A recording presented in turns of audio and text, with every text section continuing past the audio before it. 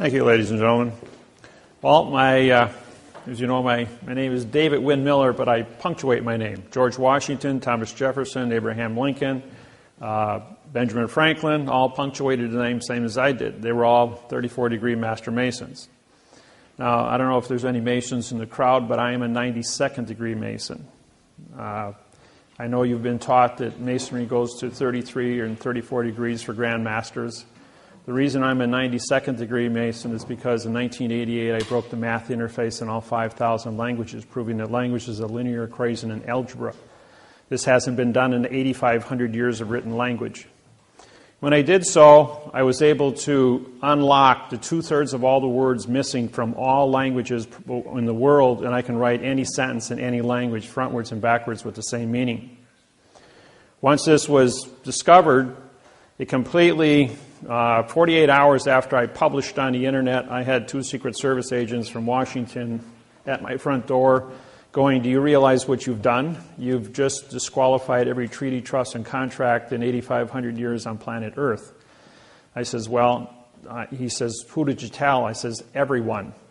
I says, "I sent out 100 videos, 20 hours long, including a 100-page report on the entire studies, to all nations of the United Nations and over 100 TV and news agencies around the United States." By doing that, I protected myself, because when you have a secret that is so profound that it would disqualify planet Earth, it would cause you to get shot. And at every seminar, by the end of the seminar, there's always a dozen people that walk up to you and say, "Why are you still walking around?" Well, as Pandora, destroyer of worlds. Now, you might think that that's a bad thing. The word destroyer, D-E, means no, and stroy is contract. Of is an adverb which connects to a pronoun in front of it.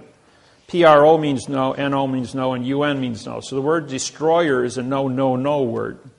Of is an adverb, A-D-V. It's a modifier. Modifiers connect to pronouns in front of it and modify the verb after it. Modification is change, change is motion, motion is action, and action is verb. Therefore, the word world becomes a verb.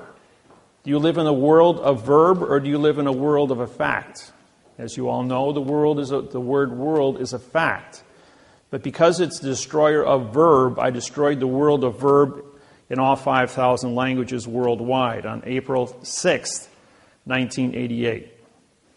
And so with that said, how did this come about? Well, in 1980, I went through a divorce. And in the divorce, Judge Stanley Miller said, "You cannot be a father to your children." And he took away my children. I'm going, "Why would you do that? I've been a good father for 10 years.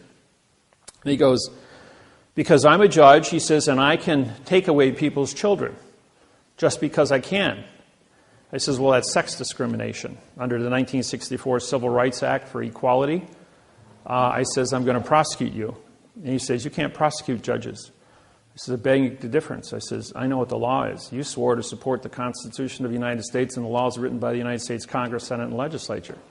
I says, "That includes equality." I says, "If I don't have equality, that's discrimination." Pretty simple. So I prosecuted Judge Stanley Miller in 1980, and he was disbarred as a judge. 7 years later, Stanley Miller got reappointed again. 2 weeks later, after he was reappointed, I showed up in his courtroom, had him disbarred again 4 days later. Because 7 years later, 1994, got reappointed again. And I showed up in his courtroom 2 weeks after he got reappointed, had him disbarred a third time. 3 years later, he died in 1997. And never served much on the bench. Always was an administrator, but never a judge. As a result of that, when the judge took away my children, that violation, that breaking of my heart, put me on a path. That path was anger. You don't take away a parent's child. And the pain that caused, pain makes thought, thought makes wisdom, and wisdom grows to maturity. So, as a result of that pain, I started studying. Now, we go through 3 phases in life. You do not know what you do not know.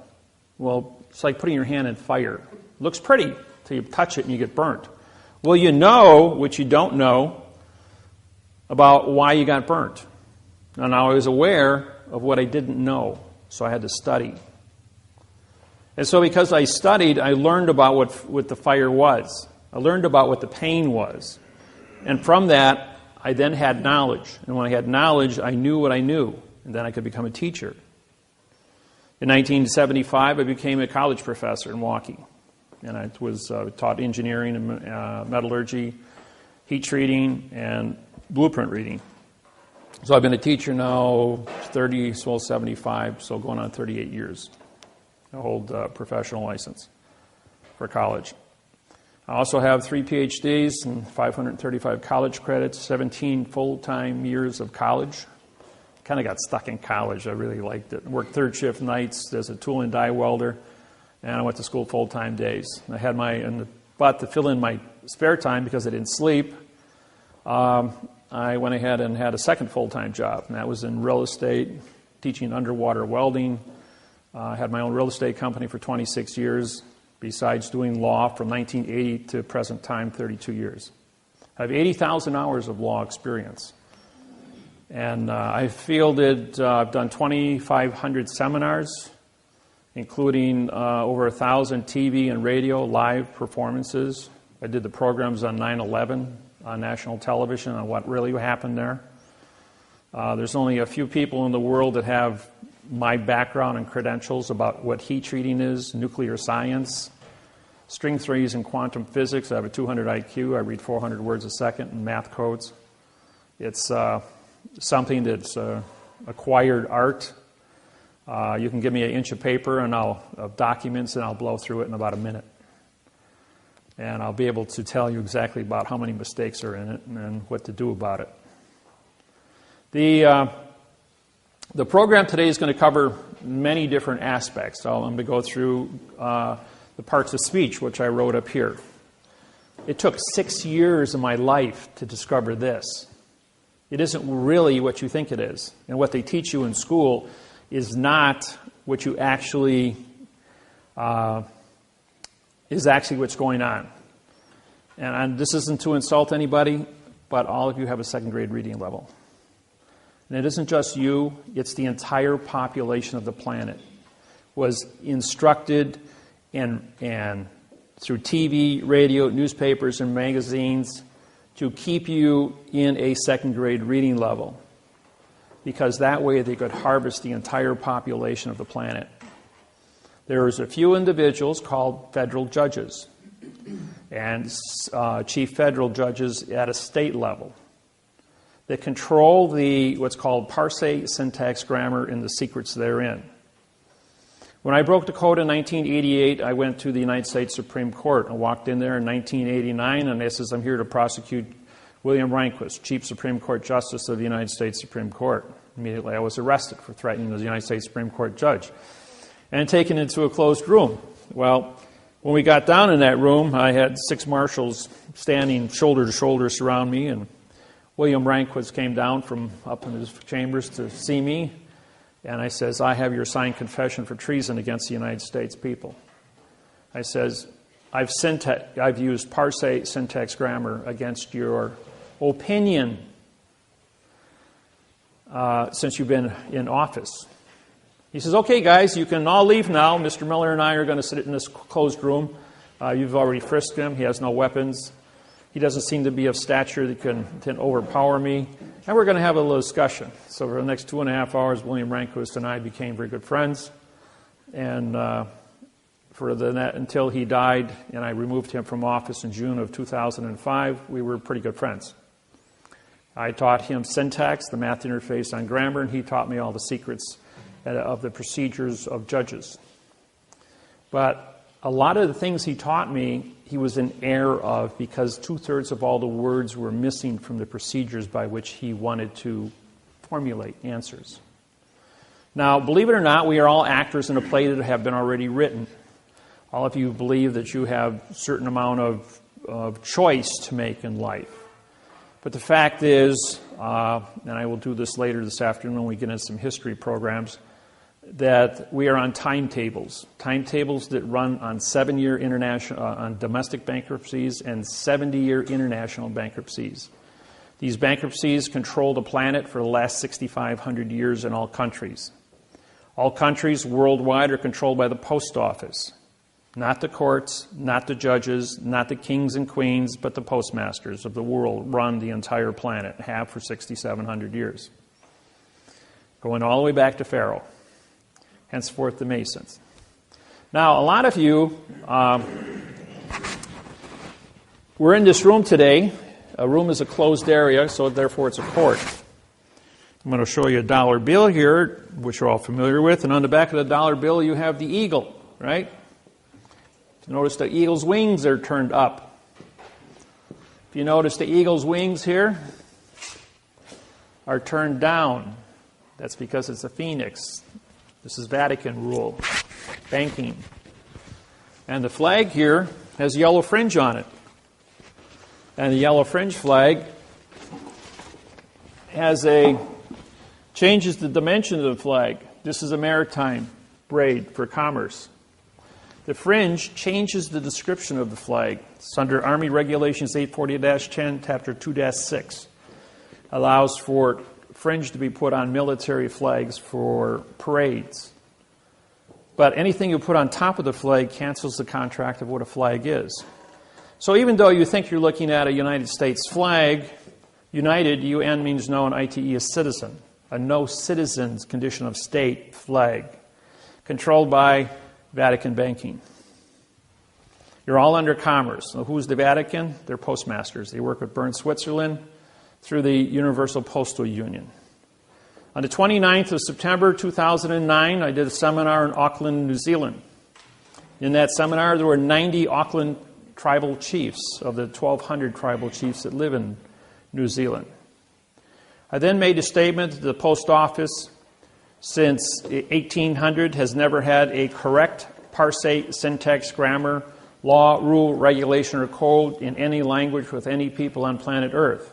As a result of that, 72 hours later, 3 days, the United States Postal Service, which since 2000 has had a quantumized postal treaty with myself and Russell Gould, my business partner. Two of us make corporate. On the 27th of August 1999, I sued the United States of America for the flag of the United States. I filed a new quantumized mathematical patent on the description of the flag of the United States, 1 to 1.9. And he used the correct grammar, called parse syntax grammar. As a result of that, on August 12, 1999, I owned the patents to the flag of the United States of America. And on August 13th, all flags had yellow fringe put on it because it had to change the dimension of the flag. Now, I don't know if you remember in 1968 when the astronaut, for those of you that are old enough, and I don't think there's a whole lot of you here that are old enough, the astronaut stepped off his spacecraft into his footprints on the moon, turned around, looked at Earth, and says, "Oh, look at Earth is a vessel in a sea of space." With that one single sentence, Earth is a vessel in a sea of space. That's maritime. The entire world put yellow fringe on every flag in all 250 countries, in every courtroom, in church, and office, making everything on planet Earth maritime. Maritime is controlled by the DOT, Department of Transportation, which is controlled by the Postal Service worldwide, Bern, Switzerland. Bern, Switzerland was established on the 22nd of October, 1871 in Hawaii. It was the first city, first country as an independent nation to sign an international bankruptcy with Bern, Switzerland for 2 cents to transport cargo anywhere on planet Earth. And as a result of that, within a period of a year, all 250 countries for a 2-cent postage stamp signed up to give the post office authorization to transport vessels for a 2-cent postage stamp. Well, as you know, people were thinking of mail. Just send a letter. A letter is a vessel. Well, the word vessel includes cars, trains, planes, automobiles, overland stagecoaches, pony expresses, and human beings. And by doing so, they then captured all commerce on planet Earth by contract for a 2-cent postage stamp. A year later, it went up to a buck a letter. But they got their foot in the door, and that was all that was necessary. Somebody left a little tiny article sitting in a newspaper in January 8th, 1872, on a microfiche dish in Honolulu, Hawaii, in the Iolani Palace Museum Archives building. Hightower and I went into that building that day, and we wanted to look for a flag of Hawaii. And they said, we guarantee there is no information in this building from 1869 through 1875. And I'm going, now, why wouldn't there be anything? Hawaii's the center of the Pacific. Anything moving from east to west and west to east has to stop at Hawaii to get coal, C-O-A-L, for fuel, as everything ran on steam back then. So Hawaii then became the center of the entire Pacific Rim, hub to a wheel. Very, very important location. And by doing so, that started a series of events through the Universal Postal Union to capture the entire planet, throw the entire world into a postal zone. And this little tiny article, as it was put into place, was left there. Nobody thought anything of it. Well, we did find a flag on the newspaper. It had 8 stripes instead of 7. But there was also a little square 3 inches by 4 inches with the obituary. The obituary of the Portuguese Masonic eye, the French Masonic eye, the German scale, and the English scale. So now we had ordering all Masons in the Hawaiian Islands to come to Honolulu, Hawaii to pay homage to King Kamehameha V, who died on the 6th of December. I'm telling you the story because it is relevant to the beginning of the takeover of planet Earth. As a result of this, it takes a steamer 3 days to go from Honolulu out to Kona and Hilo and back again. So 3 plus 3 is 6. January 8th and 6th is January 14th. January 14th, all the Masons get together with the post office, Immigrations and Customs, the Supreme Court of Hawaii. Guess what building they're all in? They're all in the same building directly across from the Queen's Palace in Hawaii. Immigrations, Customs, the Lodge number 1 for the Masons, the Postmaster General of Hawaii, all in the same building. And they cut a treaty. The treaty says that there was, in 1848, a law was passed in Hawaii that if Hawaiians are dead or off the land for 20 years, the land is free for settlement. So they went ahead and the Masons signed this contract to take over the Hawaiian Islands. Now there's a law called the Rescissions Act. It goes all the way back to the Civil War. The Rescissions Act says that no law becomes legal for 3 days. And this 3-day notice, if you ever look at when contracts are signed, even when you all did your mortgages, either bought property or sold property, you couldn't pick up a check in your closing for 3 days. That's because of the Rescissions Act. That's Title 15, Section 1636 and 1639. Now, the Rescissions Act then went into effect on the 17th of January, 1872. Put a 20-year moratorium on it. It's January 17th, 1893, when the United States took over the Hawaiian Islands. For those that don't know anything about the Hawaiian Islands, takeover. Except it wasn't the United States of America that took over the Hawaiian Islands. It was the military, and the military is controlled by the post office. It was the United States Postal Service that took over the Hawaiian Islands. Now, as a result of this takeover, the injustice that people were a victim of went out there and sued the state court. The state court says, we don't have jurisdiction. You're in the wrong place. So the Hawaiians then went to federal court. They walked into federal court, United States District Court, and the district court said, you're in the wrong place. We don't have jurisdiction over you. You're a sovereign people. So they went to the United States Supreme Court, Washington, D.C. United States Supreme Court, Washington, D.C. You're in the wrong place. You sued the wrong people. They're going like, all right, we're being victimized. They stole their land. Who's guilty? So from January 17th, 1893, all the way up until January 6, 2009, nobody knew who was guilty. As a result of that, because I'm a Mason, and I syntax Manly Hall's The Secret of All Nations with Masons throughout the history of this world for 8,500 years. I have the book. There's only 5 copies on planet Earth, and I own one of them. And when I syntax that book is 18 inches tall, 1 foot wide, and 2 inches thick. It's now 6 inches thick because of all the missing words were put back into it. It covers everything on the planet, every religion, the tarot cards, witchcraft, grammar, all the parts of speech, parse, how words come together. It's got all the secrets in it. But the secrets were only written in adverb-verb, not prepositional phrases. So when I rewrote it with the correct parse syntax grammar, I then had missing secrets. I did the same thing to the Quran for the Muslims, and I did it to the Bible, King James Bible. I was able to discover the secrets, putting me as the chief federal judge of the United States of America, prosecuting judges for the past 32 years. That's what I do. I prosecute judges. I'm the bad boy. As a result of this, the reason I told you this is because everybody wants you to walk into the state court. Well, state is undefined. You live in the state of Indiana, right? That's not a true statement. You live in the Indiana Territory. The state of Indiana is the name of the vessel in dry dock called your courthouse. All courthouses are foreign vessels in dry dock controlled by the Department of Transportation. In other words, the port authorities control vessels in dry dock.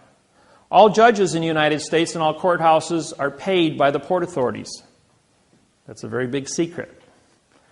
The port authorities are controlled by the DOT, Department of Transportation, which is owned by the Post Office, which owns the Treasury and the military and prints the money and pays the military to guarantee the value of the money. The United States District Court, United means no citizen. State is a condition of. District, D-I-S, means demon god of the underworld for T-R-I-C-T, trickery. This is Latin. In a closed area called court. So when you walk into the United States District Court building, you are in a vessel, a foreign vessel in dry dock. Could be a spaceship from any planet, but not from Earth. So you've left planet Earth. You are no longer in the territory of Indiana.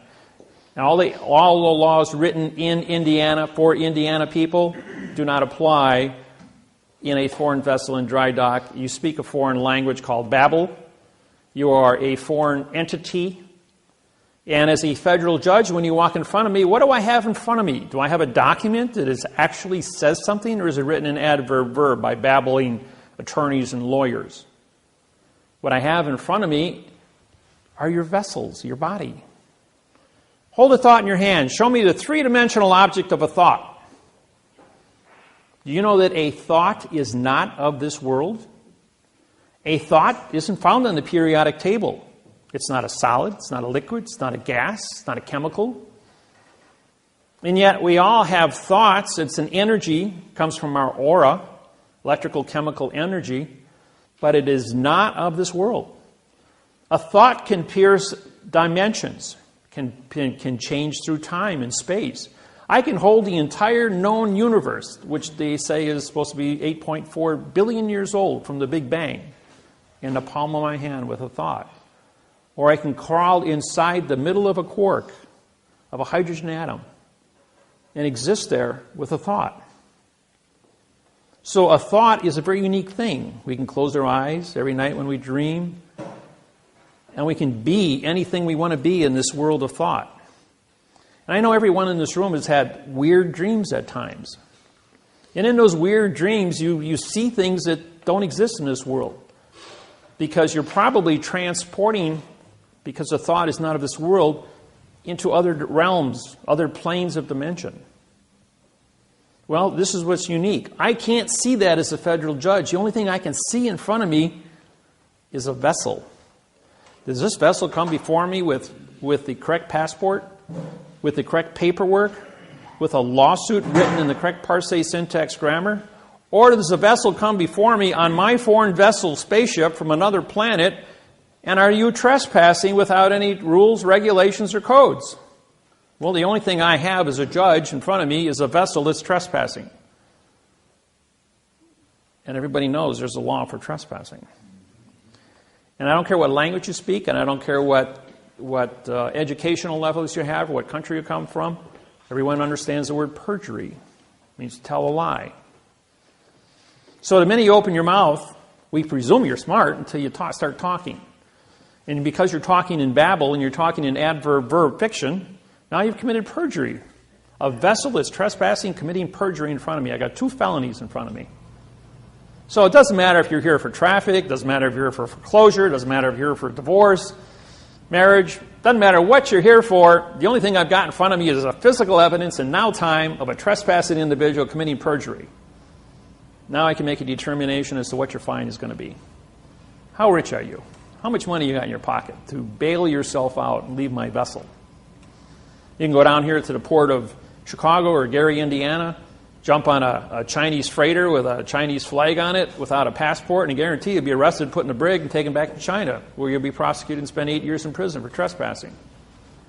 And then the State Department can bail you out and bring you back to the United States. It's no different in a courtroom. It's a big old trap, folks. People have been walking into it since 8,500 years. Really great piece of engineering. Just a little heads up on that. The reason I tell you this story about Hawaii is because it's the beginning of something that was very cynical. To capture planet Earth. All money on planet Earth is controlled by the Postal Service. Who's on, what's the decimal point for 1? 1.00, right? Who's on a $100 bill? Benjamin Franklin, first Postmaster General of the United States of America. President Grant was a Postmaster General during the Civil War. A country divided into 1/2. Decimal point for 1/2 is 0.50. Who's on a $50 bill? Grant.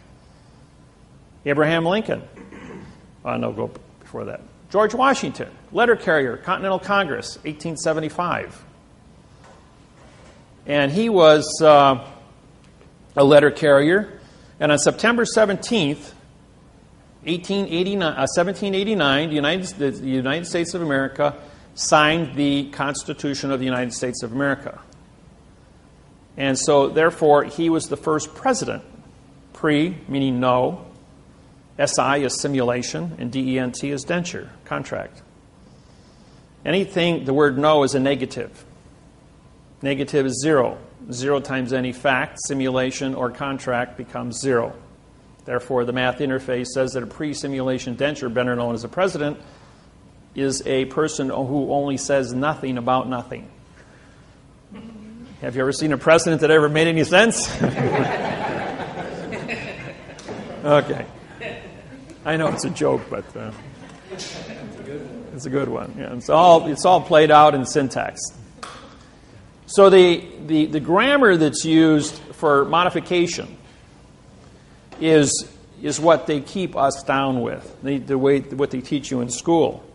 Now, lawyers and attorneys are all licensed to lie. They write everything in adverb, verb, adverb, adjective, pronoun, and pronoun, adverb, verb. They don't use prepositional phrases because they're not allowed to use a fact.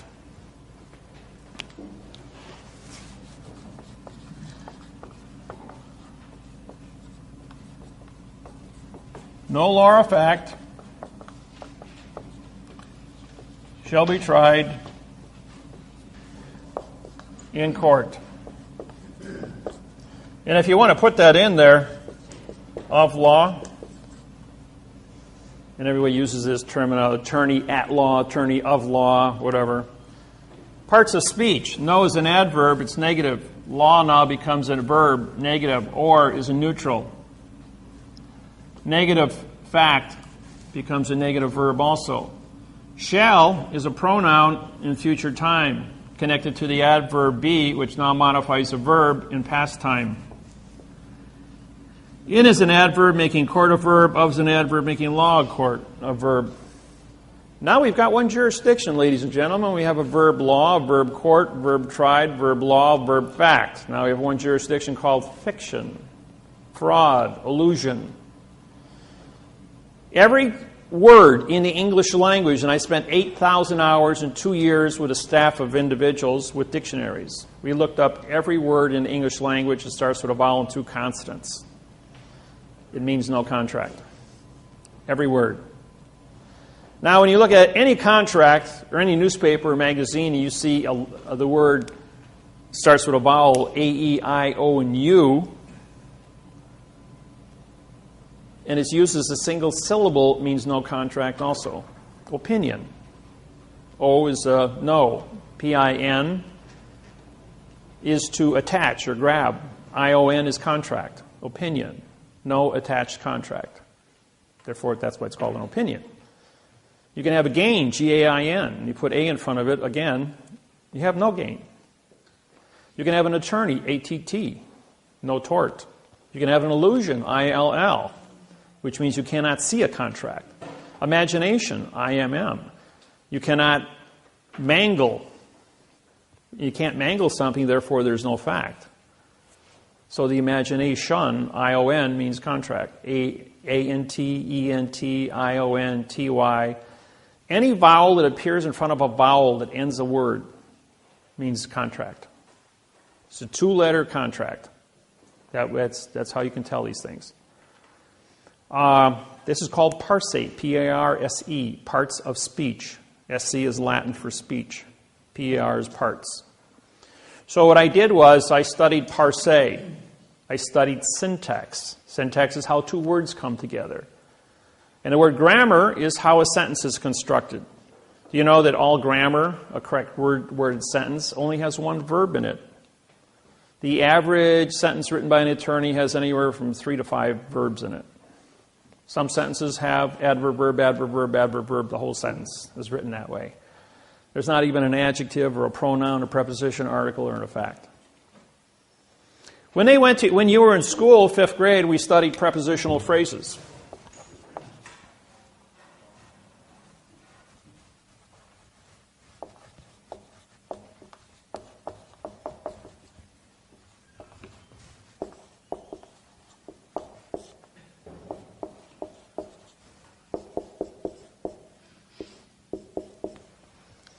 That was the preposition, article, and noun made up your prepositional phrase.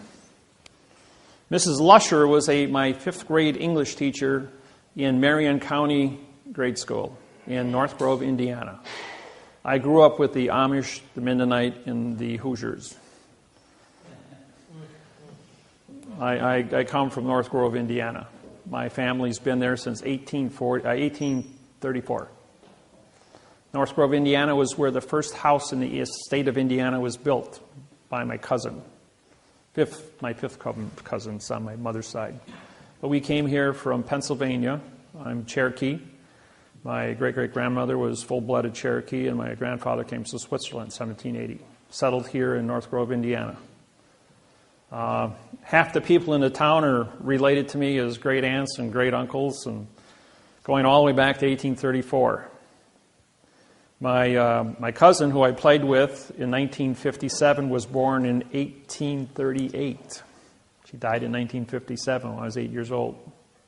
114 years old she was, living in the same house her parents built in North Grove, Indiana.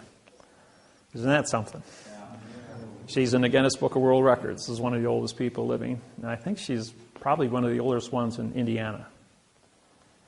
And I used to work on the farms with the Quakers and the Amish here in Indiana, cutting hay and driving tractors. And I had my fun playing in the hay at the harvest time. So I'm fully aware of the politics and everything. And Mrs. Lusher, my English teacher, was my next door neighbor. We had an 80-acre farm with 40 pigs. We had 40 head of cattle, and we were farmers too.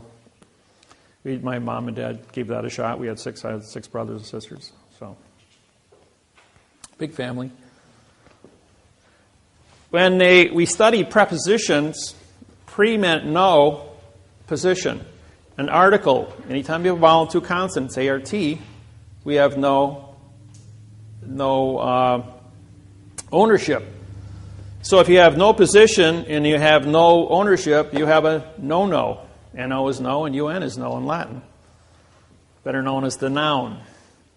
So what we did is when we disqualified this in 1999, we had to come up with a brand new answer for a mathematical interface on grammar.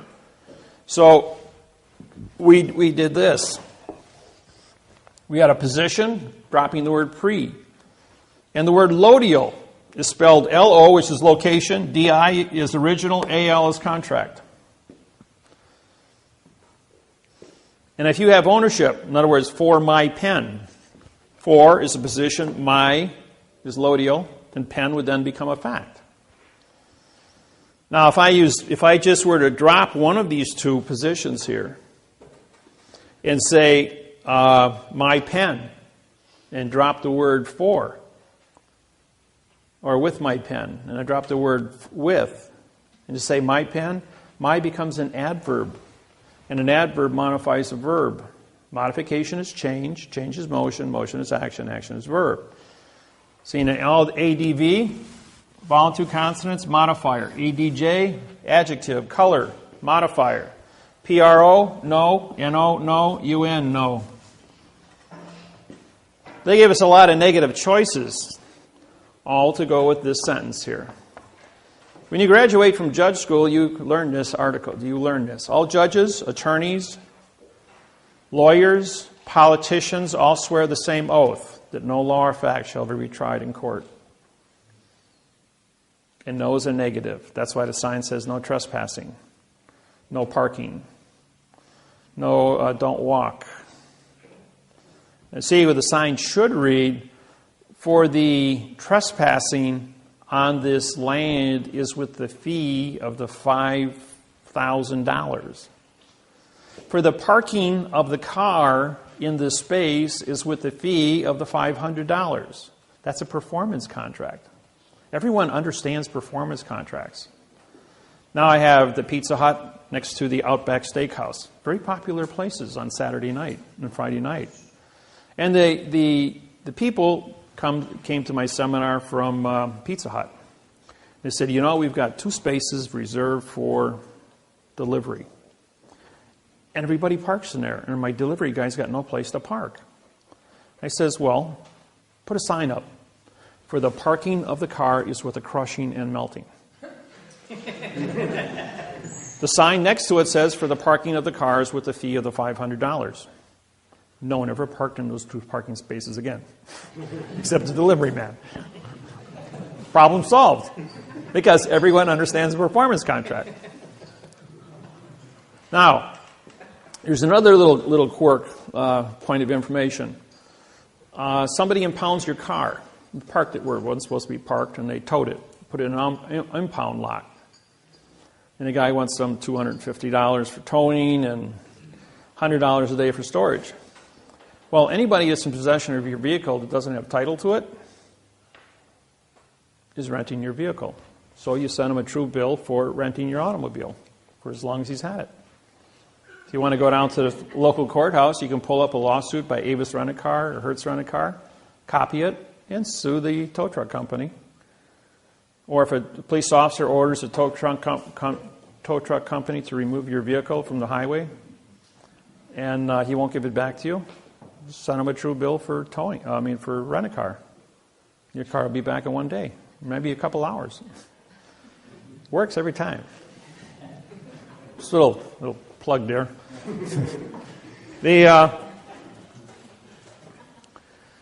The fraud that takes place here is profound with the courthouses and the courts.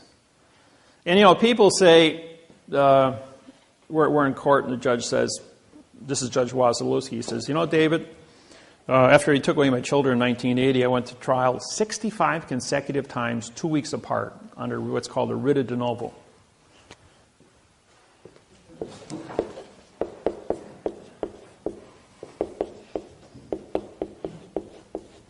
Now, this is a pronoun adverb, adverb, verb.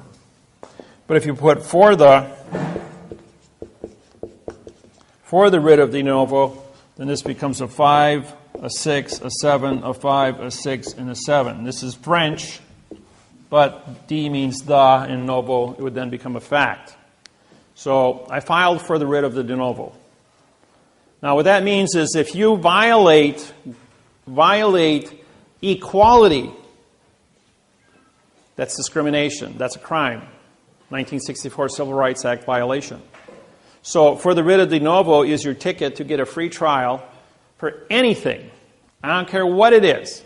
They cannot move forward on any topic. If they want to foreclose your house and they use adverb verb, they didn't give you equal protection of the law. That's a prepositional phrase. For the protection of the law using the correct parse syntax grammar. Therefore, you can sue for a writ of de novo just for the be correct on the grammar. It doesn't matter if you got a mortgage or a deed of trust. Indiana uses the terminology mortgage. California uses the terminology deed of trust. Deed is a pronoun, of is an adverb, making trust a verb. The word mortgage, by it stands alone on top of your document, is called a pronoun. There's no prepositional phrase. You know, if I hold up this object, you see a pen. In Spanish, it's scribola. And if I hold this object above 5,000 languages, I'll get 5,000 different sounding effects to what it is. Does 2 plus 2 equal 4? How many of you think 2 plus 2 equals 4?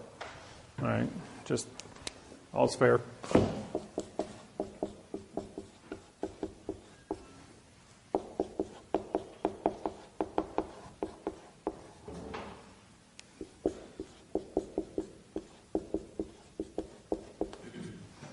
Did you hear what I said, what I meant, what I said, what I said, what I meant, what I said?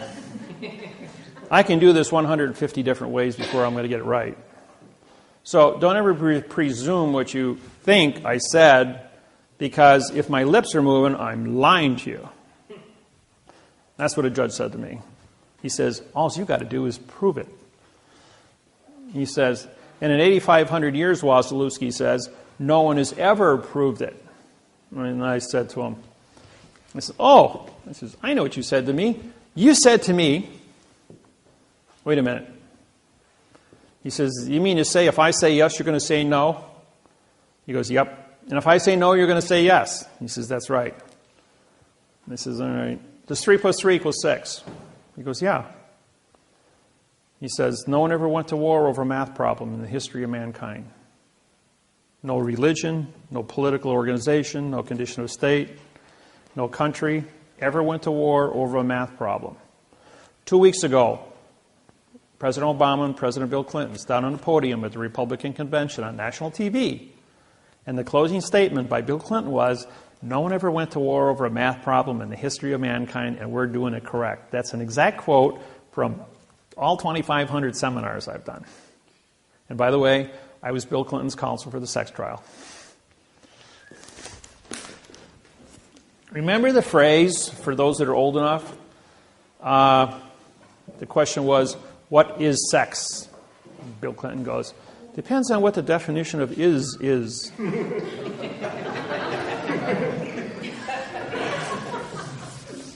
And then Bill Clinton turns to the judge and says,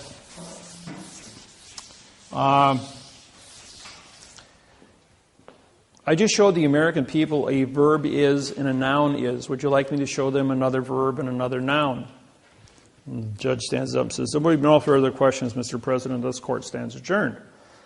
Well, every newspaper, TV, announcer, magazine had a comment about that. It became a very, very, very famous phrase.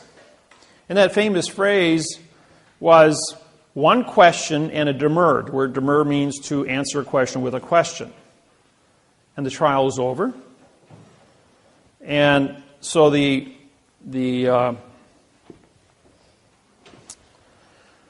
nobody knew what it meant. I knew what it meant. I was his counsel.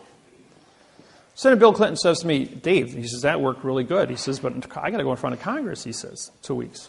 And I can't take my lawyer with me. I says, well, you're a lawyer, Bill. I says, I'll tell you what you do.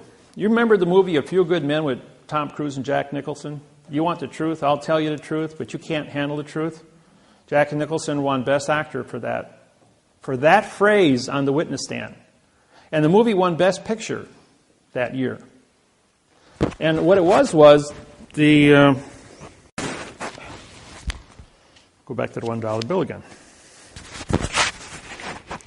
A little history lesson here. Now, March 1st, 1997, I was doing a seminar in Los Angeles, California. And in that seminar, somebody asked me a question. What do you know about trusts? I says, well, what do you want to know? He says, well, I've got a trust here. He says, well, did you look at it? He says, sure. There's 40 people in the audience. Hands it to me. I says, well, this is garbage. He says, what do you mean it's garbage? I says, well, the parse, syntaxe, grammar is all wrong. So I went ahead and I took just the first paragraph and I syntaxed it, put it up on the board, told them what it meant. Then I wrote it in the correct language. 2 IRS agents were in the front row. Jumped up and realized that I just broke $40 trillion worth of trust held in the United States. That's 25 million trusts. As they hit the door, trying to get out the door at the same time to get to the payphones, because back then we only had payphones, they locked their shoulders in the door jamb, and it looked like the Keystone cops trying to get out of a phone booth. Well, everybody had a really good laugh as these 2 clowns were trying to get through the door, but what they were doing is trying to get to the phone first. And in the next 5 days, they harvested $100 billion in trusts across the United States under false and misleading statements under parse, syntaxe, grammar. I broke the world of trust. Well, what they did is when they took those $100 billion, they sold that money on Wall Street. The second week, they took another $100 billion and sold it. Third week, they took another $100 billion and sold it. March 1st, 1997, the United States stock market stood at 6,000. On March 21st, it was at 5,300. Dropped 10%, 600 points. So I called up the Postmaster General of the United States and I said, why are you guys selling your money? Why don't you buy .com stock with it? As the electronics is going to be the new phase of planet Earth for communications.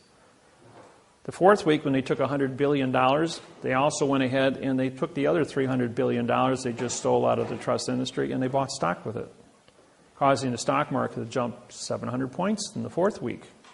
And they continued to harvest the trust industry, which was money that was not in circulation. And the stock market went from 5,300 to 14,200, all the way up to 9/11. And then 9/11 brought everything back down to 6,000 again because of the new terrorist bill and all that stuff. We'll get into that later. But going back to Bill Clinton,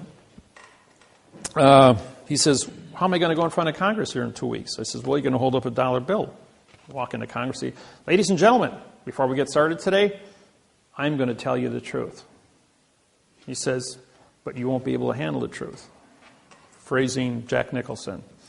He says, you know, we're going to take you back to when you're 10 years old, 5th grade English.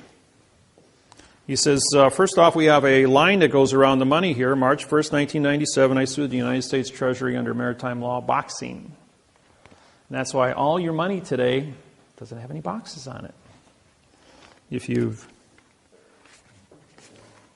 See the 10? It's got a circle around the 10.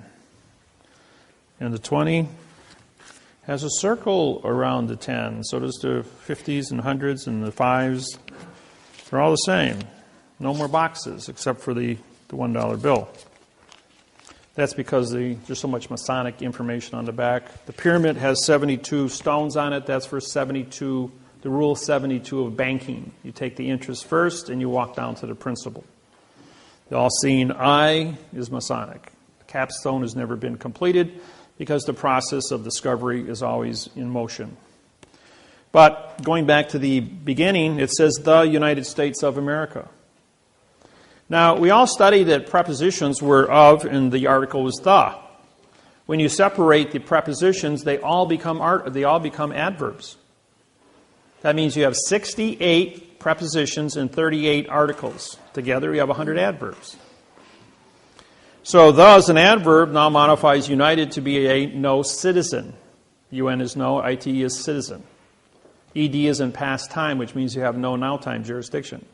It's also an adjective because whenever you put two nouns together called the United States, because it's a title of a country, United becomes a fact and States becomes a fact. But when you put a fact in front of a fact, the first fact becomes an adjective, which now turns the second fact, and an adjective is coloring or modification, which now changes the fact into a pronoun. P-R-O means no, N-O means no, and U-N means no.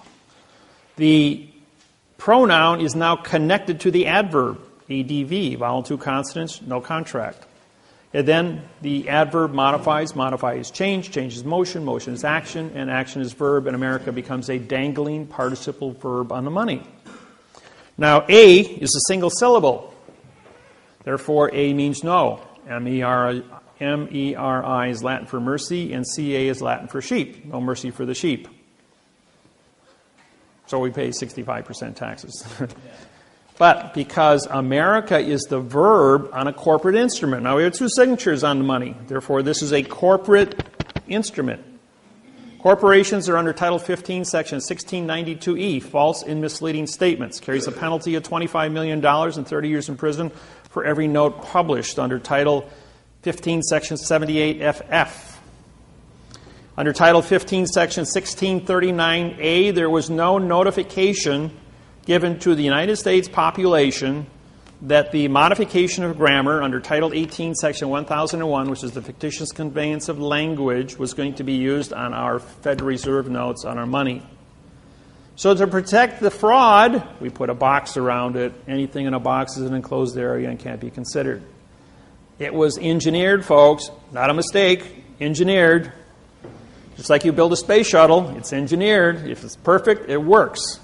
Well, we had a perfect fraud. What's the first two little words over here? It says this note. It doesn't say for this note or by this note or of this note or with this note. It says this note. Therefore, we drop the preposition. This becomes an adverb making note a verb. Does this look like a verb to you? Misrepresentation. So now we have a Title 18, Section 1341 mail fraud. Carries a $1 million fine and 30 years in prison. Title 18, 1001, fictitious conveyance of grammar. Title 18, Section 13, Title 15, Section 1692E, false and misleading statements. And we have Title 18, 1621, perjury, because we didn't advertise it. Now we have 4 criminal acts that take place on the dollar bill. Bill Clinton then says to Congress, you know, in 2 weeks I've got to address the union and do my union address. I have to tell the world that America's a verb on the money, and then articulate the criminal activities that's taking place here and disqualify all U.S. currency that 150 countries worldwide depend on for commerce, food, and energy. Or we can seal a case. All those in favor of sealing the case, raise your hand. 102 hands goes up, and he walks out and doesn't say a word. Now, who controls money? Universal Postal Union. Universal Postal Union gets the word, and all 250 countries are told to stand down. Bill Clinton's case is sealed, and nobody talks about Bill Clinton's indiscretion. Shortly thereafter, Hillary Clinton runs for President of the United States against Obama. Does anybody talk about the indiscretion of Bill and Hillary? Not a peep. Not even North Korea, not even Afghanistan, not even the Middle East countries.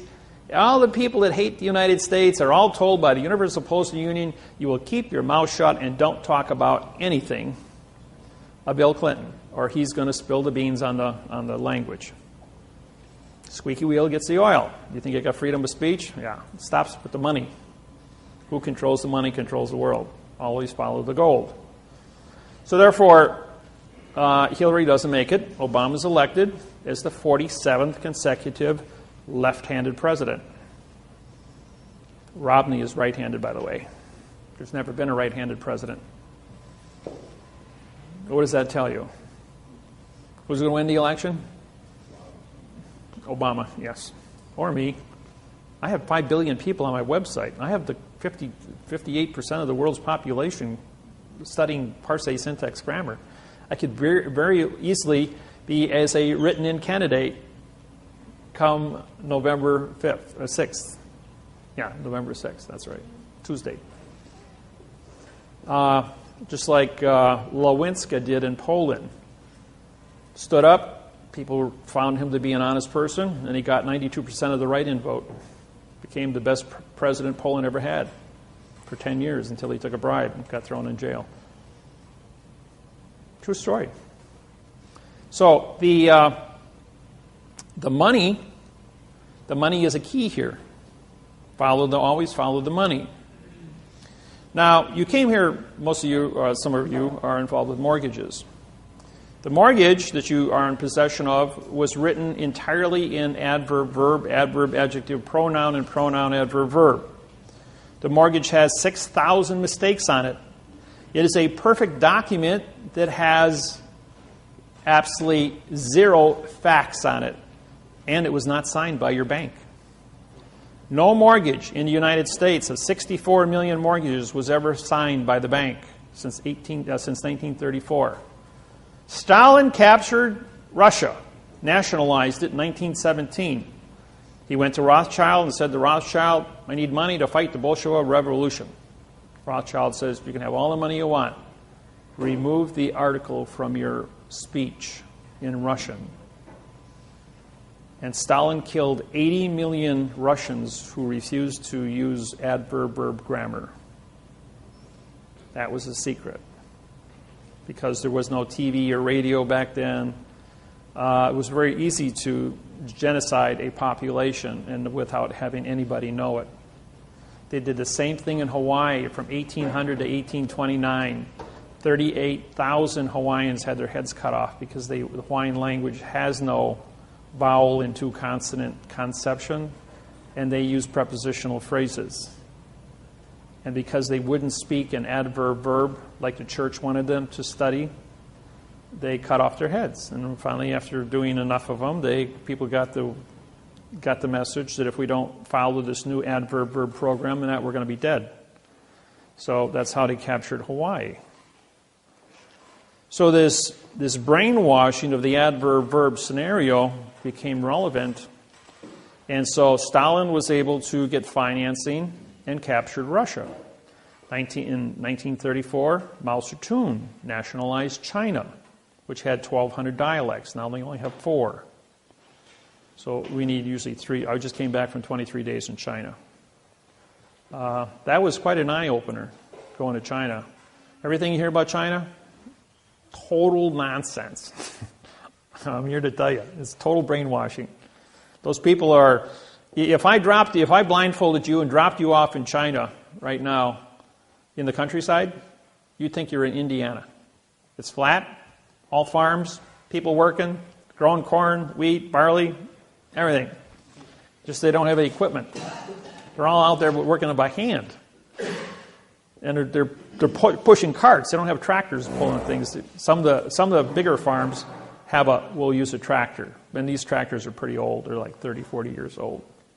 I didn't see any modern equipment anywhere, but I saw a lot of labor. Now they got 1.4 million people, 1 billion people. So they got plenty of people. But most of the country is either mountainous or desert, so there's very small farm areas. I drove probably 600 miles totally around China's countryside. When I got off the plane in China, I was met by a translator, as I have held an ambassadorship with China since 2002 as a result with the United Nations and my plenipotentiary judgeship. So when I showed up in China, they met me as a returning ambassador to China, and I was put in the presidential suite at the Bird's Nest, which is the Olympic Village in Beijing, for 10 days with a chauffeured limousine at the state's expense. But then what they wanted me to do was syntaxe, their electronics program. So I took an 1,800-word patent on a new electronics cell phone.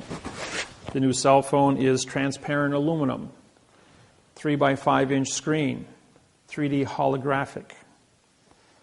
It has a 200-lumen video projector. And then when you set it down, it has pop-up, AirTouch keyboard, just like Minority Report. Really state-of-the-art stuff. And it's not a 4 gigabyte, it's 1 terabyte. We're talking 128 gigs on a 20 nano chip. to a terabyte for efficiency, memory. The 200 lume is in high resolution Blu-ray, and it puts out a 4-foot screen. Set it down next to your computer, it talks to your computer, transfers all the information from your computer into the cell phone and puts it up on a 4-foot screen. Just for, it also has a 2-inch by 2-inch transducer, it's called a subspace transducer. It's a microphone, it's a speaker, and it's also an antenna. Has a 38-mile range, can operate 100 feet underground, underwater, can read minerals up to 100 feet underground because it works in subspace. Now think of the hydrogen atom. You have an electron and you have a proton. This goes into space between the electron and the proton. As you know, all objects that we touch are held together by atoms. Atoms run on electromagnetics.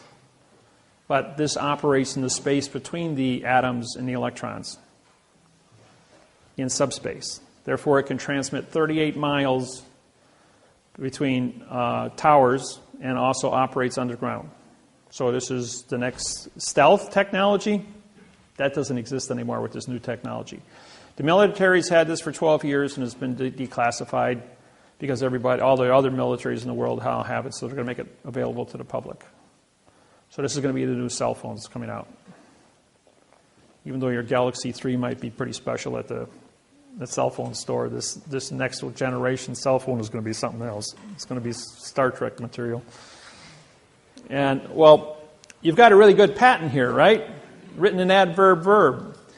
And I was at this meeting with 5 electronics firms that the Chinese government invited me to be there. We had the guy that developed the subspace technology back in 2000, Michael, and Joseph was a Nikola Tesla electronics genius. He built 4 of these Nikola Tesla coils. So bring these 2 guys together, and they got this great electronics patent. But what's an object, just like this pen, what's an object worth if you don't have a patent for it that's written in quantum language? They can be protected worldwide. So they brought me in because I'm the only guy on the planet that writes quantum. So we went ahead and we showed it. We brought in 2 university professors from Beijing and 1 from Hong Kong on grammar. And they looked at it and said the patents couldn't be rewritten in less than 4 months. I says, well, give me your patents and I'll bring it back tomorrow morning and we'll all get together. So I rewrote it overnight. It took me 8 hours to write 1,860 words in quantum and restructure it. So every sentence was certified mathematically frontwards and backwards. So when we went ahead and we brought this patent back the next morning, we had 2 3-star generals, 1 2-star general was flown in. We had 5 electronics firms, 3 translators, and the 5 presidents from the electronics companies. And they said, and there was 1 nuclear physicist from Beijing also, as I've got a 4-year background in nuclear physics, because I was with the Polaris submarine program for nuclear degeneration of steel when exposed to plutonium for reactors. I did the work on that. They came back and said it would take 4 months to do a translation. I did it in 8 hours. Then they said, can you write it in Chinese? I says, well, I don't speak Chinese, which is, as you know, symbols compared to our alphabet. I don't speak it, read it, or understand it, or write it. So I got on Google Translator, and word by word, it took me 1 hour to do 1,860 words. And I rewrote it in quantum Chinese, frontwards and backwards. Then he asked me, could you, because I reprogrammed my computer immediately as I worked the math interface on this, I then had interfaced the math program in 150 other languages. And my website is also written in 150 different languages. So it took 1 hour for me to translate from quantum English to quantum Chinese, and it took me 1 minute to translate from quantum Chinese to quantum French, German, Italian, Spanish, Arabic, and in Indian, And what they realized was that now they have a quantum program for a $20 trillion a year jump in contracts for international trade.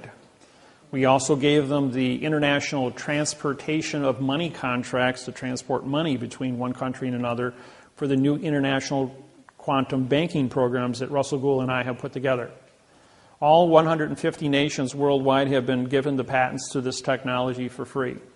I've made this all available so the whole planet can switch over simultaneously. You can't have a world of fact and the world of fiction exist simultaneously, as fact and fiction can never meet. So in 2000, we educated the entire planet banking industry, and we gave them all of these 115-page bank treaties written in quantum grammar. It took us 7 years to put together. This is a 32-year program, by the way, that I've been working with personally, and been in the architect of this whole thing to change the entire planet from a world of verb into a world of fact, so no one can ever go to war again. Now, what's important about all this is that mankind has been throwing stones at each other because of international communication treaties, because miscommunications. But no one ever went to war over the math problem. Now, how many of you know about the object in Greenland? A couple of you, okay. Well, for those of you that don't know, there is a spacecraft that has melted out of the ice in Greenland. As you know, the North Pole has melted completely. You can go from London to Moscow or to Russia by going over the North Pole now. All the ice cap is gone. The last place that has ice on it was Greenland. Greenland had a 18,000-foot ice cap on it. Well, the spacecraft that is anchored in the center of Greenland created the last ice age 50,000 years ago. It's a weather machine. It's 55 miles wide, 300 miles long, and 2 miles high. The people that lived in it were called the Mois. If you draw a straight line from the spacecraft to the Washington Monument in Washington, D.C., through the Yucatan Peninsula Great Pyramid at Mitsubishi, and ends up on Easter Island where the Mois have been dug out of this dirt. The heads on Easter Island? Well, 2 years ago, they finally went ahead and they excavated, and they're all 65 to 85-foot people, full-body carvings. And these were the people that lived in the spacecraft that was uncovered, that's melting out of the ice in Greenland. So when you think we've been alone, these people have been up there for 50,000 years. The spacecraft is still active after 50,000 years. It has a 200-mile dampening field where no electrons can flow into it. In 1947, a B-52 bomber flew into that pattern, into the dampening field, when trying to fly between Maine and London. As a result of that, they lost power and crashed in Greenland. As they sent in rescue B-52 bombers to rescue them, they hit that same dampening field, but they veered off. They just ricocheted off of it. And by testing, trying to get to these guys, they were able to bring a circumference and find out that there was an object 200 miles to the center of this field. On the southwest corner of Greenland, there is a small community. It's the only community on the island of Greenland. That community is a military post, CIA, that uses a compressed air generator to operate diesel engines to run a Caterpillar to run back and forth to 200 miles from the base to the object in Greenland. A lot of our technology comes from the reverse engineering out of the spacecraft. It is still functional and it's still in operation. So it's pretty important what this thing is. All the nations worldwide are up there with the United Nations, and they're all working together. The point is that we're not alone out here in this universe. The reason I bring this up is, if no one ever went to war over a math problem amongst humans, don't you think it would also be logical that we wouldn't go to war with E.T. when he shows up? And if E.T. does show up, what are we going to do? Babble? Start a war between another planet because of miscommunications? No, we need a communication base that is so mathematically certified, both frontwards and backwards, that when we say something, it means exactly what we say, so that there is no subjective interpretation, translation. So it's very important for us to be correct 100% of the time when we're dealing with ET. Otherwise, they're going to throw a rock at us like they did 375 million years ago at the Yucatan Peninsula and get rid of the dinosaurs, which you all know about. So we don't want to have rocks thrown at us. So the planet, all the governments of the planet are looking at this math interface as being a correct way to communicate, stop wars on planet Earth, as well as communicate with ET when they show up. And as many of you who do the research and get on the internet know that there's probably a lot of different ETs already influencing this planet with all of our little toys that we have, our cell phones and computers and TVs. So it is relevant. The school systems in China are adapting our quantum program. All the universities and colleges are going to be teaching it this year. As a result of these patents that came out from my 23 days in China, they realized that they were going to order all 150 trade partners to follow suit. Otherwise, they wouldn't be able to do business with China. The biggest new thing that's coming on the market is the word lithium. Lithium makes for the batteries. Now, China currently controls 80% of the lithium on planet Earth. 20%, the other 20% was known to be in Mount Weld in Australia, better known as the Linus mine. It's a 1 cubic mile of lithium that they've uncovered. Colombia, 3 years ago, somebody wanted to find out how big the salt flats were. So they drilled down 15 meters into the salt. And they found a 25 square mile a pure lithium bed of lithium. Enough lithium for the next 200 years to build about 600 billion automobile batteries. Yeah. So now if you add thorium to lithium, you can get 8 times more power out of the same size battery. Think of an ordinary car battery made out of lithium thorium that would have the power to drive a car 400 miles with a 4-minute recharge. That's all. Now, that's technology. I know battery technology. I built my first perpetual motion motor when I was 16 years old, my first laser beam when I was 12. I've been on a cutting edge of weird, futuristic stuff ever since I was a little kid. And if you do enough research on me, you're going to find out that I was taken when I was 8 years old. I went into a UFO for 3.5 hours. They put a machine on top of my head. And whatever they did to me, they put all this information into my head. And why I've been able to build this program without any interruptions from anybody for the last 32 years. And I fielded over 100,000 questions at seminars. And I haven't missed any. So you cook up the best question you can think of, and I'll tell you the facts. I'll tell you the facts going all the way back 8,500 years and how it's going to influence all the cross-referencing with it. People go like, that's impossible. You can't know that kind of information. This is, ask me the question. We'll find out. Now, I did a seminar in Bellingham, Washington. I had 86 people in the audience, and I told everyone, I says, I'm going to answer all your questions today. And one gentleman on my right side here, he stands up. He was about 75 years old. And he says, that's a pretty bold statement. He says, you don't know what kind of questions we're going to ask. So how can you say you know all of our answers? I said, tell you what, you be the official question counter. I says, and you count how many questions I'm going to answer in the next 2 days. So he went ahead and he counted, and at the end of 5 o'clock on Sunday, he stands up and he says, well, that was impressive. You answered 125 questions successfully, including history, and I agreed with every answer you gave. He says, I got two more questions. He says, who is God?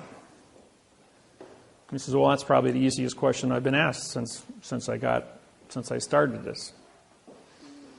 Now, remember I said at the beginning of this seminar, what is a thought?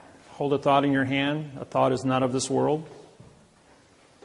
Okay, everyone in this room studies this word God. Matter of fact, we have 5,000 different sounds of words for the word God. It's a very unique word. Now, you also, when you study God, you also study the devil, or what evil is. So it's called perspective. You have to know what's good and you have to know what's bad. So you have an understanding of what choice is. Now, because you have choice, you can choose to be a good person or a bad person. Now, everyone in this room, you will read different books at different ages, at different times. You will talk to different people, your brothers, your sisters, your parents, your ministers at the school, at the church, teachers. And all through life, you accumulate information. The end result is we all have 1,000 separate definitions that we have accumulated to answer one word. So, and that word, God, because you all have 1,000 different sources of research to answer that one word, now says that God has created man's image. Image, imagination, creation, art. So each one of you formulates your own definition based on your own subjective interpretation of your own educational capacity, your own IQ. IQ is based on the amount of percentage of your brain activity that you use for thinking. To come to a conclusion, to stand in front of a mirror, look at yourself and say, I know who God is, based on these definitions. And no one, I don't care who you are, can tell you who your God is because they weren't there for your 1,000 points of study. And everyone in this room has a different 1,000 points of study to answer the same word. And you also have 1,000 points of study to answer the bad things. What is evil? What is wrong? What is a lie? It's called perspective. So we all choose to be good. We all choose to be correct. And we all choose to stand in front of a mirror and look at yourself and say, I know who God is. And I believe in that person. Or I believe in that entity. And that's the definition of who God was. And everyone in the audience applauded. Because who is it? It's your own subjective interpretation of what you understand that word to mean, based on your ability to look yourself in the eye and say, I accept this to be the fact. And that's as simple as it gets. He says, okay, he says we all agree that that's the definition. He's got one more word for you. What do you know about women? And I says, absolutely nothing. He says, see, you can't answer every question. And 38 women stood up and said, that's the right answer. And all the and all the men in the audience applauded.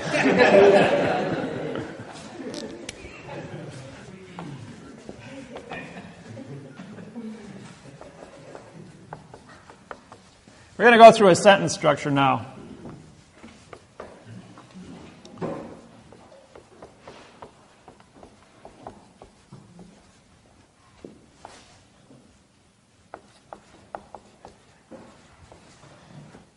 The first part of a sentence, we use the word for.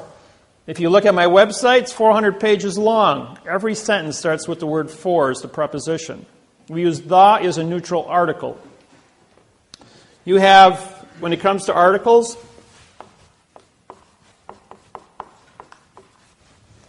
or what we call lodio, we'll put a square bracket because this means no contract. You have a, and, the, this, these. Those are the 5 that I use in my program. Pretty simple. It seems how you have 38 articles and we only use 5. Second part is there's a consequence.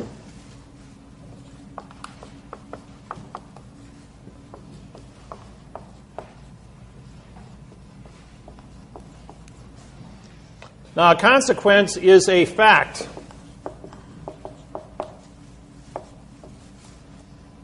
In other words, I stand here and I look at this room, and I have knowledge. My knowledge allows me to understand people, tables, chairs, architectural structures. I specialize in 115 different fields, being an engineer, background, metallurgy, heat treat specialist, chemist, biotech, medical fields. I understand medical fields. I can look at every part of this building. I'm a master mason, bricklayer, concrete, lay tile, carpeting 6,000 yards. I hold knowledge of 180 different fibers used in carpeting, chemistry to put those things together, which your clothes are made out of, cotton, wool, polyester, rayon, all the different combinations of that, whether it be the coefficient of expansion, allows me the metals, gases, chemicals from all the different parts of the periodic table and how they're used to create different elements. I was the cook for Chemtron electrodes, made super metals, stuff that never was ever heard of before. 1988, I wrote the math interface on all metals. It was called the polymer technology, proving that all metal is plastic, that all glass is plastic, that all plastic is plastic. And so the consequences of having knowledge creates a cause. As we get older, we acquire more and more knowledge, which allows us to understand the consequences of the facts. The third thing we're going to do is we're going to think. Thinking, I'll put that in ing. Thinking is a verb, which is motion.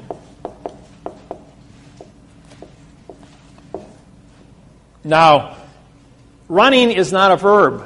Jumping is not a verb. Driving is not a verb. And thinking, you have to think before you can do all these things. Order of operations, folks. You always have to follow the order of operations to have a legal contract. Even writing the sentence. Writing a sentence is not see the pen. See is a pronoun, the is an adverb, making pen a verb. That's a second grade reader. See the ball. See Jack run. See is an adverb, making now run to Jack to be an adjective of the word run, which is a pronoun, which means nothing. You see, these are first grade readers. They're a complete lie. Don't get your kids tied up in that. You want to teach them how to read? Go to my website. That'll really fry them.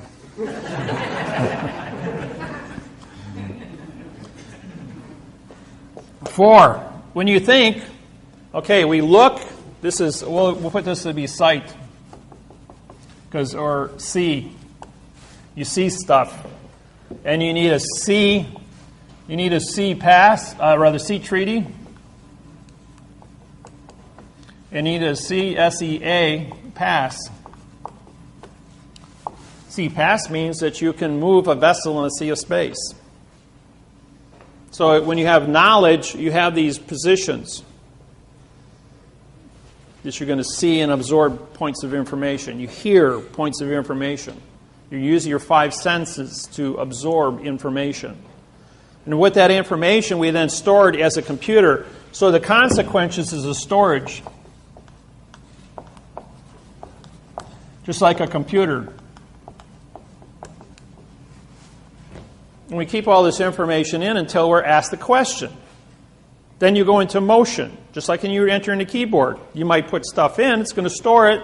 When you want it out, you hit enter, ask it a question, you hit enter, and it does a search. It goes thinking, and now gives you a claim.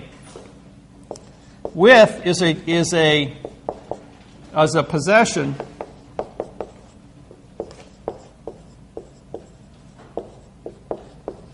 Possessive, which becomes your claim. Now, claims are, you only have 2 different things. You either have a plus or a minus. You're either going to have an award, not award, you're going to have a value. See, the word A means no award, W-A-R-D. Award. Now, the word award is because the contract is written in adverb verb, means you get nothing. You might get a future tense, futuristic Federal Reserve note. Or you might get a promise, pay to, in future time, which is a pronoun adverb scenario. But you don't have any now time facts. So therefore, with the possessive, you possess a claim. The claim has to be defined. So we're going to go here 5 of the contract. Now the contract has to be of the contract terms. Number 6 is with the correct sentence structure, communication, parse, syntax, grammar. Okay, what does that mean? Well, there's a thing, you hear the word right, you hear the word truth. Truth is an opinion, by the way. Everybody believes in God, that's your truth, but that truth is based on your opinion of subjective interpretation, so therefore truth is an opinion. And O means no, and PIN means to attach, and ION is contract. So you have no attached contract because your subjective interpretation of your ability to communicate with any other individual is based on that other person's ability to understand what you're saying in the first place, which is babble. Because it's all adverb-verb scenario. Now, I may be talking to you in adverb-verb because that's the only language you understand.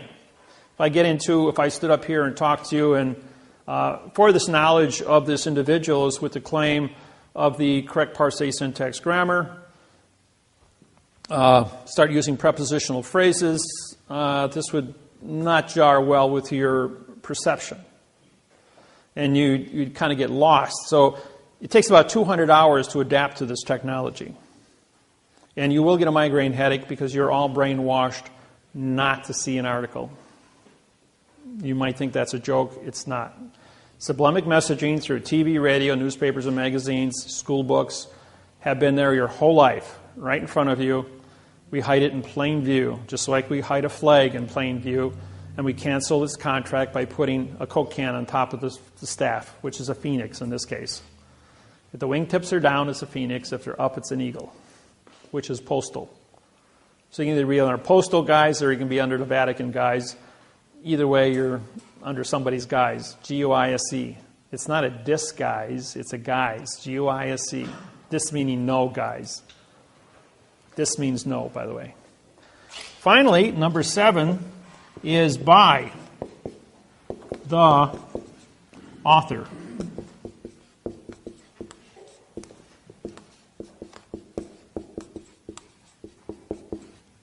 Authority. Authentic. Authorization. And what's the symbol for gold on the periodic table? AU.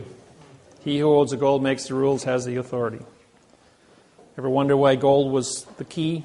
Why it was AU and not something else? Because gold is spelled G-O-L-D, not AU, but AU is authority. And throughout history, gold has been the medium, going all the way back to the beginning. About 8,500 years ago, they decided that gold, because of its beauty and both its ability to withstand tarnishment, would be used as a standard metal on this planet. It's also an industrial metal because gold is a molecule that you can make a 128 gigabyte circuit board on a 20 nano chip. And a single atom of gold can be a transistor, a capacitor, a diode, based on its configuration and where it appears in the circuit board.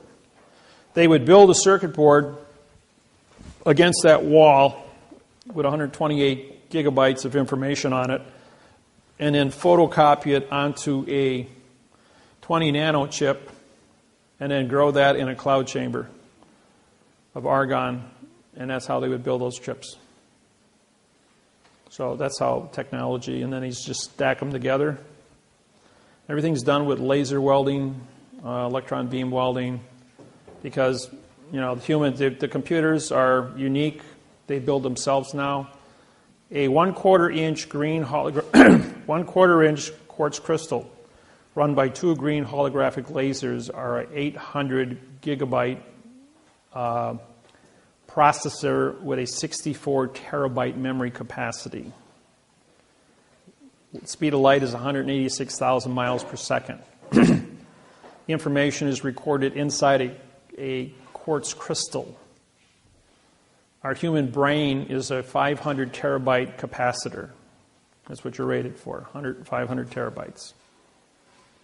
And these little puppies are only 1/4 inch, and they have thousands of 1 full square inch, which are 64 times 64, which would be 30, 3,600 trillion capacity per crystal. And they have thousands of these banks of information run on green holographic lasers. Computers are building computers today. They have advanced, we've had artificial intelligence to make determinations about what a lawsuit is and how it's run at the United States Supreme Court for 12 years now. About 2000 is when they implemented the artificial intelligence to make decisions. And when the computer figures out that we're the virus, enough said about that. So, these are the parts of what a sentence is. Now, a sentence has to be written frontwards and backwards. If you notice, we have for, of, is, with, by.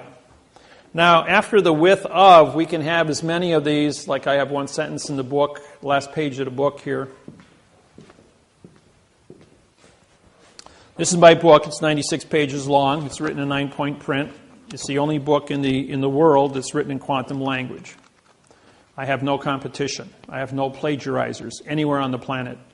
It's kind of unique to be one source of 8 billion people and nobody's giving me any competition. I have a monopoly on this thing, virtually.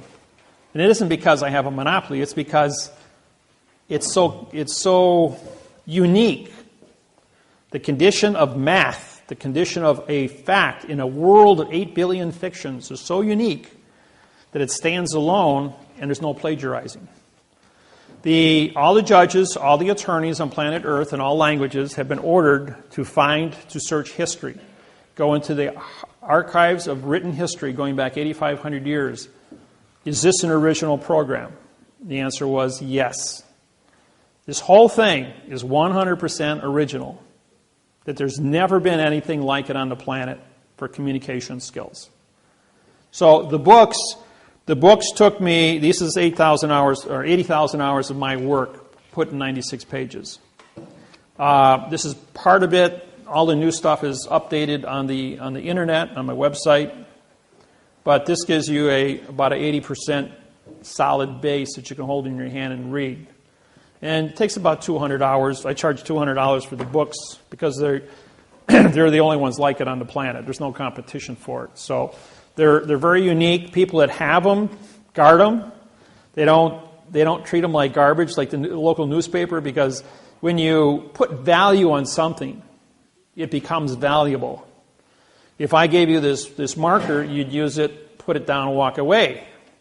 If I charge you $200 for this marker, you'd put it in a glass jar, put it up on your fireplace, and say, "That's valuable." You know, because of what it means to you. Education is the same way. You go to college and you pay for an education, you put value on it, you stay awake in class. If somebody else gives you a scholarship and your schooling is free, you sleep through class. Or you put a tape recorder and say, "I'll study later," but you don't learn anything. Yes? So does it teach you how to write sentences or to read? Yeah, it's got all that. As a matter of fact, the back of the cover page, this is the key to the book. This one page took 6 years of my life to write, 12,000 hours of study, to go and travel all over the United States. I spent a great deal of time in the fifth basement under the Philadelphia Library. It's a top secret library facility with books that go back 600-700 years. And once I get into the old books, I can syntax 2/3 of all the missing words.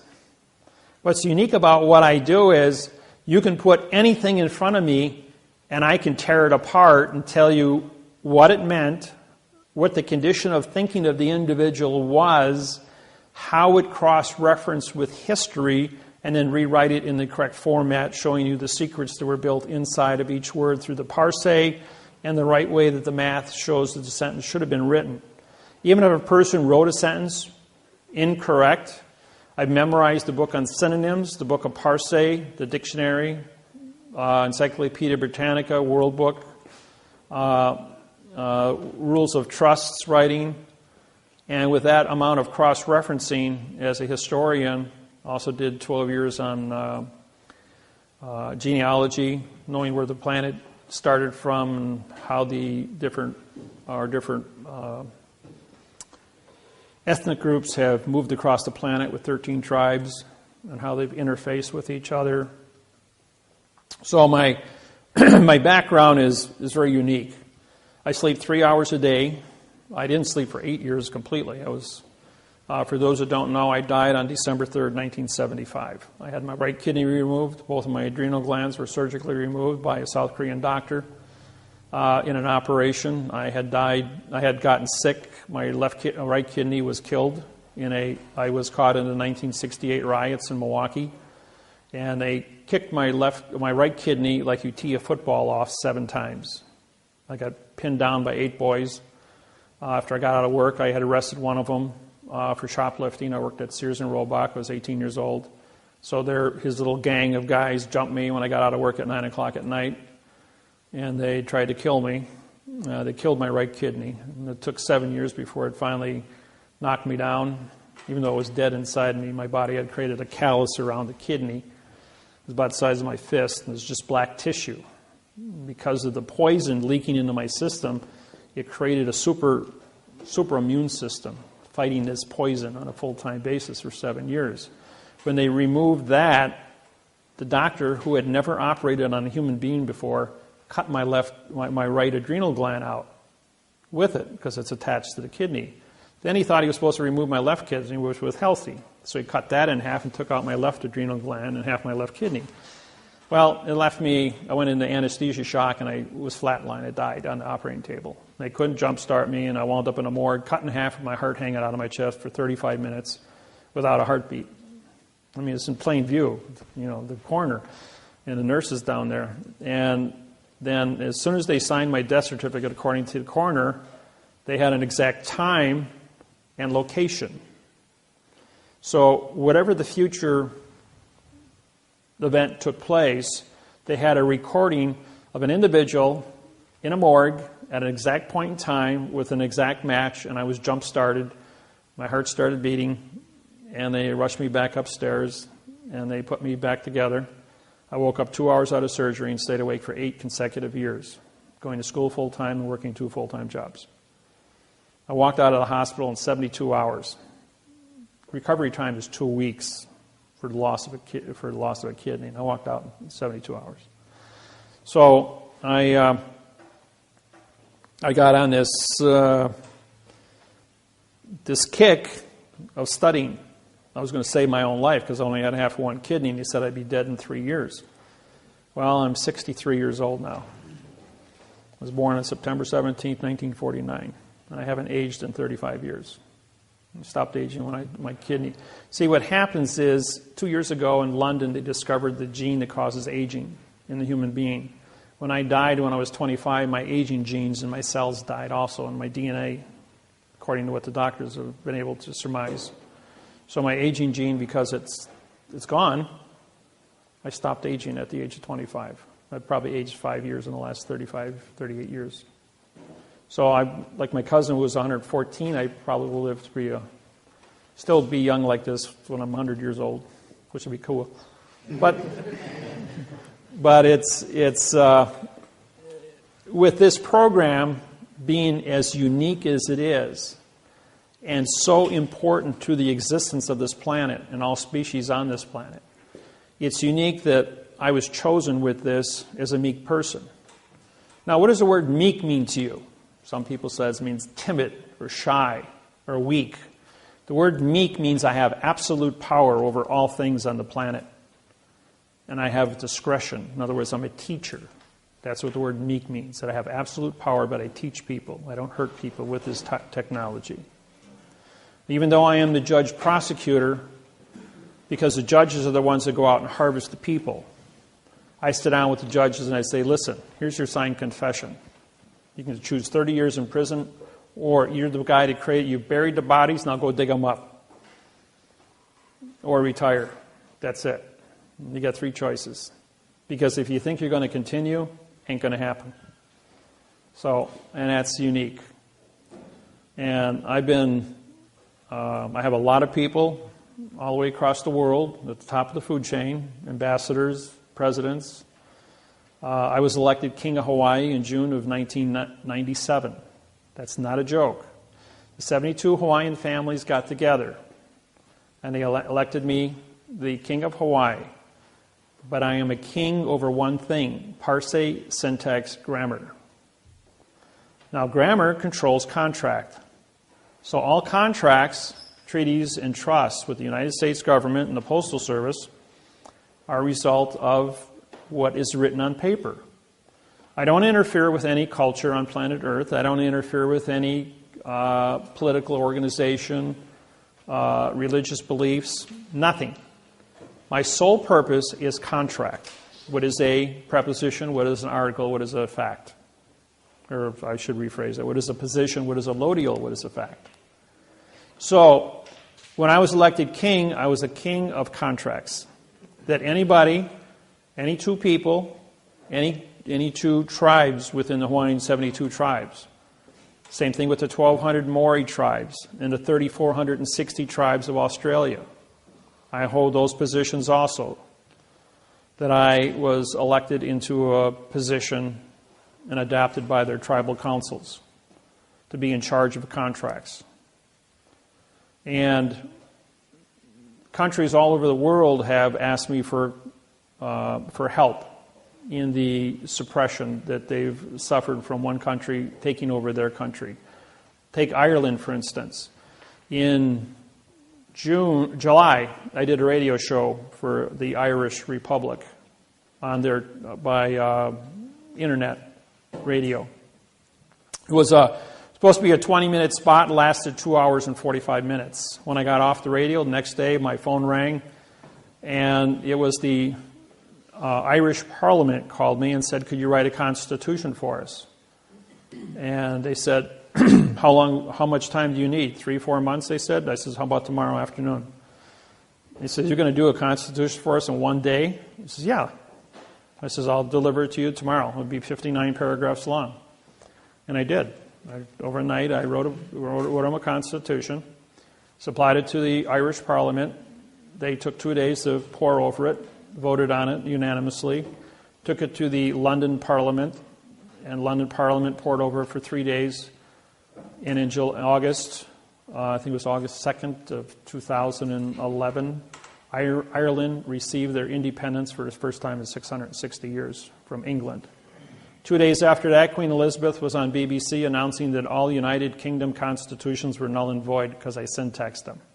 She pulled my passport for New Zealand and Australia, so I syntaxed their constitution, disqualified the United Kingdom worldwide. When they pulled my Canadian passport, I syntaxed the Magna Carta. It was sold at Christie's of London for $6.7 million as a historical document with no value. When the United States Congress, Senate, Legislature, and Supreme Court gave me a hard time here a couple of years ago, I syntaxed the Constitution of the United States of America, wrote a new Constitution for the United Nations. And now the Constitution, the Bill of Rights, and the Declaration of Independence is going to be auctioned this year in Washington, D.C., because it's a historical document and it has no value. Benjamin Franklin was a triple agent, French attorney working for the English crown to capture the United States and give it back to England, which he was successful in doing through adverb verb. When I did a seminar in Atlanta, Georgia, for 72 people, we had the senator from Georgia. He came to the seminar along with several Supreme Court judges from Georgia. I said to him, you guys had a civil war down here. And Grant went ahead and he and Lee got together and you guys signed a surrender treaty here. I said, a syntax that's written in adverb verb doesn't say anything. I says, the southern states are as independent as a Confederate agency as the North is. I says, you guys were never conquered by war. This is Title 28, Section 1359 is collusion. You had a gun to your head to sign a contract. The contract was written in adverb verb. Both people had a second grade reading level. You don't have a contract. You know what happened the next day? The Confederate flag was raised above the Capitol in Atlanta, Georgia. Made all the newspapers around the world. And all the southern states put up the Confederate flag on top of the Capitol buildings. Florida, South Carolina, Georgia, Alabama, Louisiana. Everybody's going like, what's going on? It says, you can't surrender to a gun in your face. When the Constitution of the United States ended on November 2nd, 1859, the United States of America did not exist. The South was an independent country. They created the Articles of Confederation. Article was a pronoun, of is an adverb, making confederation a verb. That was a lie. So they don't exist either. It's an illusion. So their illusion versus the United States of America, of is an adverb, making America a verb. Illusion. How does two illusions create a fact? They don't. So therefore, everybody's still independent. How do you spell independent? I-N-D, a vowel and two consonants, no contract. Because it's an opinion. So you got 8 billion people with an opinion about where you stand and who you are. So when they put up the flags, the United States Supreme Court came back and says, we don't have jurisdiction. And they were right. And they see, all these years, 150 years went by, and nobody knew what they were doing. Until I stood up and said, hey, the king has new clothes. And everybody knows the king has new clothes story. Question? Just want to go back to the book. I think on your website, I saw something referencing to some DVDs to study along with the book. All the DVDs from every seminar I've done since 1999 are on the internet. Free. Just type in David-Wynn Miller videos. Anything you want. Facebook, MySpace, Twitter, Google, AOL, Yahoo. I can't even think of all the rest of them. They're up there. Gmail. And you'll get all the videos you want. There's 200 hours of different videos, seminars. There's the Facebook has got the 17-hour series from Australia. I went down there. That's when they pulled my visa. You see, I'm a federal judge in New South Wales, Australia, Auckland, New Zealand, and also a full barrister with the British United Kingdom. Now, I was awarded that because they couldn't win. They lost 129 cases to me. I've indicted 129 of their judges. And they don't know what to do with me, so they had to make me a barrister and a federal judge, thinking that that would be okay, you know. Well, the very last trial I was at, in the Land Environmental Court, the judge stood up 4 times and bowed to me. All of the lawyers coming and going in the courtroom during the time of the 1.5-hour presentation I put on in front of 4 TV cameras. I mean, these are the big TV cameras they had in the room there, which were broadcasted all over Australia to all the courthouses so that they could watch. And then I told the judge, I says, you know, Judge, you've been on the bench 28 years. But you're the new kid on the block. You got pulled for this duty, and you've only been sitting on the bench here in Land Environmental for 3 days. I says, and they set you up to come in front of me because they knew what I was going to do, and none of the other judges that were older than you wanted to get caught in my crosshairs. And I says, I'm the only judge in this court. I says, that seal you got behind you is a good cartoon. I called it a cartoon. The judge turns around and looks at it and says, yeah, it's a cartoon. The first day I was in court with these people, underneath the seal of all the courts, they have a ribbon.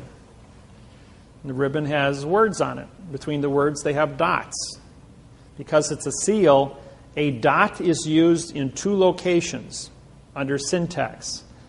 On a seal, it's used as a prepositional phrase. On money, it's used as a prepositional phrase because of the restriction of space. So the dot between words, in other words, if I were to have a word here, if I put it here, it's called a period. But if I put it in the middle, that's a prepositional phrase.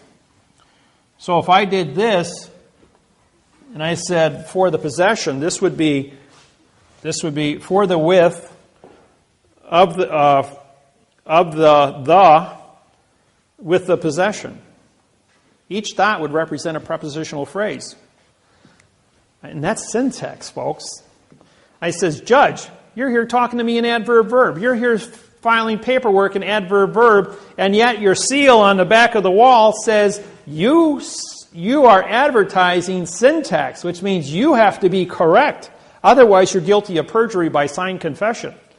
I says, and I handed you a correct parse syntax grammar lawsuit, and I am the only federal judge, and I held up my oath, in Australia. I have the only correct written contract in front of you. I says, so I have the flag, I have the oath, and I have the paperwork, and the paperwork is the court, and I signed a stamp. Where's your signed stamp? I'm postmaster, banker, and judge of this courtroom. Judge stands up and bows to me. And after the fourth bow, he walked out of the courtroom, bowed to me backwards, surrendering the court to me as a chief federal judge of Australia. Then I went up to see the Supreme Court, and they locked me out.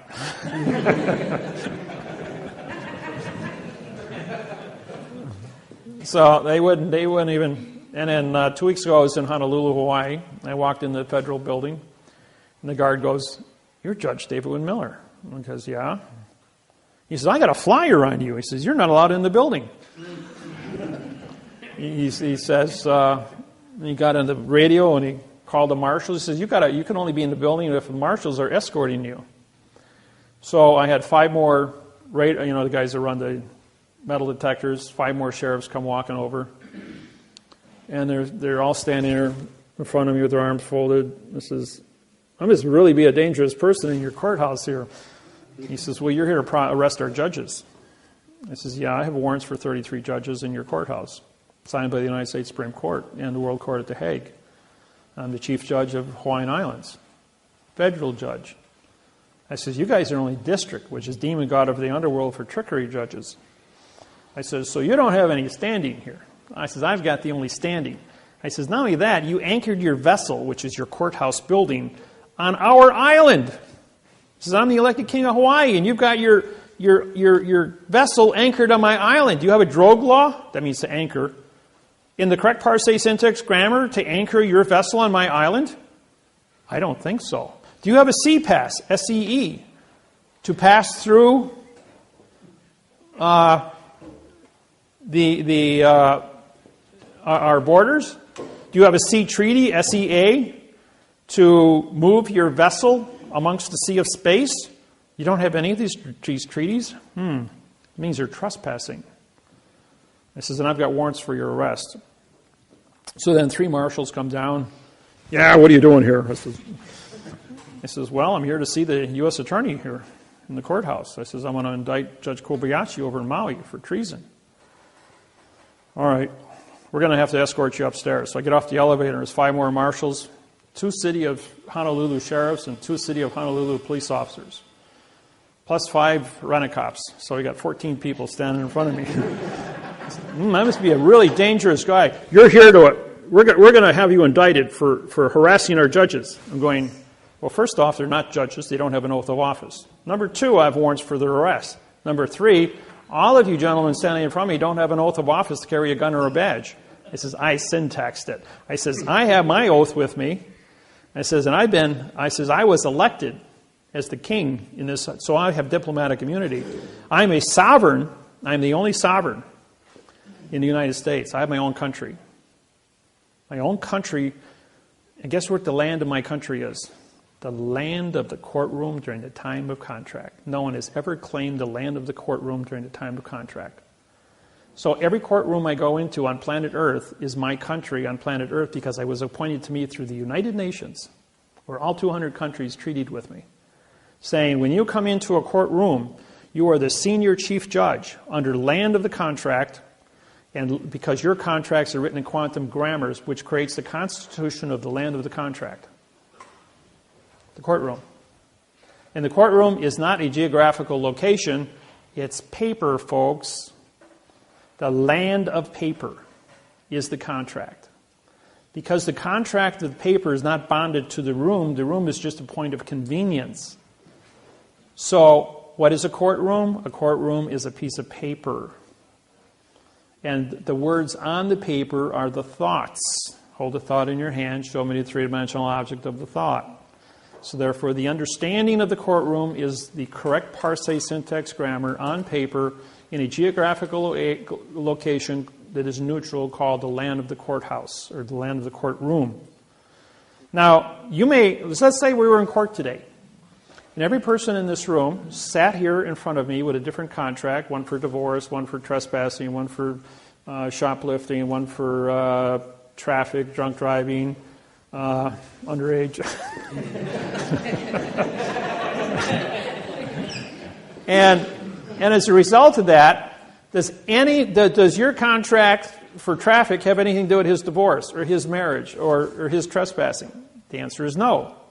So each one of your paper contracts that you have is a vessel in a sea of space. And your name is on that document. Therefore, that is your bill of lading, your passport to be in the closed area called court. And the condition, the contract, the words on that document, if they're written in adverb verbs, say nothing. Therefore, they're called art, A-R-T. Vowel and two consonants, no contract. How do you spell ink? I-N-K. I-N means no, K is knowledge. You have no knowledge because you put ink on paper in adverb verb. They've been advertising in plain view all of this throughout your entire life. And just like all the pictures on the wall here, they're all in a box, which is called framing. And framing is a box under four corners, which is an enclosed area and can't be considered, so you can't be insulted by any one of the pictures or have any subjective interpretation as to the condition of what the people look like because they're in a box. The lawyers and the attorneys and this whole thing about syntax is in front of you every place you go and everything you do, all the time. The unique thing is that we are here, and I'm talking to you in real time, and we're all on the same plane, P-L-A-N-E. That means you can see me and you can hear me. Now, sheet of paper. I just disappeared. You can't see me anymore. I'm on a stage. Even though it's 0.02 of an inch thick, called a piece of paper, I changed my plane. I just disappeared. Now I'm on a stage. On a stage, you can't see me. You can't hear me. You can't be insulted by me in any way, shape, or form. It's only your subjective interpretation as to what you see and hear now. That's why actors, Federal Rules of Civil Procedure 44.1, all judges are actors.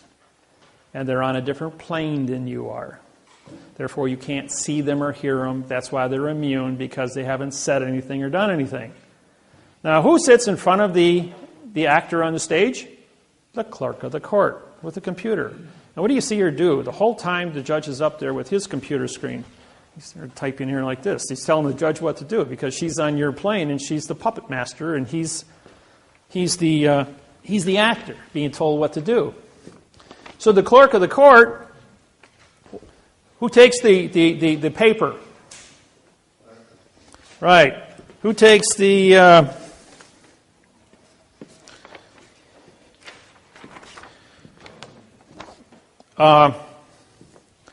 clerk of the court takes your money, gives you a receipt.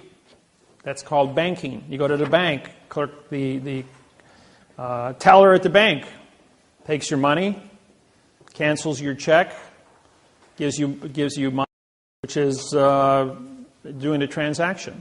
Just like ordering food at a restaurant. You order your food, the waitress writes it down on a piece of paper, which is a bill of lading, takes it back, brings out your food, gives you a receipt.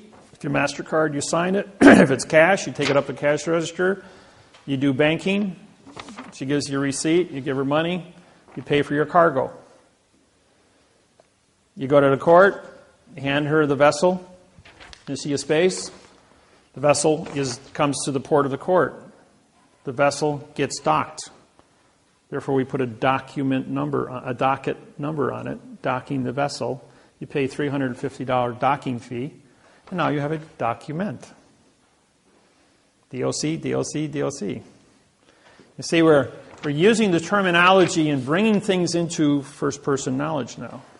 So you're aware of what's happening. When the document comes to the port of the court, the document has a stamp on it. The stamp is autographed by the postmaster delivering the vessel to the port of the court, who also puts a stamp on and signs it. Therefore, we have postmaster to postmaster docking a vessel. The vessel is an independent. Now, this is something some of you know or don't know. All judges are actors. They do not become a judge until they sign, they autograph this document.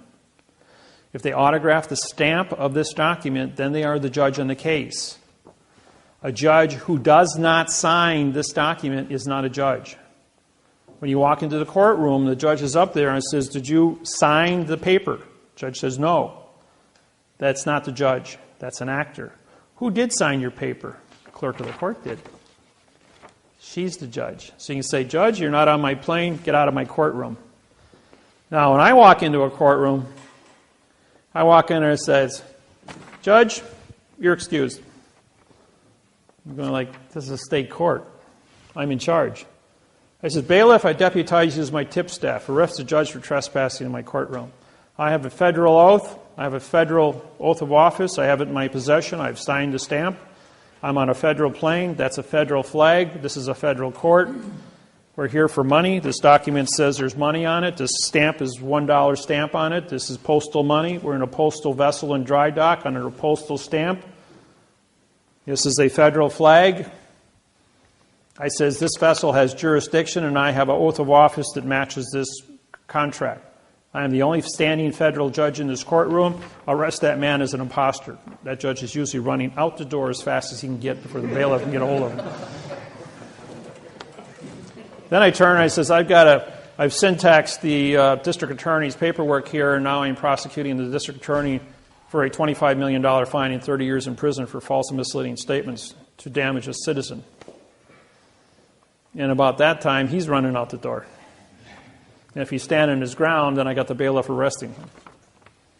And if you've been in court and you've seen this happen and that, you're going like, never seen that before. The other attorneys do the same thing. When I was in Australia, we did this. And a district attorney, my client was a dwarf, stood 3 feet 9 inches tall. And when she walked in there, everybody kind of got out of her way. And I was there, and the judge goes, "Are you a representative?" And he says, "No, sir, I'm a claimant."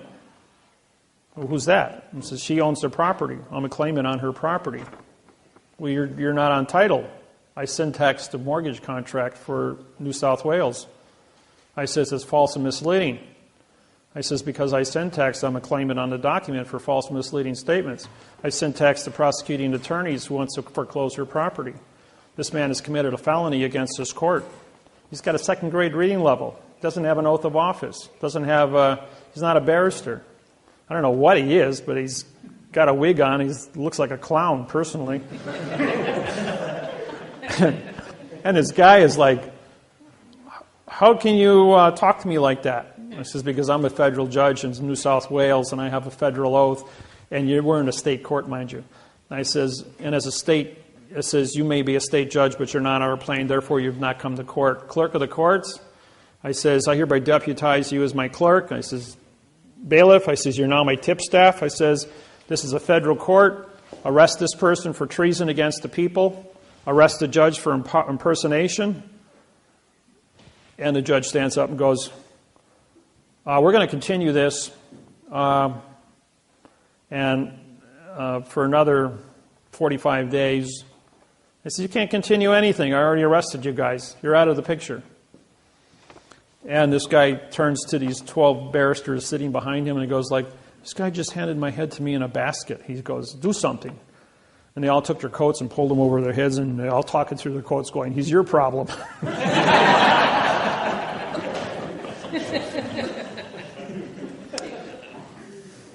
When you file a lawsuit, this is just a copy of one of my oaths.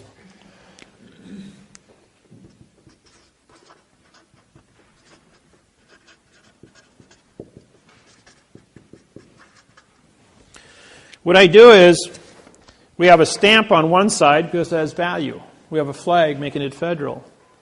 And this is an authentic oath, and I think this one is for, this is my Hawaiian oath of office. And this makes me a federal judge in Hawaii. And when you put value on the front, you have to endorse the top of the back, just like you endorse the top of your checks at the bank. Now, the reason, what is an endorsement? Okay, we write. Now, if this was 75 feet long, we'd call this, as a single document, we'd be bonded.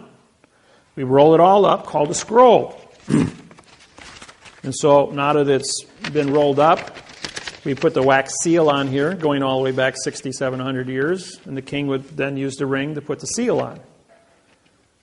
And the ring, the seal, was the same as an autograph. And when you unwrap it, the seal is at the top of the back of the value. Therefore, you have an endorsement. That's been practiced for 6,700 years without fail. So therefore, it's legitimate. And, question? How do you sign your name? It's like that. Just like No, I don't sign it. This is called an autograph.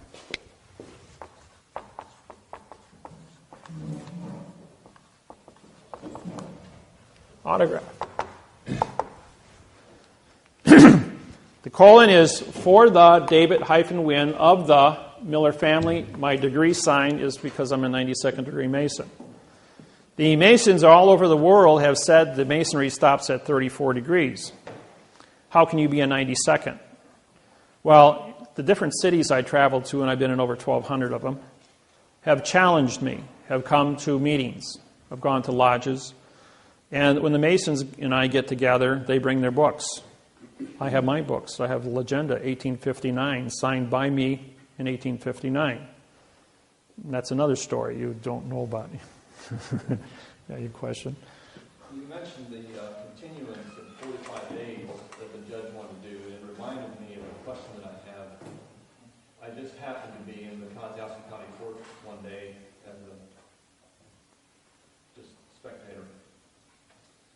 And it was a different setting. There was a couple of attorneys on this side, or one attorney on this side, and then their high-powered clients. And then there was an attorney on this side, and another guy in a suit and tie. And for some reason, when the judge walked in, they were all prepared to rise. He goes, "No, just stay seated." Did he have his robe on? Yes. Okay. By the way, the robe means I'm mourning justice. What does it mean? He's in mourning for justice, because justice is dead. In this conversation, you could kind of tell they all did this on this inside track. And the one attorney asked for a 90-day continuance. 45 and 45 is 90. And then the judge goes, "Well, if I did as I wanted to, I would continue it for 122 days. And they all laughed. Every one of them. Laughed? Yeah, it was like this big chuckle. They all knew what he meant by it, except for me. I didn't know what was going on. That's my question. This was on September 6th. The 122 days come, if I count all the days, comes out to January 6th, 2013. Okay, you got 45 days, trust law, offer, 45-day answer. The state court? County. State court. Okay. Then you've got, that's 90. If you add 45 to that, you get 135. So that doesn't work. So what they're doing is there's a 10-day offer, a 10-day answer, a 20-day answer, and a 10-day response. That gives you 120, and then you've got your 3-day rescission law. That would make it 123 days, which would expire. So he had to make it at 122 days. So he was under the 1-day limit under the rescissions law. Otherwise, he'd be in violation of notice. This is an offer. This is an acceptance. These are two 45-day trusts running. This is a vacated contract on its face. Okay, then It's not legal. later in the conversation, you lightly mentioned it again, and you said because then it would be under the new judge reading. Okay, what you have here is this. You have a... everybody okay with this, or do you want to get into more of this? I Huh? had one more question. With the colons in front of the name, Oh, that's a prepositional phrase for the David right? hyphen Wynn, full colon, which means for the David-Wynn of the Miller family. If you don't have the colon in front and you do it like David-Wynn, This is a pronoun in front. If you leave out the colon, this is a pronoun of the Miller, which means this is a nothing of the Miller family. So therefore, it's a mistake. So you got to put it in there. There's 528 symbols in the under Microsoft. If you get in your computer, you can look them all up and pull them up on the screen. It's probably a good 3-year study on symbols if you want to get into it. We use like the address.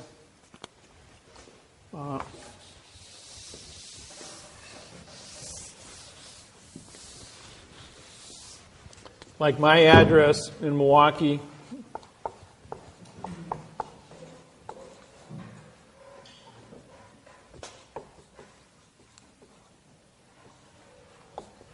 This is a tilde, hyphen, tilde, hyphen, and then Milwaukee. This is a tilde. Milwaukee is not the name, it's a location. Wisconsin, it's a location.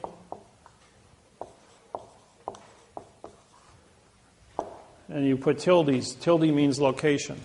Anybody want to correspond with me and by letter or mail me things? That's where you send it. David-Wynn Miller, 5166 North 63rd Street, Milwaukee, Wisconsin, 53218. That's my address. What would happen if you put a hyphen between the tilde and Milwaukee? Would that be wrong? No, you don't. Not here. When you start, you just use your tilde. Now here would be, this is a comma, hyphen, tilde. Microsoft will also give you, will say this is correct. If you drop off the hyphen, you're going to get an underlining, which means you're using the wrong symbolizations. So you got to have a comma.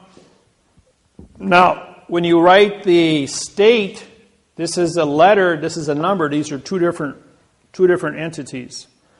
You don't, even though this might be a WIP or WI dot for postal codes, whenever you go from a word to a number, like this here, you don't need the, this actually has have to have a hyphen here too. But from the number to the street, you can use the hyphen.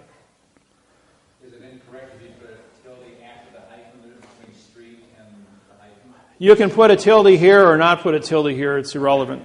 But I've seen that. You'll get a flag on it from the computer if it's wrong. Okay. Yeah, Microsoft took... Bill Gates, back in 1995 when I went public, anybody using prepositional phrases, even writing a single legal sentence from my book on the internet, would kill your computer. And for about 18 months, they were frying computers left and right. But there was so few people back in 1995. It was only in a few hundred people that were actually involved. And then so I went to Seattle, Washington. I met with Bill Gates, and I said, listen, you got 47 million people on your website, and your contract for Microsoft is a complete adverb-verb lie. Feeling lucky today under Title 15, Section 1692E, under false and misleading statements for a $25 million fine per person. Put the antivirus in there and take it out. So a couple days later, no more problems. So then computers upgraded, right?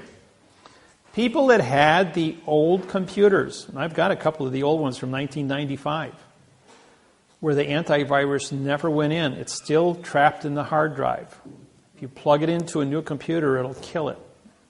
It'll actually start on fire. I'm serious. And some of the old computer hackers go, that can't happen. So they fried up 2 computers going, we ain't going to take your new one and cook it. But there's a few of the old dinosaurs still laying around with that old virus, that old secret virus laying in it. But nobody uses 95 computers anymore. I got the old 86 processor yet, someplace in my basement.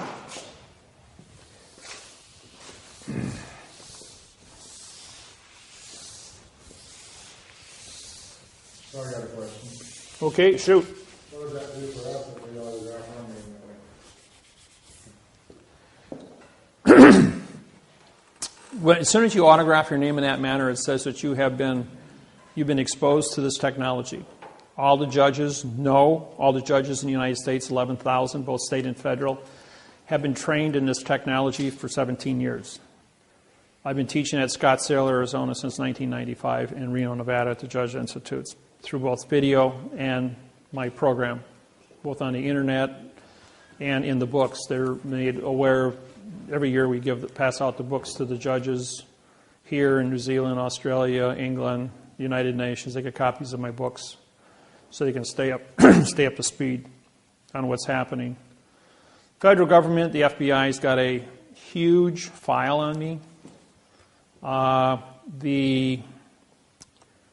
My passport has about 40 pages of credentials on it for all the treaties I have worldwide with all the different countries, banking, ambassadorships, lawsuits.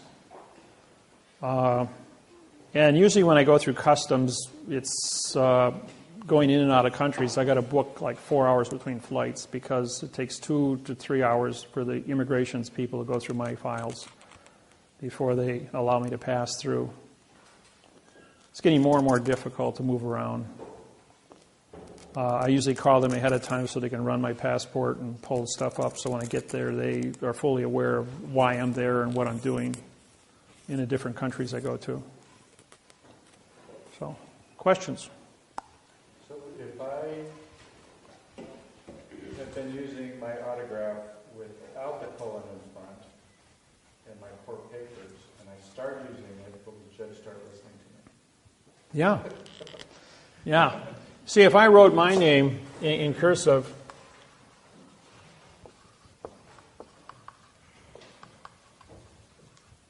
like that, the word cursive,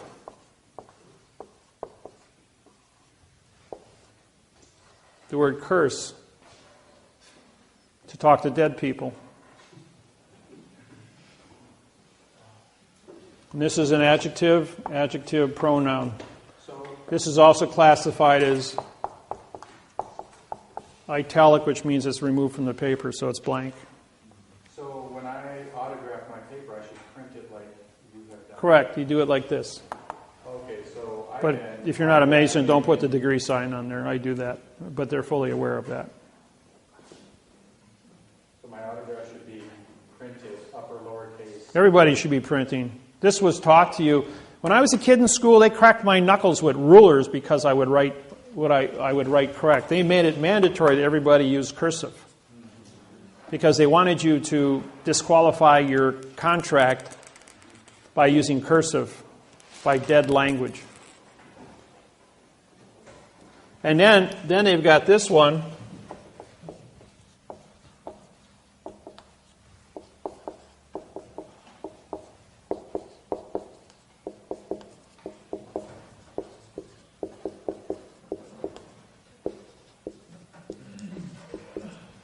Everybody know that little one?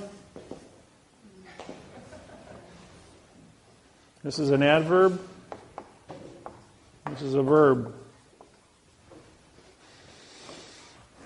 I swear to talk to dead people in the future tense to make fiction, the being an adverb with no contract of an opinion, so as an adverb to make an illusion, me as a adverb, feel like an adverb today, folks, to modify the verb God.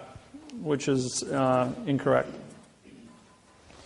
Now, when, for those, I don't know how many of you know about the 1996 seminar I did in Indianapolis, Indiana for 47 ministers. Broke my own rules. Velma. All right, let's shut my own phone down here. Vibrate only. Okay. In June of 1996, I did a seminar in Indianapolis, Indiana for 47 ministers from 16 different religions. We had Muslims, Jews, Christians, Hindus, Buddhists. I mean, you talk about a room full of people. And I was to do a 12-hour seminar in front of all these ministers on syntaxing all their different Bibles and conduct this thing for 12 hours and keep peace at the same time. And that's somewhat of a... Everybody that looked at that said, "What, are you crazy? That's like walking into a lion's den with steaks hanging all over you." So I went ahead and I walked into the room, and we had a Jew, a Christian, and a Muslim sitting next to each other. And within 5 minutes, the three of them talking back and forth were trying to pull the chairs out of the floor and kill each other with them. I mean, they actually had the chairs up and they were ready to hit each other. I go, wait a minute, you guys are men of God, right? You're supposed to be compassionate people. I says, let me ask you a question before you kill each other. Does 3 plus 3 equal 6? And I want to show of hands, and all 47 hands went up. It says, hey, Mr. Jew, why didn't you kill the Christian and the Muslim because 3 plus 3 equals 6? He goes, well, that's a math problem. He says, no one ever went to war over a math problem. I says, you guys understand that. I says, do you know that every single one of you in this room put an adverb in front of the word God? And everyone all got to think, what does it say? The church of God. Adverb, verb, adverb, verb. The house of God.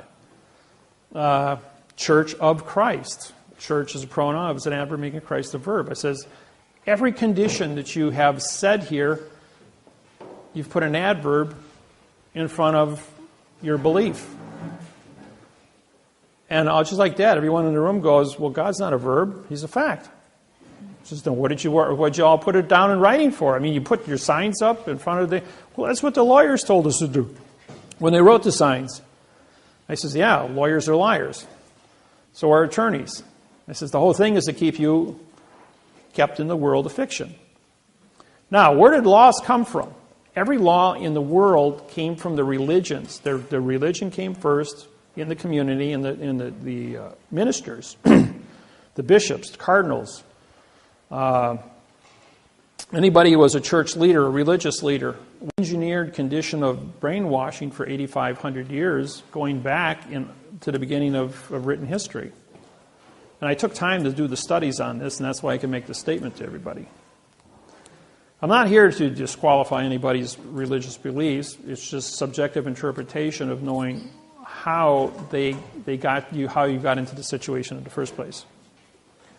So it's important that all of us are aware of our heritage. And what we're doing is we're bringing things into a mathematical procedure of knowing where the secrets lie.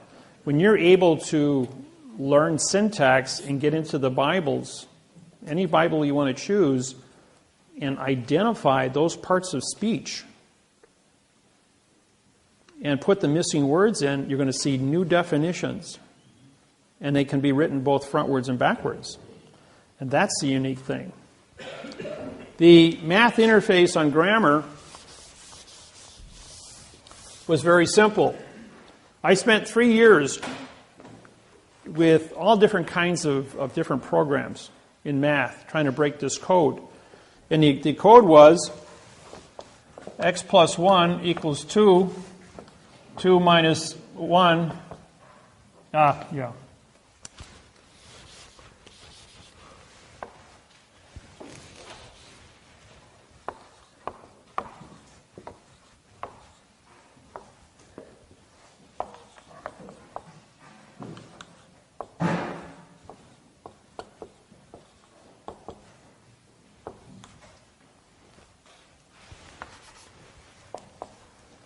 So you got x plus 2 equals 3.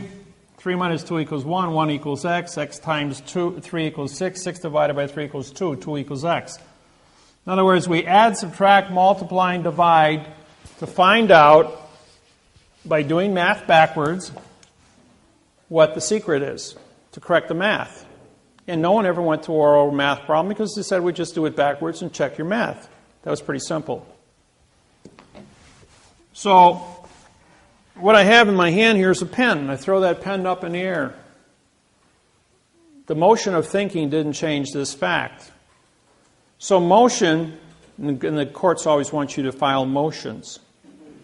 But they change the facts with motions because what they're doing is they're modifying the facts with adverbs, creating verbs. But the verb, now they want to say the pen, does an adverb making pen a verb. They want to take this article and change it into something that's not. Therefore, you commit perjury. So if we go back to this problem here, if we have a fact here at the beginning, and we have a fact over here, we have a fact here, and we have a fact here, this must be a correct program. The thing that appears in front of a fact is a conjunction, which is and or. Those are the only two conjunctions in the English language.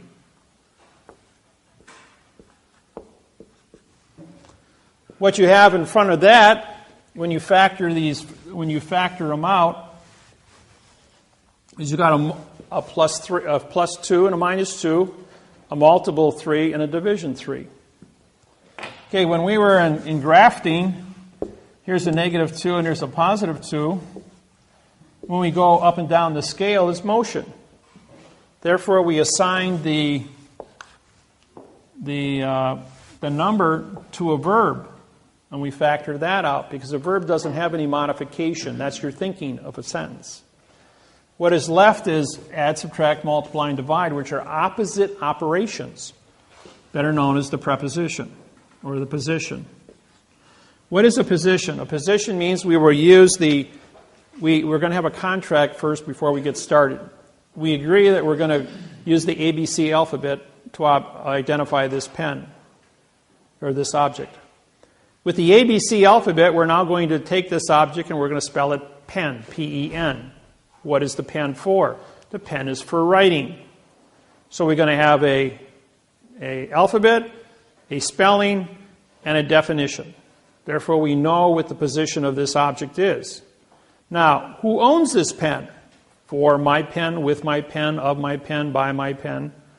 You say, now I can go ahead and identify this because of lodial positioning of ownership, which we used to call the article. But the article, when you had a preposition, it meant you had no position, so you could presume anything.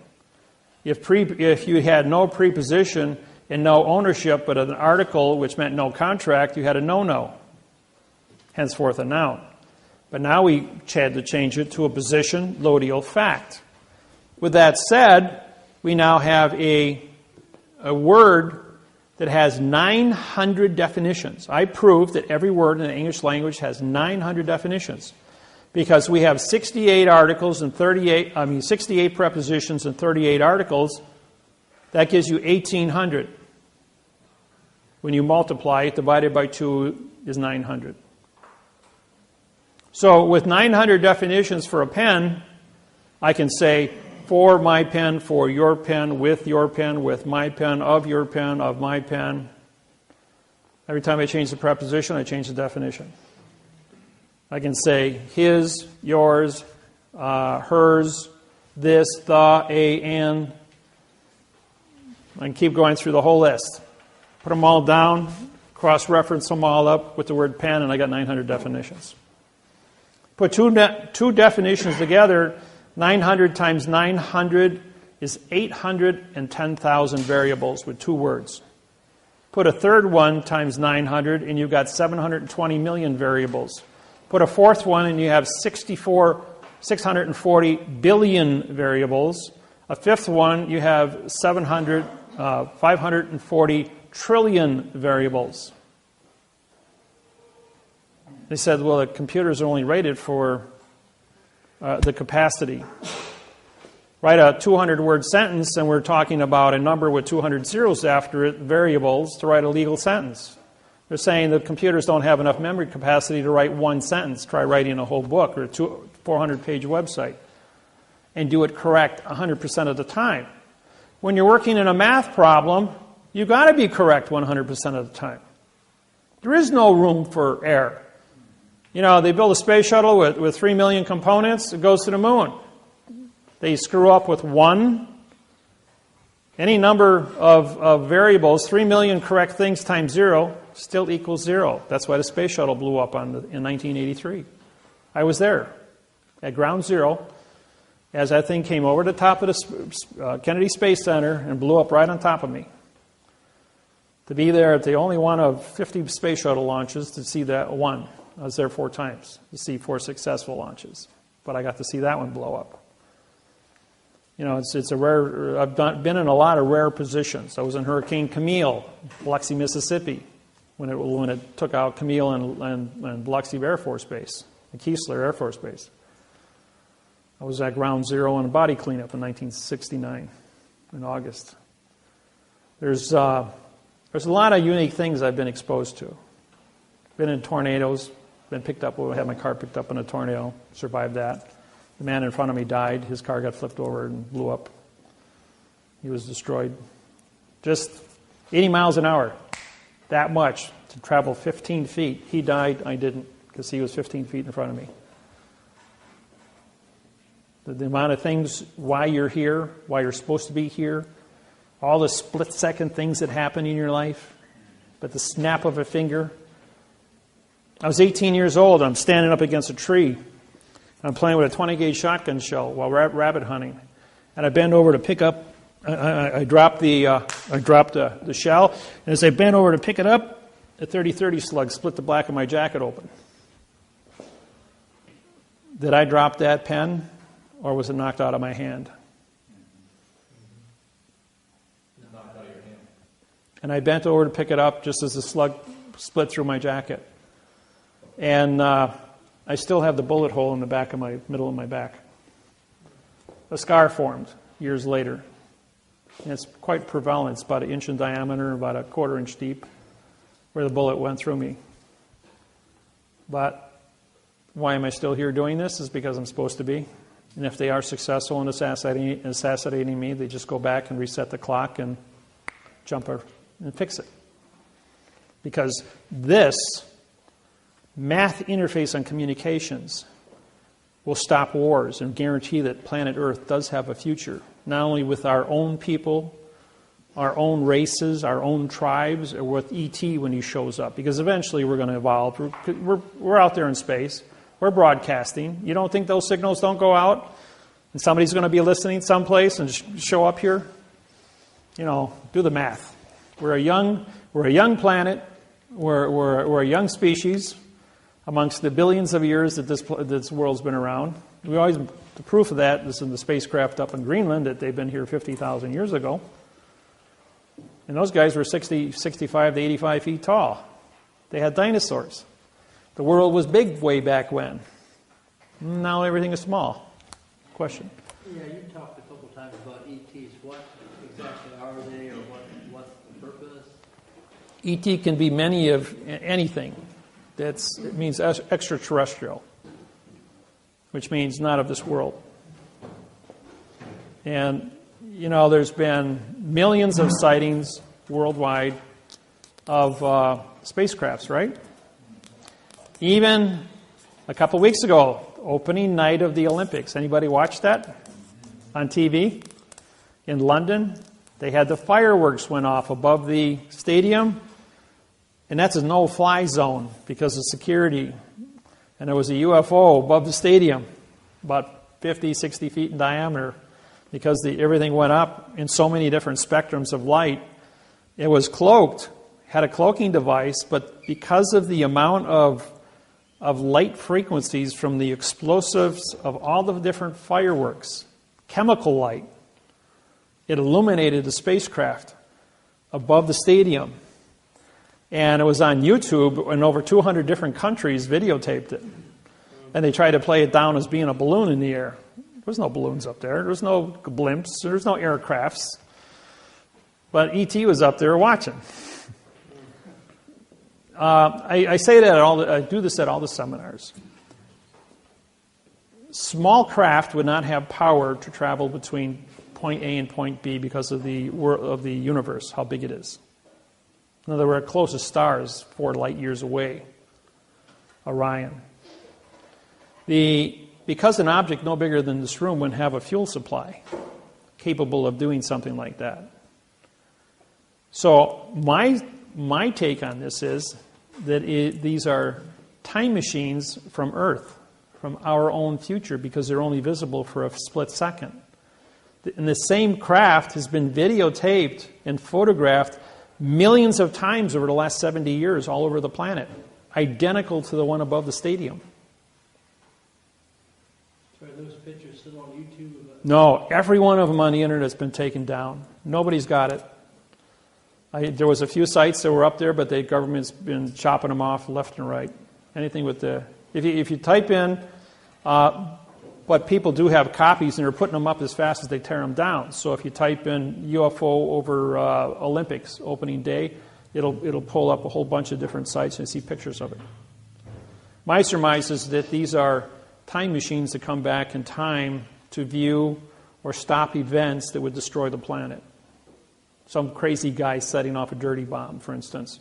They run the video backwards and find out who's responsible, come back in time to remove this individual. Inasmuch as mom and dad never met. Instead of turning right at the corner, he turned left and never met his mate. Therefore, the individual was never created. The crime never took place. It's something as simple as that. Being able to fix the time-space continuum, because, in the Cold War, from World War II until present day, they built 88,000 nuclear bombs. They didn't detonate any of them because of what happened. Everybody knows Oppenheimer, the guy who developed the atomic bomb, World War II, in Area 51. His brother died 2 years ago. On his deathbed, he gave the GPS location of 2 B-2 bombers in Germany that had flown through the Philadelphia experiment at the time it took place in 1944. The window was opened, and the 2 B-2 bombers flew through that window in 2007 or 2008 it was, and they flew back in time and landed in Germany in 1945. And they built this hangar, and they had this hangar completely covered over with dirt, 20 feet of dirt, with these 2 B-2 bombers with 4 nuclear bombs in there, but they didn't have fuel for them. Otherwise, they could have flown those bombers into New York City from Germany. On his deathbed, he gave the GPS the location of those 2, and they were dug up. That was up on YouTube, that they had recovered these 2 bombers that had flown back in time and verified that the window is still open on the Philadelphia experiment.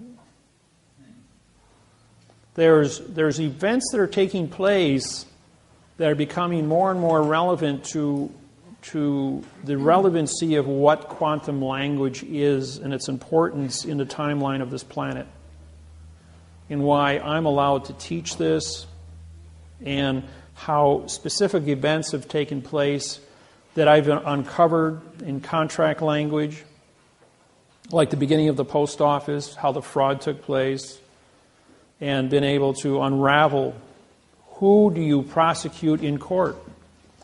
When we go to court,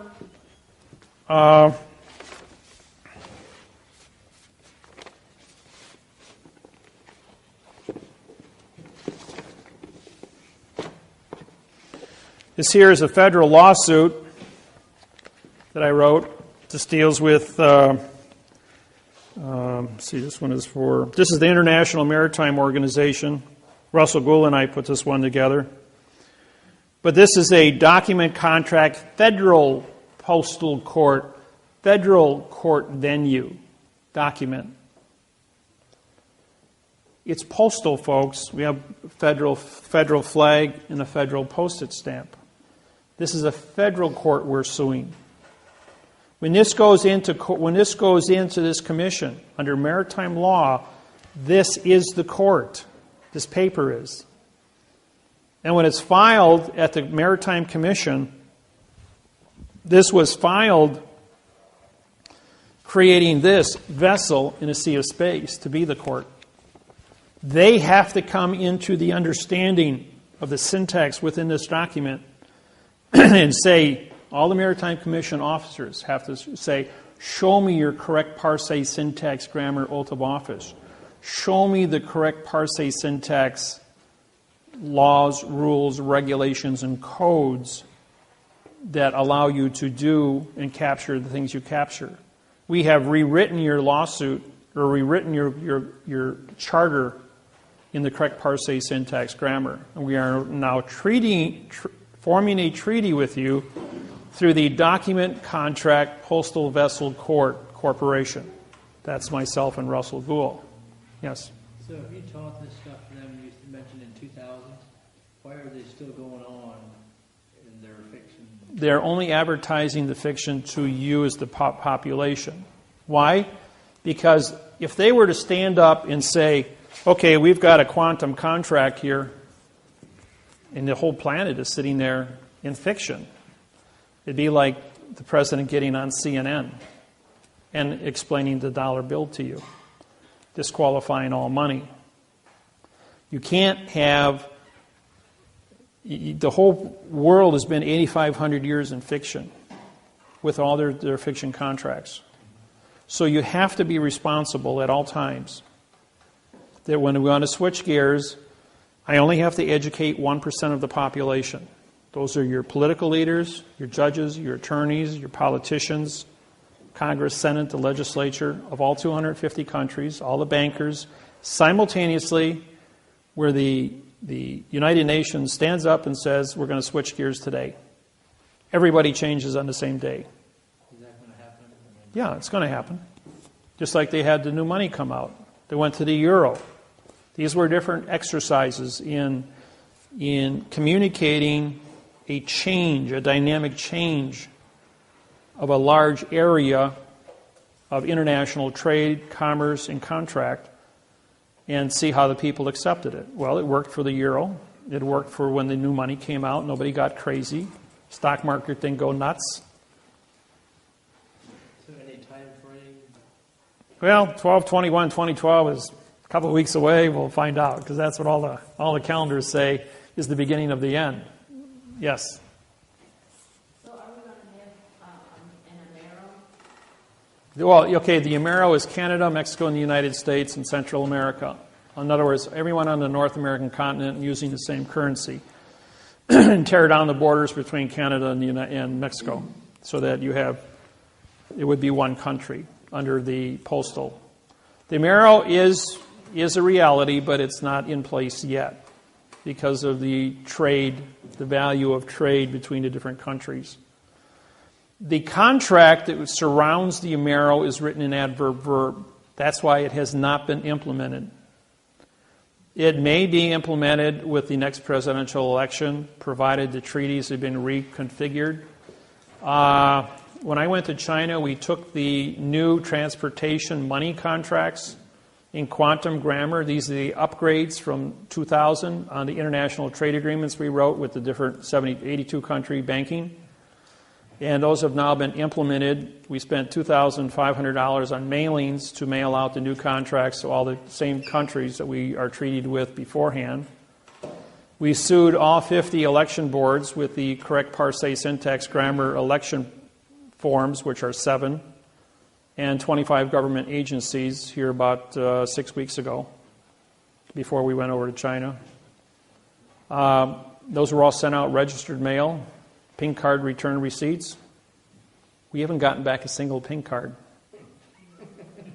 However, when I walked into the federal building, the marshals surrounded me and said the Justice Department is extremely interested in you. We've got so much flash taking place on the computer on you. You're a real hot box. He says, well, I'm a presidential candidate. I says, I filed my papers. I says, so under the guise of the Secret Service. So they escorted me out of the building. all 6 marshals and said, "You're not allowed to be in our building. You're a presidential candidate. You're under Secret Service, guys. You can't be in a federal building. You're a sovereign person. And you're also an Article 3 judge." Anybody know what an Article 3 judge is? You probably never heard of one before. Well, even the Marshal Service said, "We've heard the word Article 3 judge. We've never met one before. You're a genuine sovereign and an Article 3 judge." And an Article 3 judge is a judge on contract, folks. I don't work in a courtroom. Don't sit in a courthouse anywhere in the world. The courthouse is the paper. The paper is the contract. The contract words on the paper is a constitution. The Constitution articulates, under law of the flag and postal codes, the geographical location in terms of a constitution, Title 28, 1331, venue, authorization for a clerk to file the paperwork, a 1361 authorization for a judge, and a Title 28, Section 636 to order the court open. In other words, ordering the piece of paper to be an open court, and whoever signs the stamp endorses it and puts their name on it as a federal judge is the federal judge on the paper. Because it's a federal stamp and a federal flag, there is no such thing as a state court. Any state court touching money, doesn't it say Federal Reserve Note? You can't be federal in a state entity. If there is no money involved in a state court operation, they must get you to sign a bond making your body collateral for the bond. There's no paper. You become of value as a bond. That's why you have to bond out of a state court. They can't create money. They're not federal. They're state. And the courthouse is a foreign vessel in dry dock. So you've left Indiana territory, and now you've entered the condition of an illusion who makes you bond yourself. Once you're bonded to the vessel in dry dock, the sheriff can leave the courthouse, and the sheriff is only there to protect the judge, and go out and capture you as a bounty hunter. And that gives him his authorization to leave the vessel and go out onto the Indiana territory and capture you. If you don't bond out, you'll never leave the foreign vessel in dry dock. Because if they don't own you, they can't leave the courthouse to come and get you. Now, when you file one of my lawsuits in federal district court, once it's contracted with the clerk of the courts, which is responsible to receive vessels and dock the vessel, a district court judge is not a federal judge. They must sign the federal oath and must sign the federal lawsuit to be a federal judge on the lawsuit. The federal judge is going to come back.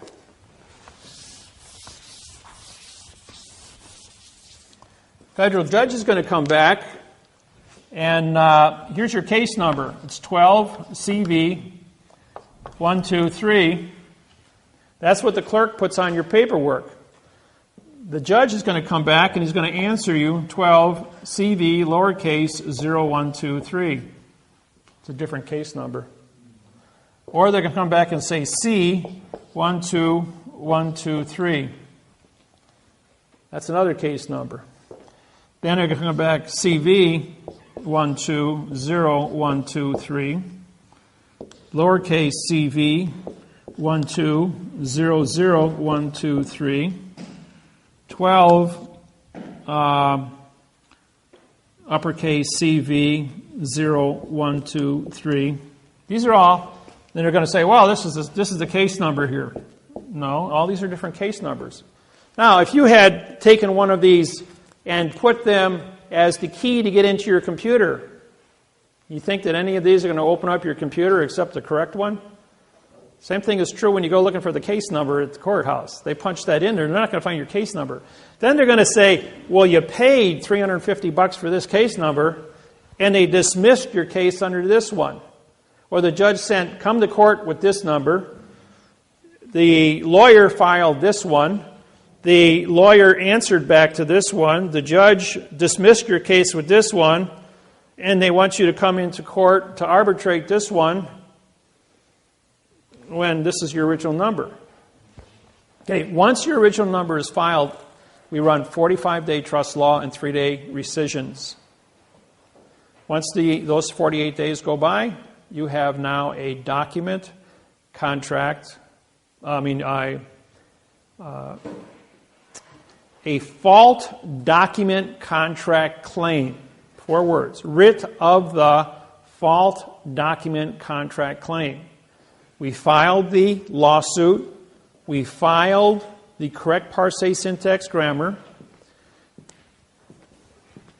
We took the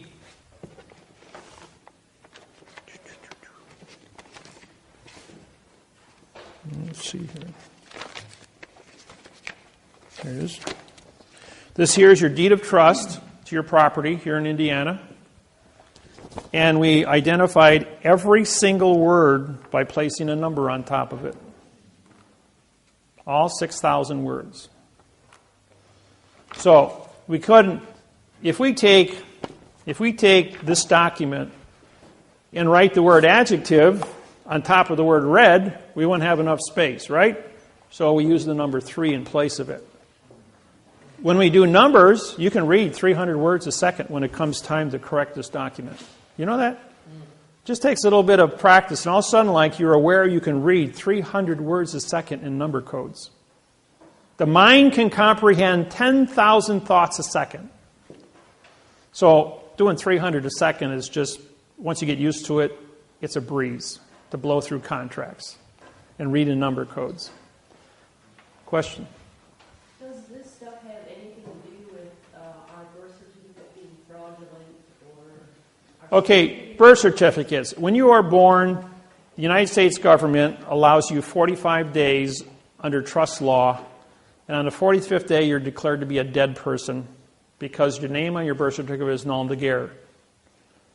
Okay, on that 45th day, they didn't take your birth certificate and sell it to the Internal Revenue Service and issue $1 million worth of cash to go into your account. Why do they do that? Because they need money to account for your wages, medical expenses, automobiles, buying houses, and then accumulated interest to pay for your retirement at 65 through 100. If they don't put $1 million in cash into a numbering system as a value for the energy of your life, there would never be enough dollars in the system to support the entire planet's operations as the population expands. This is a good thing. Number 2, under the redemption, it's called redemption, which was created by Janet Reno in 1995 under Bill Clinton. Redemption was engineered to capture anybody that would steal money from this treasury, from this number, and put them in prison for 30 years for mail fraud banking. Why? Because the redemption program was set up in adverb-verb, and if you use adverb-verb, you activate the Title 15, Section 1692E, and Title 15, 78FF for a $25 million fine and 30 years in prison for bank fraud. And if you don't study this program, thousands, tens of thousands of people were put in prison for using the redemption and stepping on that trap. Lost their homes. Peterson, Clark, and Schweitzer, Leroy Schweitzer, promoted this thing and went through and harvested over 2,000 families across the South and the West, lost their homes, went to prison. They took their farms, their cars, their homes, their pension, everything, put them in prison, which resulted in, for those that are old enough, the Freeman standoff in Montana, Montana Freeman, 1995. And guess who prosecuted the 100 FBI agents for fraud and misleading statements on that exercise? I did. I'm the judge. And now the same U.S. attorney that was involved, went up against me in 1995, is involved with the Kansas case I'm involved with on a foreclosure. When my name popped up last week, she went ballistic. She says she lost that case in 1995 and it was a burr. You know where burrs go. And as a result of that, she is just livid. She wants my head on a stick.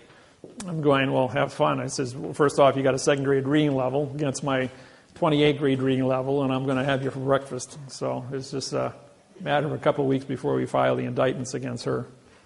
Question? What happened to the Freeman Schweitzer? Well,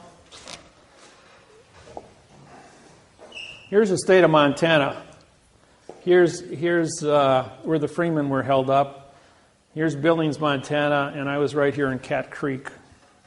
Now, when I showed up in Billings, I got off the plane, and a gentleman met me, and he says, "Come on, we're going over to my ranch." Well, I had corresponded with this man several times. When I got to the ranch, there was about 20 guys with shotguns. And he said, "You're going to stay here and write a lawsuit at gunpoint, and you're going to write this lawsuit to get these guys out of trouble up here." Well, it took 5 days to put together the lawsuit to do it. Then I went on the radio to do a radio show in Billings, Montana about parse syntax grammar and how the fraud works. The FBI, 5 minutes after we started broadcasting, blew up all 4 radio stations in Billings, Montana. So we called another radio station 200 miles away, and we sent out the broadcast and went out on Republican Christian radio worldwide as to what was going on. 38 miles south of the compound, there is a limestone quarry, 125 feet deep. Some of the other free thinkers, I guess you could call them, freemen, witnessed 2 105 howitzer cannons being moved at night down the country road very quietly. And they set up 2 120 millimeter cannons in the quarry. They then evacuated everybody within 5 miles away of the quarry because they would hear the blast of the cannons when they were fired. The idea was to shoot a shell 20 miles up in the air under a full moon and have it fall down on top of the compound, blowing a hole in the ground 100 feet wide and 50 feet deep, saying they had explosives and blew themselves up, hence solving the problem. In 1820, the area, now Lewis and Clark showed up here in 1834 on the Yellowstone with Saskatchewan. In 1820, an Indian treaty was cut up here with the French. The farm of the Freemen had never been ceded into the United States of America. It was a whole in the United States of America under Indian treaty. And this was purchased land. When everything got conquered, the Treaty of 1820 was overlooked. So the Freemen were sitting on sovereign territory, not part of the United States of America, outside the jurisdiction. It was a hole in America. That's why the FBI came from Puerto Rico. 100 agents were deputized, not of the United States citizenship, and surrounded the compound, but couldn't go in. They couldn't trespass onto a foreign country because they didn't have a permit to be there. These are some of the secrets that you people don't know about, and as a federal judge, I have classified information about all this because I handle lawsuits for all this stuff. When it was exposed that the cannons were here, it was my job then to get word to the Freemen. The senator from Denver, Colorado shows up, and he took 9 of my cassette tapes in about grammar and gave it to the Freemen. After playing the tapes, they said they realized that their whole entire position and the way they were thinking was a lie. They realized that their treaty, even though they were sovereign within this little hole in the world, was also a lie because the treaty was written in adverb verb and didn't mean anything. And they were also told about the 2 howitzers, that if you don't walk out before dark, you're not going to walk out anywhere. We're going to put a hole in the ground here. So they surrendered. Now the senator, when he went there from Colorado, we had a button microphone on him. Looks just like a regular button on a suit, but it was actually a nickel-sized transmitter with a 300-foot range on it, tied to another mic to a recorder, spy, like a spy camera. And we have him on tape in his voice stating that, I don't care about these people, I'm just here for the show. He says, I'm here to make sure that they all get blowed up. And yet, on TV, he made a statement that he was there to try and help them get out of here. He was there to orchestrate this thing. What is Denver, Colorado? You got Cheyenne Mountain. Cheyenne Mountain is closed. Cheyenne Mountain in 1995 was active, but it was closed right after this. And everything went up to Mount... what's the name of it? They pulled Cheyenne Mountain out and everything went up to, there's another mountain about 30 miles away. NORAD headquarters were moved over there. I forgot the name of it right now. But anyways, the mind control programs by the Air Force are also up in that same location. In each one of the shootings at all the high schools that took place, also these students came out of, including the last one in Arizona, their parents were affiliated with this here, and those kids were all part of the brainwashing program. Right. That's right. And the minute the kid goes brainwashing grammar, you type in the word grammar, up pops 20 million websites tied to David-Wynn Miller. And so they tried to hook me up with this whole thing. As far as the Freemen go, they then, when they saw the tapes on grammar, they realized that the FBI had no correct grammar. There was no correct anything. So they threw up their arms and said, okay, take us. And every single, they've charged them with 200 counts on 45-day intervals. And each count was brought to them in adverb verb. The statement is, we are here to participate with the correct sentence structure, communication, parse, syntax, grammar for the avoidance of the perjury. Show us your laws, rules, regulations, and codes with the correct parse, syntax, grammar so we can avoid perjury. Case dismissed. Wait another 45 days and bring one more charge. They've been in jail since 1995. I think Peterson died already, so did Clark, and I heard Schweitzer just recently died. All in prison. Whatever, out being released because they were always waiting for trial. That's how that happened. But the military, as far as these things go, oh, by the way, the senator from Colorado, I missed my plane. I got bumped to another plane in the emergency road.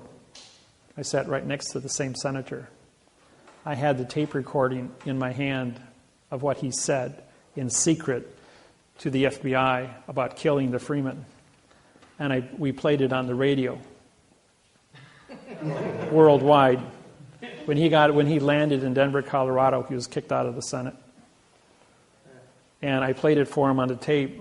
And we had the worst turbulence of the 1,400 flights I've been on in the last 17 years. It was the worst turbulence I had ever been exposed to on a plane. And he got up in this turbulence and got out of and changed seats to sit someplace else because he knew who I was and what I was doing and what my position was of getting the Freemen to surrender. And when I played him his own voice back, committing treason against the people to kill American citizens, he couldn't stand to face me and got up and left. But we also played it for the population on Denver radio, and he was kicked out of office when he got back to Denver. What are the odds of me being placed in that location at that exact point in time to do all those things? There's another one for you. I'm in Honolulu, Hawaii, and I missed my plane. I wound up on a 747 in row 47, back of a plane, flying from, it was a nonstop flight from Honolulu to Chicago, Illinois. Lady sitting next to me is a school teacher. And her daughter is sitting next to her. She's 18 years old. She's complaining, I'm tired of moving. I'm tired of changing schools all the time. Can't we ever stay in one place? Like he says, all my friends live in Honolulu. I'm going, sounds like you get around a lot. He says, yes, my husband's in the military, and so we have to move all the time. I says, what's your husband's name? Helm. Admiral Helm. The Helm Pacific Fleet Task Force aircraft carrier, Harvey Helm. And this is the wife of the admiral who's just been assigned to the Joint Chiefs of Staff in Washington, D.C. 3 days earlier. And she was going there to join him and enroll her daughter in a Florida school for girls. And she's an English teacher. Well, Mrs. Helm also has a son in the Navy, assigned to the Palestine-Israeli conflict in Europe. And he's over in Europe right now, and this is when Palestine and Israel were shooting at each other. Things were really heated up. Well, Admiral Helm was being transferred from the Pacific Fleet, from the Helm Task Force, to the Joint Chiefs of Staff. What is she doing sitting in row 47 on the back of a 747 with me as a federal judge? Well, the man in front of us is Secret Service, not realizing that Mrs. Helm, we're this far away, speaking quite loud, and he hears this. All of a sudden, like, he collapses and says, "Oh, I'm having a heart attack." So the stewardess clear off the row directly behind us of 5 seats and relocate the passengers in other rows. The captain gets on the PA system and says, "Ladies and gentlemen, we need heart surgeons, or any heart surgeons on board, 400 people on board the plane." Well, they had 3 heart surgeons on board. So they all came back to the row, and they're all standing there looking at this guy, and he's complaining of having a heart attack. The captain comes back, and he goes like, "What are you men doing? He's having a heart attack. Service him." He says, "We don't have a contract." He says, "You don't seem to understand. I'm the captain of an airship in international space. I am the chief cook and bottle washer of this place. You guys will service him or be locked in the brig." So the one doctor goes over and kneels down and takes his blood pressure and pulse, 110/70, pulse 72. Sound like anybody with a heart attack? Sound like a pretty healthy man to me. He pulls this guy down. I'm looking through the seats, and he whispers something to him. He perks up, and he goes running all the way back. "Ladies and gentlemen, we're going to have to stop in Los Angeles, and there's a medical emergency, and drop this man off." So we land at the end of the runway in Los Angeles. The whole entire plane is surrounded by black SUVs. 7 guys in black uniforms with no markings on come on board. 5 take the immediate seats behind us as the other 2 guys carry this guy off the plane, and we proceed to Chicago. Who were they? They were military Secret Service to guard Harvey Helm's wife, Joint Chiefs of Staff. Somebody screwed up big time. The point is, I had 8 hours to teach her parsé syntax grammar, to write the Palestine-Israeli treaty, which I worked with her on, using the United Nations treaties that I had written for the international trade agreements, to give to her. And who does Mrs. Helm sleep with? Joint Chiefs of Staff, Harvey Helm. So therefore, she was able to educate him to go to the Joint Chiefs of Staff and settle the Israeli dispute on parsé syntax grammar fraud, because they were arguing an adverb verb. Now that they had a position of a treaty in quantum language, 72 hours later, you heard that the Palestine-Israeli treaty was signed, and it's been peace ever since. There's a little Syria rattles their shingles every now and then, but basically it's been pretty peaceful since then. The world leaders worldwide are studying this technology because they know it is a vehicle to have world peace. So, question? What date was that signed? What's that? What date was that signed?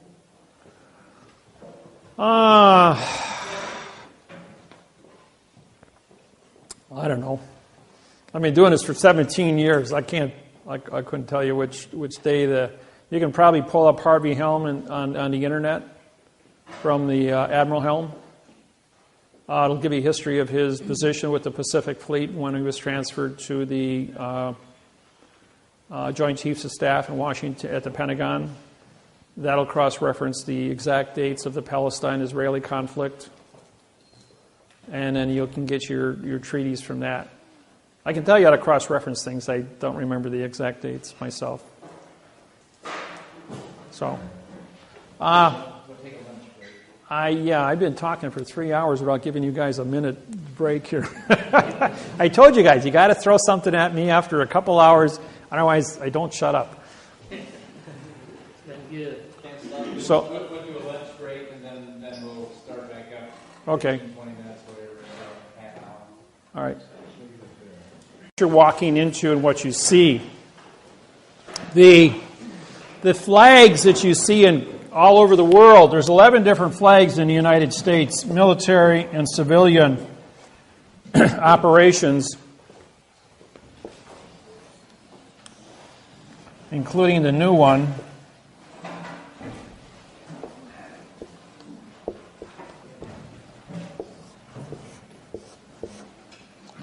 And there's another one. When President Obama on election day was elected, if you look at the pictures on all the newspapers across the United States, you saw this flag hanging behind Obama. It's a New World Order flag. It has a circle of stars, a blue square field, and it's 1 to 2.25. They also had another one with 50 stars, 1 to 2.25. That was the United States Treasury flag. The flag that's 3 by 4 with a blue square field is a military boat flag.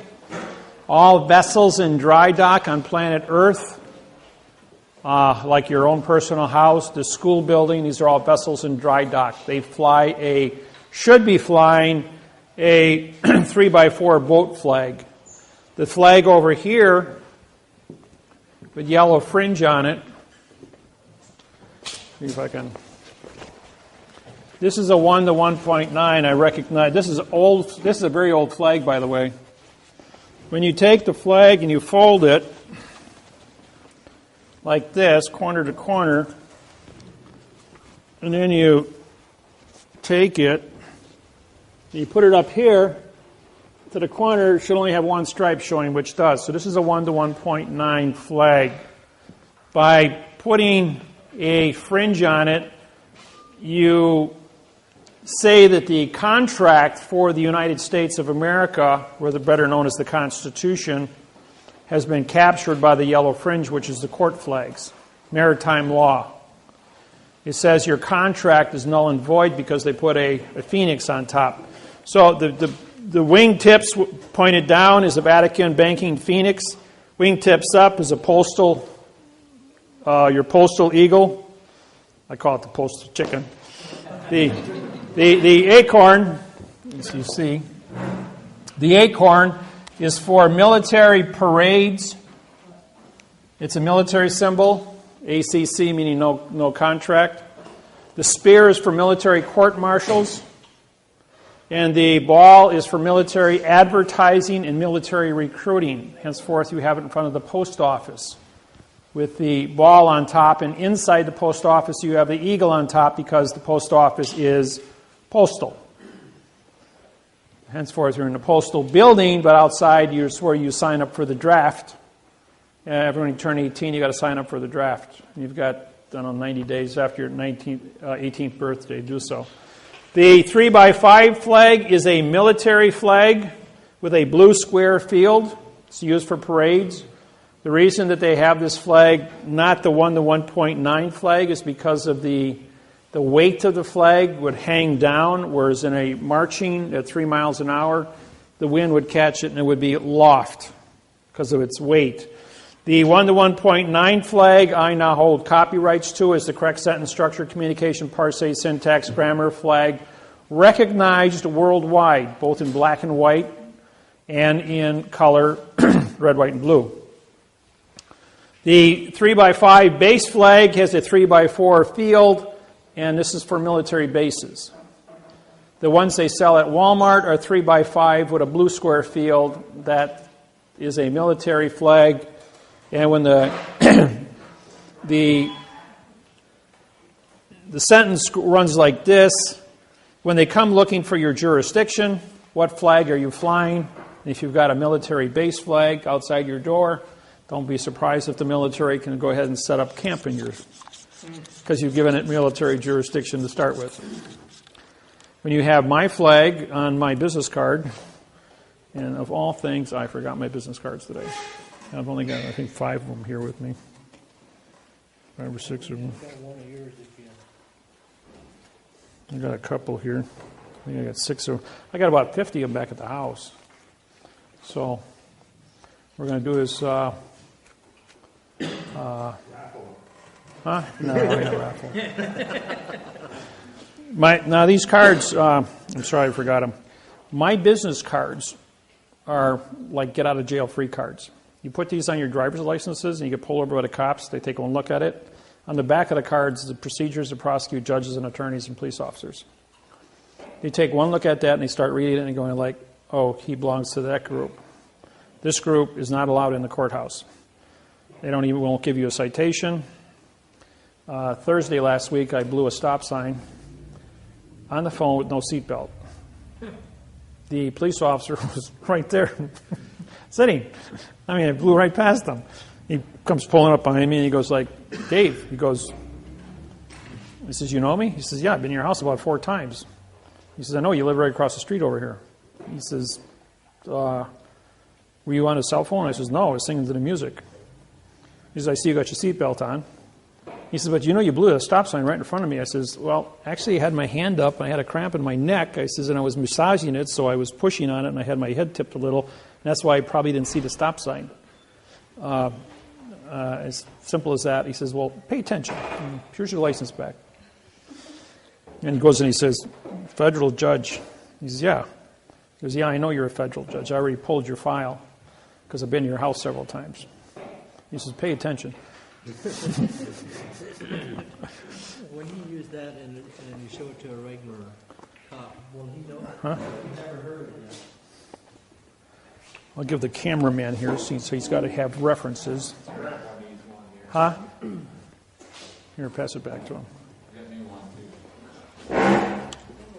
We'll have to get some more. I have mine attached to my license, and I get accidentally driving 42 in a 30 zone, 12 over.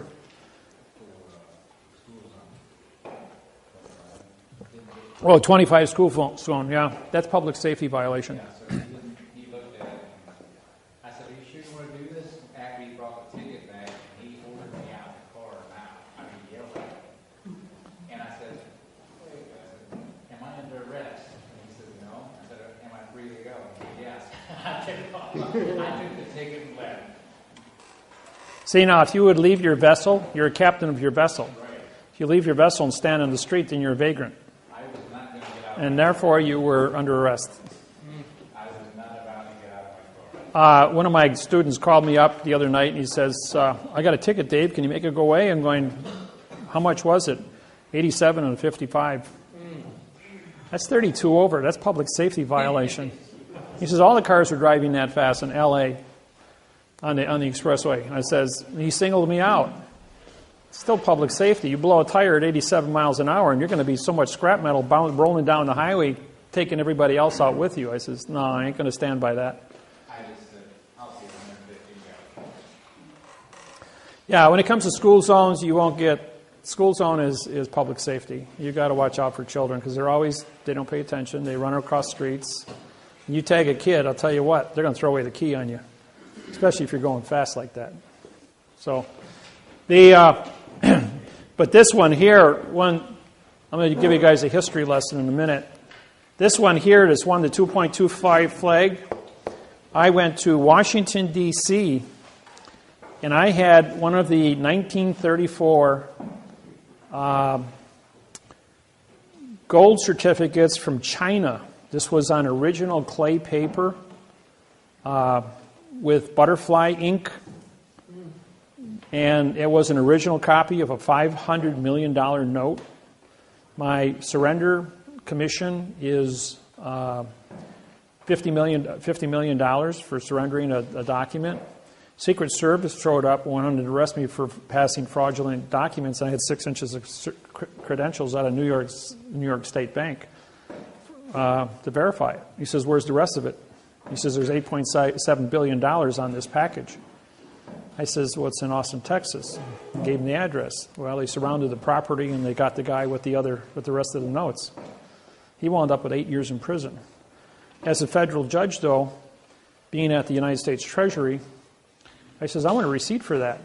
I says, I'm turning over United States government property to the United States government to be put back into the Treasury. The 8 officers of the United States Treasury all came into the room to meet me and to review the note, along with the 2 Secret Service agents, and they wrote me out a receipt for the note. He says, if this is legitimate, we owe you $50 million. So, 10 days later, I called back and I asked for each one of the individuals. They no longer work there. The note disappeared. I think everybody took a commission, including both Secret Service agents, and they all retired elsewhere. But I never got paid. Then the guy says to me, "Where's your bodyguards? How can you transport this much money and not be captured?" I says, "You ever hear the word secrecy? It's the best fault in the world." So, I'm going to do a little history lesson for everyone, since how everyone has never... I go to universities, colleges, high schools, and you'll never see this in any of the schools taught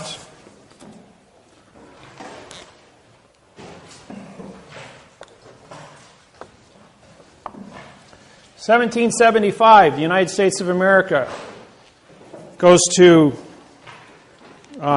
France and borrows 1.6 million francs to go ahead and fight the Revolutionary War against England.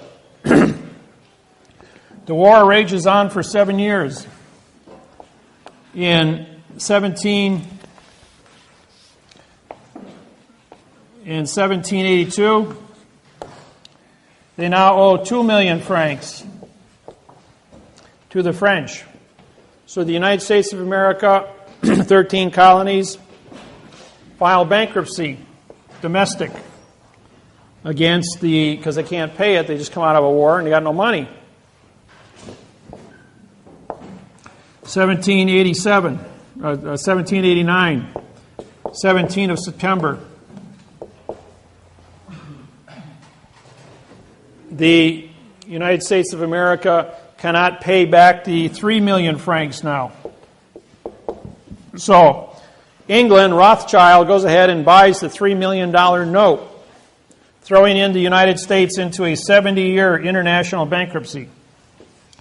Add 70 years to the Declaration, the Constitution of the United States of America was written, and the Congress would not sign it, so they put the Bill of Rights on top of it. They signed the Bill of Rights, but it was bonded, so therefore the Constitution of the United States was signed because of the bonding. The Declaration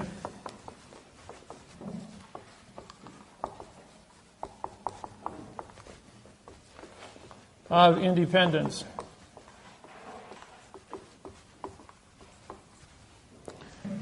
D means no. Claire means speak. At is location. ION is contract. In means no. D means no. Pend means write. Ants means contract. You shall not write contract and you shall not speak contract. Benjamin Franklin. The is an adverb. You got a prepositional phrase of the, but they split it. The is an adverb making declaration a verb. Of is an adverb making independence a verb. Both false and misleading statements and fictitious conveyance of grammar. Henceforth, the Declaration of Independence is being sold at auction as a meaningless document written by a French attorney who was hired by the English Crown to capture the United States of America and the founder of the Continental Congress. Welcome to treason at its first course, Benjamin Franklin. Since I brought this out in 1995, there's been eight major books published on Benjamin Franklin's treason as being bigger than Benedict Arnold, for those of you who know Benedict Arnold. How should you write that? Huh? How should you write that? Well, not declaration.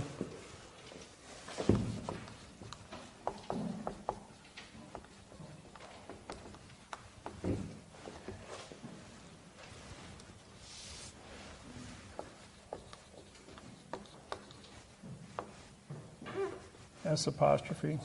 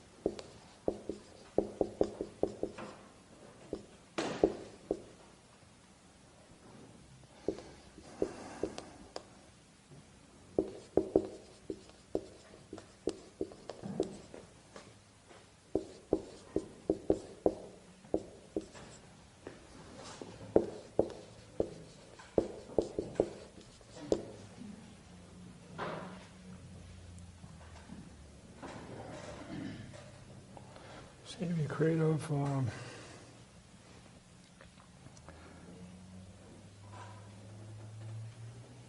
What's another word for improvement? Quality.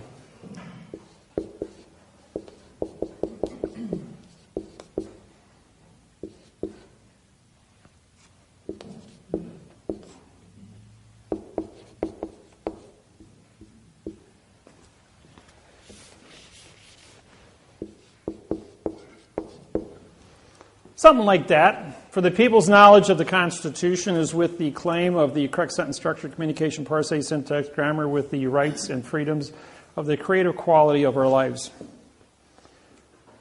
Fill it in. Huh? That's what I was thinking.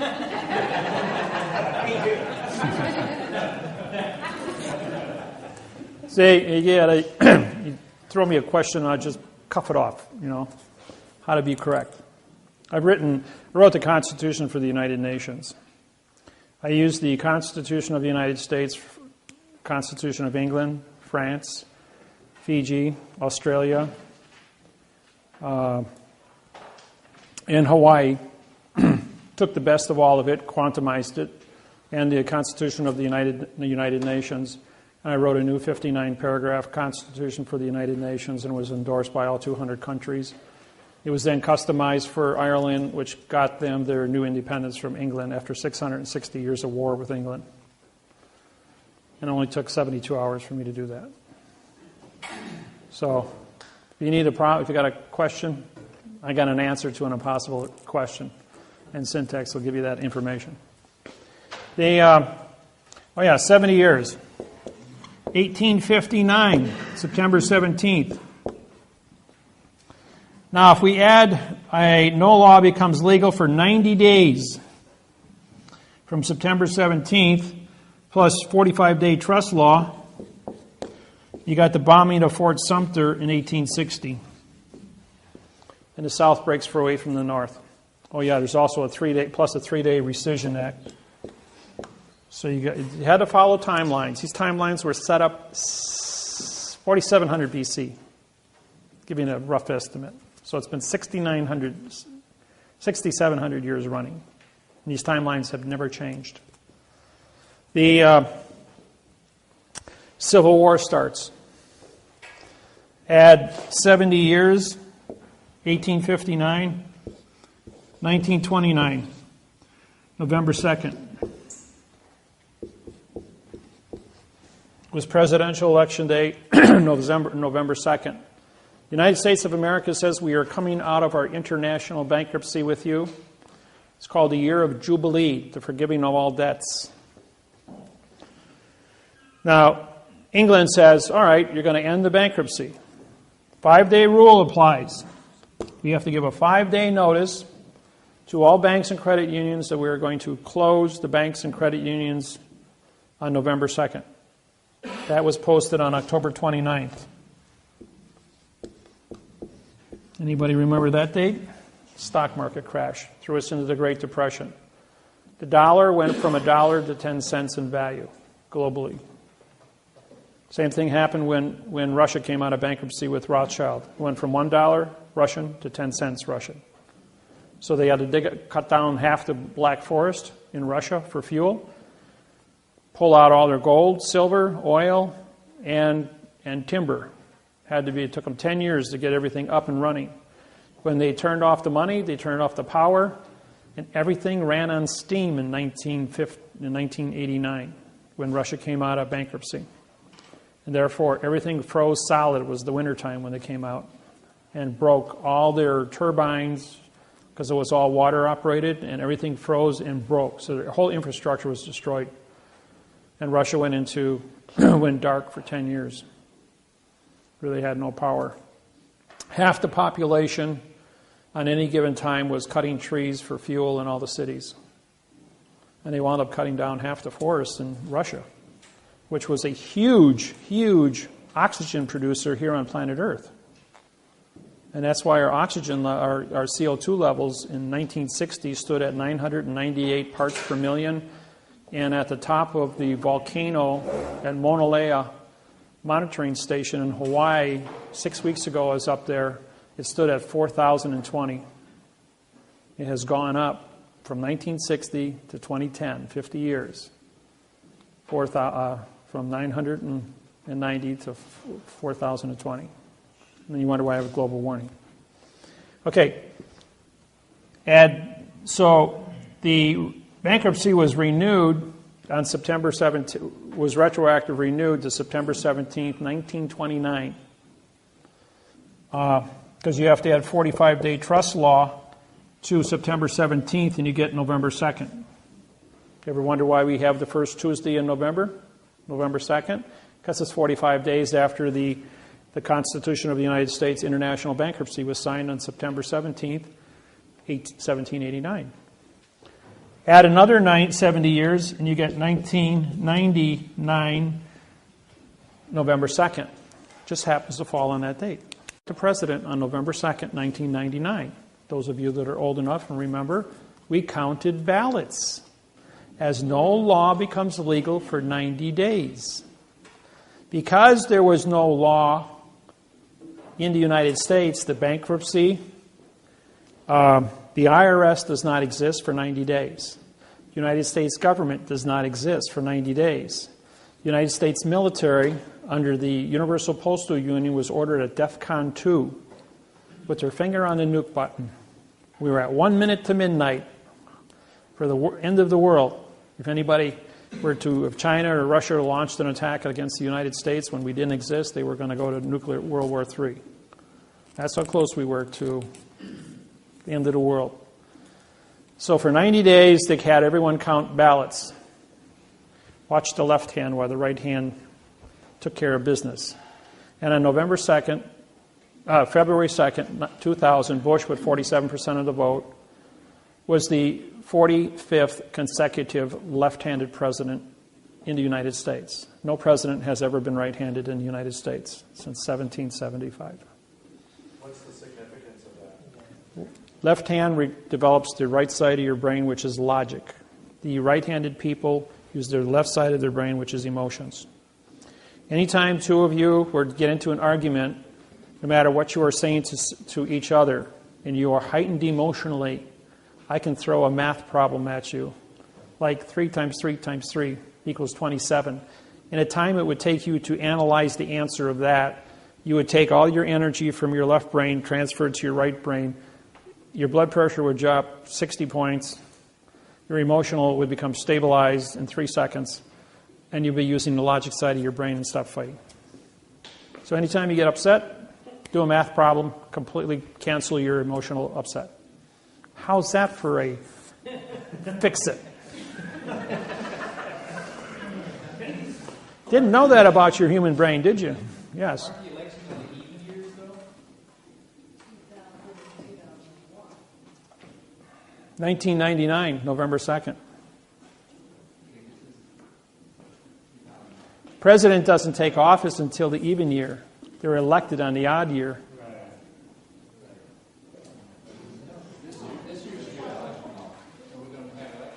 It's 2012, yes, but the president doesn't take office until 2013. No, 1999, November 2nd, was the end of the third international bankruptcy. There was no election take place that year. I mean, the election took place, but the president wasn't appointed until the 2nd of February 2000. And Bush was reinstated. This was Bill Clinton. Bill Clinton said on November 2nd he would be the last president of the United States of America. On the 2nd of February 2000, the United States of America Corporation took over. The democracy was dead. The Constitution expired. So what's the law of the land now? You're a postal employee. You carry postage stamps in your pocket. So where does the UCC fall in? UCC is copyrighted by England, has no effect on the United States. If you use copyrighted material from a foreign country on a foreign vessel in dry dock, you're babbling. because you don't have a copyright release. Only attorneys and lawyers and judges have a copyright release from England. That's why they joined the bar. If you're not a bar member, you can't practice in a foreign vessel in dry dock. So how do you capture a foreign vessel in dry dock? You don't. You create a court within a court. In other words, when you file a lawsuit with a stamp on it, it's a postage vessel. The postage vessel, when the sentence structure says, this is the document, because it came to the dock, received the docket number, and is now a document. Document contract. 2 or more people make contract. There is 2 people, your claimant and a vassalete. Document contract, postal vessel. Postage stamp on a piece of paper is vessel. It's federal, so it's a federal court venue. The word jurisdiction, people, means opinion. Don't use the word jurisdiction. Why do you think you have a jury? A jury, J-U, means no law, and R-Y is contract. It's a no-law contract. The word judge sits on a plane different than yours. Even in tribal law, whether it be the witch doctor is the judge, the king of a tribe, anywhere on the planet, a president, a dictator, they all stand on a plane to break the continuance of evidence as an actor on a stage, talking babble in adverb-verb language. Therefore, you go into an auditorium, you see a person on a stage, they are under contract to perform, you buy a ticket, which is a contract of your opinion. Your opinion is on stages. Your stages, here's the plane of the stage, and then you have your seating going up. This breaks the continuance of evidence with the stage, and you are only witnesses or opinion entities watching actors on a stage, no different in the courtroom. So the only way to engage and have your rights or whatever you're trying to do... Engage means no contract, ING. To gauge when you go in there... And that's a correct word. You do gauge a situation. Gauging means to analyze, to look at the knowledge of your environment. You're gauging the difference between right and wrong, good and evil. You're gauging the conduct of what the actors are, ACT, no contract people, because they write everything in the courtroom is in an illusion. And I'm going to put a courtroom up here in a minute and show you the tricks and the traps that are going to happen inside that. So when I go to file a document, or a doc... No, it's a document. Okay. Do I put my stamp on that document? Yes, and you sign it, making you the postmaster and then they stamp postmaster, banker, and judge authorized to transport the vessel from the street into the vessel in dry dock. You send before you walk into the courthouse to dock your vessel, you mail it registered mail to yourself. Your vessel has now been registered with the post office, which is controlled of the port authorities, which licensed the courthouse to dock its vessel on planet Earth.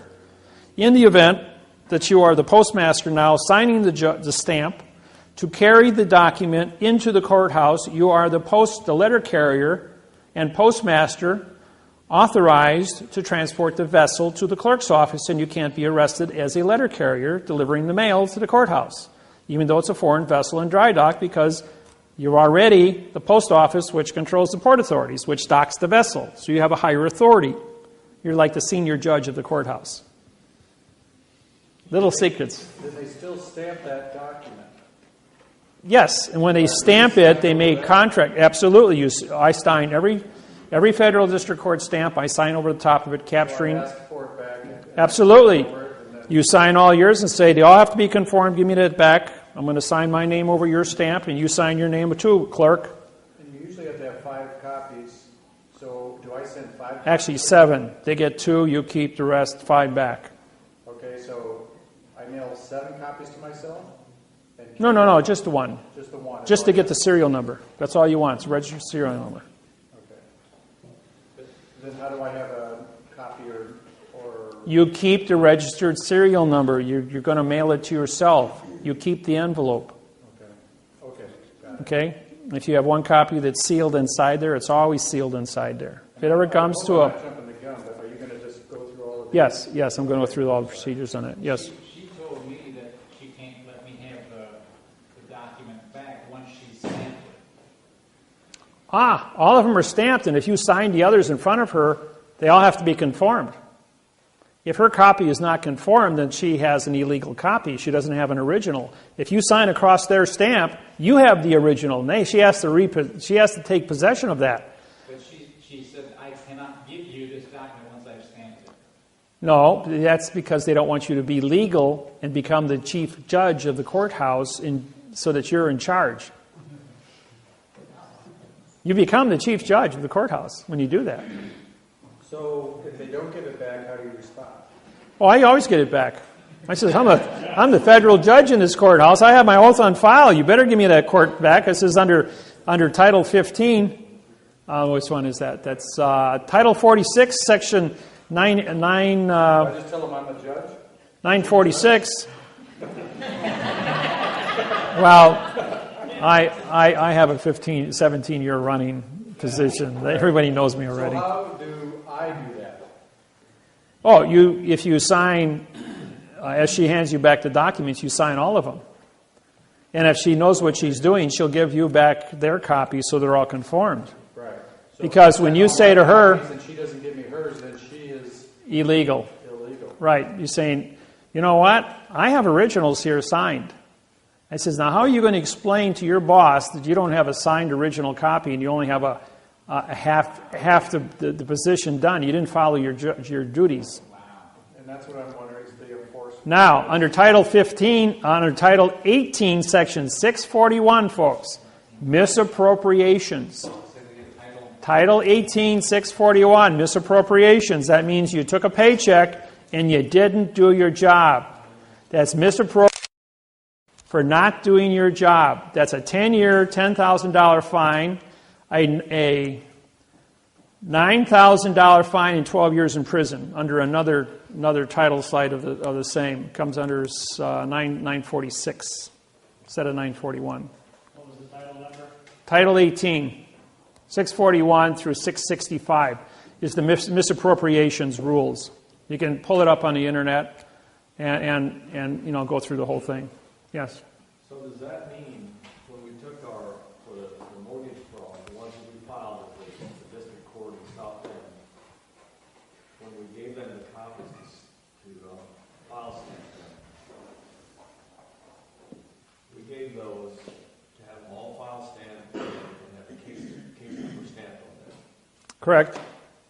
And then we took ours back and they kept theirs. Correct. So, was that correct, or was...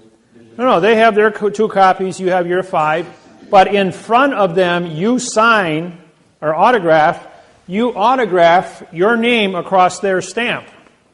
And when you autograph your name across their stamp, they have to give you back those 2 to autograph also. Otherwise, they're not in conformity. And that makes you in contract with that building, with that vessel being docked. And when she gives you a receipt for your money filing, you also sign that receipt. You sign your name across the registered mail sticker. You sign your name across the money sticker that's put on your registered mail. You sign your name across the stamp. Anything the post office gives you, you sign your name, autograph your name across it. Not sign, but autograph across that stamp. And if it ever comes to push and shove where you got to walk into court going, I'm a federal judge, I'm federal postmaster, I've signed my documents. I have the physical evidence in my possession that goes with this. This was docked at the post office before it was ported with the port authorities. The post office has jurisdiction over the port authorities. And so therefore you haven't filed protocols. In my lawsuits that I file with you as your mortgages, identify the clerk of the court on the 48th day as the federal judge of that lawsuit, because she's required or he's required, the clerk of the court is required to autograph her name or his name on that stamp as the postmaster receiving a vessel in dry dock. That's protocol. If they skip over that procedure, they're guilty of misappropriations. They can go to jail for 12 years.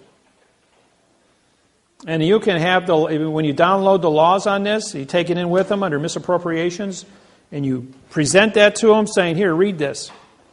See what this says? Now do exactly as I tell you. If you got a problem, you get your supervisor. You got a problem with that, you get the chief judge. You got a problem with that, call John Roberts at the United States Supreme Court. You got a federal judge here, chief federal judge can call the United States Supreme Court John Roberts. You can call Hillary Clinton, Secretary of State. Now he's Bill's counsel.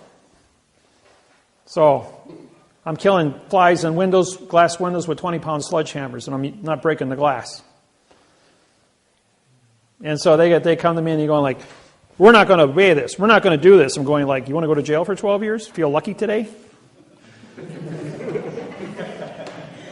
And he says, I'm the last man you want to go ahead and play games with. Right, but you can do it.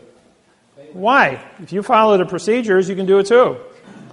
It's all about conviction. It's all about being cool and collective. Of course, I have an advantage of you guys because I don't have adrenal glands, so I don't have the jack high, jack low.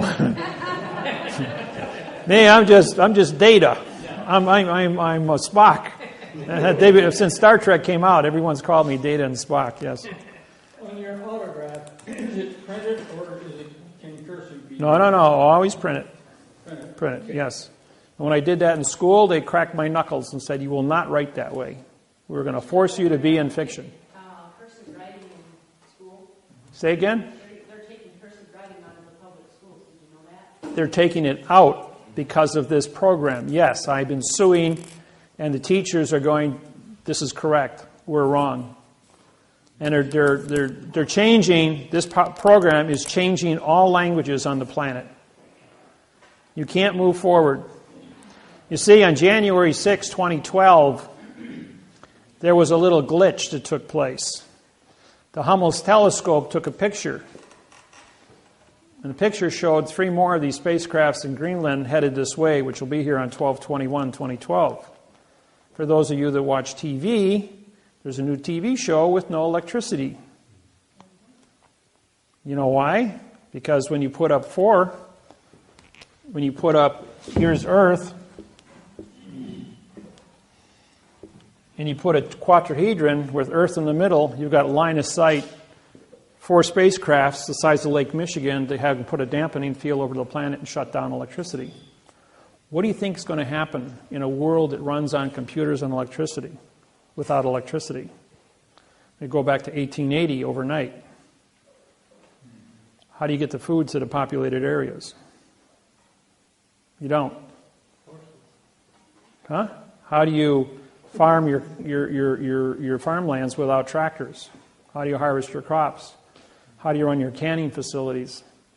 How does 8 billion people get food when there's no way to get it, move it from point A to point B outside of whatever you're capable of growing in your own garden or being able to can because you have a stove, a wood-burning stove that you can can with because you know the principles of canning. I do. I know the survival issues. I know how to make water out of thin air with nothing but a sheet of plastic. Dig a hole in the ground, put a sheet of plastic, pour dirt around it, and overnight it'll make a gallon of fresh dew water, which comes out of the ground 24 hours a day, 7 days a week, indefinitely. And you just run a little hose out, and you can pump it out of there all day long, fresh water, and have all the fresh water you need. As pure it can get, evaporating out of the earth from underwater, from the cistine.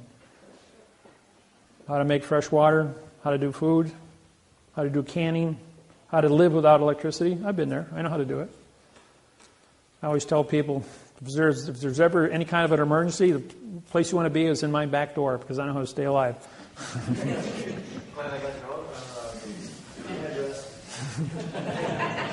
Well, it's nice as I got Lake Michigan only walking distance from my house, and that's a big lake. I got my own boat. Had my own boat building business for 8 years until the oil embargo took place in '73. Put 80% of all boat building companies out of business. Everybody copy that already? So what's going to happen December 21st? It'll be the first day of winter.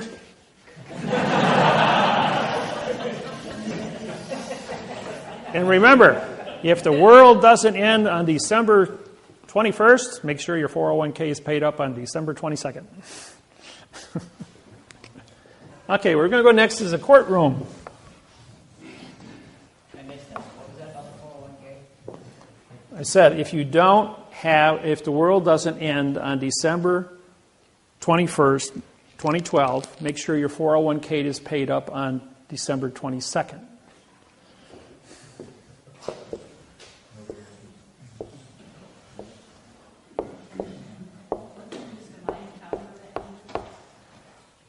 All the calendars written in the history of mankind, going all the way back to the beginning of writing, all end on 12/21/2012.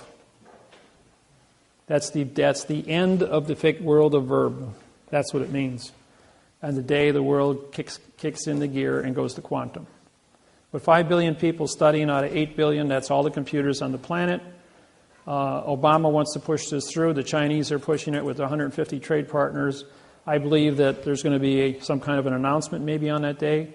That you're going to turn on the TV, get on the internet, and there's only going to be one thing you're going to see. My program, study, you got so many days before we're going to switch gears, and the world's going to change into quantum. Simple as that. So, that's just my opinion. What's that? Oh, by the way, if they put the dampening field up, batteries don't work, electricity doesn't work, solar doesn't work, wind doesn't work. The electron does not move. Where's the dampening effect coming from? Dampening field is an EM field. Just like an EM pulse will take out electrical circuitry, closed circuit information. Okay. The program on what a dampening field does, it stops electricity for electrons from moving. What would that? Who would be executing that dampening field? What's that coming from? The four UFO spaceships in a quadrahedron, which is a four-sided triangle with Earth in the middle of it, line of sight. What source is them? Why are they doing that? Where's that coming from? Well, they were here 50,000 years ago, so they created the last ice age. Now, the people that leave that spacecraft, like if you go from Greenland, Washington Monument, Yucatan Peninsula, and Easter Island, it's a straight line. They're on straight lines in nature. If you go from the Lexer Pyramid through Memphis, Tennessee Pyramid, it intersects as a straight line with the Lexer Hotel in Las Vegas, Nevada. A sphinx, a pyramid, an obelisk. A sphinx, a pyramid, an obelisk. A sphinx, a pyramid, an obelisk. If you have time,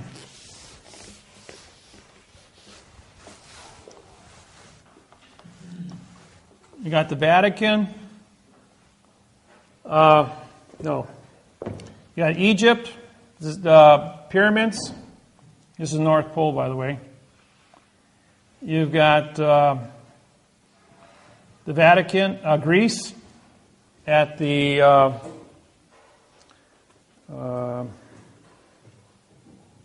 Acropolis, where there's a obelisk at the Acropolis. Vatican Square, Vatican is a clock, a seasonal clock with a obelisk in the middle of it at St. Peter's. You go to Paris, which is the church built in 300 A.D. Paris was the center of the church, Catholic Church, in 300 A.D. From there, you go to the to London at the Masonic Temple, where they have the rose line and the obelisk and the glass pyramid.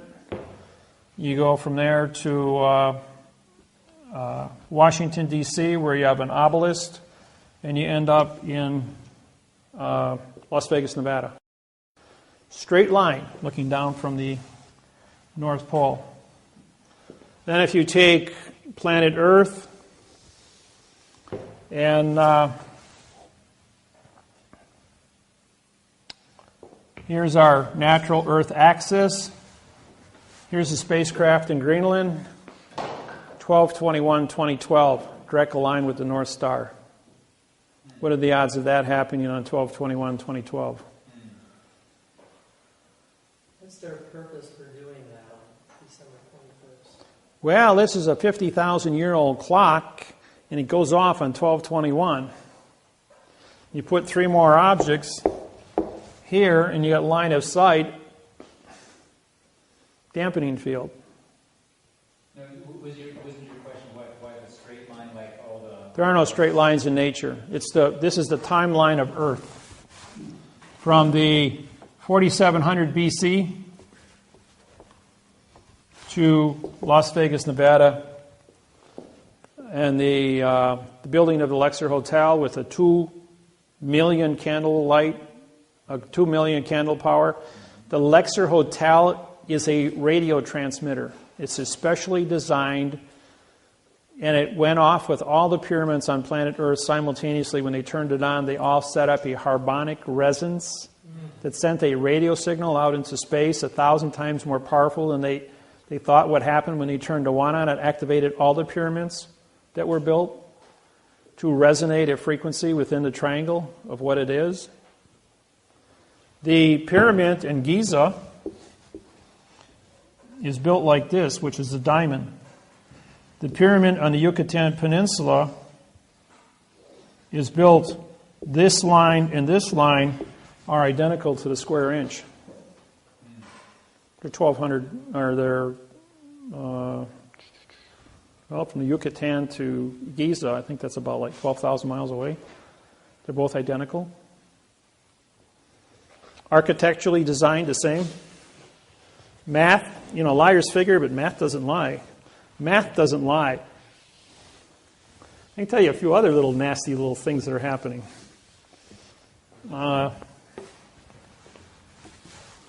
Here's planet Earth. Here's North Korea. 2 years ago, they detonated two atomic bombs, right? Those that did their homework. Okay, these things went off. It was 5 days apart.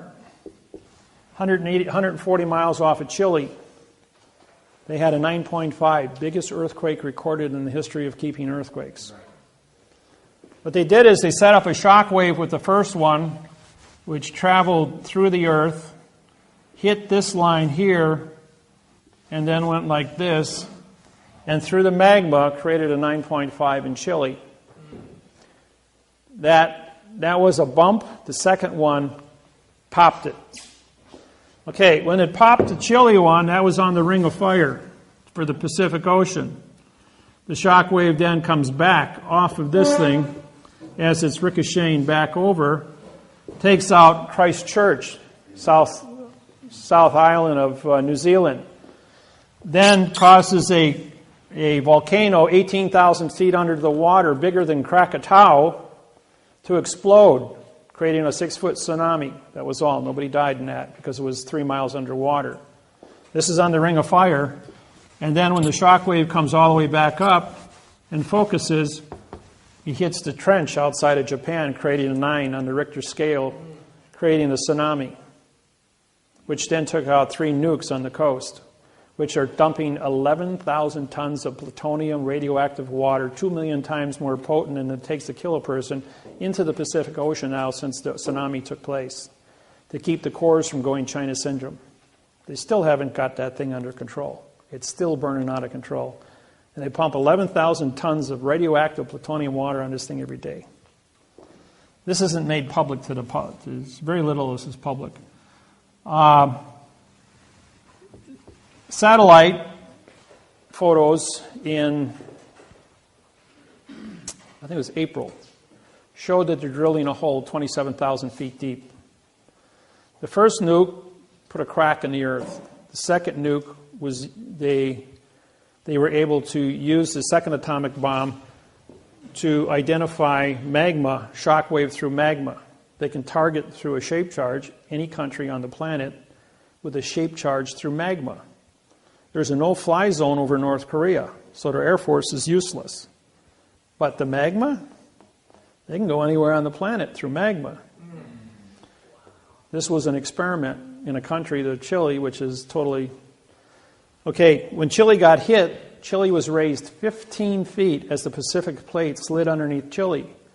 When the magma came back, it raised the Asian plate 15 feet, including the island of Japan was raised 15 feet as the Pacific plate flattened out and moved underneath. And Hawaii, which is dead center in the middle, dropped 1 foot. Hawaii has a 40,000 cubic mile magma pool underneath it, which created and Volcano National Park cracked a hole 1 mile across and created a 1,000-foot wide pool of lava that rose up 8,600 feet from the base through the mountain.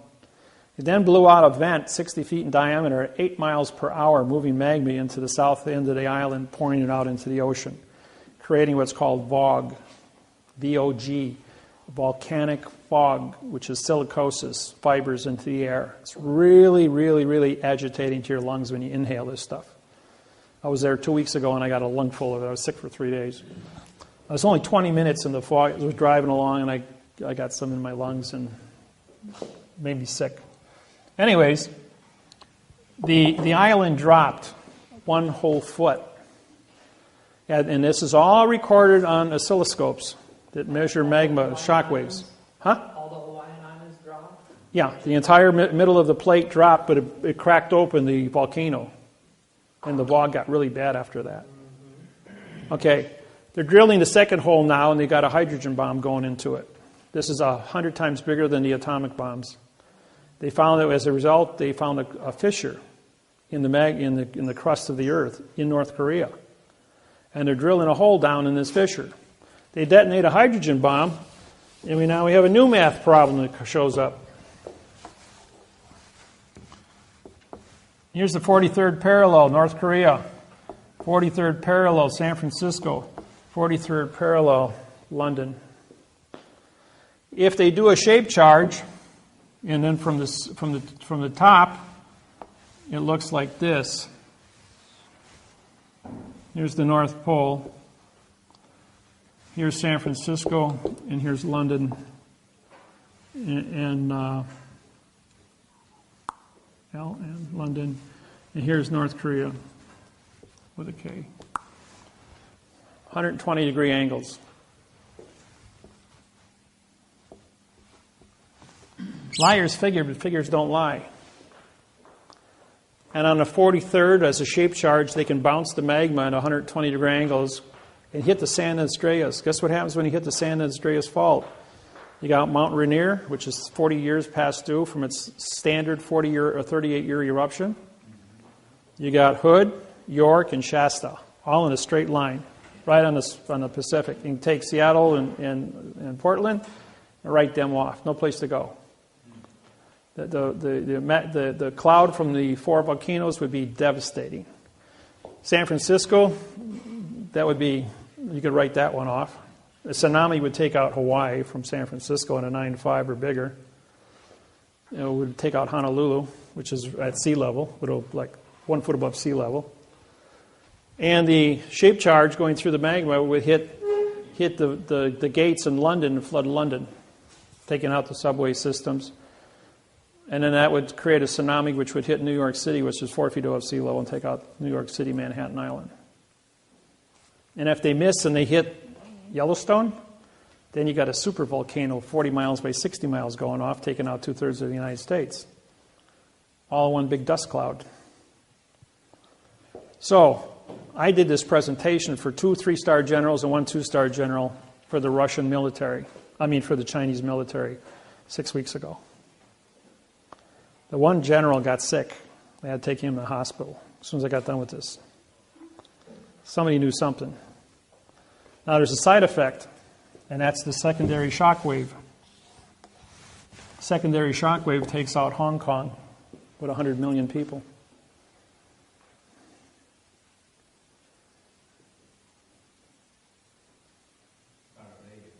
Huh? Yeah. It's also contract. What's the mindset? Who is the mindset behind all this? Well, I'm a guy that does a lot of big thinking. I deal in math, as you know. And when I start doing math, and I start drawing pictures, I start tracking all the history of mankind, the whole thing turns out to be a big math problem of straight lines all over the planet called ley lines. Turns out that E.T. going back 100,000 years, and all these ley lines where cities are built on this planet, the 8,500 years of masonry, the book that I own, and all the secrets in 8,500 years of masonry that are written down, now syntaxe, and all the mathematical procedures are brought out through that syntax. All the truths that are hidden inside that book.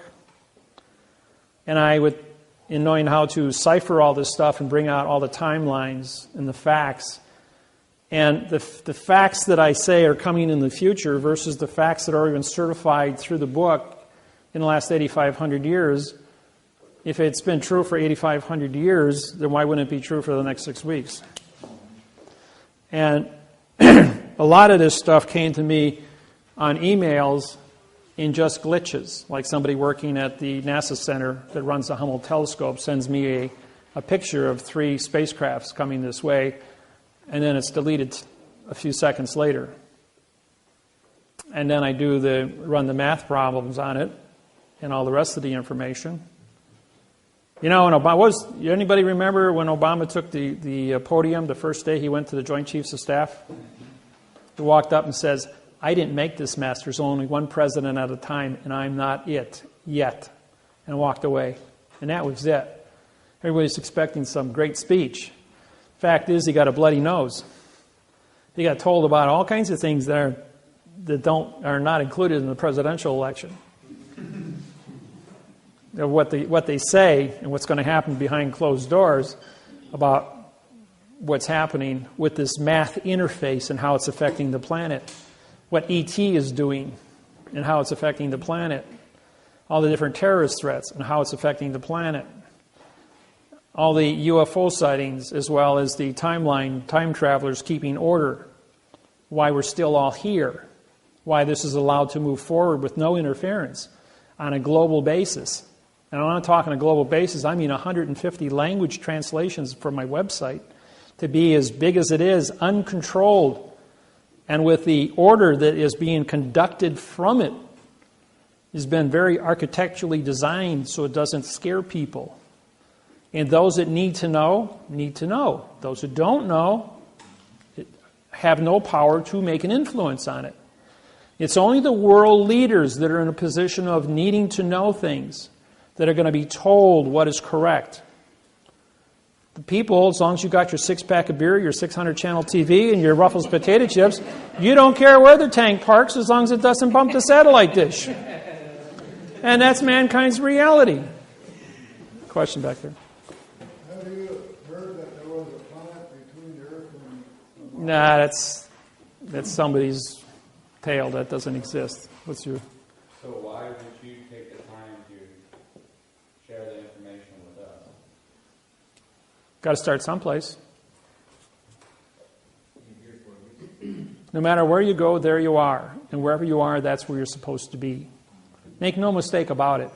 Everyone is exactly where you're supposed to be. There are things that are said here, things you hear here. You're all good people. Why shouldn't you know what's going on?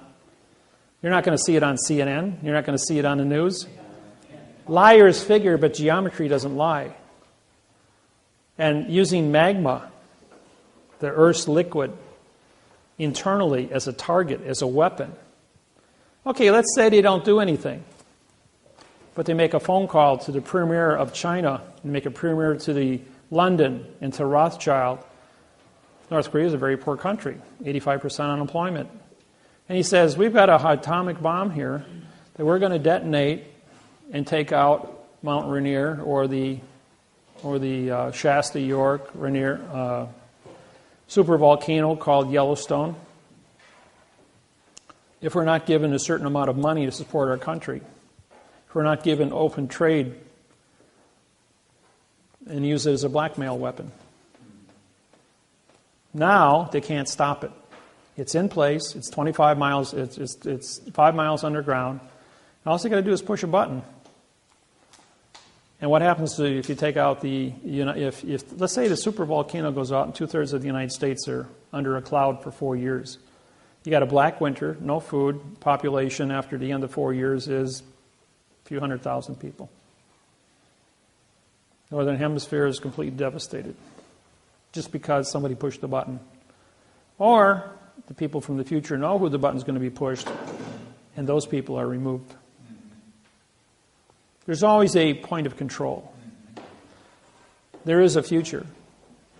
What kind of future is going to be is going to determine. It's relevant that mathematics become relevant because of ET, as well as Earth's own ability to communicate peacefully. So I go around and I teach seminars every few weeks, but these are recorded. Once this goes up on YouTube, there isn't going to be 40 people here watching. There's going to be 40 million people, 400 million people watching the same presentation on YouTube in a couple of weeks. And there's nothing like a math problem which can't be disputed, because if there's one thing everyone in this room does agree on, it's a math problem. And liars may figure, but figures don't lie. And there's no such thing as a straight line in nature. So therefore, somebody has engineered something that it's not supposed to be. And if you engineer something, then you better be pretty responsible for, if you screwed it up when you engineered it, you're going to be fingered at. If you engineer it and you do it correct, you're going to be honored for it. You see? So yeah, I'm being responsible. And yes, this will go up on YouTube. And it will be viewed. And how long did it take for Michael Jackson to know, for the world, for every single person who owns a computer on planet Earth to know that Michael Jackson died? 15 minutes.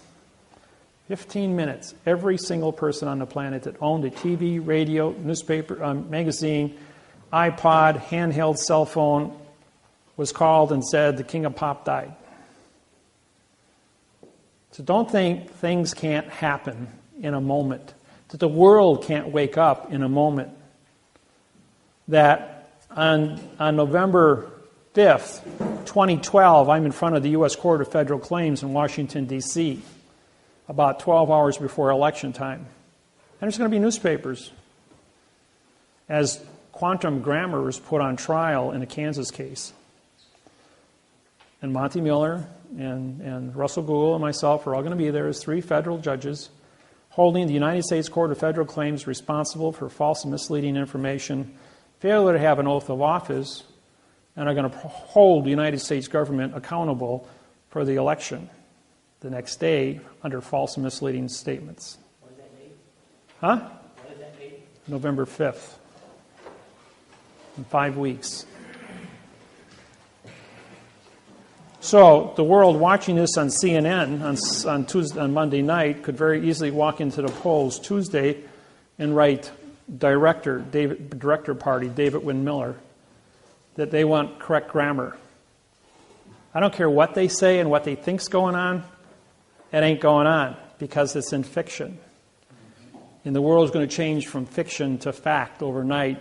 And by December 21st, the world of fiction will be made announcement on the world in all languages that this stops today, that we fix it. No more wars. You can't bring an argument to another human being if you're going to talk in verb. Get your contracts right or go home.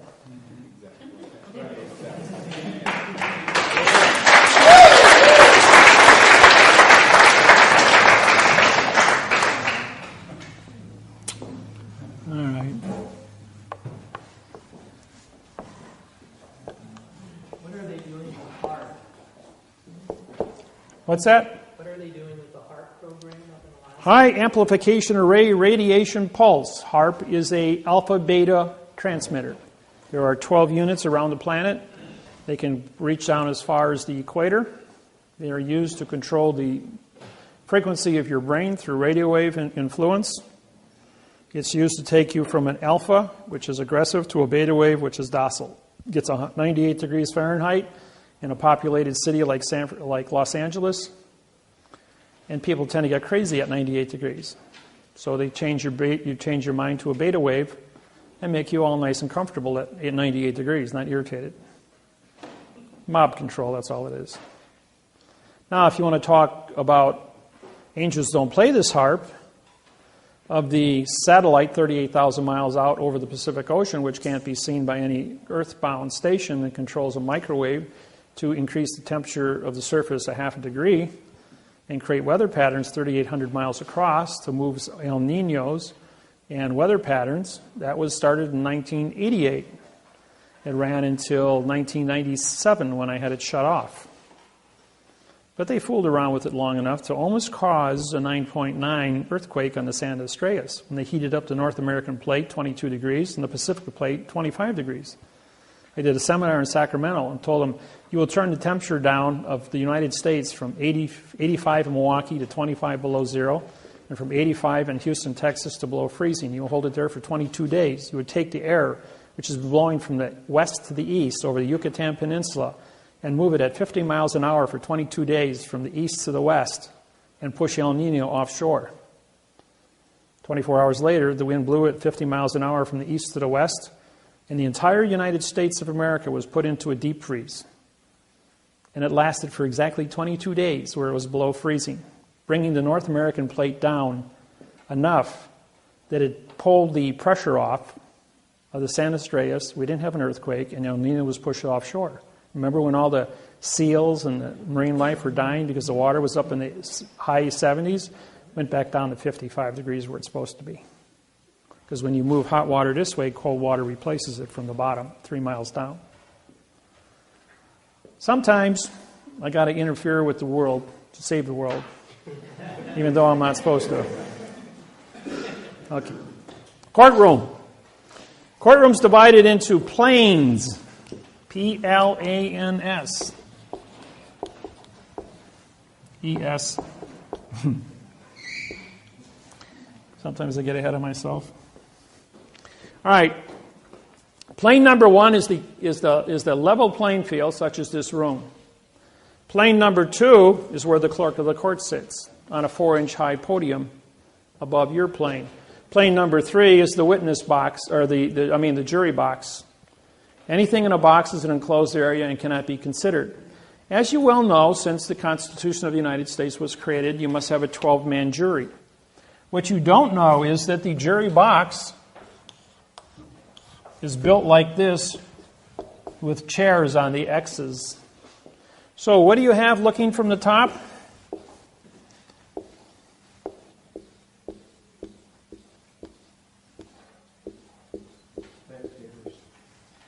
You have 2 petite juries of 6 people each, which is illegal. The continuance of evidence of the peanut gallery are divided. So the jury is in a box, and JU means no law, and RY is contract. They are a no-law contract of an illusion. Henceforth, they have no value whatsoever. Never ask for a jury trial because a jury doesn't have a clue how to read and write above a second grade reading level. That's why it's a no-law contract.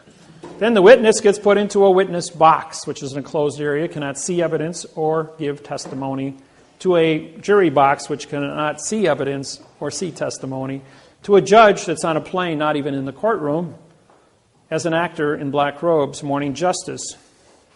And justice, J-U, equals no law. S equals speak. T-I equals title. And C-E equals judge. This is Latin. Judge title speaks no law. And what's the first word you guys do in your anger?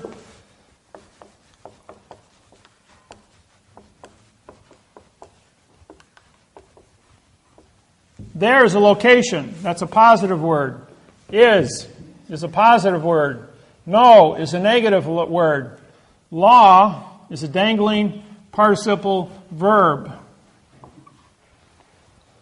So what happens? There is plus and plus, now pointing towards no to be positive, making law a negative, because no is still a negative. So therefore the word no law or fact shall be tried in court. By your own confessions, people, you go, there is no. There's no such thing as a no. Because you can't perform a negative condition of performance. But if you say there is no, what do I have in my hand? Nothing. You just made nothing a fact. Now I can prosecute you with nothing. Well, you just walked right into that trap. Don't feel bad. No one's ever gotten past it. Everyone steps in the trap. Let's see how close up attention you are.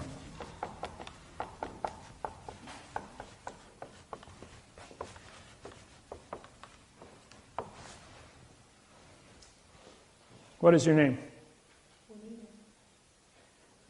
No. I'm a judge. I said, what is your name?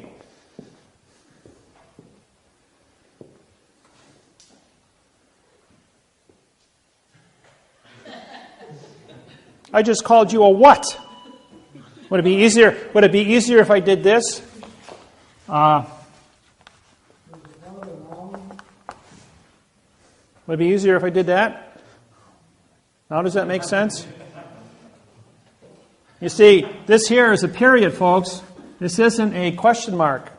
That means, what is your name? You see a question mark hanging above me? Yeah.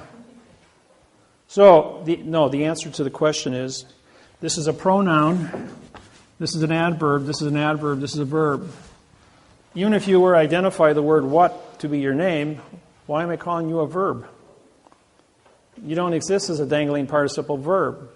The answer is, this is the answer to the question, what is your name? You identify syntax. You say, well, what is a pronoun? This is an adverb, yours is an adverb, and name is a verb.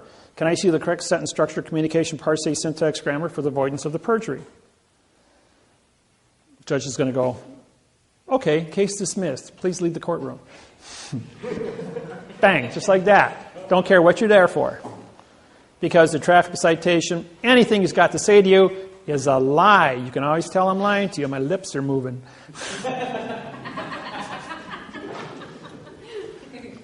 Hey, it's a fact, folks. So anytime you go through a stop sign and you get a ticket, you could use that argument in court. Well, actually, I won a case. I said, Mr. Police Officer, would you please come up? He goes, yes. He says, you testified that I went through the stop sign. I said, you just said I went through the stop sign. I says, what does the stop sign look like? So 8 sides, painted red and white, made of metal. How do I occupy the same space as a stop sign? How can I go through it? As two objects can't occupy the same space at the same time. This is a fraudulent statement. And this is a pronoun, adverb, verb, adverb, adjective, pronoun. Can I see the correct sentence structure, communication, parse, syntax, grammar for the avoidance of the perjury? Judge goes, you can't go through a stop sign. And yes, that is a correct statement. And yes, this is a fraudulent statement. And you committed fraud under Title 15, Section 1692E and Title 18, 1001. Fictitious conveyance of grammar and false and misleading statements.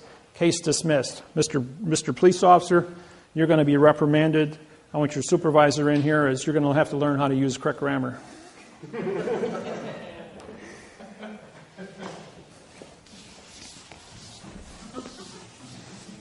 You see, these are all tricks and traps, little things that are hidden in plain view right in front of you. And all the little things that go on right in front of you that you don't even understand.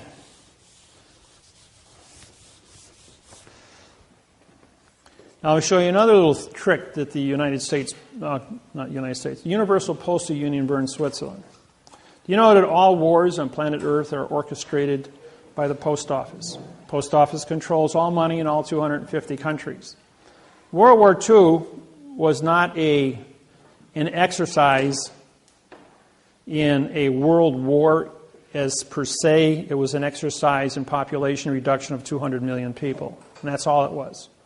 The planet was not ready to support 8 billion people in 2012. If World War II didn't take place, we would have hit 8 billion people in probably 1970, where there wasn't technology or production capabilities of feeding, so people would have been dying globally in mass units. Millions of people would have been dying at a time from starvation, rather than having a controlled issue.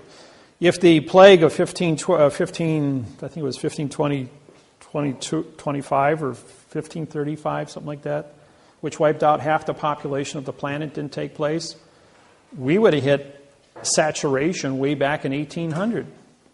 And then there would have been a mass destruction. When I was in, it was in high school. I think it was 11th grade. About 17 years old. We did an experiment. Took a 4-ounce potato, put it in a 2-gallon fruit jar with 2 fruit flies. In 30 days, we had 50,000 fruit flies and no potato. On the 31st day, we had no fruit flies and no potato. The point is, you can expand out of existence all at the same time. You can go out and go fishing, which, if anybody's ever done this, and you put like 30 bluegills in a 5-gallon pail. And in 1 minute, all 30 bluegills die of suffocation. At the same time, they're all gone. When the oxygen runs out, they all perish. Well, the same thing is true with the things that are happening on this planet about what orchestrates. So we're going to take you back into history, to Hawaii, which is a cause and effect. 1848, King Kamehameha makes a proclamation that if Hawaiians are dead, are off the land for 20 years, the land is free for settlement. And being Hawaii is the center of the Pacific, it's very important. In 1800, the population of Hawaii was 2 million Hawaiians. In 1829, there was 34,000 Hawaiians left alive. In 34 years, they all died from whooping cough, tuberculosis, typhoid, smallpox, measles, mumps, chickenpox, all of our childhood diseases. As the Hawaiian Islands were isolated, Cook shows up in 1789, comes back in 1800 with Bishop, and because the world knows that Hawaii exists and they start sailing there, they bring all the diseases of Europe and the United States, and in 34 years, 99% of all Hawaiians are dead from genocide by germ warfare. And so the Hawaiian population is so small, based on its size, that there's King Kamehameha in 1848 nationalizes the entire island under the Bishop's Trust, putting all the remaining choice lands into the Hawaiian Kingdom. Now, 1/3 of the Hawaiian Islands was given to the Philippines, 1/3 to China, 1/3 to Japan, because they were the dominant population at the time in the Hawaiian Islands. And in the Hawaiian Islands themselves, the Hawaiians kept all the choice farmlands. With that said, China declares Hawaii to be part of their country. Japan declares Hawaii to be part of theirs, and so do the Philippines. The United States took over in I'll get to that in a few minutes. The United States Postal Service shows the Universal Postal Union, better known as the UPU. If you want to go and study this, upu.com is what you type in your computer, Universal Postal Union, and you can get a history lesson off of Wikipedia, which will show you what's going on. Some of this stuff was never made public. I uncovered it, and quite by accident on the 6th of January, and was able to certify how World War II was conducted. In 22nd of October, 1871, the Hawaii files bankruptcy. Now, under the words of damage, no damage becomes legal, and under maritime law of commerce, which falls into the Maritime salvage claim, Title 46.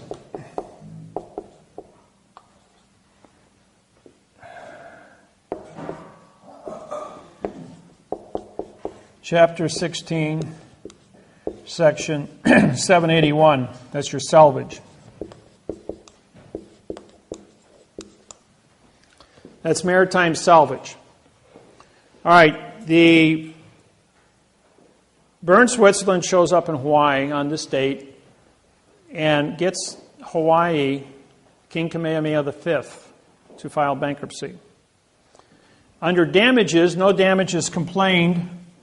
So this is the 22nd of October, 1872, plus 45-day trust law and 3-day grace period is the 6th of December, 1872. Guess what happens on that date? King Kamehameha V, the last reigning monarch of the Hawaiian Islands, is assassinated by poison and dies. The Hawaiian Masons, because he is a 34-degree Mason, being that he is the reigning king and monarch, activates the 20-year moratorium that if you are dead or off the land, because he's responsible for all the land in Hawaii. Add 45 days to December 6th, and you get, plus the 3-day Rescissions Act, and you get the 17th of January, 1873, plus 20 years is 1893. January 17th, 1893, the United States military shows up. The commander of the warship is a postmaster, ordering the postmaster of Hawaiian Islands to take over the Iolani Palace and capture the Hawaiian Islands, putting the Hawaiian Islands into United States territory. Queen Iolani then writes a cursive letter, an adverb verb, to complain. But as the Queen of Hawaii in 1893, she's also a 34-degree Eastern Star. And when you join the Masons or Eastern Star, you surrender your king, queen, presidential, or director's position and are now work for the Masons as a postmaster. And guess what's right across the street from the Iolani Palace? Postmaster, Lodge number 1 for the Masons, the Post Office of Hawaiian Islands, Immigrations, Customs, and the Supreme Court of Hawaii, all in the same room.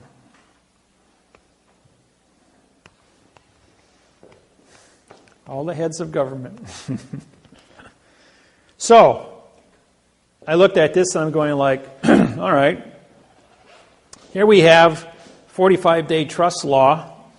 1-year damages was vacated. 45 trust law and 3-day grace period allows them to assassinate him. Plus 45 days and 3-day grace period allows them to take over, plus the 20-year moratorium, capture the Hawaiian Islands. All done by timetables. Now let's work backwards from this. As we know, that bankruptcy is a 70-year international condition, plus a 45-day trust law. If you add 45 years and 3-day lemon law, you get 7 December 1941, bombing of Pearl Harbor. The Japanese Post Office declared war on the United States Postal Service in Honolulu, Hawaii. It was a postmaster-to-postmaster war. Only post office vessels, which are all military planes and military ships, carried the mail between the United States and the Hawaiian Islands. The Hawaiian Islands was under military control from 1893 under the United States Postal Service, folks, not the United States government. The government is the post office. The President of the United States, pre-simulation indenture, appoints a Postmaster General who controls all branches of government, CIA, FBI, police, fire, every branch of government, Homeland Security, Department of Interior, Department of Forestry. Everything on planet in the United States is controlled by the post office. The post office in all other countries is also controlled by, controls all branches of governments. The directors, the presidents, the kings, the queens are no more than puppets working for the postmaster. Because the postmaster controls the treasury, who prints the money, controls the military, and that's how the world runs. You want a new world order? It was established On the 22nd of October, on the 22nd of October, 1871, was a New World Order. It was set in motion by the Post Office. New World Order has been here for 140 years.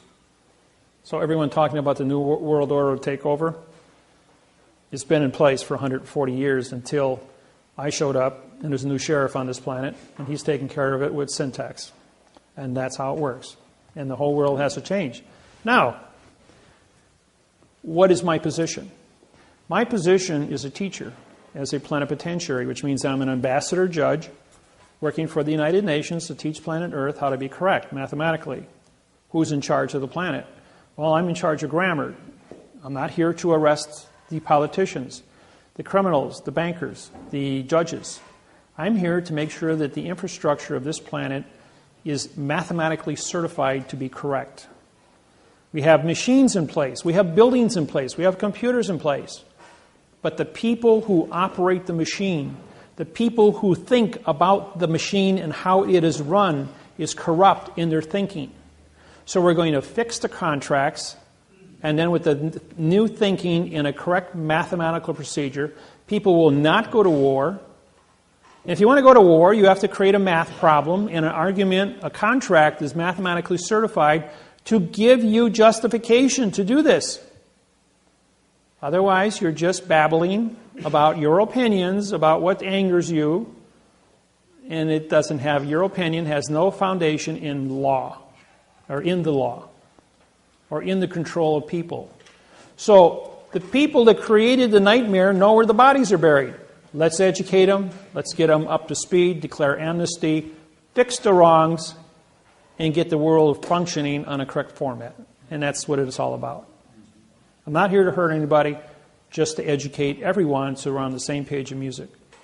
So when you look at a politician who stands up and he talks to you in quantum grammar, you understand what he's saying. He's not lying to you. And he can actually write a treaty, write a trust, write a contract, write a constitution, so that you absolutely know what it means, that 3 plus 3 equals 6. Not that we're going to play games that 2 plus 2 equals 4 with 100 different definitions. And it's only up to the subjective interpretation of an individual's ability to hoodwink you, or trick you, or make you think one thing and do something else to you. Or pass it so we know what's in it. Yeah. So you had a question? Well, I was just going to say, to finish the bomb, the atomic bomb on World War Oh, Postmaster.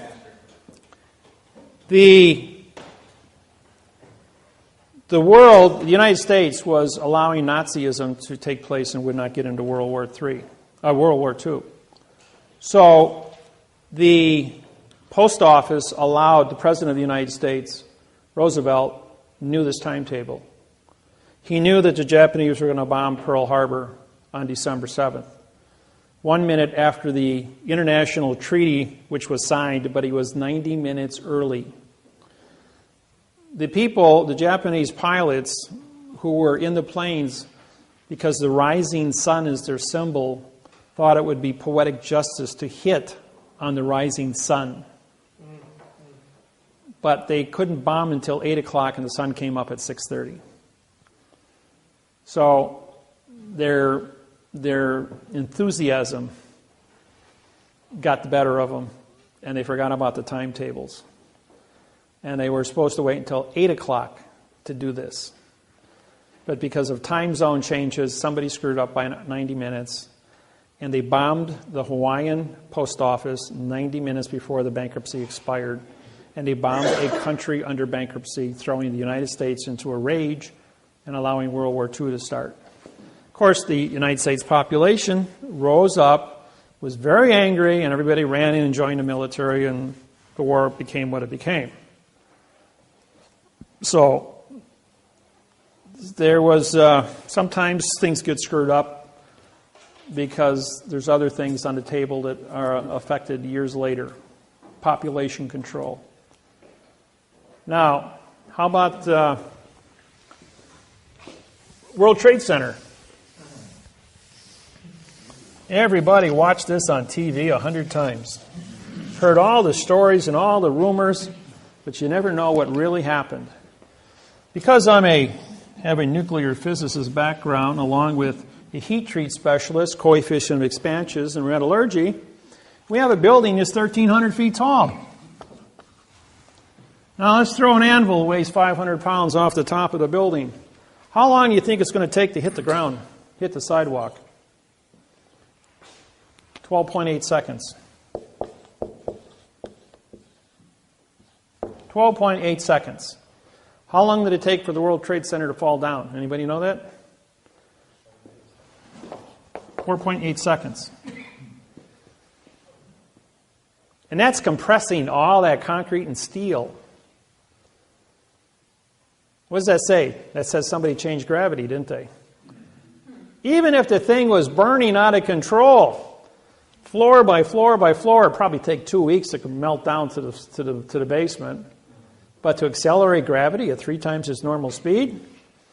Now, I put this presentation on national television in 11 states for an hour with the blessings from physics professors and demolition experts from mining all over the United States. When they saw the presentation privately, they then said, put this on national television because this is the rest of the story that people don't know about. Now, when you core detonate the World Trade Center with C4. Now, in 1988, I told you I wrote the mathematical procedures to prove that all steel is plastic. Okay, there's a little thing called an iron molecule. And being that I'm a metallurgist, here is a cube. In the center of a cube, below 1650 degrees, you have one nuclei. It's called an iron molecule. When you heat that above 1650 degrees, it becomes what's known as a face center cube molecule, and now you have 6 nuclei.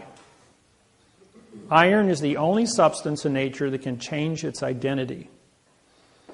Once it becomes a 6 face-centered cube nuclei, this is now plastic. Red steel. Cherry red steel. Just like plastic. Tie it in knots, beat it with a hammer, make swords out of it. Anything you want. Heat glass at 2200 degrees and it's liquid. Pour it in anything you want, cool it off, you got glass. Take plastic at room temperature, tie it in knots, you got your plastic bottles, nice and flexible, doesn't break. Cool. Concrete. Pour that concrete block, it's liquid with lime, heated to 1780 degrees. As it cures, 22 minutes later, it turns into plastic. And the chemical reaction becomes epoxy resin. And then in a little less than probably 20 minutes, it turns from epoxy into concrete, and it goes into a center cube, making hard brick. So concrete, steel, and glass are all plastic. They all have a coefficient of expansion of 6.3. Anybody want to guess what the coefficient of your plastic soda water bottle is there? 6.3.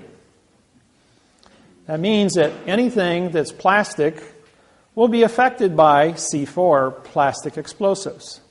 So you core detonate the building with C4 plastic, or thermite, which is a 6.3 also. When it detonates, it creates a bubble, 1,300 feet in diameter. When C4 detonates, it creates a shock wave of 85,000 roughly 85,000 pounds per square inch pressure. All of you that watched the video, this is a 400-foot wide building. The debris field is 850 feet wide above the building when it's still in a static position. Watch the video. The building is standing there and you've got a debris field 550 feet beyond the 400-foot center line. So it's 850 feet in a half second. That's 1,600 feet per second. That's a good acceleration equal to a bullet, or equivalent to a C4 detonation. Every building within a half a mile of the World Trade Center had its windows exploded out at that exact second. And what's the one thing you saw in the air? Instantly, when the building was still, when this was going on, what was completely surrounding the building? Paper. Paper was airborne instantly all over the building. How did all that paper get 1,000 feet away from the building in 1 second. Where did it come from? Well, at the exact second of the core detonation of the World Trade Center, what you were looking at was not a concrete, steel, and glass building. What you were looking at was smoke. Not not molecules of concrete, steel, and glass, but atoms of concrete, steel, and glass. Paper is not affected by a 6.3 detonation. Only concrete, steel, and glass turn into smoke. And so you've got a static pile here of smoke. Now, has anyone ever seen the hydrogen bomb explosion on Discovery or National Geographic's pictures? And you see little balls. Those balls are called plasma. Plasma is the same thing that causes sunspots on the sun. When a C4 detonation takes place, you have plasma balls that are formed throughout the building. These are electromagnetic eddies that are created. Anything within a plasma ball will not be affected by the 6.3 coefficient of expansion of a C4 detonation, which only affects concrete, steel, and glass. So at this exact second, when this building is exposed to this, you have all these heavy chunks of steel in here, but they're also subject to the change in the gravity well. The gravity well collapses in 4.8 seconds, pulling the entire debris field right into a real nice pile in the basement. One thing that they didn't tell you was there was 8 buildings, 40 stories tall, that surround the World Trade Center. It all fell down. That were caught inside the electromagnetic bubble. They weren't on fire, but they all collapsed just the same with the World Trade Center because they were inside the electromagnetic pulse of the C4 detonation. So plastic affected plastic and pulled this whole thing down into a nice, neat pile. Now, if you look at the video, you'll see that here's Long Island, here's the World Trade Center, and here's a big white cloud of asbestos. The entire World Trade Center is insulated with asbestos. 50,000 people a day work in the World Trade Center. 50,000 people for 30 years exposed to asbestos insulation. Anybody want to guess at what the lawsuits would be worth over a 30-year period? In the trillions of dollars against the United States government. Who owns the World Trade Center? New York City Port Authorities. Who owns the New York City Port Authorities? United States Department of Transportation. Who is owned by the United States Postal Service? Who owns the Treasury? Who owns the Pentagon? Who owns the military? Jeez, it's all kind of coming back to roast on the Treasury, on the post office, isn't it? So now you've got this big cloud of asbestos, and 3 million New Yorkers are exposed to raw asbestos that's just been blasted away into real nice fine particles by 85,000 pound per square inch blast wave. Coefficient of expansion of asbestos is not 6.3. It's only blown into a free atmosphere, not into an atom format. So therefore, this here becomes a death trap for everyone exposed. Now, 50,000 people a day work, but only 3,850 people were in the building because everybody was told to stay home. Both planes, when you run the video back and you look at them, did not have windows. They were drones. Where did all the people go that supposedly left Boston? Never heard from again. Out into the Atlantic and ditched. And this was a controlled issue by drones. And we have drone technology. There's over 12,000 drones in Iraq right now. So these things, liars figure. But this little number here, figures don't lie. And being a heat treat specialist with a nuclear background can tell you that this was created by 186 men of special forces who deal with demolition. The basement of the World Trade Center was blasted out. What do you think's below the World Trade Center? Heavy rails, called the subway system. They blew the basement floors out and dumped all the gold onto the subway rails, and they disappeared. Not to be found yet. Somewhere.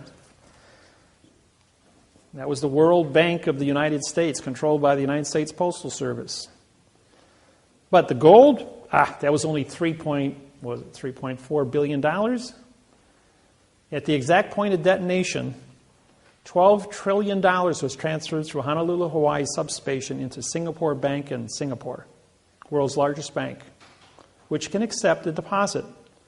How much money does it cost to conduct a war in Afghanistan and Iraq? $500 billion a year.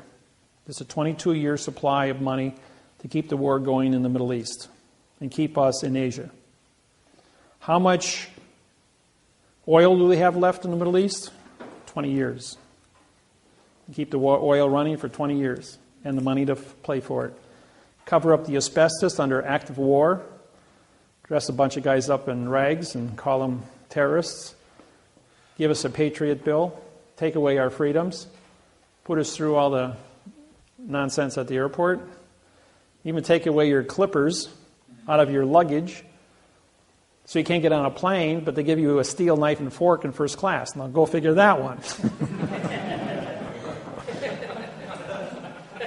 I kid you not, folks. I'm a 1400 flight flyer. So, the plasma balls protect the steel and concrete, which are then analyzed to be 100% metallurgically correct. Except both buildings are missing 50,000 tons of matter, which floated away in the cloud as atoms of smoke on the wind.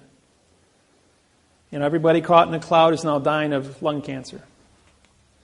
But because this is an act of war, they can't sue for medical help from the United States Social Security Service. And what did the United States do? They sued to give up your freedoms, to join the United States of America Corporation and go into a guise, G-O-I-S-E, of protection and give up all your civil rights. Now, mandamus has been canceled because it's written in adverb verb. Your freedoms, as far as having a warrant to enter search warrants, have been nullified because the laws are written in adverb verb. They're using my technology to disqualify all the protections you had, and PRO means no of tectus contract, all the no contracts you had.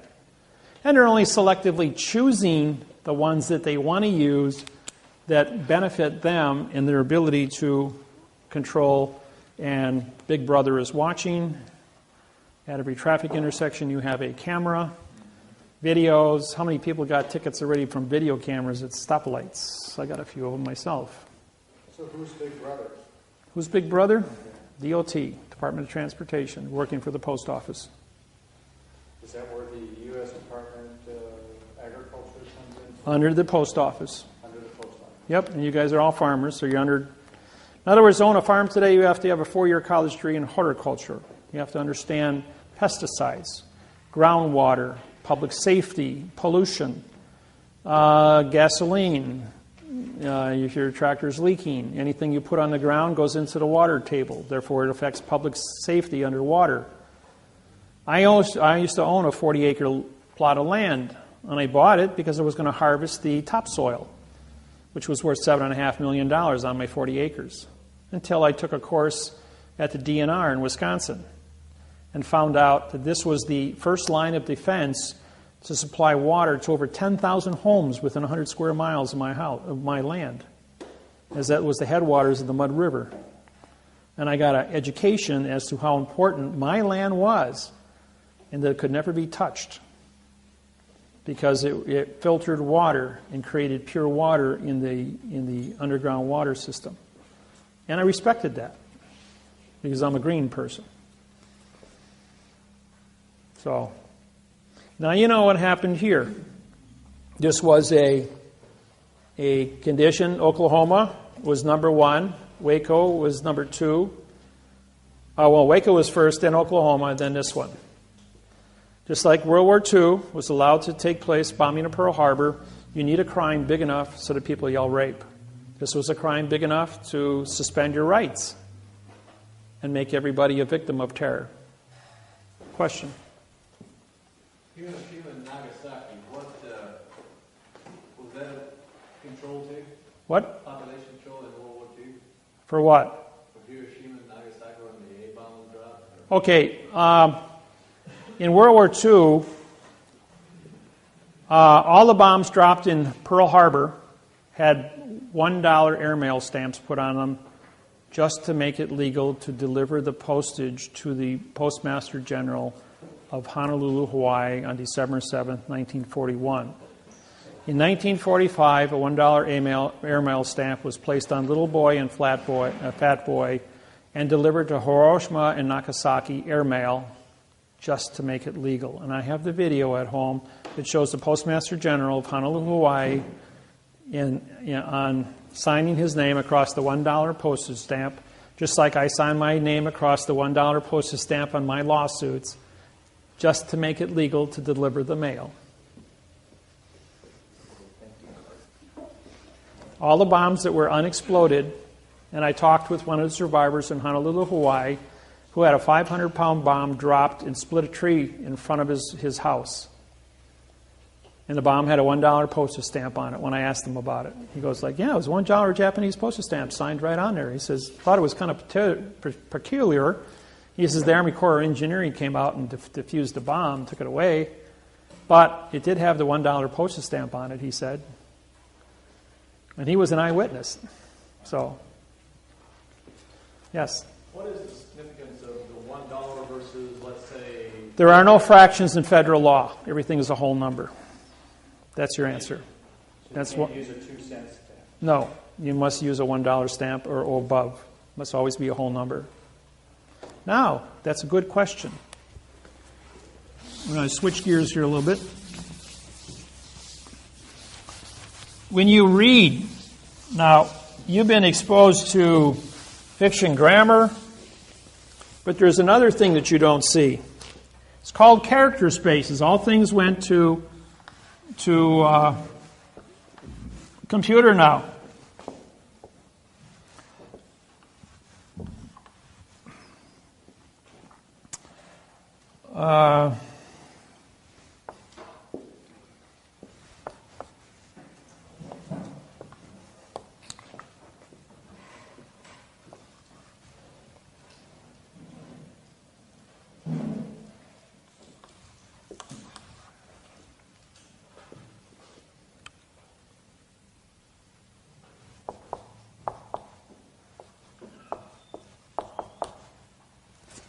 No, wait, that's, yeah. My spacing is wrong.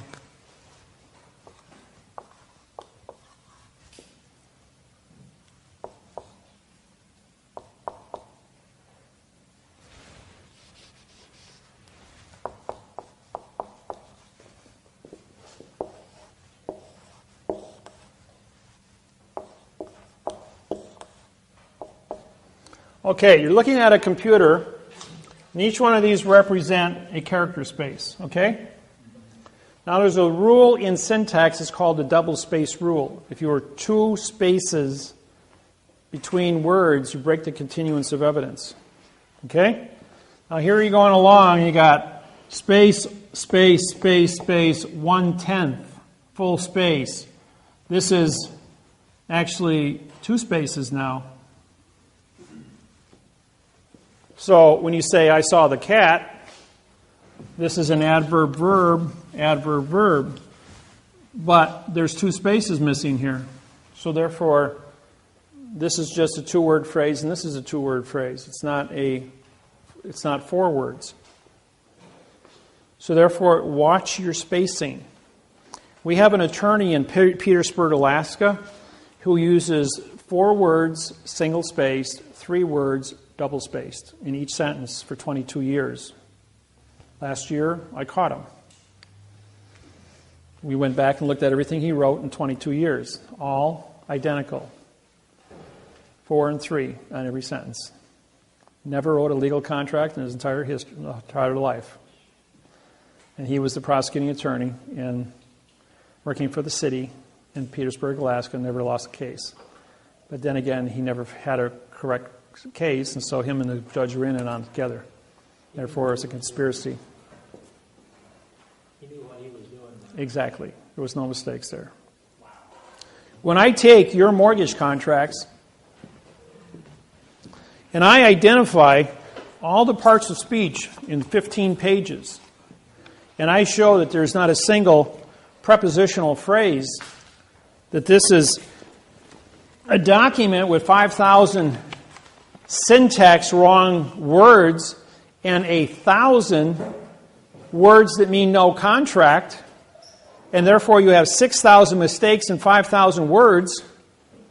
This is like building a space shuttle to go to the moon. It's an engineering exercise on 64 million mortgages.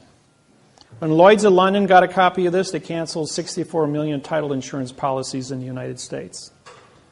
If I'm blowing smoke, then what's the world doing canceling the United States contracts across the board, shutting down the mortgage industry?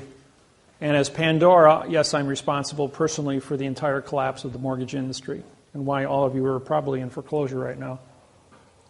What does Bernankes deal with $40 billion per month? $40 billion, that's nothing. But is that tied to this mortgage, to the syntaxing thing? No, he's just trying to put a Band-Aid on something, saying we're going to buy up all your bad paper. Now, for the mortgage people, and this goes with that.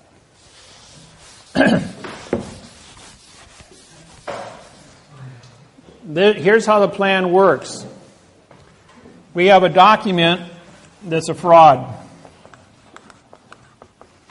And this is an autograph, this is a confession. As you know, the bank did not sign any of your mortgages.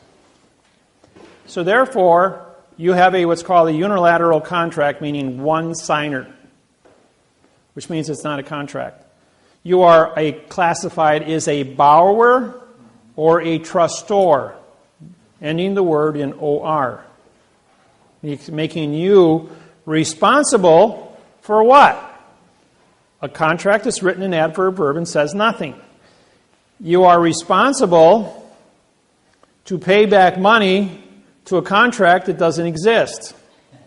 All the money listed on the document is in a parentheses. So if we have quotation marks, a parentheses, square brackets, or we write in italics.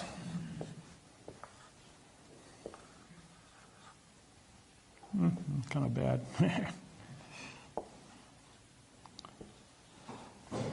Or if we write on an angle called italics, it means it's removed from the paper and it's blank, which is the condition of all your cases.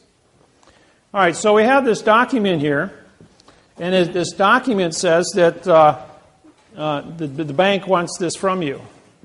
But he never signed it. So can I prosecute this individual? Well, I don't have a victim yet. You guys have become victims, but only after the fact. Those that are all current in your mortgage payments, you still are sitting on bad paper, but nobody's taking responsibility for it. You've paid, kept your mouth shut, the bank's kept their mouth shut, and you just keep paying. Well, that's cool.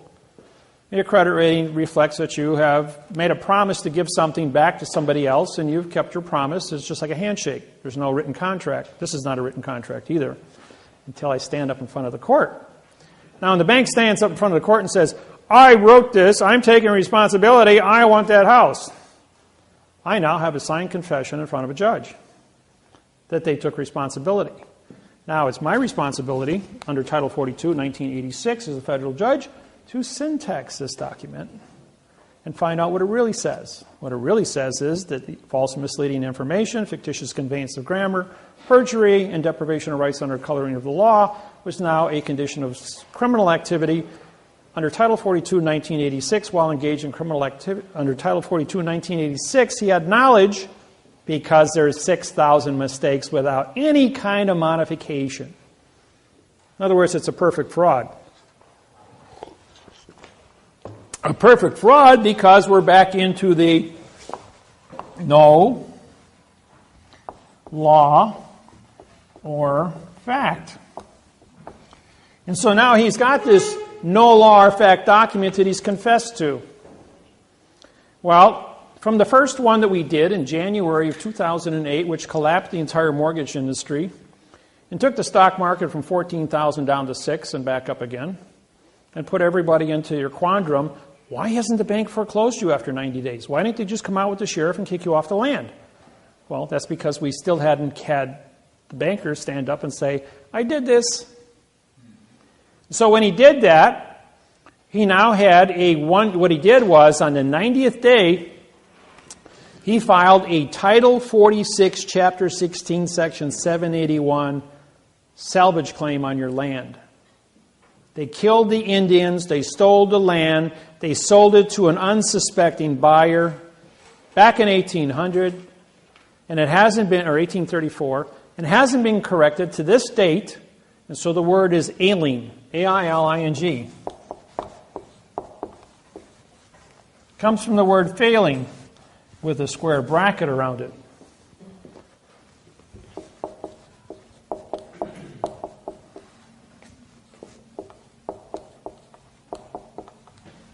Better known as the Federal Rules of Civil Procedure 12b-6.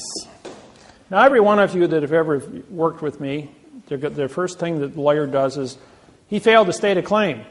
Okay, what that says is pronoun, adverb, future time, verb, adverb, verb, which means you didn't use a verb in your document. You actually sued them with correct facts, using forensic evidence with a signed confession from the bank who stood up and said, I wrote this. Now, I have permission as a federal judge under Title 42, 1986 to prosecute this individual for false misleading information. So, all the people that have filed these lawsuits since January 2008, they're stonewalled. We want more information. We want interrogatories. We want affidavits. We want a smoking gun. We want. The point is, the word interrogatory, INT, means no contract. Affidavit, AFF, vowel two consonants, means no contract.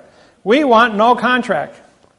We want you to participate in nonsense for 3.5 years of no contract to keep you into a verb fiction. Which means as long as you say nothing about nothing, you can't prosecute nothing with nothing. Which part of no don't you understand, the N or the O? Okay. Now that this fraud has been perpetrated, we go ahead and say, well, I have the signed confession here, and the bank won't settle, and the court won't settle. They're going like, well, the lawyers all, both sides, want more and more information. Well, in the U.S. Attorney's Office in California, they said, well, we've got to find out who wrote this. I says, well, first off, this is owned by a corporation. A corporation is a dead entity, just like this piece of paper is a dead entity, is a vessel in dry dock. Even though you have a president and a vice president and a director of a corporation, who is this individual? He is not a living, thinking entity. He is a corporate trustee. Trustees are created by paper documents. There is no living person to look at. You only have a machine run by a set of rules and regulations. That machine creates the trustee and tells the trustee what to do. But all the language is written in fiction. So what is the subjective interpretation of nothing? Well, at some point here, we have to come to a settlement. So how do we get these people how do we get the machine, the corporation, to sit down and confess to a U.S. Attorney's Office that, yeah, we're responsible, yeah, this was engineered as a lie, yeah, somebody's got to pay. Well, the fine is $25 million times 64 million homes. That's $400 trillion. That's pretty big check to write. The United States Treasury is $17 trillion in debt. The United States Treasury might be $17 trillion in debt, but the United States banking industry has stolen $700 trillion from the United States Treasury in the last 84 years. So what do they do with all that money? Where's it sitting? Well, it's sitting offshore. It's sitting in trusts. It's accumulating interest. And the bank owes the United States government $400 trillion. That's according to just for the mortgages. That's only for 64 million mortgages. That's not counting all the industry, corporations, licensing bureaus, Department of Transportation, and everything else. So this is a really big number, probably $1,000 trillion. Point is, we're only going to deal with the mortgages right now. So I said to the bank, I says, well, the U.S. Attorney though says we can't get past, we've been in court 3.5 years now and we can't move forward. They want more and more and more information. I says, all right, would you like me to settle this? The guy says, no one's been able to settle it. What are we going to do? I says, I'll fix it. So I made a deal with Chase, Bank of America, Wells Fargo, and Citibank. Brought all the boys in. Sat down and said, hey, you know, guys, you wrote this. I syntaxed it. I have a signed confession in my hand. He says, well, we didn't sign it. There's no signature on there. I says, yeah, but you stood up in court and you held it up and said, I want your house. When you did that, you confessed. And I've got all of your confessions. Because, after all, I have a lawsuit that says here you want their house for not paying the bill. So therefore, you held this up and confessed to it. Now I have a signature signed in front of a judge. And now you're liable. We can't pay that. You'll bankrupt all the courts. All the banks will go bankrupt. Not true. Okay, in this hand here, you've got a $25 million check. Now, you're going to confess that you wrote this. You're going to pay $25 million to the Justice Department. The Justice Department is going to get $17.5 million of the penalty, and the whistleblower is going to get $7.5 million for every one of these confessions.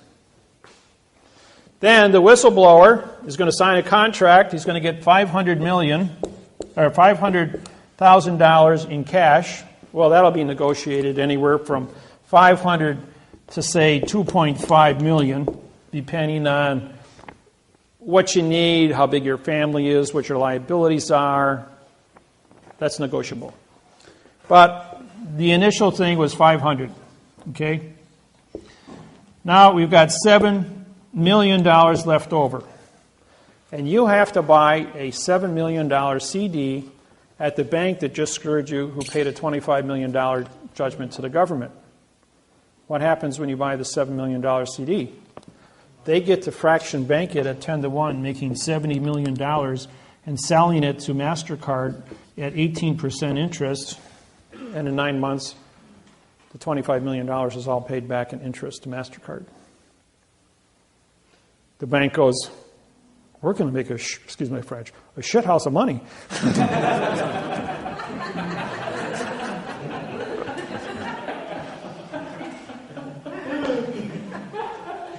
And the bank, 10 days later, walked into Kamala Harris's office and said, we got a check here for $26 billion.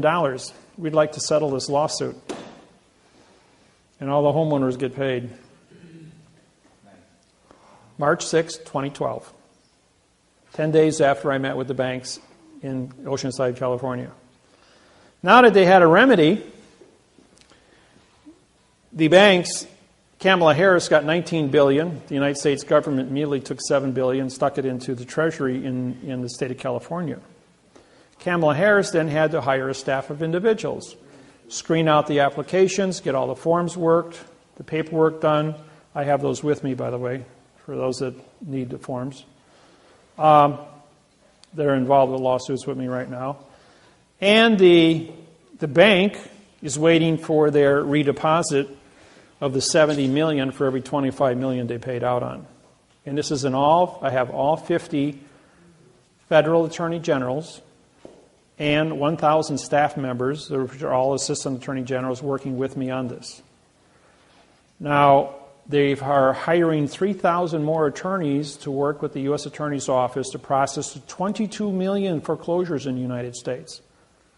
When you divide 22 million by 4,000 attorneys, that's going to take a while, especially with all the paperwork involved.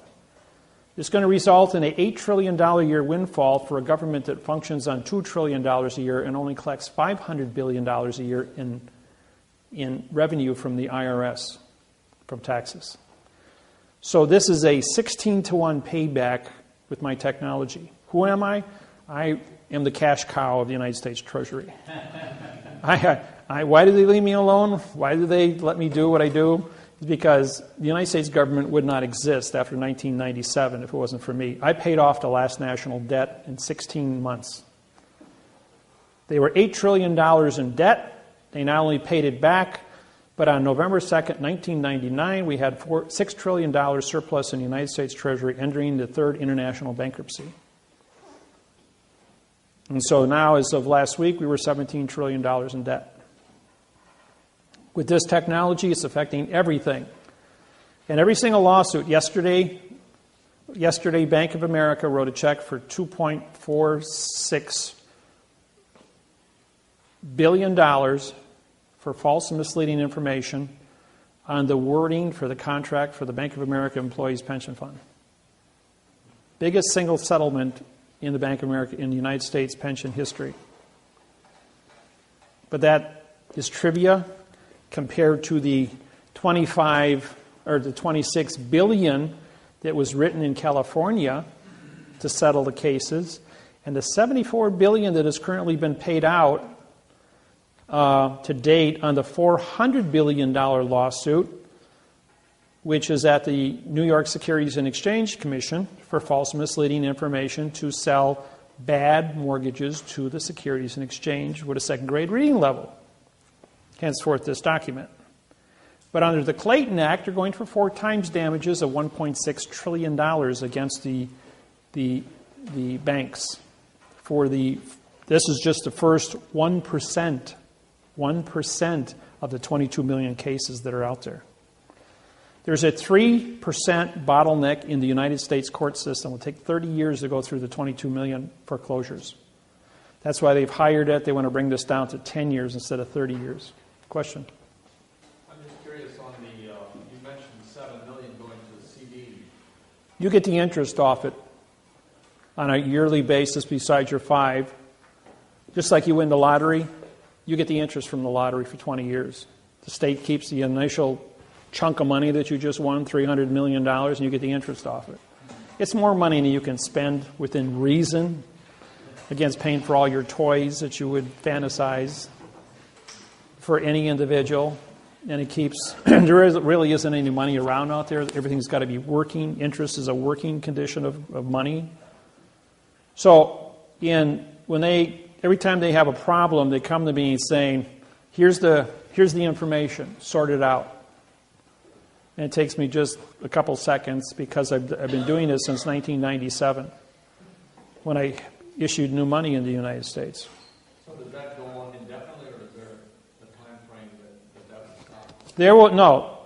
There will always be a condition of foreclosure. There will always be people in bad luck. There will always be, the new contracts, however, have to be written in a new parsé syntax grammar. I'm referring to the 7 million CD that I get personally. No, that'll be just a 10-year contract. 10 year. Okay. That you'll have a one-time payout at the end of 10 years. That'll give them a time to, they may bill out MasterCard at, I think it's currently is 14.6%, giving you a 7% commission off of that. 7 times 7 is 49, so that's $500,000 a year for 10 years on top of that, and then a windfall of 7 at the end, which would be reasonable. The bank makes $70 million off the top of that at a 10-to-1 fraction, where they're only paying you paying you the face value of 7, but actually collecting on 63 million all the interest. See? Give me time to gear up and get used to the cash flow before I get. Yeah, I'm sure McDonald's will appreciate you. Yes. But basically, with that all being said, then these banks, they're not going to fight. Right. In other words, the banks will say, "Oh, you finally caught me. Okay, yeah, I confess. No prison, and we're going to go ahead and negotiate this plan. You guys win. The federal government gets $17.5 million. They win. The IRS. Now, everyone, you're entitled to your minimum wage, $8 an hour. You work 8,700 hours a year on your property to guard the home and the farm. At minimum wage, that's $87,400 a year for the husband and the wife. Anybody on title. Times the amount of years you've owned the property. And under the Clayton Act, it's 4 times that. Then your down payment on the property, if you refinanced, the value of the house you put up for the refinance is the down payment times 4. So it's not a $500,000 property. It was refinanced at 7. The $500,000 value that was refinanced now becomes 4 times at $2 million. So we're talking about a few extra bucks here. Okay, this is taxable income. This goes to, you have your caretaker fees, then you have 4 times your damages. Now the Rescissions Act stipulates under Title 15, Section 1636A, that you must give a 3-day notice that you're going to engage in a false and misleading mortgage contract with only one person signing. That didn't happen in all 22 million or 64 million foreclosures. And the Title 15, Section 1639A stipulates that if they didn't stop and correct the mistake within 3 years of the mortgage refinance, that they are liable to return all the interest to you since the first day. And under the rescissions, under the Clayton Act, you get 4 times the interest paid in. Those you can pull off your IRS forms that you filed with the taxes. These numbers are then calculated by you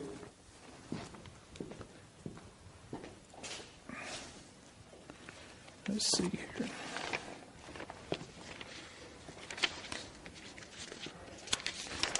And this is the form that the United States government created. Well, it's not the real form. This form was originally written in adverb verb. The form was because you are filing quantum lawsuits to get paid because you have forensic evidence of fraudulent grammar and fraud that's been perpetrated on you. This was also engineered as a fraud so the United States government could keep all of the money, because on the bottom here it says under Title 15, Section 1692E, if you use false and misleading information on this document, you now are vacating your position to collect. And Title 18, 1001, fictitious conveyance of grammar. So if you file a quantum in this hand but file a false claim on this hand, you vacate this claim and you don't get paid anything, and the government gets to keep the whole $25 million for themselves. So I syntaxed this and wrote a brand new form in quantum grammar using the correct parse syntax grammar and filled in all the spaces with the correct parse syntax grammar. Now, if I ask you a question, what is the address of your property? ADD, no rest, which means I just said, what is your no contract property? And you answer me. Therefore, you've stepped onto a landmine. If I ask you, what is the location? If I made the statement, for the location of the property is with the claim of the claimant. That's a correct statement. Now I gave you a location and I made you a claimant. Gold miners didn't file mortgages. They didn't file deeds of trust. They filed claims for their property. And gold was an authority. So therefore, I quantumized this in now time to match your quantumized lawsuit as a quantumized claim. United States Attorney's Office got this. We have a collection agency with Tyrone, Tyrone, Williams out of Arkansas. Now, the first 4 collection agencies that we had hired were threatened with concrete overtures. They dropped out. Tyrone Williams was also approached with the same argument. So I intervened. I said to the U.S. Attorney's Office, this is quantum. You're going to get $17.5 million for every lawsuit I wrote. Based on 4 times damages, the average person is going to get $3 million. The government's going to take 1.5 for the IRS. Trustees are going to be paid. Anybody in bankruptcy right now, the bankruptcy trustee is going to be presented with this formula. The bankruptcy trustee is going to see that, one, you're going to get a windfall of $7 million, or whatever. In the case of bankruptcy, you will get a check to discharge all your debts, pay off everything. And whatever's left over will wind up being refinanced this way, plus whatever monies you need to be comfortable. This over here goes to the IRS. I don't know about the IRS liability of this. But if you add this to this, the average lawsuit I write is a $20 million windfall for the United States government. Now the judge says to me, we're going to dismiss this. This is gobbledygook. This makes no sense whatsoever. I said to the judge, I says, you know, Your Honor, I'm here in Honolulu, Hawaii, as judge in front of Judge Kern. I got 22 people here. I'm a claimant in all the lawsuits. I says, $25 million a pop, plus $3 million for the IRS. That's $28 million a pop. I says, I don't know what your pay grade is. I says, but you start costing the government $28 million for every person sitting here, times 22, that's $1.4 billion. You're not going to have a job very long. I recuse myself. Well, before I get kind of getting ahead there. After I said that to him, he says, who are you? How dare you talk to me like that? I held up my oath of office and says, I'm the Chief Federal Judge of the Hawaiian Islands, and I believe I have a warrant for your arrest over here. And right then and there, he recuses himself and he walks out of the courtroom. Well, in comes another judge, Kobayashi. I want appearances. So I gave my name, and first thing out of my mouth was, I says, I saw you standing in the door, so I heard you. I know you heard what what Judge Kern just heard. I says, and I looked at my list and says, I believe I have a warrant for your arrest. And he ran out of the courtroom too. Then Judge Mulloway, she's the chief federal judge of district court in Hawaii. She comes walking in. I know you don't have an arrest warrant for me, she says. She says, because I was appointed by President Obama just last year. This is all fair enough, you know. I'm still the chief federal judge here, and you're a district court judge. I says, oh, by the way, I have your oath of office here. It's written in adverb verb, so therefore you're not a chief federal judge. You're not any kind of a judge. You're just an actor in black robes. I don't care who you are. I don't care what person's name is in this courtroom. If David Miller's name is on there, I want you in this courtroom on April 12th, 2012, at 9 o'clock in the morning. So all 22 of us showed up on April 12th, 9 o'clock, and I walked in the courthouse and got 6 marshals standing in front of me. Judge Miller, do you have your credentials? I says, yep, here's my oath of office, here's my warrants. Are you here to arrest our judges? I'm going, no, I'm just here to go to court. I've got a 9 o'clock appointment upstairs. This is, would you guys like to come with me? He says, well, yeah. He says, we're going to have to. He says, we have orders to accompany you when you enter the building for everyone's protection.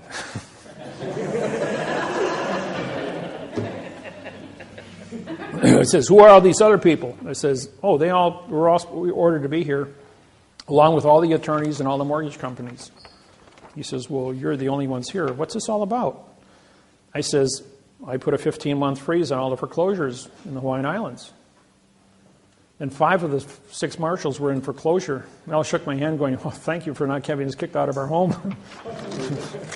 So they were all in my, I said, would you guys like to come upstairs with me? So we all tiptoed upstairs in Kern's office.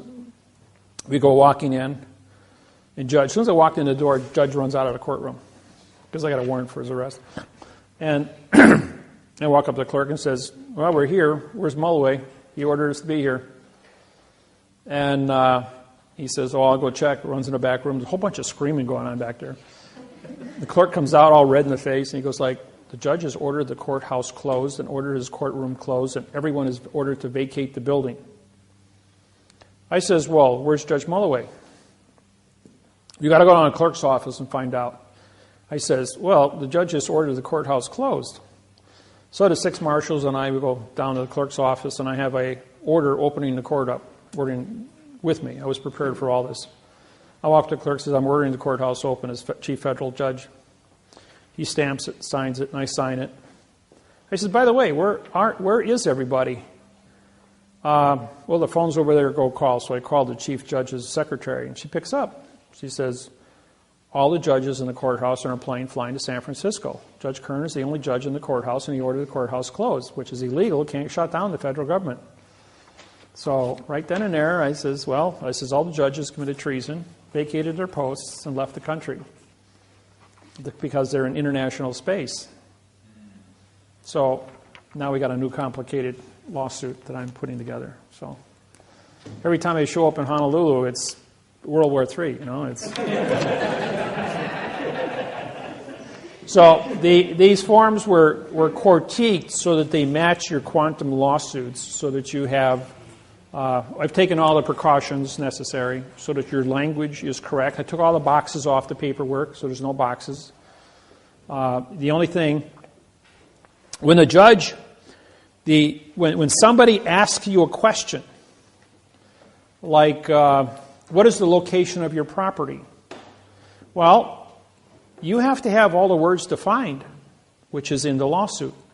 You have to have your name and address to be legal as far as understanding what an ownership of location is. That's in the lawsuit. You have to have a cause and effect as to why you have ownership and why the bank doesn't. That's in the lawsuit. Because possession is 9 points of the law, and no one ever gave you a legitimate contract, and you've been the caretaker, trustee, and guardian of the property, which puts you on it, and there is no contract. And I mean the word "no" is an adverb, making contract to be a verb, which is an adverb-verb fiction. So there is no paper in existence on planet Earth that says you do not own the property as being the original settler on the property. As the American Indians, even though we know the military moved them off, didn't have writing. They didn't have treaties. There has never been a correct parsec, syntax, grammar contract written for that object, and because you are the only person on it, under the maritime law of salvage, are the only people that have ever existed as original owners. Do you have a mortgage? The answer is no. Do you have a debt? The answer is no. Do you own the land? The answer is yes, because possession is 9 points until somebody can show you a correct parsec, syntax, grammar contract that says otherwise. So if the world of fiction wants to play the world of fiction, that's one thing. But when Iceland got a hold of this, Iceland forgave all the mortgages in Iceland back in March this year, rather than pay $25 million a pop to Wall Street. So everyone's title clear in Iceland now, even though it's a very small country. Yes? Now, if you're a good old boy and you just bought a place and everything's current, how would you go about knowing the document's fraud? How would you go about? Would we have to get in contact with you? Or? You can bring a lawsuit against the bank with the existing contract that you have right now and follow the procedures of suing for false and misleading information. Excuse me. On the contract and showing where the bank had Lodial, L-O-D-I-A-L, title to the property. If you're the only person standing and nobody has claim to it and you're on the property, under 1 year moratorium, technically you own the property. If you... Yeah, you'd have to be there 1 year under 1 year damage claim. That no one's ever filed a damage claim against you for false and misleading information. Okay? Now,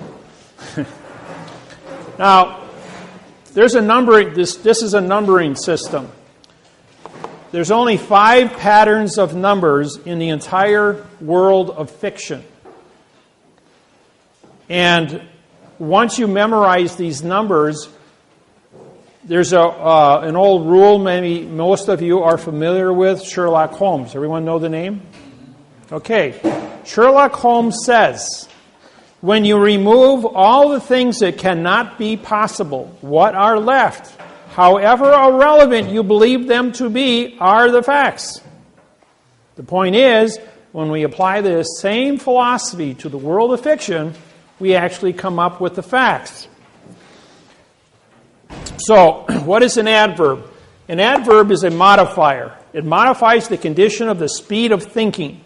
It's primarily designed to modify the verb in speech. The verb is the word thinking, or the word motion.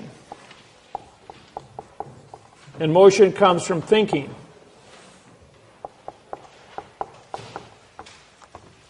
So the adverb is a modifier of speed.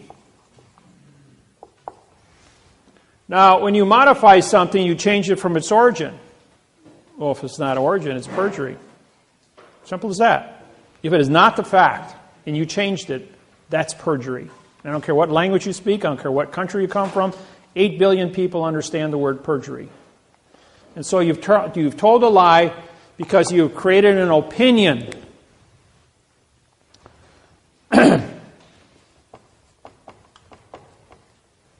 This one here, motion, or rather the adjective, we're going to deal this with color. Anybody want to define color? Explain to Helen Keller, who was born blind, what the color blue is, or color red, or yellow. You can't explain color to a blind person. Turn off all the lights. You see, black is the absence of energy. There is no such thing as a negative. You can only have different degrees of energy in the universe. There is no such thing as a negative. So take this room, for instance. We've got thousands of candle powers of fluorescent light, and it's very bright in here. But let's go to midnight, turn all the lights off in here. It's so dark that you can't see the hand in front of your face. Or go into a cave underground. And I was in a cave. I have my little tiny LCD flashlight on my keychain. And they turned off the lights for about a minute, so everybody's eyes were fully dilated. And I turned that little light on, and for 300 feet down the cave, you could see everything clear with just that one little LCD light. Or you take a football stadium that holds 70,000 people at midnight, no moon, absolutely black, so you can't see the hand in front of your face, and just light one candle.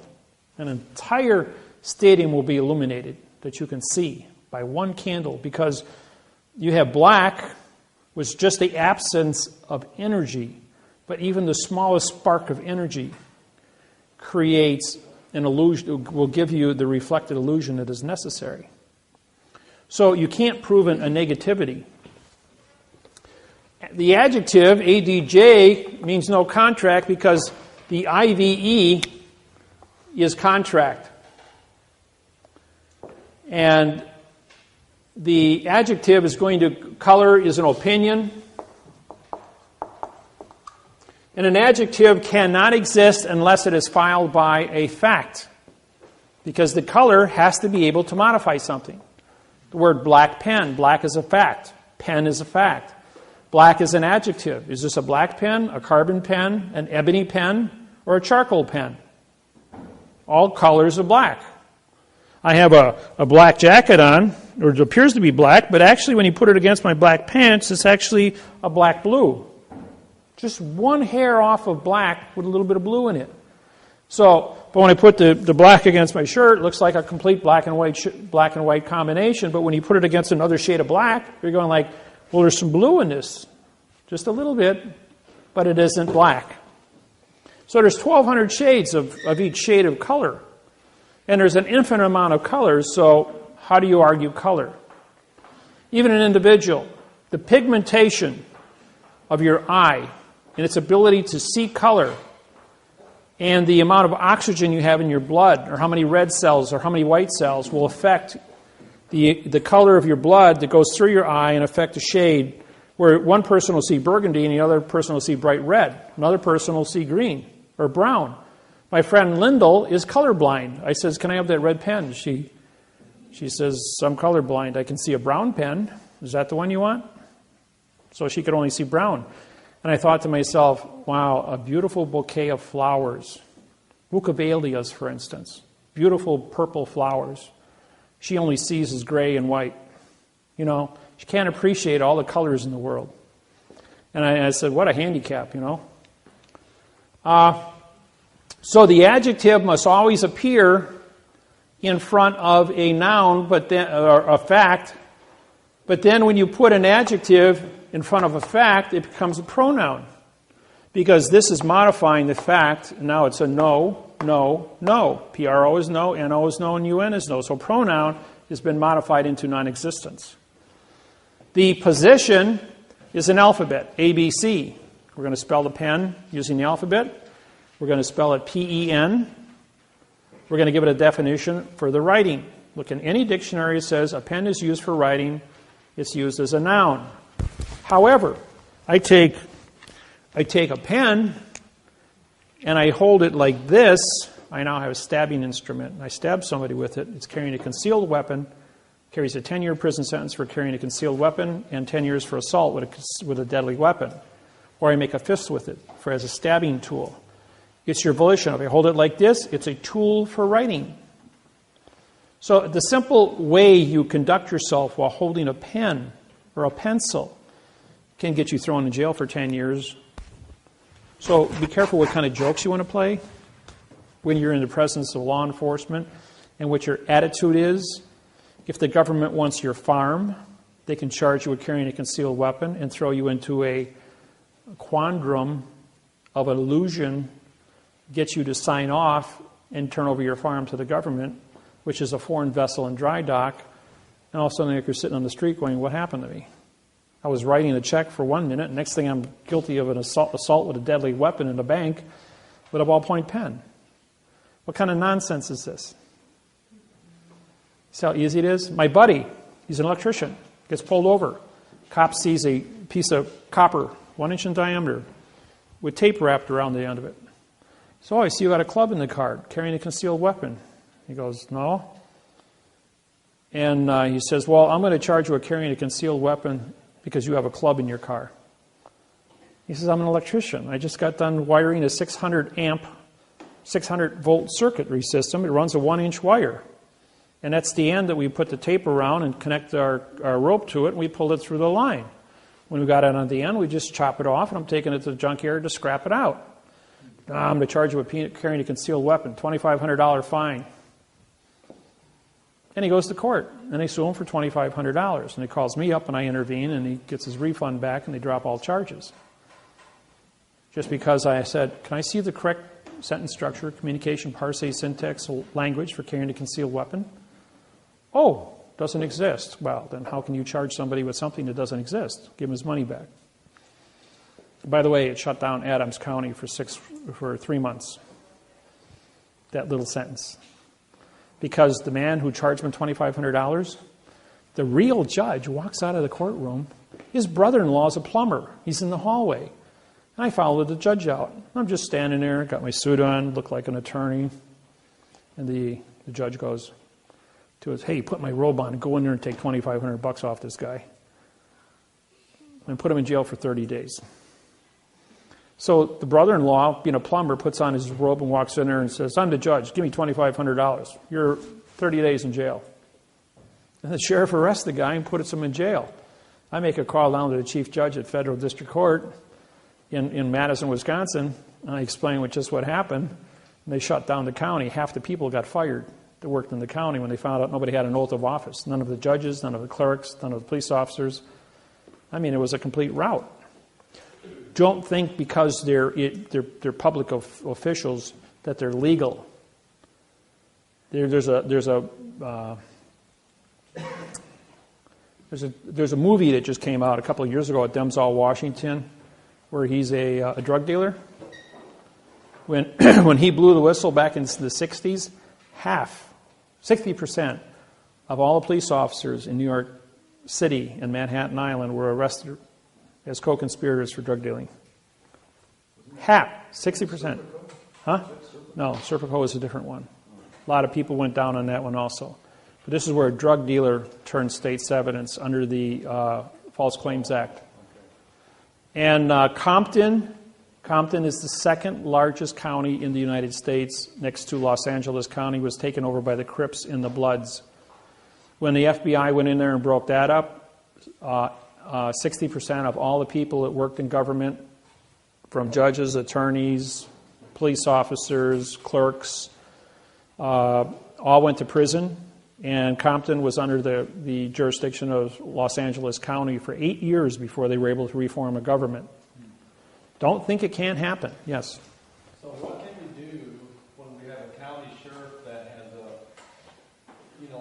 oath that they've been using for years, the one that is on file currently is completely void of any Send it to me in an email. I'll syntax it and send it back to you. In Hawaii, we have 92 judges. We syntax all 92 oaths.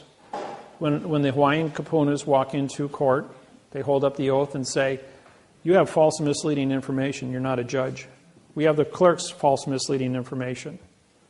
And then what they do next is they prick their finger and put blood on whatever document was brought them into court, saying it's called koko. Hawaiian word for blood is koko. Well, the paper is fraud. The language is fraud. The blood is human. Therefore, it's real. How does fraud and fact come together? Can't. Vacates the contract. Therefore, they don't have authorization. They don't have an oath. And the cases are vacated and the Hawaiians go home. That easy. So can we do that in court here? You can try it. You're not in a sovereign position like the Hawaiian people are, because you are a postal employee, but you did walk into a foreign vessel in dry dock under false pretenses. So it's easier to take the paperwork that's generated by the state in fraud. If it exceeds $21, now it becomes a federal crime under false and misleading information. A lot of times, like in March, I was in Honolulu and I sat in on Kern's court. There were 13 felony cases brought in facing $5,000 to $10,000 fines and 2 to 10 years in prison. Judge says, so your lucky day, ladies and gentlemen, as each one of the people were brought in. They all got $20 court costs in case were vacated in front of me. Nobody knew what happened, but the judge and I did. Number 13 came in, fifth drunk, 44-year-old man, 5 times drunk driver. He blew a 3.4.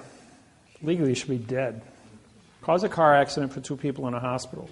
That's public safety violation. I won't deal with public safety, first off. Judge says, well, it's your lucky day, sir. We're only going to charge you how much? $2,000 today instead of 10, because it's your 5th offense.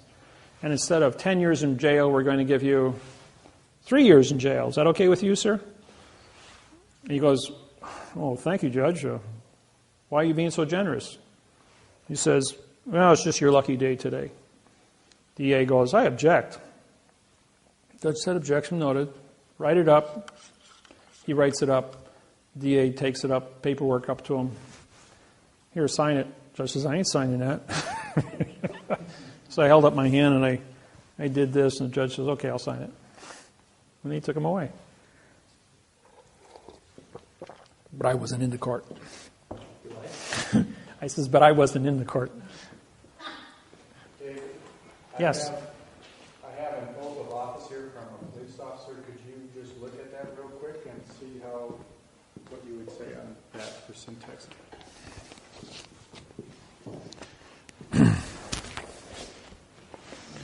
I'll even put it up here on the board. It'll be a good lesson for everyone here.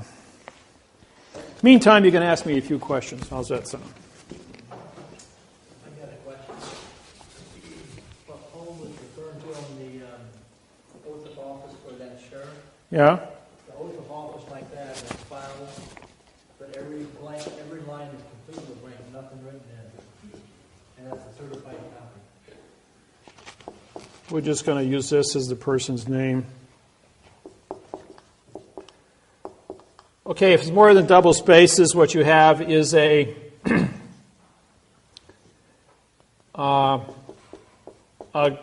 group of pronouns that are on the paper. There's no legal sentence called grammar.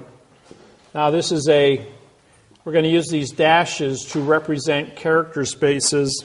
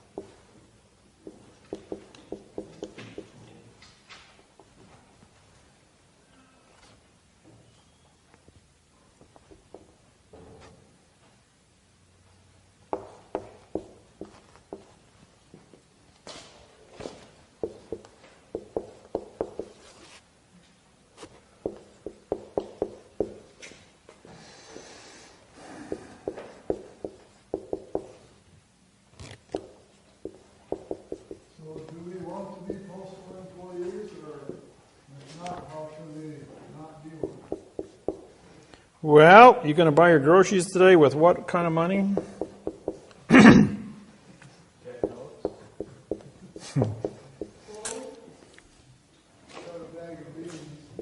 Well, if you want to go, you go ahead and barter.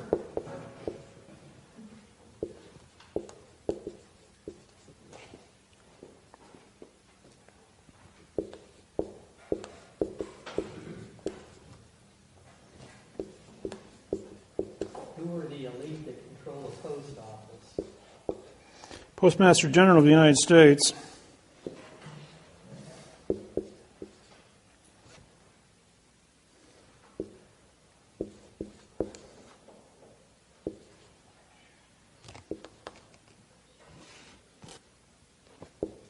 Wouldn't it be better for you to run for Postmaster General than President? I appoint the Postmaster General, who would be my business partner, Russell, who is also a Postmaster General already. I was going to say, he already is, isn't he? Yeah.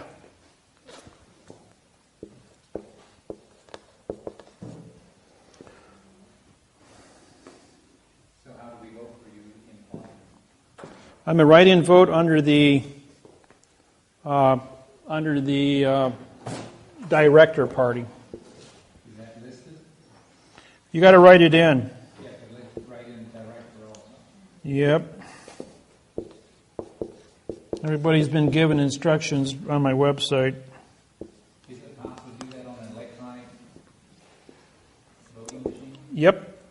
Do you have to be registered in order to go in and vote? Yep.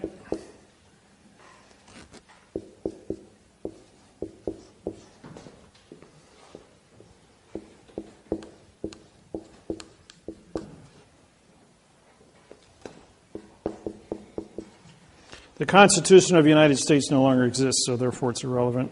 State of Illinois is a verb. I'll just take that. All right. This is a I, comma, so this is a pronoun for. Having is a pronoun modified by the bin. Now we have 3 character spaces, which results in a 0 here as a dead continuance. And then you have a pronoun appointed. AP means no, point, and ED is in past time. So you have 3 violations on a word that should be used as a condition of state, now meaning nothing. 2 is a adverb in future time. The is an adverb. Office means no contract as a verb. This is an adjective. Now, the reason this becomes an adjective is because there's a 2-character space break between police officer and the word of. So this is a 1, 3, 4. And again, you have a break here in officer, office, OF meaning no, is a vowel and 2 consonant. Then in is an adverb. Rather, there's a double space here again. So in becomes a pronoun. The is an adverb making city to be a verb. Of is an adverb making wheat and to be an adjective of in, which is a pronoun. The is an adverb making county to be a verb. Of is an adverb making DuPage, an adjective of aforesaid. Now, aforesaid, af means no, and F-O-R-E also means no. So we have a double no here of the word said, which says nothing. Do is a pronoun modified by the adverb solemnly, which then modifies the verb swear. Or, in the word affirm, which means no contract, as a pronoun, comma. That I will, that is an adverb. That is a pronoun. I is an adverb. Will is an adverb. Support is a verb. The is an adverb. And then it was the Constitution of the U.S. So that would be a verb, the adjective, pronoun, adverb, adjective, pronoun, and united means no citizen. Where's my prepositional phrase, 5, 6, and 7? That's a $25 million fine and 30 years in prison. He's carrying a gun and a badge without authorization of an oath of office. That's 12 officers, I have. Yeah, and that's exactly what you've got. And when I do this, just like when the marshals surrounded me in Honolulu, I said, You know, guys, I got a signed confession of all you guys. You all are facing 25 years in prison as organized crime running the government. Is the reason all these oaths are irrelevant or wrong because the corporation took over the United States government in that time? They have to maintain a condition of zero. The word comes from the word alien, remember? Alien means corruption from the beginning. We killed the Indians, stole the land, sold it to an unsuspecting buyer. Simple as that. All right, because they were corrupt in the way they conducted themselves, took over this country, bastardized grammar for 8,500 years, they have to have one condition of contract. That contract must be in fiction at all times. You can never prosecute an individual for nothing. You can never prove nothing. You can do nothing wrong with nothing. So, which part of no don't you understand, the N or the O?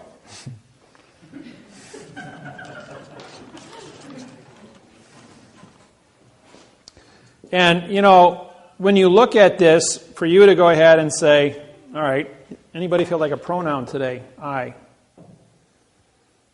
Where's your condition of contract? For the I? Why isn't there a name here? What it should say is for the person's first name and second name with the punctuated words. With the knowledge of a contract, not appointed. He has to sign a contract. I mean, why would he do the oath? He believes the oath is a contract, but here he's taken a position that he was appointed. Today it's mandatory that anybody that's a county sheriff has a 4-year college degree in criminology. 30, 40 years ago, it was anybody could say, okay, you're the sheriff, put on a uniform, put a badge on, carry a gun, hold up your hand, and that was it.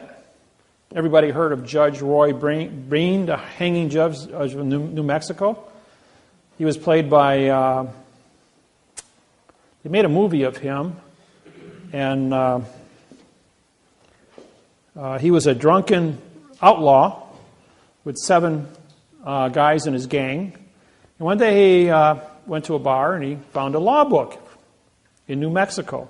And he read it and he says, you know what? I'm going to get hung here pretty soon if I don't become a judge. And he made all of his outlaw buddies deputy sheriffs. And they went out and cleaned up New Mexico and hung all the rest of the crooks. And he says, well, as a judge, you know, I can steal their loot. I don't have to rob a bank. I can just find their loot under the laws of booty, B-O-O-T-Y, and I can keep it all. So I can let them steal it, catch them, keep the money, and hang them. He hung 88 men, never had an oath of office, never went to a law school, and never a judge. He was only a presumption of a judge. Because nobody could read and write, there was nobody to challenge. But because he had his deputies and he had the law book there, and he knew a few tricks as a result of that, he became what he became. What constitutes the fact of a judge, or anybody that's an officer of the court? It's only your presumption. Don't forget, you've left Indiana, you've entered a foreign vessel in dry dock, and you speak Babel. Everyone has a second grade reading, an attorney or a lawyer. And just put a 1 on top of every the on the paper, and the letter A and the letter an. Now, if there's only one word that follows that word the, and there's a comma, that word is going to be a verb, to. If there are 2 words that follow that word, it's going to be a 3 and a 4. Like here. 1, 3, 4, and there'll probably be a 4th word, which would then become a pronoun. If there's only 2 words, it'll be a 4, 1, 2. If there's 4 words, it'll be a 4, 1, 3, 4. And then they have another comma. Throughout the entire mortgage of your own property, if you look at it, you will see there are 3, 4, and 5 word combinations set off by commas to break the continuance of evidence. And then with the commas, you'll have spacing or numbers, parentheses, quotation marks, italicizing, or double spaces. And those are going to break the continuance of evidence, so they keep isolating these 4 little phrases to stay within this procedural argument. Now, the Internal Revenue Service says, under penalty of perjury, adverb, verb, adverb, verb. So you got a 1, 2, 1, 2, 1, 2 scenario. The instructions from the notary,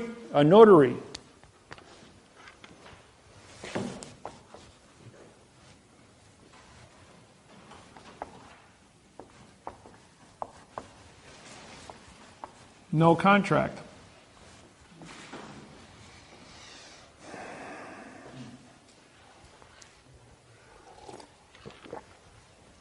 We're going to give you a notice today.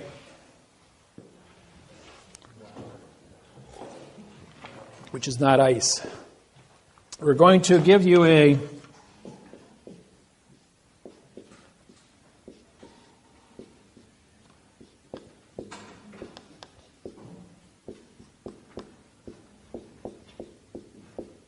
indictment written just like that. What does that say? Does that say indictment? Actually, what it says is adverb, adjective, pronoun. Adverb, adjective, adjective, pronoun. Adverb, adjective, pronoun. Because it's an underlined space, underlined space, underlined space. That's what it really says in syntax. It's called parse.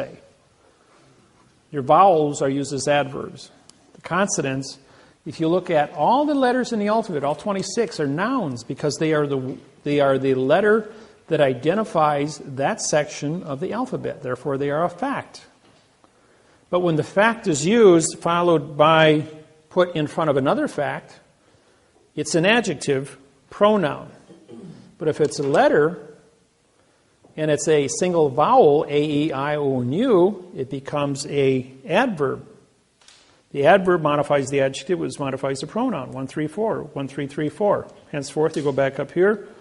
4, 1, 3, 4. Or 1, 3, 4. 1, 3, 4. The patterns are always used. They have never changed from the Constitution of 1775 to present day. The Magna Carta, when I syntaxed it, 1215, written in adverb verb, the foundation of the English Empire. In World War II, Nazi Germany sent 250 stormtroopers into London, into the Historical Archive Center to destroy the Magna Carta, thinking if we do that, London would lose all credibility on the planet. They were met with 350 British cracked stormtroopers. 250 people died in the battle. The Nazis were captured. The Magna Carta was protected. And when I syntaxed it, it destroyed it and was sold at Christie's of London for $6.7 million. And London lost all their hold, including their constitution, on all countries worldwide. And therefore became a little island with no resources. Except the North Sea's oil drilling right now, and that's about it. So in London, for the last... Well, they were claiming all these assets, just like the Kennecott copper mine in Salt Lake City, Utah. Queen Elizabeth was reported to own that until I syntaxed the mortgage contract and showed it was fraudulently conveyed. How does a adverb verb statement say you own anything from a foreign land? That got kicked out. Deutsche Bank, Germany, been buying up all the stuff all over the United States. Syntax their mortgage contract. Now they're facing every contract they have in the United States with false and misleading information at a $25 million a pop fine. Collapsing the Germany's banking hold on the United States, claims and all their assets are being seized by the U.S. Department of Justice under the program I put down. Yes? Going back to oaths, there's 3 specific Indiana State Police troopers that I've been trying to get oaths from, which I haven't gotten anything on paper yet. I asked them in person when they showed up at my house, which they totally ignored. Later, I sent by certified mail the oath request form with the code, the Indiana code that specifically pertains to that, and got nothing. I called Indianapolis, talked to the director or somebody at the state police headquarters, who told me on the phone that they never get anything on paper. They do an oral oath after the academy, and that's all that exists. Send the complaint to the Attorney General, who directed me to, I can't remember the name of the office, Corporation Counsel are responsible to the police officers to protect them against any lawsuits of civilian. Okay, they sent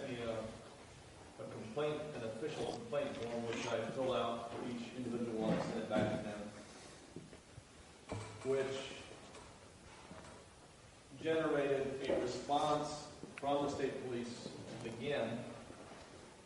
And this time, that response, this is on paper this time, says when the officers graduate, they get their copy sent with the individual officer, and they do not retain. So now I got two different stories, and still nothing. Secretary of State's responsible for holding all oaths of office, whether it be an attorney's office, judge's oath goes to the Secretary of State. If the population exceeds 500,000 people, they keep it in the house, like Indianapolis. Otherwise, every, I think South Bend is also, Gary's over 500,000 people, and so is South Bend in Indiana here. They would keep the judge's oaths in-house. Otherwise, all the smaller counties would be forwarded to Indianapolis Capitol with Secretary of State. Secretary of State, that includes the state police? Yes. Yeah. Anything that's smaller than 500,000 goes there. And your federal courts are set up in 500,000 population sectors within a state. Was the state of Indiana, what, 8, 9 million people? 6 million? Yeah, so you'd have 12 federal jurisdictions here in the state of Indiana as a result of that. Thank you. Like you look at Los Angeles, 40 million people, you got 80 federal courts in Los Angeles County alone. I mean, every couple of blocks you got a federal courthouse. And but Judge Pregeson, Dean Pregeson, is the chief federal judge for Los Angeles, and I had him fired for 2 years along with Douglas, his clerk. And his father, Dean Pregeson Sr., I haven't checked in the last few years, but I think he's still alive. He should be about 92 now. He is the senior master mason for the state of California and the senior federal district court judge for all the judges in California. And I'm the chief federal judge over all the district court judges in California. Because I'm the only judge in California that has a quantumized oath of office. Everybody else has got stuff that looks like this, an adverb verb. And yet the judge says to me, you know, Dave, he says, we know you're a judge, and we know you have your senior position. He says, but we got guns and clubs. What do you got? You got a ballpoint pen. Everybody knows a pen's mightier than a sword. I says, yeah, you know what? I says, you can lie all you want. I says, but 3 + 3 still equals 6. Now, how many of you have seen the movie Matrix? 1, 2, and 3? Okay. You know what happened in that movie? The movie Matrix is this program. It was written completely about this program. This program's been around since 1988. And Matrix is a story of Neo, who wakes up from the illusion, can see fiction, and goes after the machine. The machine wants to kill the humans because the human condition of thinking is flawed. But what kills both humans and machines? Viruses do. The machine can't fight the virus because the virus can multiply itself exponentially and get inside the workings of the machine. And so, and as well as the virus can infect or multiply itself and then go and kill humans in their dream state, because the illusion of a negativity virus exists as a danger. So Neo, as the fact, 3 + 3 = 6, says to the machine, the enemy of my enemy is my friend. Susan Art of War. And the machine says, I have no remedy for Smith. So Neo says, well, I have a solution. If you promise not to hurt the humans in Zion, I will go ahead and take care of Smith. The machine says, all right, we got a contract. If you destroy Smith, then I'll leave you live. I'll call off all my drones, and anybody that wants to go free can go free. Henceforth, the architect. Now that little scene of the architect and Neil's ability to communicate with the architect, saying, we've been here 6 times before. And Neil says, choice. It's all about choice. Remember about who God is and what the devil is, what good and evil is, what choice is? Making decisions in life. Understanding the fact in the fiction. So Neil says, well, I understand the fact. When I can see the fact, and I know that in a dream I can do anything, I can be Superman in the dream. Says, okay, I can go out there and play the Superman routine. I can fight Smith. I can fight the machines. And I can win all the time. So finally it comes down to the confrontation where he makes a contract with the machine. And then the next thing, bang, he's right back in the matrix with Smith. But Smith says, we've been here before. And Neil says, yeah, that's right. He says, if you know, and he says, I brought a few friends with me, which is the infinity of fiction. 3 plus 3 equals 6. How many ways can you do it wrong? 3 plus 3 equals 7. 3 plus 3 equals 8, equals 9, 10. Infinity. So the power of negativity in infinity can be wrong indefinitely, which is what our world's been for 8,500 years, and I'm Neil. And I says, no, King's got new clothes. 3 plus 3 equals 6. And the world says, you must be mad. You must be crazy if you're going to use correctness, a mathematical certification, to identify our illusion and disqualify the entire 8 billion population of this planet and wake them up. You must be crazy to do that. You realize the damage this is going to cause? I'm going, 3 plus 3 still equals 6. You can't live a lie forever. And this planet is humans are relatively young on this planet in their ability to reason things out. So, Neil says to Smith, hey, we got work to do here. Let's get to it. So they'd have the big battle scene. And Smith, which is the fiction, representing all the things that aren't supposed to be, against Neil, who just represents 3 plus 3 equals 6, which is correct. And bang, bang, bang, bang, bang. And he fights and fights and fights. And finally, Neil says, all right, you win. You defeated me. And Smith says, well, even if you did defeat me, you'd have to fight number 2 just as hard as number 1. And we have an infinity amount of fights for you to do to prove that 3 plus 3 equals 6. So Smith goes, wait a minute. I've seen this before. This is wrong. But I fought so hard to get this. And now we go back to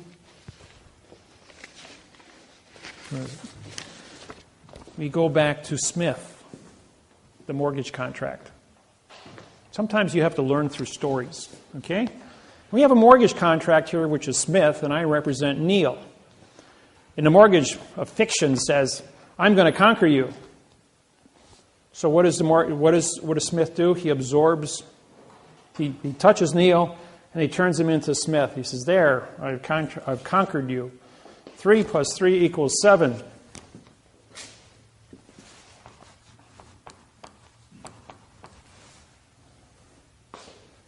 But 7 minus 3 equals 4. And 4 doesn't equal 3, so therefore, wrong. Boom. Smith number 1 blows up. Smith number 2 jumps in. I got a better answer. 3 plus 3 equals 8. But 8 minus 3 equals 5. And 5 and 3 don't add up. Boom, number 2. And at the speed of thought, the billions of Smiths that existed, infinity of wrong is destroyed. And like Sherlock Holmes says, when you remove all the things that can't be, what is left are the facts.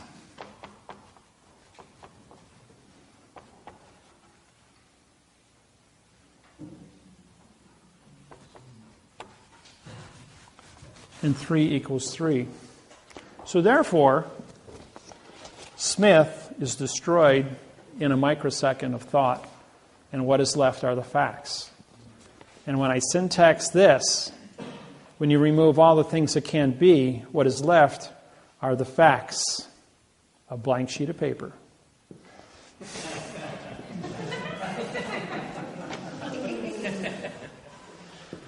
And who stands with lodial title at 9 points of the law of possession with no contract written in the correct parse syntax grammar to say you don't own your property? You get clear title. 900 homes in Chicago were then, on March of last year in 2011, June, it was June 2011, 900 homeowners were awarded $7.5 million each, had an $8.5 million check written by Bank of America, given back their homes, and all expenses for moving in and out for 3 months were paid for by the Bank of America. It cost them $8.5 billion. And that's for only 900 houses. That was all over CNN, yes. Brings me to a question that's been burning in my mind. Do you write a, I don't know what I want to call it, a document to secure the ownership of that home then, if everything else was fiction? I have quantum mortgages, yes. And when I wrote I had my own real estate company for 26 years. All the homes that I bought and sold, I bought them in fiction, but I sold them in quantum. The people that bought them in quantum, they looked at the contracts and this gives me a headache to read it. I got to hire a lawyer. So they went to a lawyer. The lawyer took one look at it and said, if you don't want to buy this home, I'll buy it. This is a real contract. This actually gives me lodial title to this property.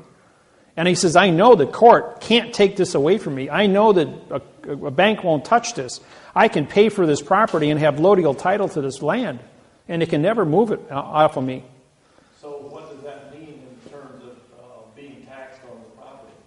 Taxes still pay for the policemen, the firemen. It's called bailment, B-A-I-L-M-E-N-T.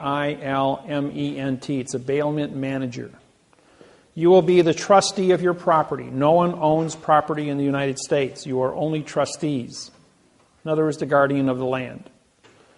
The people, right now, you're the last person standing on the property. So the new information that you're going to get will identify you to be a factual trustee, but show me a second trustee who has a better contract that is timely than yours to be who you are at this point in time and now time. I write quantum trusts. I write the only quantum trusts in the United States. They have never been broken. They've been taken into federal court and challenged. The federal court throws them out, saying you can't bring those documents here. We're a fiction. These are factual documents. You don't have copyright infringement capabilities of entering into these trusts. The trusts are factual holding trusts. You can't do banking with a quantum trust. You can have a second trust if you want, or do something with an ordinary checking account. But a trust is no more than a holding position of a quantum mortgage, a quantum contract on your land to describe it. A quantum trust is a trust that identifies you to be a trustee, and you are instructed to do specific duties within the confinements of that trust as far as management goes. But you can never enter a world of fiction with a quantum trust, because fact and fiction can never meet. People who want to buy trusts from me, I will not sell them a trust if they don't know quantum language, for one thing. And if they think they're going to use it for something that's not legal, I'm not also going to give you a trust for that. You don't have any amount of money you can give me. I'm financially independent. I make all the money I need. I'm financially set for life. I can't be bought, sold, traded, or anything else. I've had lawyers walk up to me with a suitcase with $2 million and say, here, go on vacation. Stop bothering us. I'm going like, I day trade that. He says, I've lost that in a day. That don't mean anything to me. I don't have adrenaline, so I don't get emotional. Yeah. So what I hear you saying is that I can't use this quantum trust to interact with the banking and the... No. Can I hold other objects other than my real estate property? Let's say if you have any object that you wish that is paid for in cash that has no adhesive contract in fiction due to somebody else, you can create an identity of that contract and put it into the trust, like personal belongings in a household, for instance. You can put an automobile in there, a tractor, farm equipment.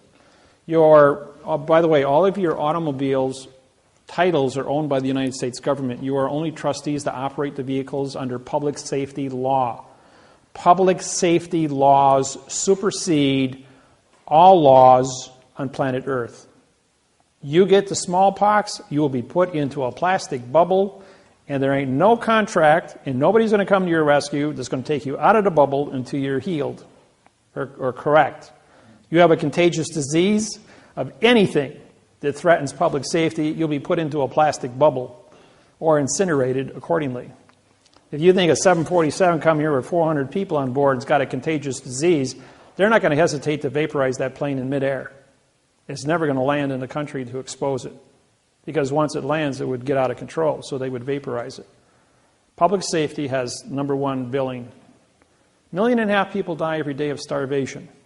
The world knows it. Can't do a thing about it at this point in time.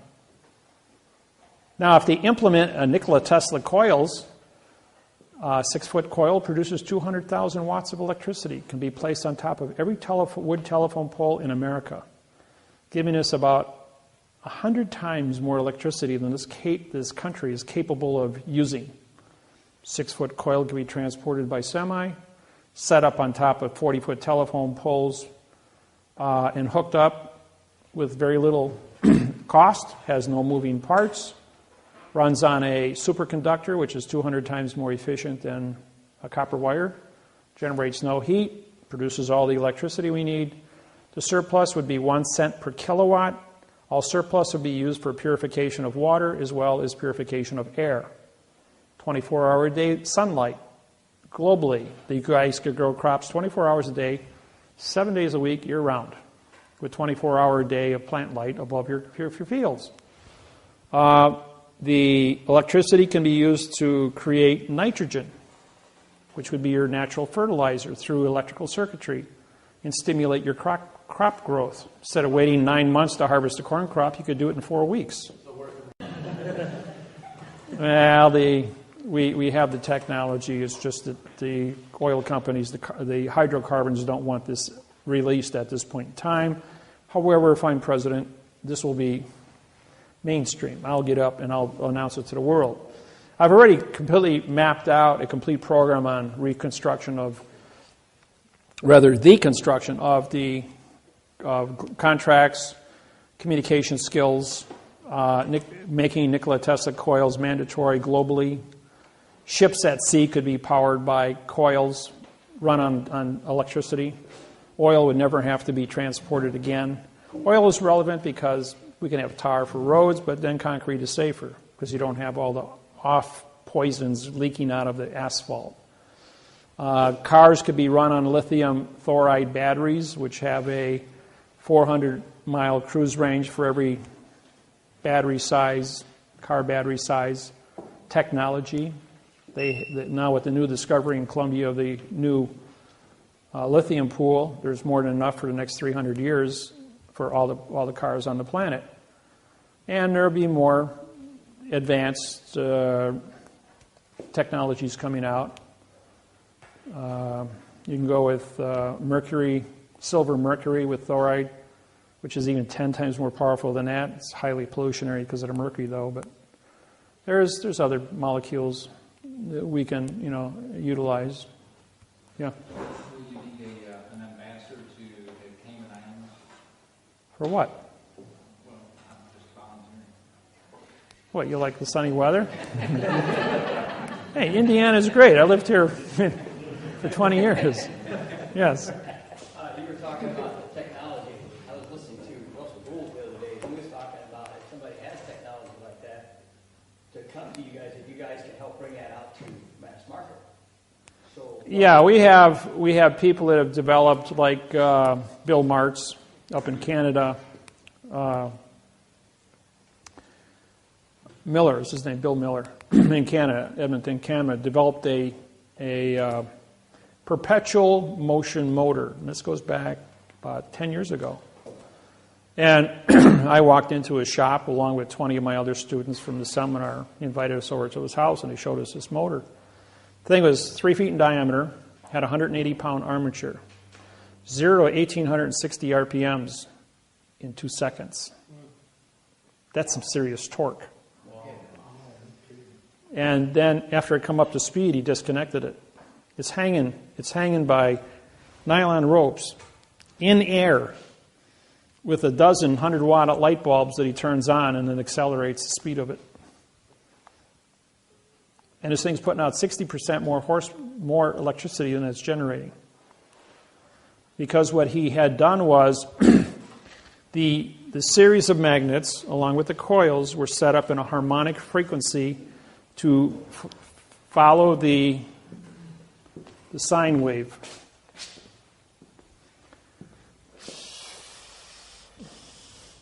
You guys okay with this? Yeah. Okay.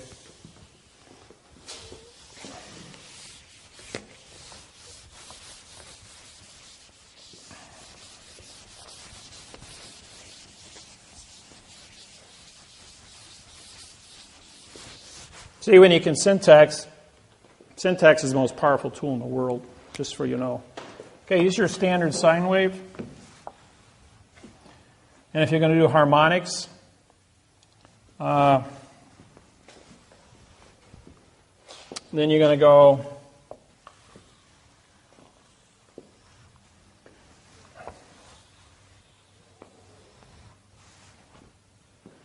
see, this here would be your 44,000 cycles per second.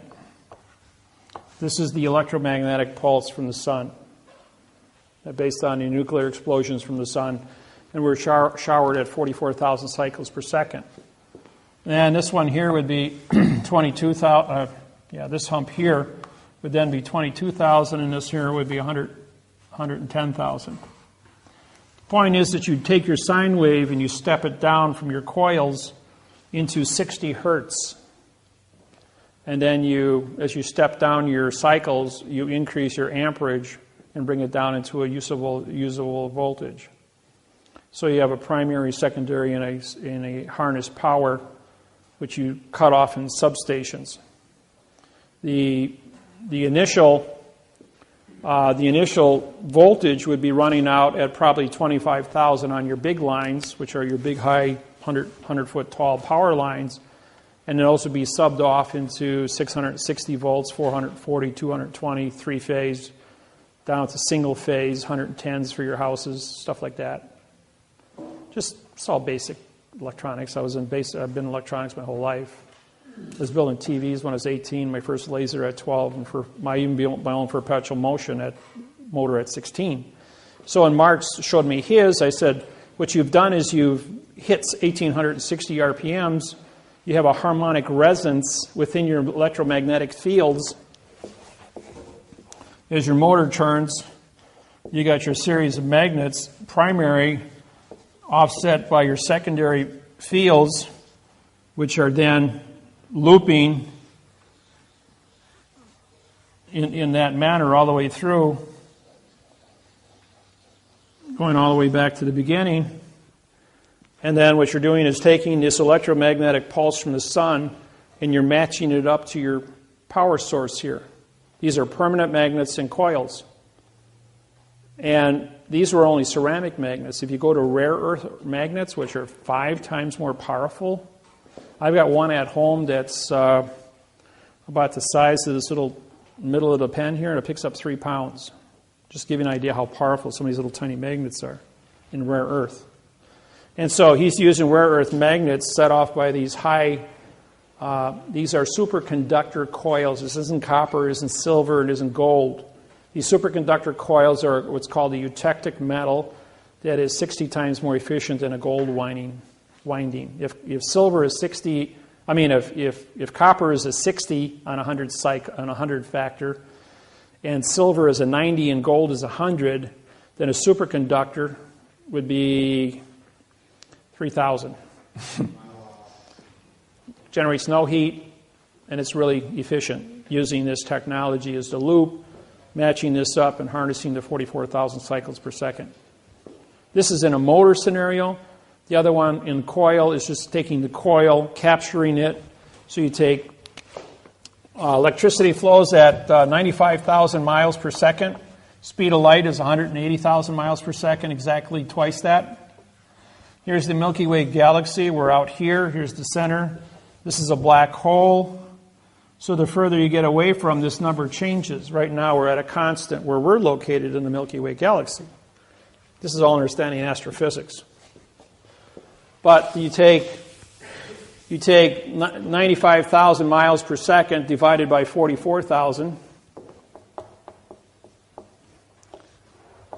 So 44 goes in 2.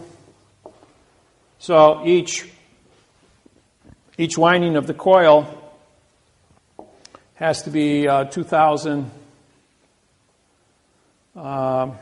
This is in miles, and this is in frequency. So you got 22,000 miles has to be divided into whatever hertz you're going to be running. So this would be, if you're going to run a 60 hertz, which is above frequency, but you probably want to be in the 660 range hertz, divided in there. So you'd have about a 30-foot length of wire for each coil. And then you link those together to create the main coil to produce the frequency. A 12-inch diameter coil, about 8 feet tall, would put out about an 18-foot spark at 25,000 volts per inch. And you could stand in the middle of it like you see Nikola Tesla. And I got Joseph, he's my buddy, he's built 3 of these, and he's standing there with 18 feet of sparks coming out of his body. Pretty cool. But they're all high-frequency sparks. But still, this is the science that goes behind it and how you work out the math on it to build a coil.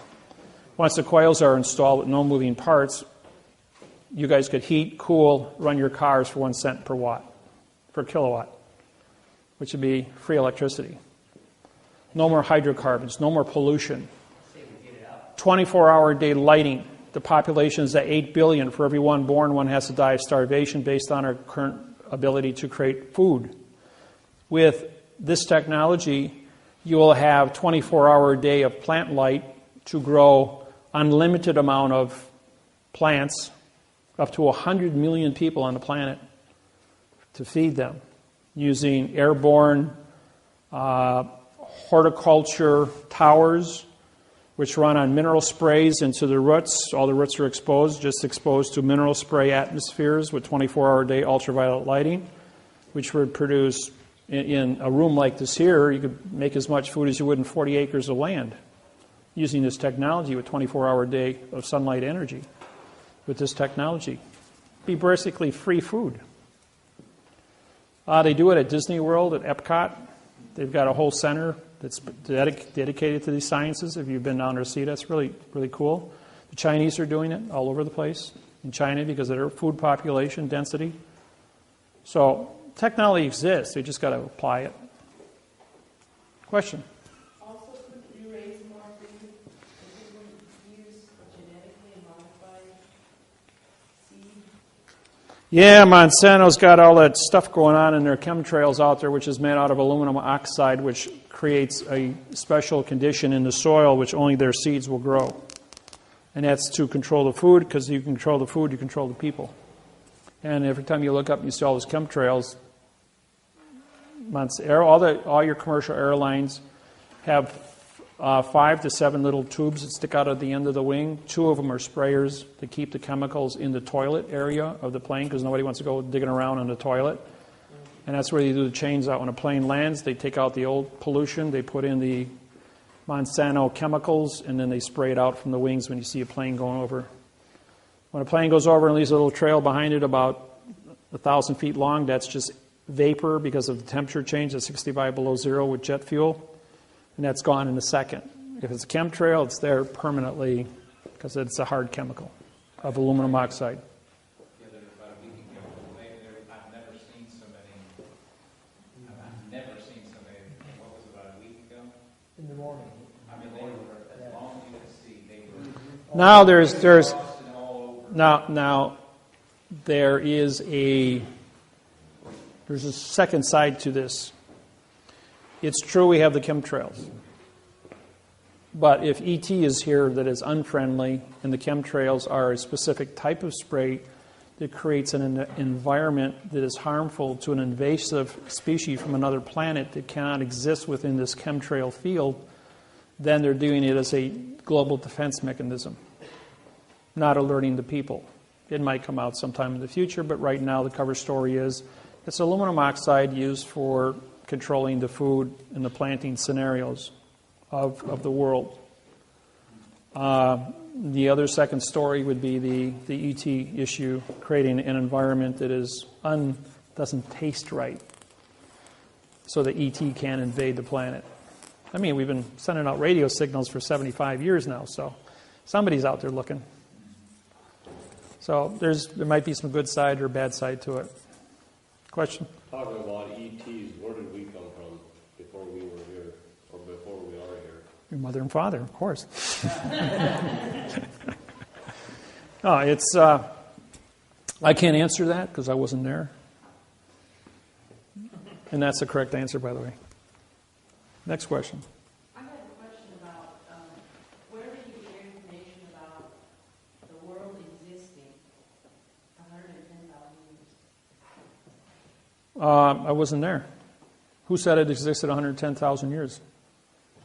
Well, I thought you said, earlier you said about 110,000 years ago or something like that. No, I said 50,000 years ago we had an ice age, and that's where the carbon dating comes from the spacecraft up there. That's all I said.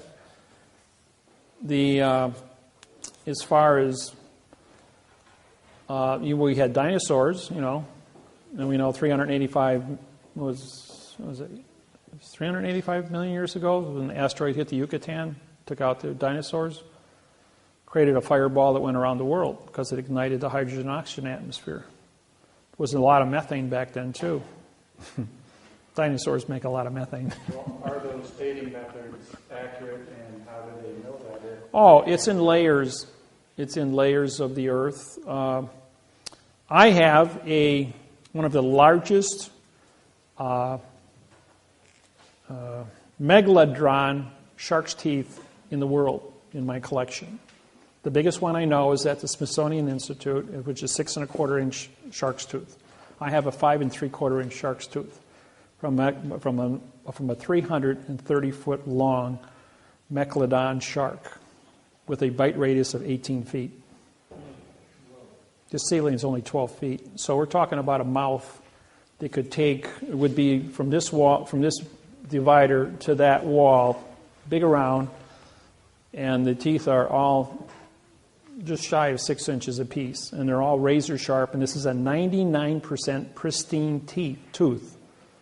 It's got a little tiny chip about the size of a head of a pin on one side of it. And the tooth was found at 11,600 feet in Denver, Colorado, or actually Central City, Colorado, at a gold mine. And it came to me through the Denver International Airport, through a collector. And because I knew what it was, I knew where it came from, and I knew the history and all that kind of stuff, I bought it. I paid $500 for it. It's worth probably around $1,200 right now to any collector.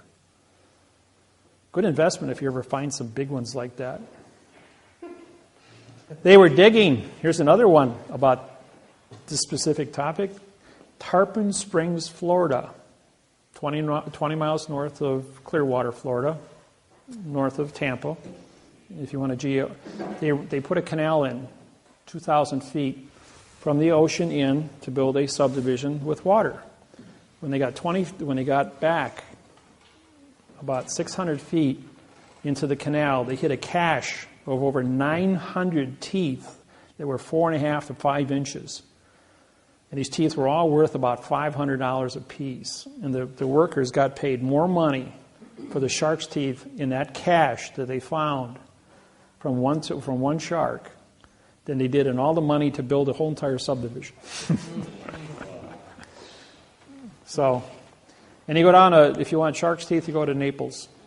And Fort Myers is where people dive for shark's teeth, and they get 2 or 3 inches shark teeth. They're in the sand. You can sift for them. As divers, about 20 feet of water. Sharks have been going there for millions of years and dying and leaving their teeth behind. Yeah. Back to the chemtrails. What will be done to stop clean it up? Coils. Of course, we've got to find out what the cause is, and I guess only the president and a few other men in black know about things like that. So when you become president, who's going to teach us this stuff? Or who's going to teach the people? Oh, I will. I'll get up on CNN. I guarantee I'll have a world audience. Of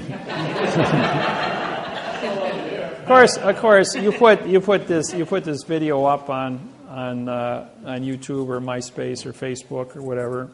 The world's going to see it anyways.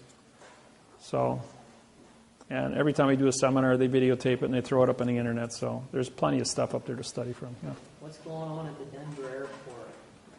Denver International Airport, for those who've ever been in Denver International Airport, that little puppy's made out of Kevlar. That's the roof. Looks pretty, don't it? Except it's all jointed, so it can all collapse and be flat on the ground. Now, underneath the Denver International Airport is a 1 cubic mile holding facility for 860,000 troops. It goes down in the mountain, and that's why there's a complete zone of about 6 miles completely surrounding the airport. And that's controlled by cameras and all kinds of other little surprises to protect that facility.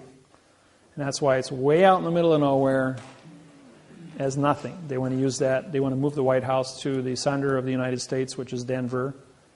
And Cheyenne Mountain, right now is a museum, but Falcon, that's it. Fort Falcon Mountain is where the new Cheyenne Mountain enter of SAC is existing. And they want to move our government into that location because of the safety. Right now, you can bring a submarine in under stealth right into the Potomac, and it's like 1 minute, you know. Everybody remembers the 4.5 or 4.7 earthquake in South Carolina? That was a 20 megaton nuke that went off underground about, I want to say 1,500 feet underground. That was and when they detonated those 2 nukes up in North Korea, same seismograph. Look at all the seismographic history of every nuke that was ever detonated underground. It's all the same number. They were moving one underground, and it went off. And it was just an earthquake, and it shook Washington. Yeah. Back to you about running for president. You said the last 47 were left-handed.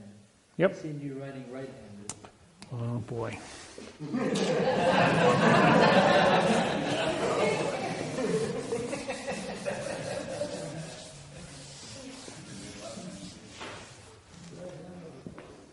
It's a good thing there's 2 pens up here.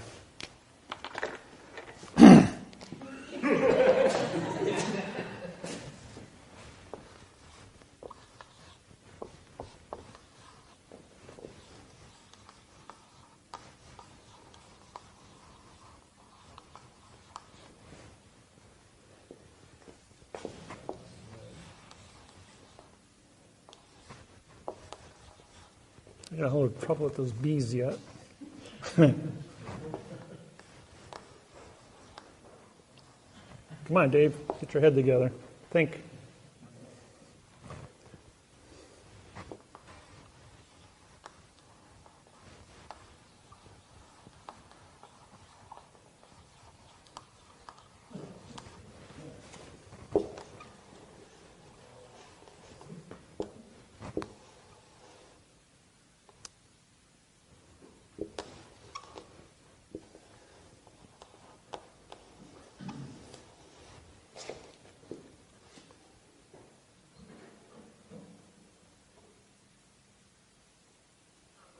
I did that wrong.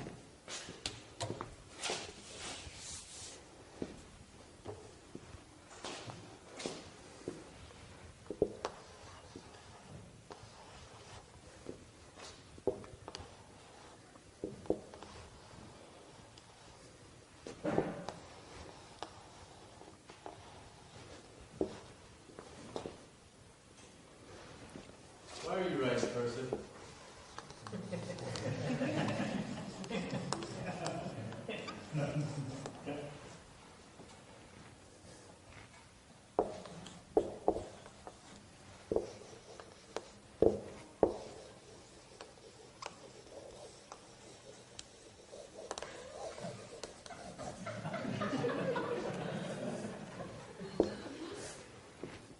It says, we, the unknown, led by the unknowing, are doing the impossible for the ungrateful. We've been doing so much for so long with so little, we're not qualified to do anything with nothing.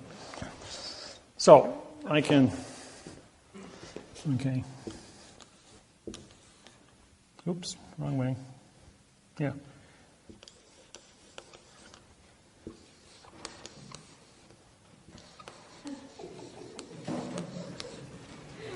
Okay? I can do it frontwards, backwards, both hands, both directions. I just run out of words there, that's all. I got to do it in cursive, though. I can't do it upside down yet. I'm working on that.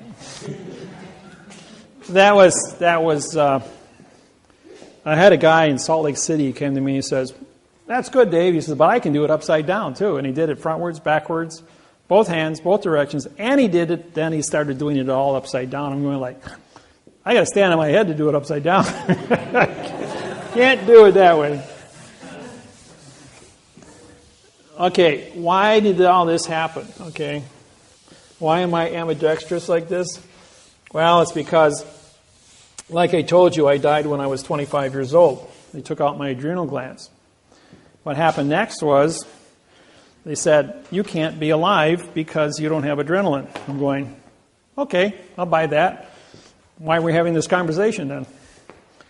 And he says, your blood chemistry came back with 60 times more endorphins than you should have in your system, which makes me jacked happy and calm 24/7, right? Well, the endorphin of amino acid is the same one that used for the brain as food. So my neurons started multiplying because they had 60 times more food than normal. And my IQ exponentialized itself from 140 up to over 200 now, and it keeps going up all the time because of this super amount of food for the brain. And I'm always calm. Then you go ahead, and they said, why can you do that? Well, what happened is when the neurons started multiplying, they grew together. The movie Phenomena with John Travolta, where he has brain cancer of a fibristic cell, fibristic cancer. Well, my brain started growing neurons to a point where my two hemispheres grew together, so I have one brain. I see left and right simultaneously. I read 400 words a second, math codes from right to left, and I read words from left to right, and I syntax at the same time. I can't see, talk, or do anything without completely syntaxing it and writing it in the correct format in my brain as fast as I do it in fiction, both ways.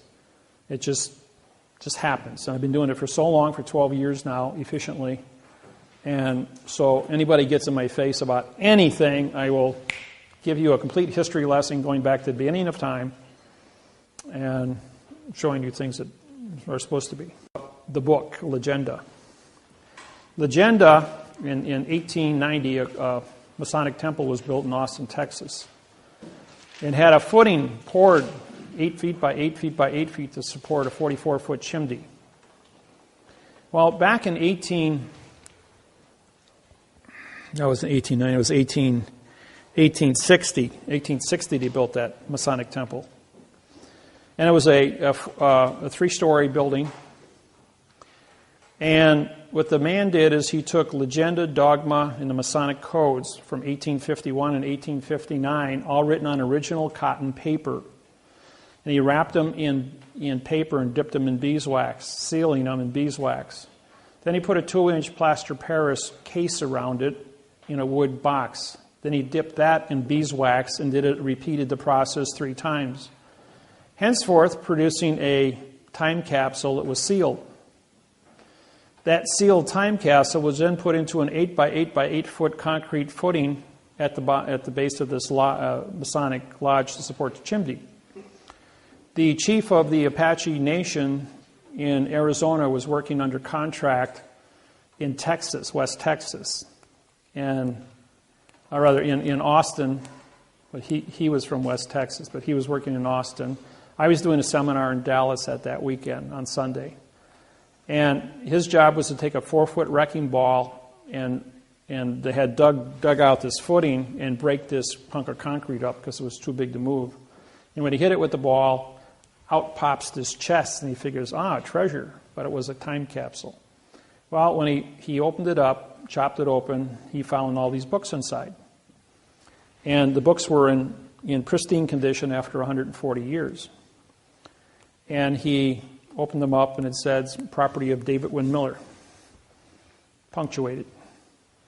So he throws them in a paper bag, drives 260 miles to where I was, and he walks into my seminar at 2 o'clock on a Sunday afternoon with a grocery bag, and he walks up to me, and I knew the man. I was a chief in his own Indian nation because I broke the treaties with the United States Department of Interior and got the Apache Nation to put in casinos back between 1995 and 1999. In 1995, there were 92% of all American Indians were on welfare. In 1999, all American Indians were off of welfare. And there's 190 casinos in the United States now in Indian territories. And all treaties have been broken with the Department of Interior because of my syntaxing. So they made me a chief in 14 of the major Indian tribes in the United States. With that said, he calls me a white lighter, for those that understand what that means, and brought me this bag, and he comes in there and he says, Dave, I have these books. Do you know where they came from? I says, yeah, and I told him. And he says, they have your name in them. And he says, yeah, I know, they're mine. And he gives them to me and he leaves. Simple as that. And no, I'm not going to answer any more questions on that topic. Okay. So,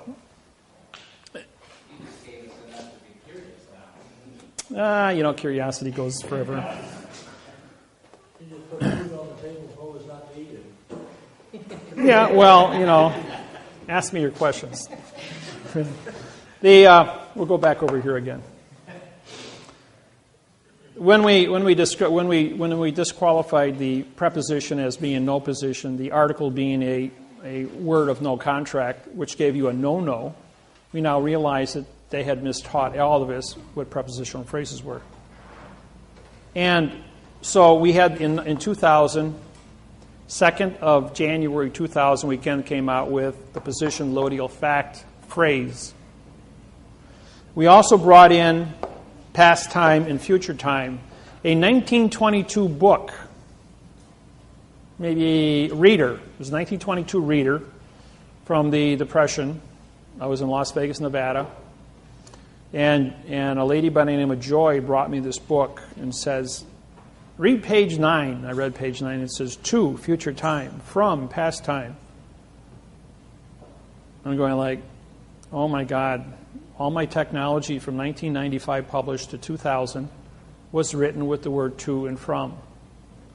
As you know, a sentence can only exist with one idea. I'm going to the store from the house. 2 different time zones.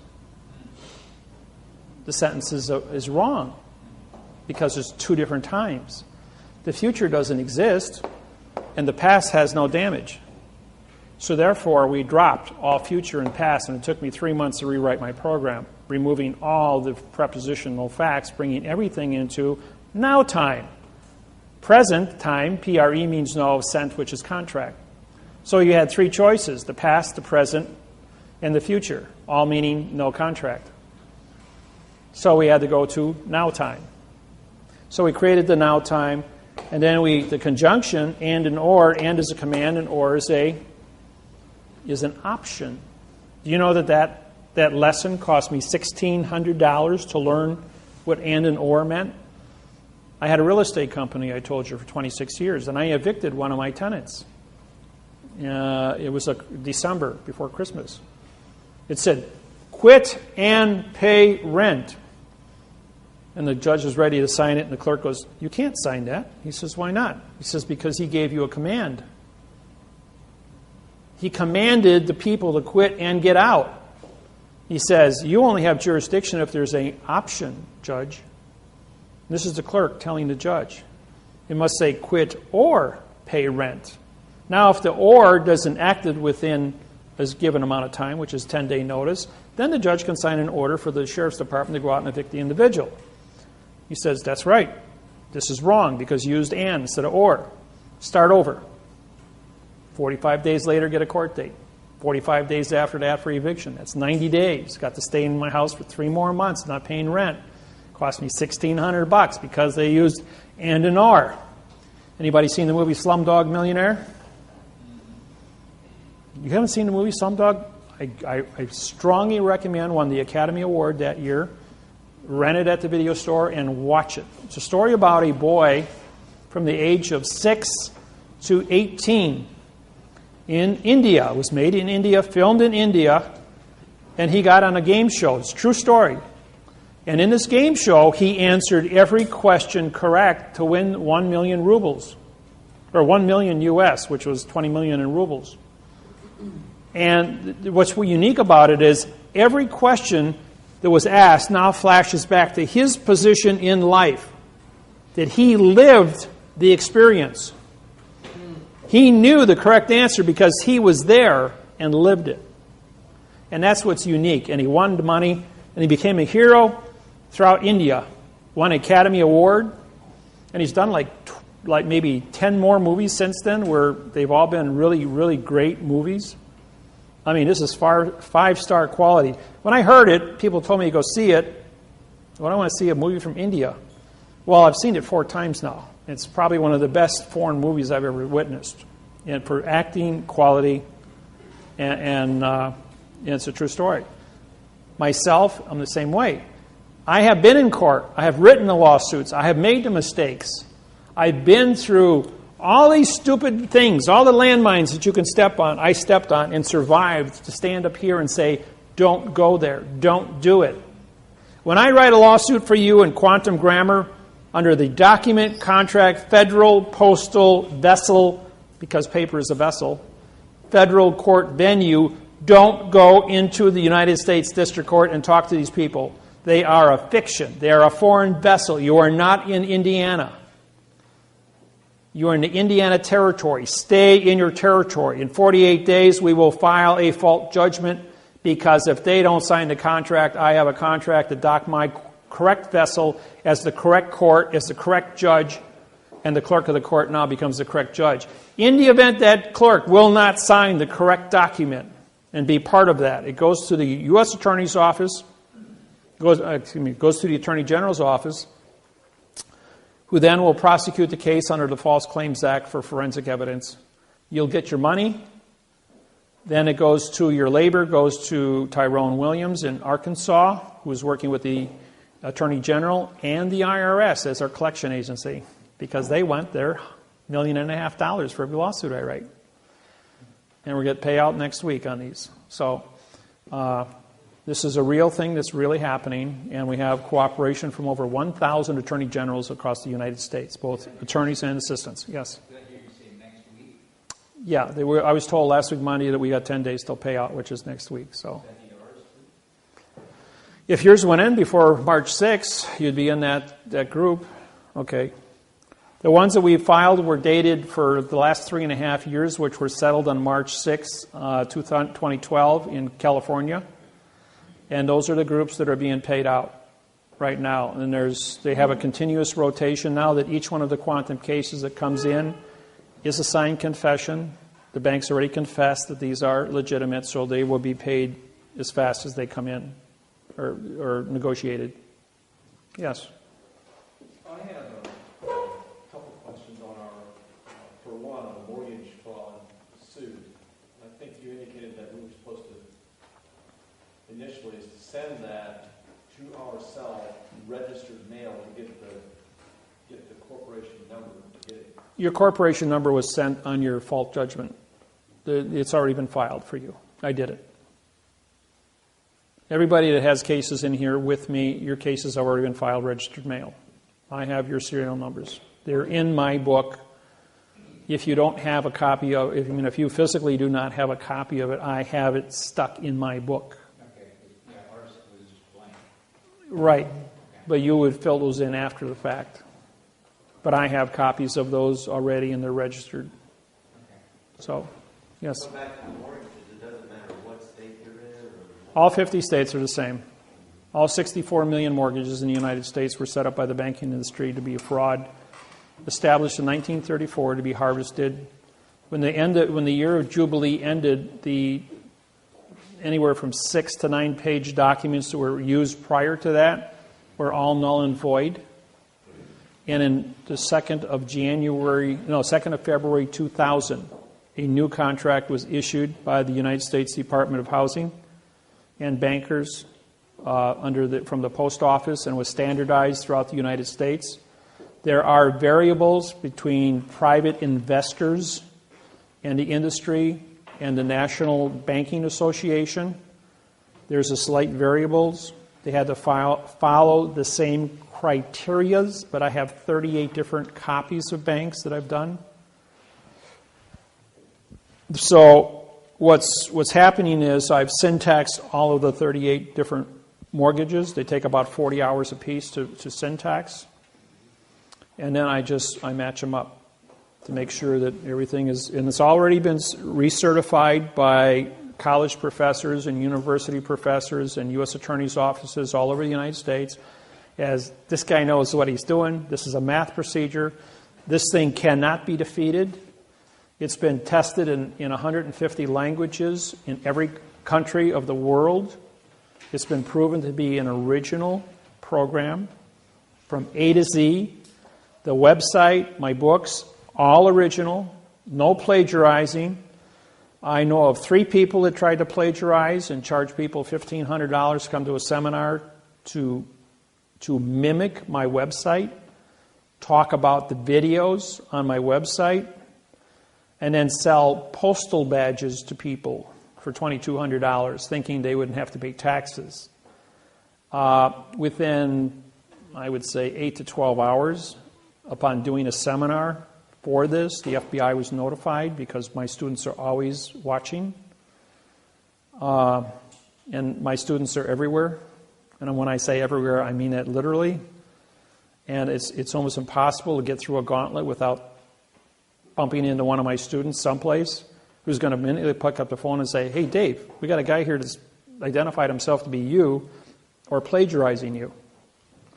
And because you call me on this cell phone, my cell phone, you're talking to the FBI. Anybody calls me on the cell phone, you want to talk to a judge, just call me on the cell phone. The FBI will record it, immediately transmit it within a few minutes to the federal judge responsible in that case, and he will be brought up to speed that I've been notified that now he is on my list of people to pay attention to.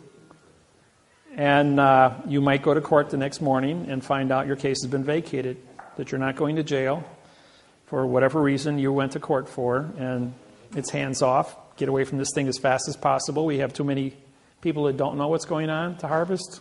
It'll be nice and easy, but if you touch this guy, you touch his students, he's going to drop a nickel on you, and you're going to have a problem. Yeah. Okay, I have another area of concern. When, I don't know if you recall this or not, I had originally when you did the suit for me regarding the charges in the local court, I didn't file it in the district court, I just went and documented and then you had told me that I could just copy that. Yeah, you can file that. That case is clean. It's a federal case. Okay, here's my question. Do I literally just copy everything, or do I have to apply a new stamp and Oh, no, that you have to do. You have to put a new stamp on any new thing. Do not photocopy postage stamps. Postage stamps are legal money. You get caught photocopying postage stamps. That's counterfeiting. That's serious. So don't do that, please.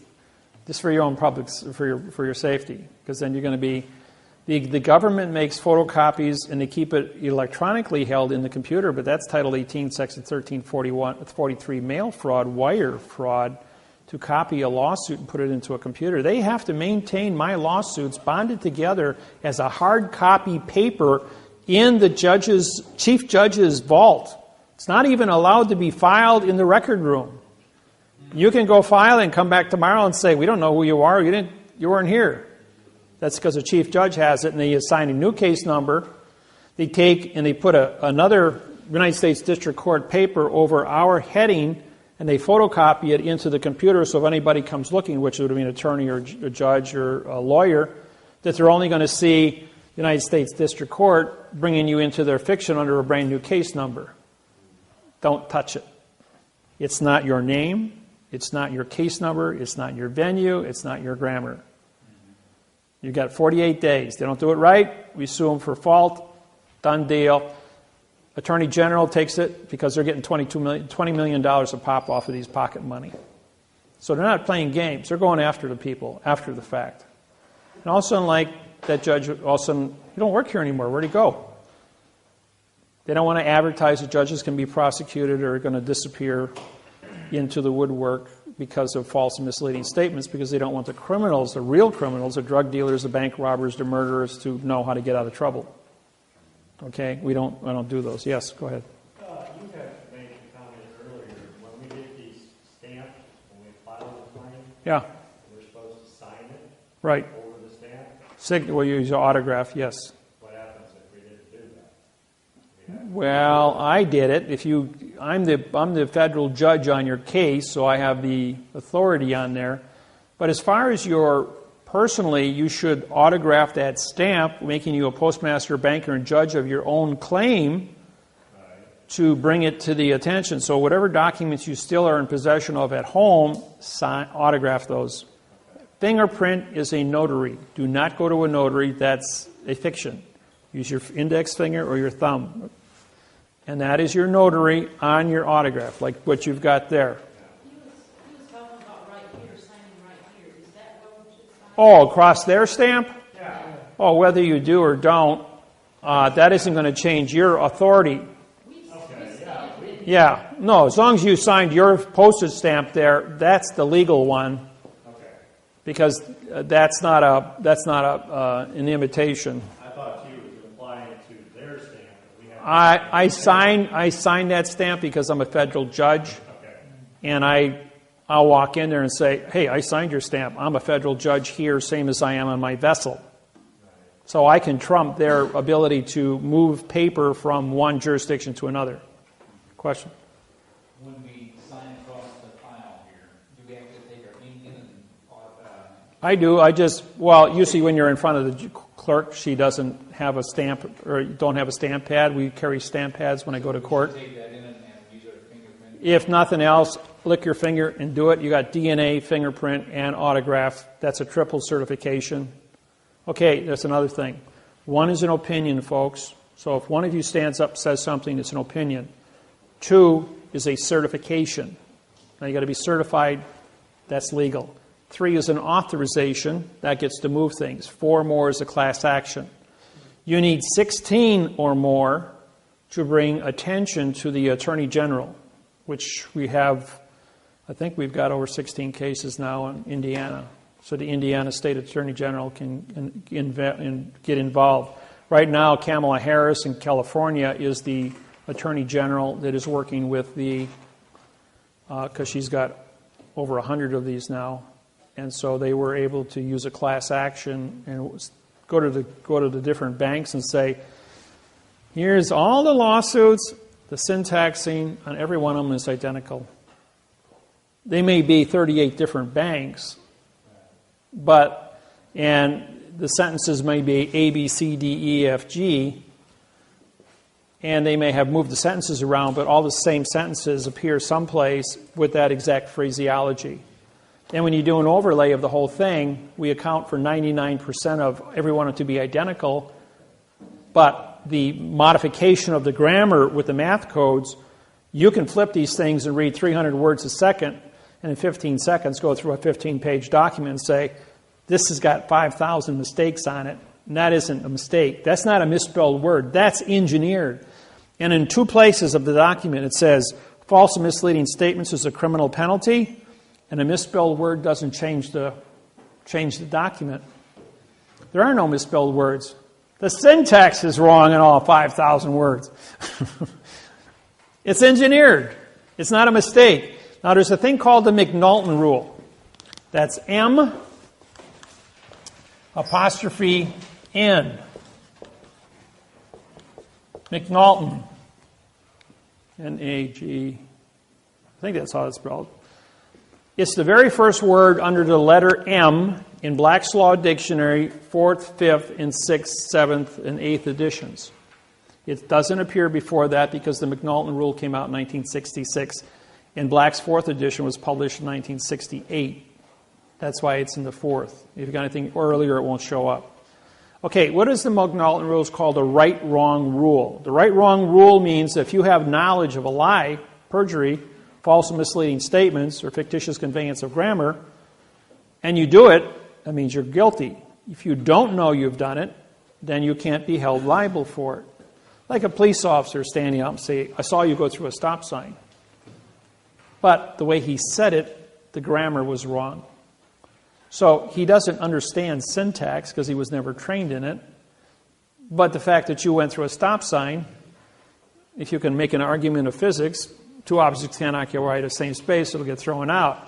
But if you said you failed to stop for a sign, and then you rolled past the sign, or you rode through the intersection without stopping, using the correct grammar, then you'd be found guilty, okay? Because he's a professional witness. And after all, you would be in a fiction court, and 99.99% of the people wouldn't even know they're being hoodwinked by syntax in the first place, if you didn't know how to speak in the correct format. So the McNaughton rule, the judge stands up and says, and Banks stood up and said, for 3.5 years, I don't know anything about this. The lawyers wrote this for us. The lawyers work for the corporate. The corporate is a machine. The machine says, we're looking for a person. A person is a corporation. We're looking for a human being. We're looking for a thinking person. The thinking person doesn't exist. So what do we have? We have a corporation with a signed confession, because this corporation stood up and said, I'm responsible for this, give me the house. And then I have a signed confession for false misleading statements, and I can do my job and you can get paid. Pretty simple. And when they, under the McNaughton rule, they did this a few times and they got away with it. And then I said to them, doing something 6,000 times to perfection is not a misspelled word. That's a perfection of engineering. And you can't stand up and say you did something 6,000 times and didn't understand what you were doing.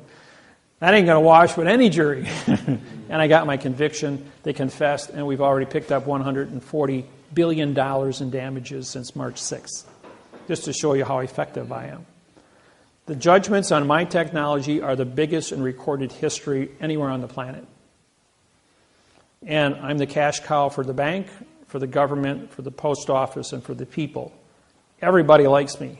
Even the criminals love me, because they're going like, if I get into trouble, I'm going to call Dave.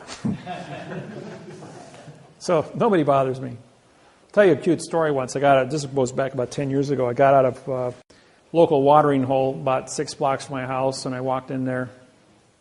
I sat down and had a beer afterwards.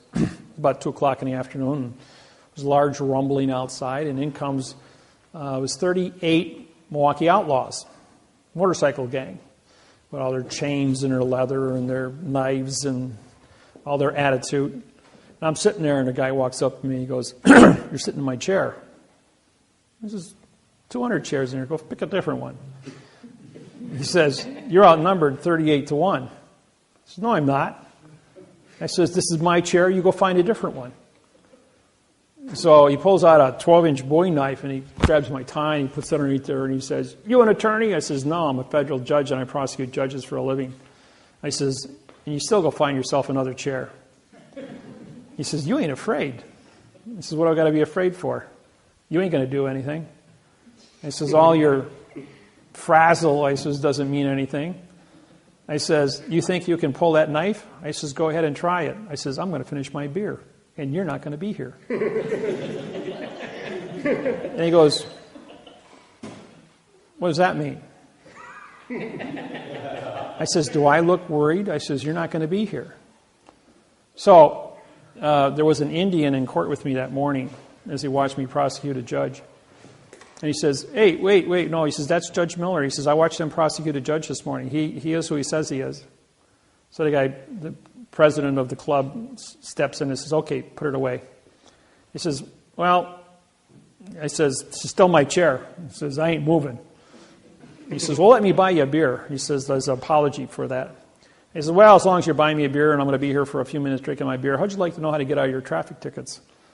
So I said, "You just go to court. You sue for the correct parsé syntax grammar for the avoidance of perjury." Boy, that like rang a bell in everyone's ears, and this guy picks me up, puts me up on the thing, and says, "Do a seminar." So for 35 minutes, I had 3 beers, and I did a presentation on grammar. And the guy goes, "Here's my business card. Anybody bothers you, you just call me up. We'll break their legs." So, and that was the last time I had a run-in with those boys. And It's been pretty quiet. Nobody's ever bothered me. So when it comes to court stories, I've got dozens of them. Yeah, go ahead.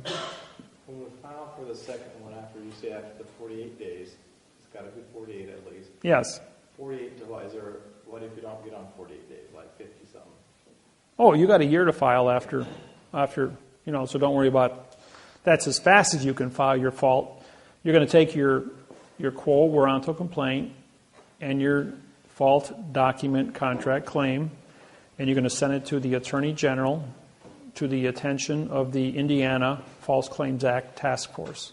Sent in by a third party. No, by you. You only got to do the first servicing with an independent party for the quo warranto. After that, you can take care of all your own filings. You'll be given that form along with instructions of who to contact. Okay? So I've got all this covered. These forms just came out the 28th of August. Today is the 24th of September, so they've only been on the market for 4 weeks. So as I've been traveling, I've been in Hawaii and California and in San Francisco, LA, San Diego, Honolulu, Maui, Big Island.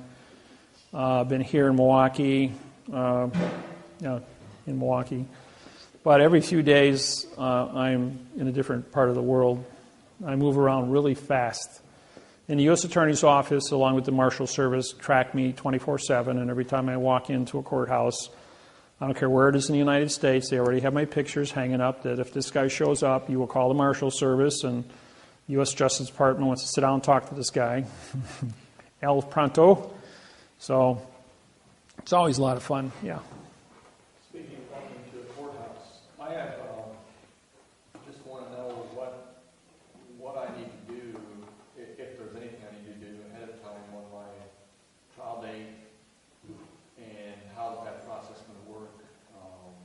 You will not have a trial date for the document, contract, federal, postal, vessel at all. Okay, I'm talking about the... Bankruptcy? No, the other criminal side. Okay.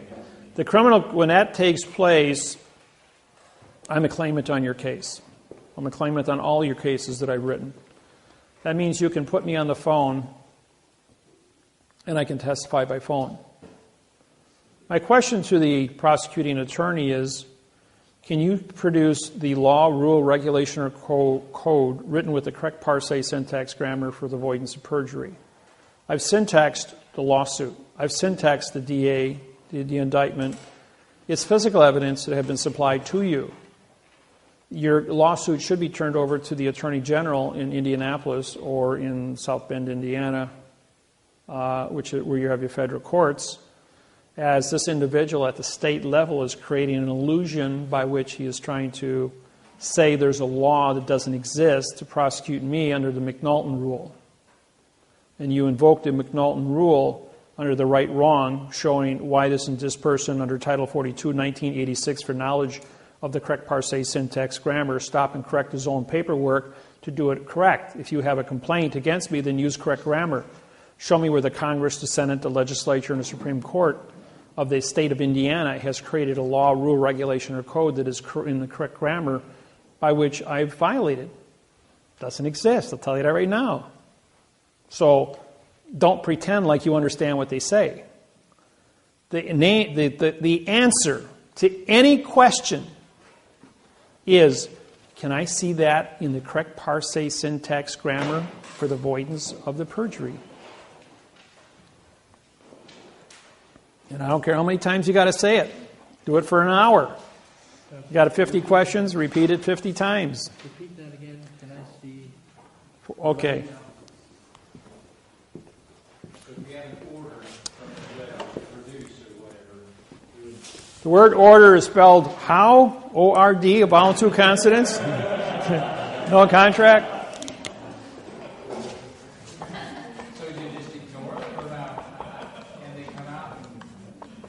Don't forget the judge is not on your plane.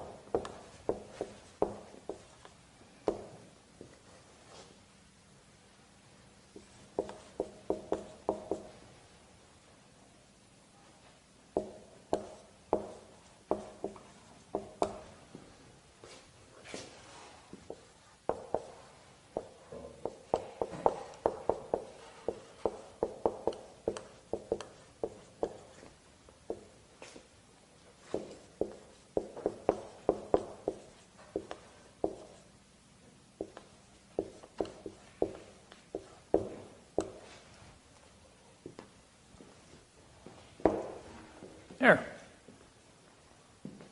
You can repeat that sentence to anything that fiction has to say to you, and in most cases, we'll vacate the case within that one sentence. Even when they ask me for my name? We did that already. What is your name? Now, he's going to say, well, arrest the nom de guerre, uppercase spelling, which is a dead person, name assigned to your driver's license, because it identifies you as a nom de guerre dead person. And as a citizen, you have your state ID as a nom de guerre identity, henceforth putting you in the jurisdiction, but you've already entered the courthouse. So therefore, you left Indiana. You now are in the state of Indiana, which is the name of the courthouse, as a foreign vessel in dry dock controlled by the port authorities. While on that vessel, you have now trespassed, and no matter what you're there for, you're in a trespassing position, unless you have a United States passport and you have your paperwork filed ahead of time with the clerk of the court in possession of the stamp, put my business card on with a flag on it, a stamp, and you would then become a postmaster under the correct parsé syntax grammar, advertise with your contract to say, I have a contract here with the correct parsé syntax grammar. This individual sitting next to me, who would be the DA, doesn't. So therefore, you're in a superior position. Because you signed a stamp, you now become the federal court judge in that plane, because that's a federal flag on a federal plane. You have a federal stamp and a federal flag on your paperwork, and you're wearing a federal flag. So how does a state court in fiction, where the judge isn't on your plane, now capture you?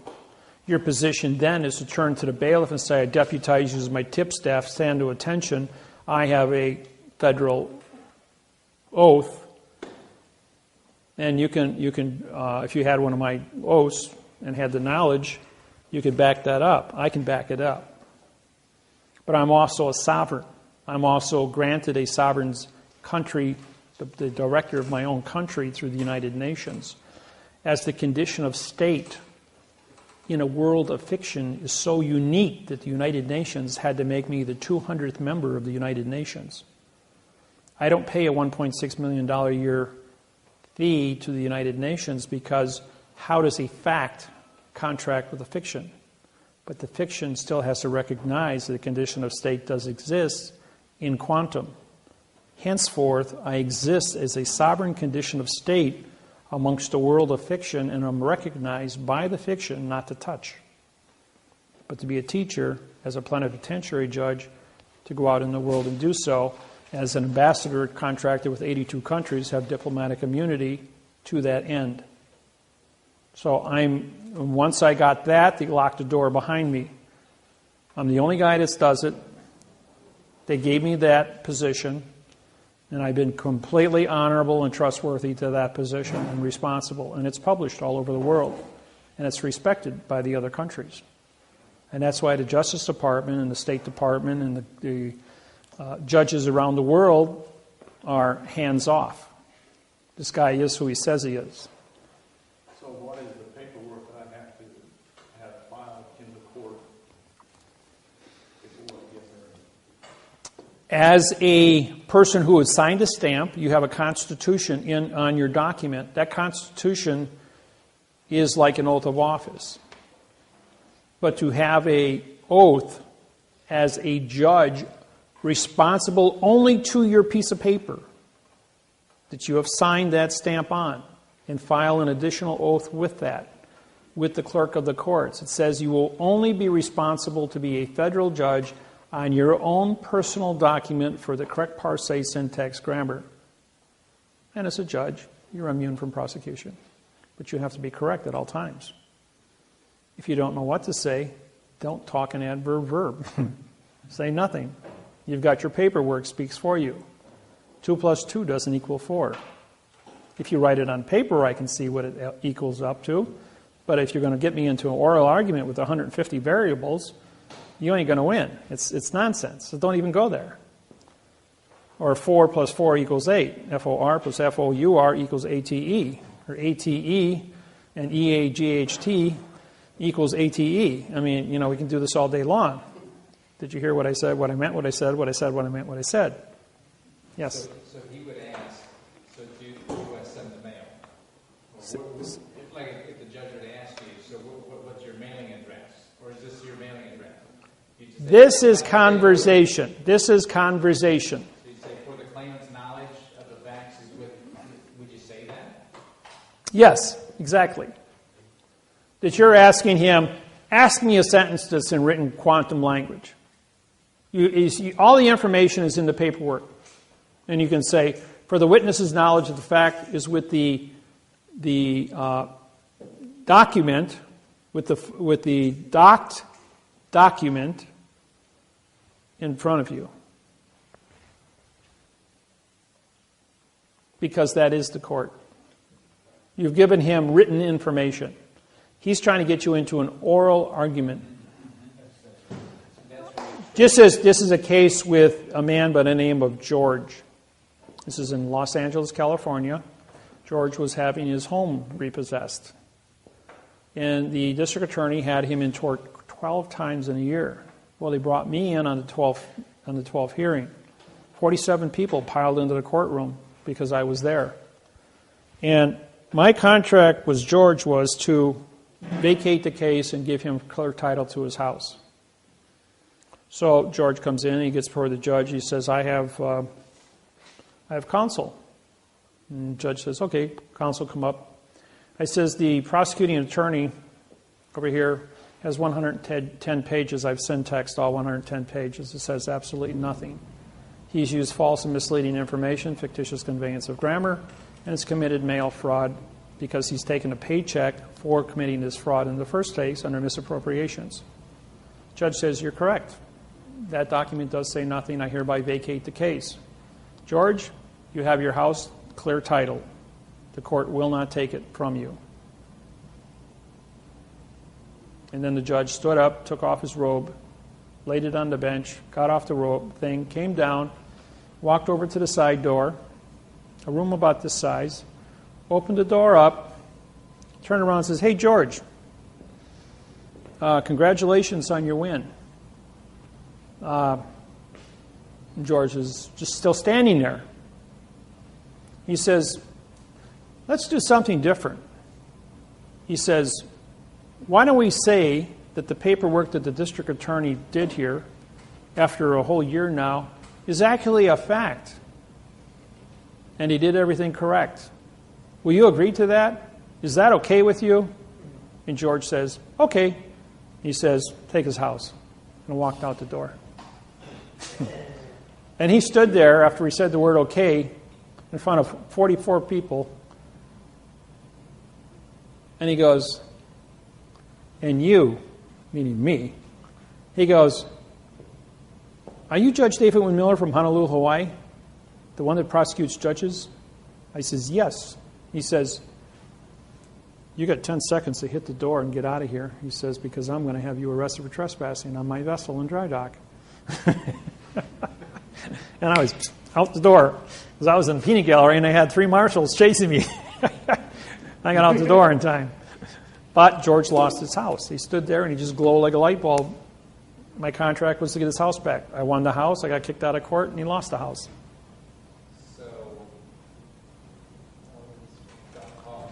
Should have kept his mouth shut and walked out of the door, yes. So then everybody, we went all outside in the parking lot, and I said to the people, did I win the case? They said yes. Did I fulfill my contract? They all said yes. Did George give back his house to the district attorney? Everybody said yes. Am I liable? Everybody said no. Enough said about that. Let's go back to the seminar. So we all had a seminar this afternoon.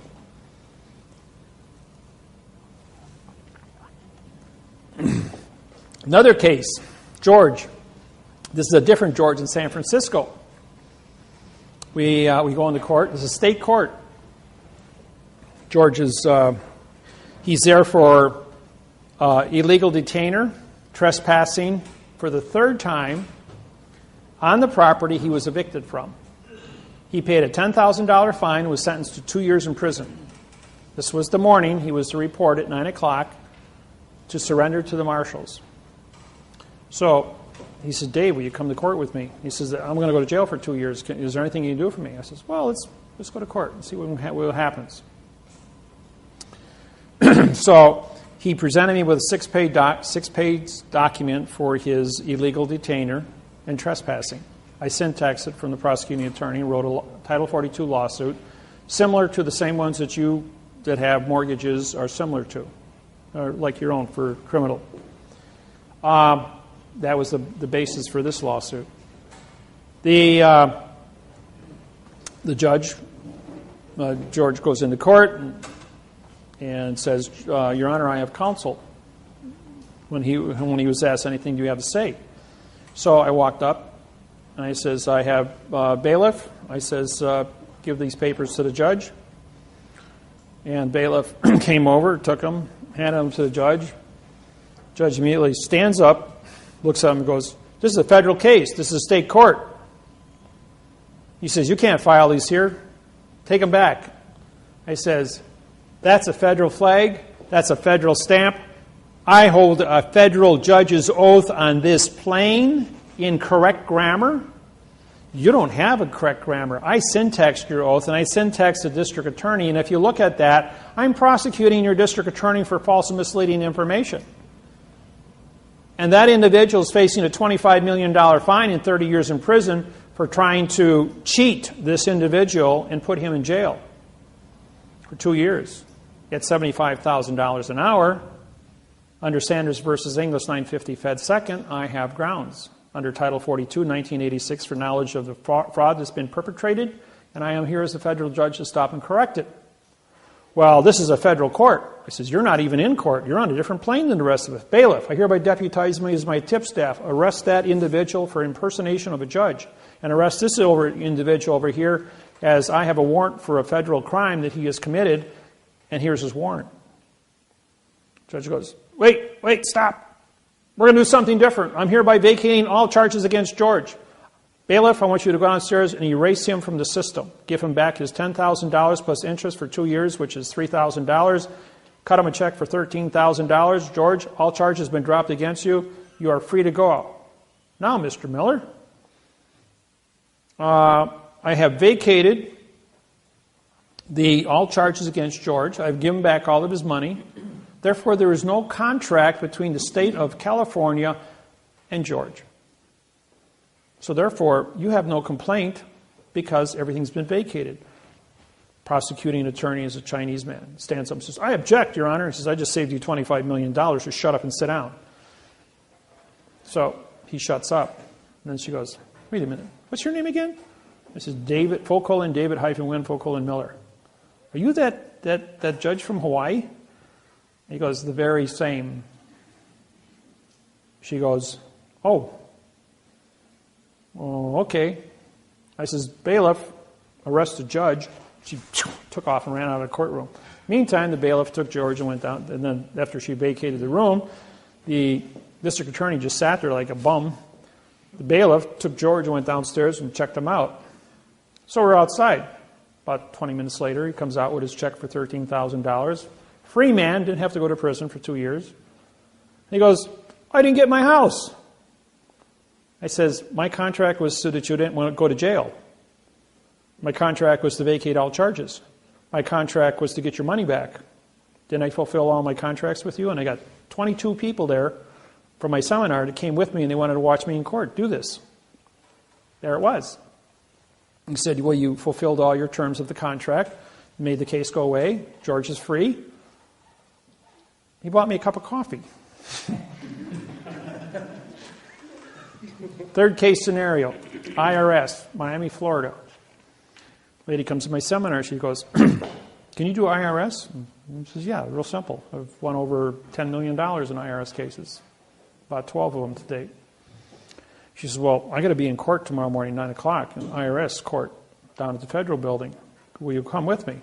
I said, sure, it'd be fun. So, being in Miami, I was on vacation, and I put on my surfer shorts, my surfer shirt, and my flip-flops, because I was on vacation. I go with her. And she, we walk into the IRS office, and The IRS agent comes in. He's 33 years old, by the way. And she says, she asked me, she says, what do I do? I says, well, give them all of your paperwork. Cooperate 100%. And the IRS agent says, are you an attorney? I'm going, no, I'm not an attorney. He says, do I look like an attorney? I said, I'm on vacation. So she says, oh, well, I want David to come in here with me. I just need some moral support. I'm kind of nervous about all this stuff. And he goes, well, okay, Dave, you can come in and sit next to her. So I sat there quiet for about an hour. Every time he asks for something, she says to me, should I give him the paperwork? I says, yes, fully cooperate. Well, the IRS was real pleased the fact that I was giving her moral support, helping the IRS get all the paperwork filed. He wrote out all the forms from 2004, 5, and 6, 3 years. After the paperwork was all filled out, 8 pages, she owed $38,000 in back taxes. So she then signs the forms, slides them across the table, and I says to the IRS agent, I says, mind if I ask a question? Are you an attorney? I says, I thought we discussed that already. He says, that's a question. If she committed false and misleading information to you, can you prosecute her? Oh, yes. So can I ask you another question? If she committed perjury in this interview, as you have a recorder here and you recorded it for the IRS, can you prosecute her for perjury? He says, yes, we can. He says, you want her to sign right here, is that correct? Under penalty of perjury? You know that under is an adverb, means no contract. Of penalty, which is a verb. Of is an adverb, making perjury a verb. You want to show me the verb perjury and penalty in the dictionary? Isn't that false and misleading information? Isn't that perjury by your own confession? And then I syntaxed in the next 35 minutes, all 8 pages. As I identify, I says, oh, by the way, I'm the federal judge of the United States, chief federal judge, and you just committed 47 felonies in front of me. Grabs up all the paperwork. I'll be back. Takes off. About a minute goes by, and all of a sudden there's screaming in the back room. Yell, yell, yell, yell, yell. This goes on for like 5 minutes. Then the supervisor in Miami, IRS, sticks his head out. Oh, Judge Miller, you're here. Well, yeah, I've got a 3x5 picture of me hanging on the wall in there. So he pops his head back in, and more screaming goes back in. It's quiet for about 2 minutes, and about 12 minutes goes past, and he comes walking out. Madam, here's your form. All your taxes have been canceled. You have 0 balance. You're free to go. Have a nice day. She bought me an espresso.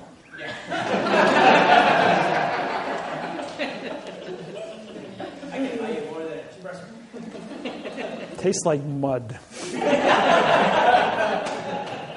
So, I do a lot of stuff for fun. And anybody, I don't care. I haven't seen anybody that had a problem from any form of anything in the books of law that qualify, that I can't handle. I do not do murder. I do not do bank robbery. I do not do drug dealers. I do not do rape cases. I do not do public safety violations. You drive 40 miles over the speed limit, have fun in court, because I'm not going to defend you. I'm not going to say anything to assist you. That's reckless and endangerment of public safety. I don't touch any of those cases. I have an agreement with the government not to publish lawsuits on the internet because criminals would use them for the wrong purpose. And then, for that fact, it would go anywhere. If you do have a case with me, I respect that you will treat it with respect. If I am on your case, I will sign and fingerprint, or autograph and fingerprint your cases. I will be there. In the event you have a judge that will sign that document and be a federal judge, or one comes out of Washington of the 300 judges that are assigned to work with me out of Washington in your jurisdiction and orders me to court by subpoena, I will show up and I will testify and do a presentation in front of the grand jury. I was ordered to Michigan. After 7 attempts to go in front of a grand jury, I finally made it in front of a grand jury. And when I testified, we were probably 2 hours on the witness stand in front of the grand jury. And the Attorney General, who was cross-examining me, every single question he asked, I syntaxed and made an ass out of him. I mean, the guy was really beaten up by me on the witness stand. And then finally, I was on the witness stand, and he made a comment to the judge. I'm going, "You're out of order." The judge says to me, "Judge Miller, there's only one judge in the courtroom, and it's my courtroom, and I'm the judge." I'm going, "Oh, yes, okay." Then the judge perks up and says, "You're out of order."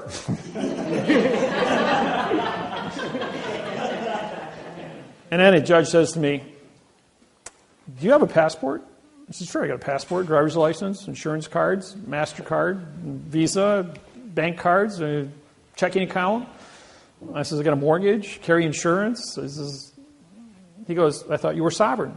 "Well, I am sovereign. I'm allowed 2 identities." He goes, "Yeah, that's true. You are allowed 2 identities." I just tell you what, Judge, why don't we cut to the chase here? In front of the grand jury, he says, "Here's my passport. You're a federal judge. Why don't you go in the back room and contact the U.S. Department of Immigration and Customs and run my passport?" I said, "It's going to take you about a half an hour to go through it. It's about 38 pages long." He goes, "There's only a couple pages here." I says, "Run my passport." I says, "Then you're going to find out who's sitting in your courtroom."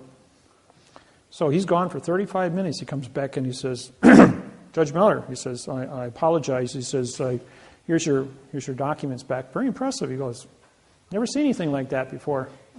38 pages long it was, just like you said. And he says, "Davis," he says, "he's just made an ass out of you. We have no more questions for him. Judge Miller, you're free to go." Yeah. So what do I need to do to get you here quickly for my court date? When's your court date? October 30th. October 30th? I'm going to be, I don't know, maybe I could make it. I got to be in Court of Claims in Washington, D.C. It's on the way. On the 5th, that's Monday. You got I think you got Friday. Thursday or Friday? Washington's always fun around election time. Tuesday, that's a whole week. Well, I'm on your case. I can sit in court with you and, argue the syntax. That's not a problem. Probably be a lot of fun. I'm free those days. I think we'll have an audience.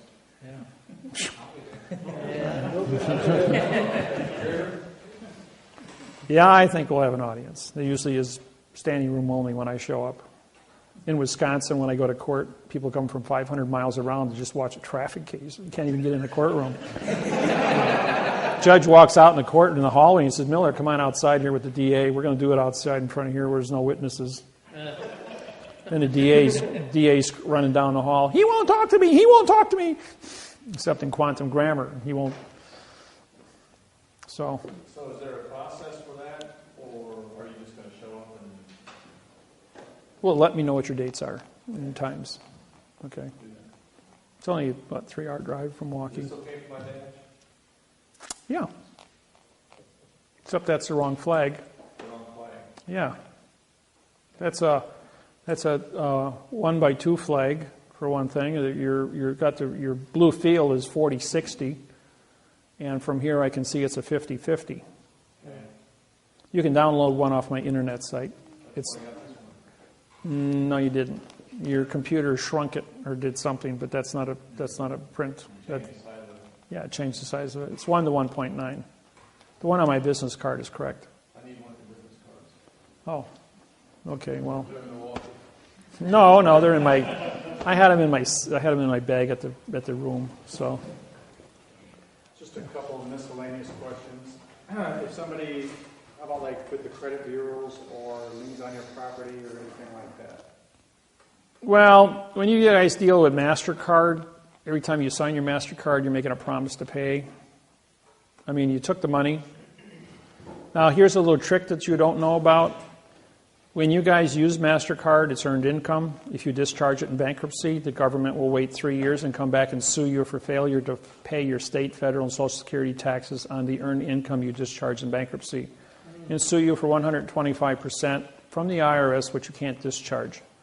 You think you were in trouble before you couldn't pay your bills? Now you're in trouble with the IRS. Will sell your home, cars, and anything else you own, and they'll come after you from that location. And you can't file bankruptcy against the IRS claims, especially with that position. Okay, so the syntax wouldn't work in those areas. The syntax works except when you file bankruptcy, you are saying, what's in my hand? Nothing. You filed bankruptcy against nothing. Why do you file bankruptcy? You filed bankruptcy because you want to discharge a fact. Bankruptcy takes the nothing and makes it into a fact. Therefore, the fact is taxable. How do you think England captured New Zealand, Australia, India? Is because England figured out way back in the 13th century that if you file bankruptcy against an invasive people, take the Aborigines. They don't speak or read English. They only have picture writing. So, in their pictures, articulate their land, their treaties, their boundaries, and there's 3,450 Aborigine tribes in Australia. But they got 10,000 gold mines. The country is a virtual mine of gold, silver, lithium, titanium, cobalt. I mean, it's just mineral rich. Radiation, radium for plutonium. All of our nuclear submarines are refueled in the northern part of Australia as they go around the world because our treaties with them. Australia is traded on the New York Stock Exchange as a corporate entity. Just so you want to know about that. The people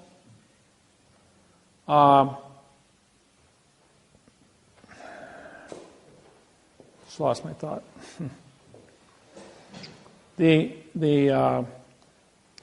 England went into Australia, genocided up until 1957. They had a bounty on Aborigine people that if you kill them, you got to pay the bounty. Imagine that. England was actually hunting human beings like they do deer and putting a bounty on them. Just like the movie with Tom Selleck,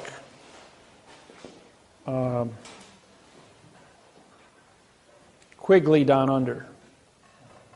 Good movie. The Aborigines were genocided. Then they went ahead and they stole their land and they sold it to the unsuspecting settlers from around the world as they came in as new people. Then as soon as the people bought the land, the government came in and filed bankruptcy on the individual, bankrupting them off the land. Then filed a Title 46, Chapter 781 salvage claim under the 2000 Corporation Act under false and misleading statements, filed bankruptcy against the people, and through the bankruptcy court legalized the taking of the land because now they're saying the nothing contract of seizure was filed in bankruptcy, giving nothing value, retitling it back into the crown and then selling it to the next unsuspecting buyer, now as only a trustee and a caretaker, leaving the jurisdiction of the government in charge of the land and moving the Aborigine people off who couldn't read and write and defend themselves. When I showed up, I wrote them a new constitution. I gave them international trade agreements. I gave them the ability in quantum grammar to protect themselves against a world of fiction. So they called me the Spirit Walker because I came in and prosecuted 129 judges and nobody touched me.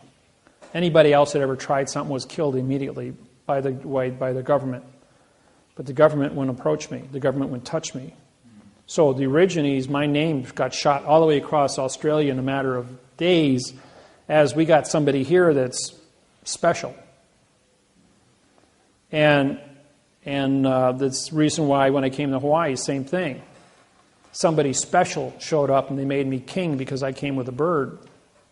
1848, a prophecy was made that a white man from America would come to Hawaii and set the Hawaiians free. I wrote the apology bill that Bill Clinton signed and apologized to sealing the Hawaiian Islands. Then proved the entire history of the Hawaiian Islands from the international bankruptcy through World War II, and it was the post office that captured the Hawaiian Islands, not the United States court system. Henceforth, giving the Hawaiians now direction by which to prosecute trespassing. And who paid the docking fees for all the buildings in Hawaii for the past 200 years on a sovereign country? Nobody. It's about $64 trillion in back taxes that the Hawaiian people are owed, which they kind of perked up to. Yeah, wow. So then you take all of that, and then you go down to Australia, you syntax their constitution, null and void. Write a new constitution in quantum grammar, giving the origines original constitution before the English got it, putting them in now control. And then going in and prosecuting the judges where they're running out of the courtroom. They're standing up bowing to me as the chief federal judge of Australia and New Zealand. And the origines are in there watching this. And then having 2 federal attorneys, 2 federal barristers, 2 federal solicitors, and 2 federal, state attorneys, all stand up, all 8 of them, one right after another. We are in peril, danger to move forward against the origine people. As Judge Miller has explained to us as a chief federal judge here in in Australia, in Sydney, Australia, New South Wales, as to how much criminal activity we have done in closed chambers in the back here in the last 8 hours. He can walk the walk, talk the talk, and he explained to us in detail the operations by which we are to be prosecuted as, that we don't exist as a government, as a court, or as a people, that we are trespassers. We hereby vacate our position against this origine who we want to sue. And that's been 4 years now, and he's still a free man, and there's been no activity. And that word went all over Australia. And I've gone to court 129 times. Every time I walk in the courthouse, it's like, bzz, Miller's in the building. Everybody's running and locking doors. Don't let him in your courtroom. He walks in here, it's going to be hell to pay. Yeah. So will you also write that for the Indians? American Indians got the same thing through their treaties and now have 190 casinos on their properties. And guess what? The white man is losing money and they're buying back their own Indian lands with the white man's money. That's poetic justice. Yes. You were saying something about the bankruptcy. Don't do bankruptcy. Don't do bankruptcy. It is. I have a question. Don't think of how not to pay your bills. Think of how to make money and be more efficient. Learn how.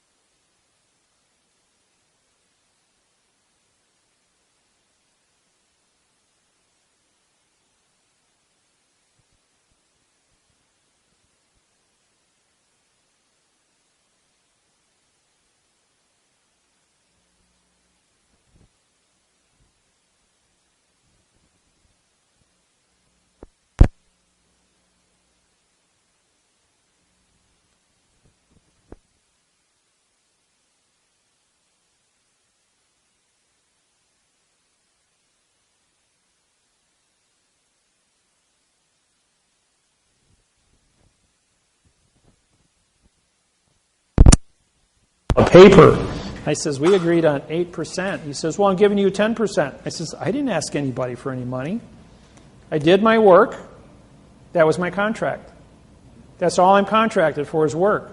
If you guys pick up $1.5 million down the road or $7 million from the federal government and you want to do a gift to me after the fact because you have surplus or you feel you want to give me a gift, that's your business, but I'm not asking you for anything. We had a contract. I fulfilled my contract to you, and that's it. When you got a gift, what is a gift? Okay. Most of you are too young to understand this, but some of you are old enough. Remember the movie I Dream of Jeannie? Huh? You're laughing. You must have watched it. All right. What is a genie? Everybody knows it deals with magic, right? Okay, you have a genie and you have a djinn. A djinn is the grandmaster of genies. He's got all the power. So genie was a program where an astronaut opened up a bottle and let the genie out. And the genie fell in love. She's laughing. She's seen it. The genie fell in love with Tony and did all these crazy things trying to help him. And every time she used her magic to help him, wound up getting in trouble. And the whole TV show was a comedy. Well, along the way, Jeannie goes ahead and she's going to use magic to go ahead and make Tony fall in love with her. There's one thing about the word love. It has to be free will. And if a genie violates violates the free will of love, loses her powers. So Jeannie went ahead and played her trump card and Tony fell in love. Well, Jeannie's dad shows up to Jen and says, you broke the rules. You got no power. So now she's back to an ordinary woman, living a mortal life, having to learn how to cook and clean and iron and do everything domestically. Well, at the end of the show, the Jen goes ahead and gives Jeannie back her power because she learned her lesson. So then I got to thinking about that. What would any of you do if somebody gave you power to snap your fingers and create things out of thin air? Give you absolute power over all things. What does that mean to you? Will you be responsible for power? Will you be a teacher? Will you acquire wisdom from this here? Or will you go out there and practice mischief? Well, I looked at myself in the mirror one day and I said to myself, could you, or will you make a contract with yourself, David, that if you were given the power, absolute power, will you be responsible for that? And I said, yeah, I can do that. But would you do that at the point of death? In other words, if you violate the rules of absolute power, which is the word meek, M-E-E-K, that you will be struck down and you will die without cause. I said, yes, I'll make that contract with you. And what I'm doing is I'm talking to the mirror. So the mirror is a reflection of the opposite. But when the opposite goes through your eye, it's putting your brain as the correctness. A correct image appears in front of your brain. So I made a contract with myself and with God that I will be correct if given the power to be correct, to fix it. And what is syntax? Syntax controls all the contracts on planet Earth. Parse, syntax, grammar. And so 7 years later goes by, and I die on the operating table. And I'm reborn. And my whole personality is different. My 6-year-old daughter walks up to me and says, you don't smell like my daddy. You got green eyes now. You don't look like my daddy. My daddy had hazel eyes. You got bright green eyes. You don't look like my daddy. You don't smell like my daddy. My daughter was estranged from me until she turned 16 and then never talked to me again until she was 28. True story. My other children are very close to me. But the point is, I did acquire the math interface on grammar, giving me power on grammar. Grammar controls all contract, and contract controls all topics on planet Earth, all money, everything. So what happened was I acquired the power over all things in all languages on planet Earth through the math interface of communications. So I made a contract, and I've always been honorable to that contract, and I was reborn again. So what did I get with the power? I get to have clothes, food, shelter, and travel, and have immunity, which I acquired through my diplomatic position of the United Nations as a sovereign, as a federal judge. But I'm always correct. And everybody walks up to me or goes on the internet and say, you're not a federal judge, you're not part of the United States District Court. Well, a district court judge is not a federal judge.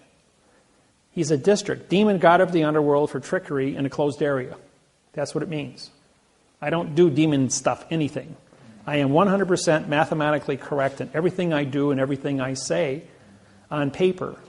And I am a federal judge on every document I sign, and that document is the court. And when we go into a scenario, we are correct in that court, and that judge is going to come off the bench, and he's going to sign that document, or he's not the judge in the case, and I will be that federal judge in that court in front of that individual, and I will tell him so.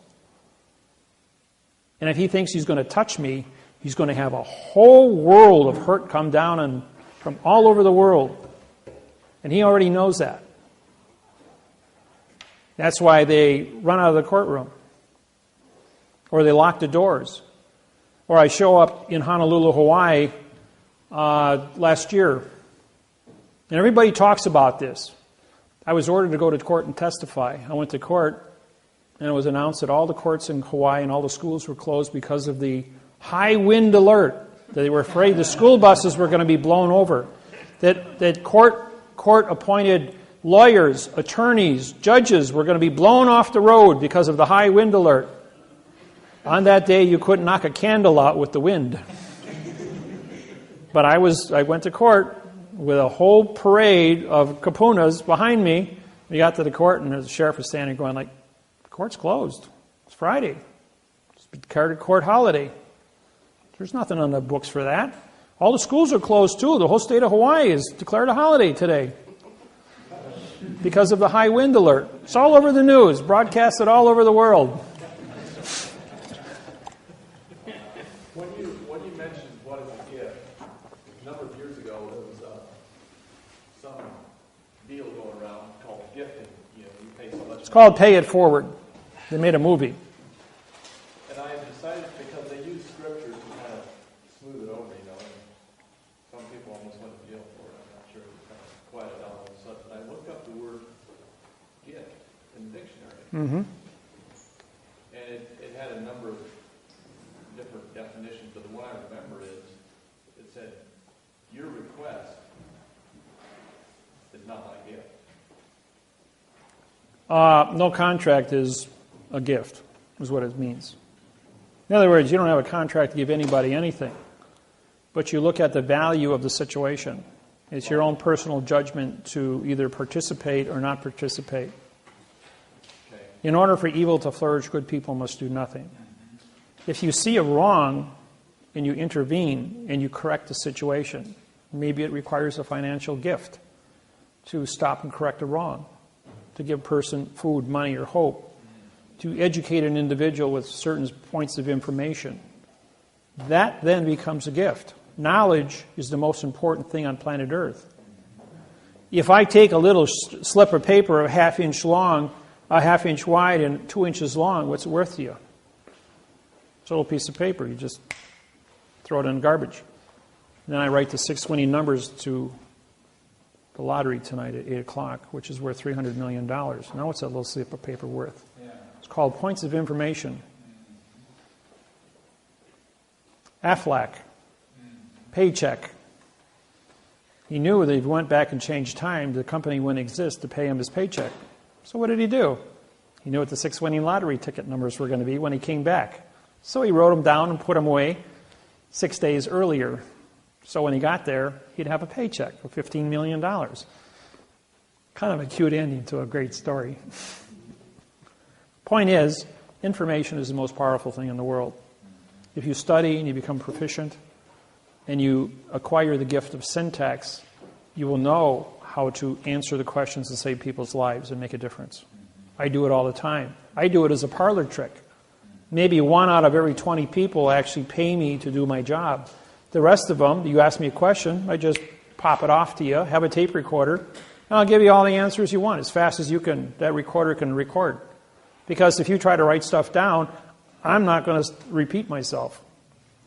If you want to get in a conversation with me, you better have a tape recorder running, because you're not going to believe what you hear in the next 5 minutes, because it'll take you a month of research to pull it out of the dictionary. Those that know me, those that have done business with me, know that once you get into bed with me, I take care of you.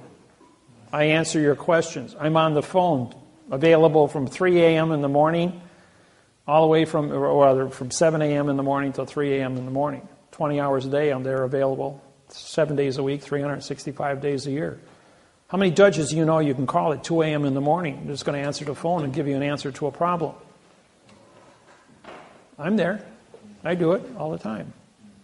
But only the people that are supposed to be there and talk to me get through on the phone.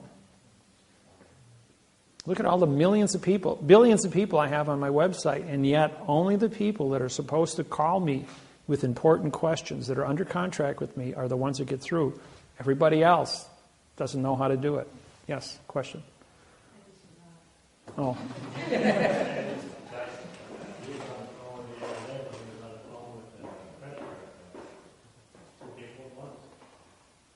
Oh yeah, I'll be on Skype and 2 phones at the same time while I'm day trading and syntaxing a lawsuit. It's called multitasking. I can use my right brain, mathematics, doing numbers and syntax and papers at doing 300 words, about 30 minutes, so about 600 words an hour. I'll do syntaxing while watching a movie. Well, yeah, other movies, if I've seen a movie once, like Gone with the Wind, I'll just put it on high speed and watch a 3.5-hour movie in 6 minutes. Or for entertainment, I'll walk through a video store and use 1 second on each title and go like, I know all the plots, I know all the actors, I know the whole thing, and bang, bang, bang, bang, bang, bang, bang, watch 20,000 movies an hour. Just by reviewing my mind as to what I've seen in my life at 63 years. So I was 18 years old before I had my first TV set. So I grew up with a crystal radio that I built myself. I had to learn how to read books. I used a library and library card catalogs. I lived in a library 40 hours a week, 7 days a week. And I did that from the age of 8 to 18. So I was an information junkie, studied to be a doctor at the age of 12, and at 18 I put it all away and became a welder. Metallurgy, engineering, heat treating, all the things that build the world, because I was a builder.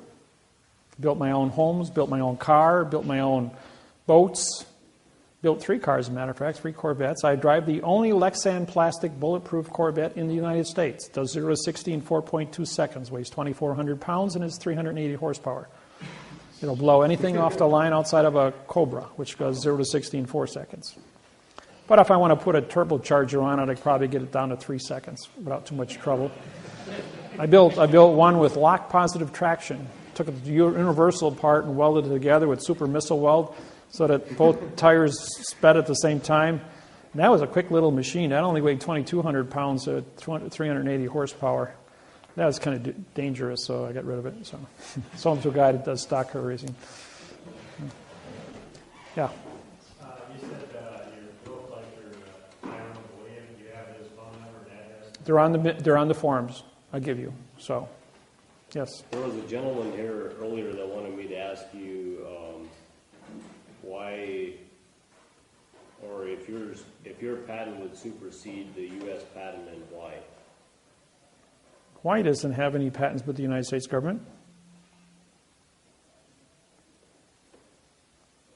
Is that what you're asking? Well, he just wanted to know. He wanted it to be on the video, so when you come back and watch the United States government never had the correct parse syntax grammar to invade the Hawaiian Islands. Pearl Harbor was gifted in 1848 to the United States Postal Service by King Kamehameha I.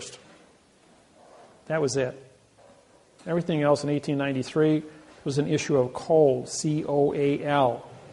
The Germans, the French, and the Portuguese all planned to take over the Hawaiian Islands 6 months after the takeover of the United States taking over Hawaii. They just beat them to the punch because the population stood by 1893 at probably 60,000 Hawaiians versus 3 million invaders back then. So, questions? If you become president, will you get the peace treaty signed between Israel and the Palestinians? Yes, Ron, I told you a story about Helm. That already was signed way back about 7 years ago. That's why there hasn't been any commotion there. They both are familiar. That was already signed. Yeah, that was already done in quantum 6-7 years ago. Even though the people are still making noise, those are satellite groups, but the people who originally signed that have not been fighting with each other because of the words. But then there's been the people who were involved with the original treaties are senior citizens, bad health, some have died. So the new people coming in are not familiar with the new terminologies, and so therefore they're drifting back into fiction, whereas they had quantum before. And if you don't take time to study, you're not going to be proficient. So every generation, just like ambassadors at the UN are traded off every two years. They run a 6-year ambassadorship, and every 2 years, 1/3 of all the ambassadors in the UN are changed out.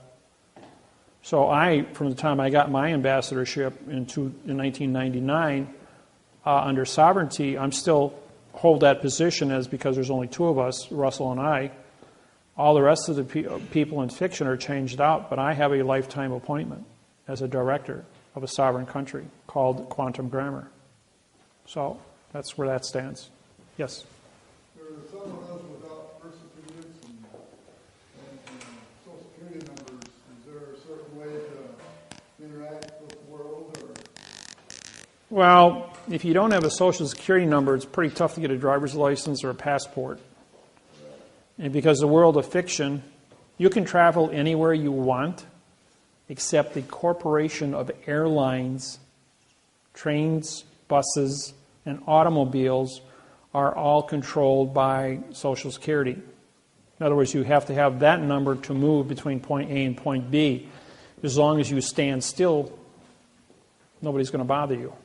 It's when you want to go across state lines or federal, international lines, they want to have those points of information. Otherwise, I would recommend you send your identity, do a claim to life, mail it to yourself, registered mail. That way you've got a quantum registered mail with the post office. Use that as your identity to go and mail yourself anywhere you want to go, registered mail. And then send yourself, put a post like I did Russell.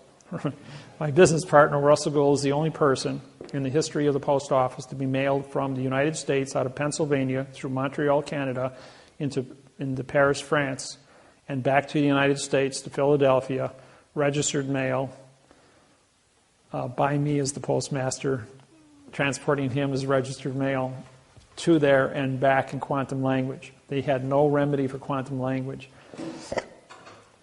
Once we completed that task, all the post offices worldwide passed a law that said you must have 3 forms of identity: a ticket, 2 forms of state ID, which is a passport and driver's license, and a birth certificate certifying your location. Changed all the laws on the planet. He tried to do it a second time, it was not successful. The U.S. Department of Immigration and Customs said, yes, you can go. We have no way to stop you. But the insurance company that controlled the United Airlines flight says, no, we will not insure you to get on our plane. You're not a dead person. Only dead people can fly on our airplane. In case it crashes, there's no liability. You must be a nom de guerre dead person on our plane. That's why all plane crashes never have survivors. Because they don't want people surviving. Otherwise, they'd sue you out of existence. For public, were secrets. And a lot of stuff was lost languages. Well, because of our syntaxing capacity, we were able to break the codes on these and put all the correct language in, syntaxing these. We had cardinals and bishops for 3 days follow us around as we told them all the secrets. After that exercise was done, we then wrote an international bank treaty for Cardinal Sedana, and we were awarded Key Masters as the first persons to ever write a quantum treaty with the Vatican. When we came back, we drove 2,000 miles through Europe. We then went from there to Bern, Switzerland, and met with the Universal Postal Union. From there, we went to Zurich and met with the German Bank of Germany. And from there, we went back to Paris. I have a passport, so I was allowed to fly out. But Russell was mailed there, registered mail. So the Postmaster General of the Universal Postal Union in Bern, Switzerland, and the Postmaster General for the United States in Europe both had to vouch for Russell. But that still wasn't enough to get him through security. They wanted a passport. When the head of the Charles de Gaulle Airport heard that we were there as keymasters, he came down to interview us. The man who was in charge of the Charles de Gaulle Airport is the great-great-great-grandson of the Joan of Arc, who was a keymaster with the Vatican. Going all the way back, he's a direct descendant. And when he heard that there was 2 keymasters from the Vatican at his airport, he shut down the airport, held 300 people in a DC-10 for 3.5 hours as he interviewed us for 3 hours, and did syntaxing exercises with us for 3 hours about Vatican secrets using a Bible. After which time he gave us red carpet VIP treatment through security onto the plane. We flew back and were accepted. We had to be debriefed by the post office when we landed in Philadelphia, but everything went smooth. Got him there, got him back. All postmasters in the world were notified that Russell was mailed to Europe and back registered mail successfully. We're the only person to ever do that. And to this day, the post office still tells tales of the stunts that we have pulled and the treaties we have. I am also a muster master for the Pentagon with the Secretary of, and so is Russell, with the Secretary of Defense. Yes? Why are the secrets of the manual so secret? Well, first off, you don't have Manly Hall's Secret of All Ages. There are only 5 copies on the planet. Number 2, you don't have a deluxe copy, which have been syntaxed by me. There's only one in existence, and I own it. So therefore, the secrets that exist are so complex. If you started reading right now on a 6-page book that's 6,000 pages long, this wide and this tall and this thick, it would take you several years to get through that. And you would also have a syntax background to understand what it says. Russell and I both do. And we concur on different things. I'm 25 years older than Russell, by the way. Go ahead. Is there a book of Enoch? Enoch. I know what Enoch means, yes. But no, there's not a book of Enoch. It's a tale about a UFO. That's what Enoch means. It's a UFO tale. They made a movie called Enoch, if you want to watch it. Yes? Do you have with you kind of the life, like kind of the life, birth, whatever? Yeah, it's on page 2. I would like to see one that's done. Right there, page 3 in the book. There's also the same ones on the internet. Just fill it out, put your picture on it, have your people autograph and fingerprint it, and you're done. It's called the claim of the life. Claim of the live life. What it means is that you have knowledge of what a prepositional phrase is, how to certify what a fact is. You've identified yourself, your mother, your father, and 2 other people with claims of the life have identified you to be a fact. That's all it means. You don't file a claim of life written with the correct parse syntax grammar with the recorder's office or with the fiction government. Why would you file a fact with a fiction? It's an oxymoron. It's only for you to use. If you want to attach it to a federal lawsuit, and if you want to go to The Hague and file a claim of the life, take a lawsuit into the Hague, showing that I'm a live person who's been violated under a genocide or apartheid situation, then they would accept your paperwork. They will not accept any paperwork from an individual who does not have a claim of the life. People, you cannot file lawsuits at The Hague. The Hague is a branch of the United Nations. You must be a United Nations member who has paid your dues of $1.6 million a year, and you must be a country. Private citizens are not allowed to bring cases. The blood diamond case took 14 years to get to court. 235,000 people died under the blood diamond civil war. And that's why the Blood Diamond movie was made. For those that haven't seen it, yeah. A break? 7:30. We're just for an hour?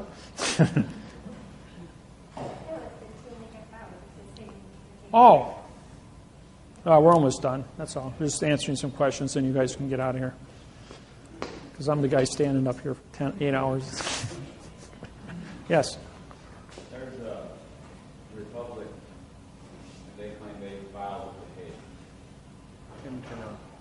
Tim Turner's under arrest. He was arrested a couple days ago, by the way. He's in jail right now. Really? Yes, really. Tim Turner, means no public. A no public document written in adverb verb is nonsense. So he's trying to promote a negative condition of state in the world of quantum. Therefore, the U.S. Attorney's Office, or the federal attorneys, are now using my quantum technology to arrest any organization in fiction anywhere in the United States that would take money or mislead American citizens. They're going to shut down the whole thing. In May 1993, I went on the radio to do my first quantum radio show. In 6 weeks, 2,800 organizations in the United States were put out of business. There was only 10 organizations left standing. Today, there's only, I don't know, maybe less than a dozen that actually are still in existence. Otherwise, my technology has completely rolled across the planet, and anybody attempting to start anything up, do anything with IRS, or anything, redemption, strawman, UCC, acceptance for value, all nonsense, all being arrested under false and misleading statements. So this is the only program that's replacing the entire planet. Question? Fred and Nina Gutierrez. What? Fred and Nina Gutierrez. What does that mean to you? Fred and Anita. Nina. Fred and Going around Nina? the countryside doing seminars. Set off debt, doctor. Set off debt. They'll probably be arrested shortly for false and misleading statements. I'm serious. I don't know anything about them, but if you show me, if you got a website, something I can look at, a piece of paper that they've written, if it ain't in quantum, or if it isn't in quantum, I should say, it'll be nixed like that. You mentioned also the UCC. It's copyrighted by England. It's private property. Right.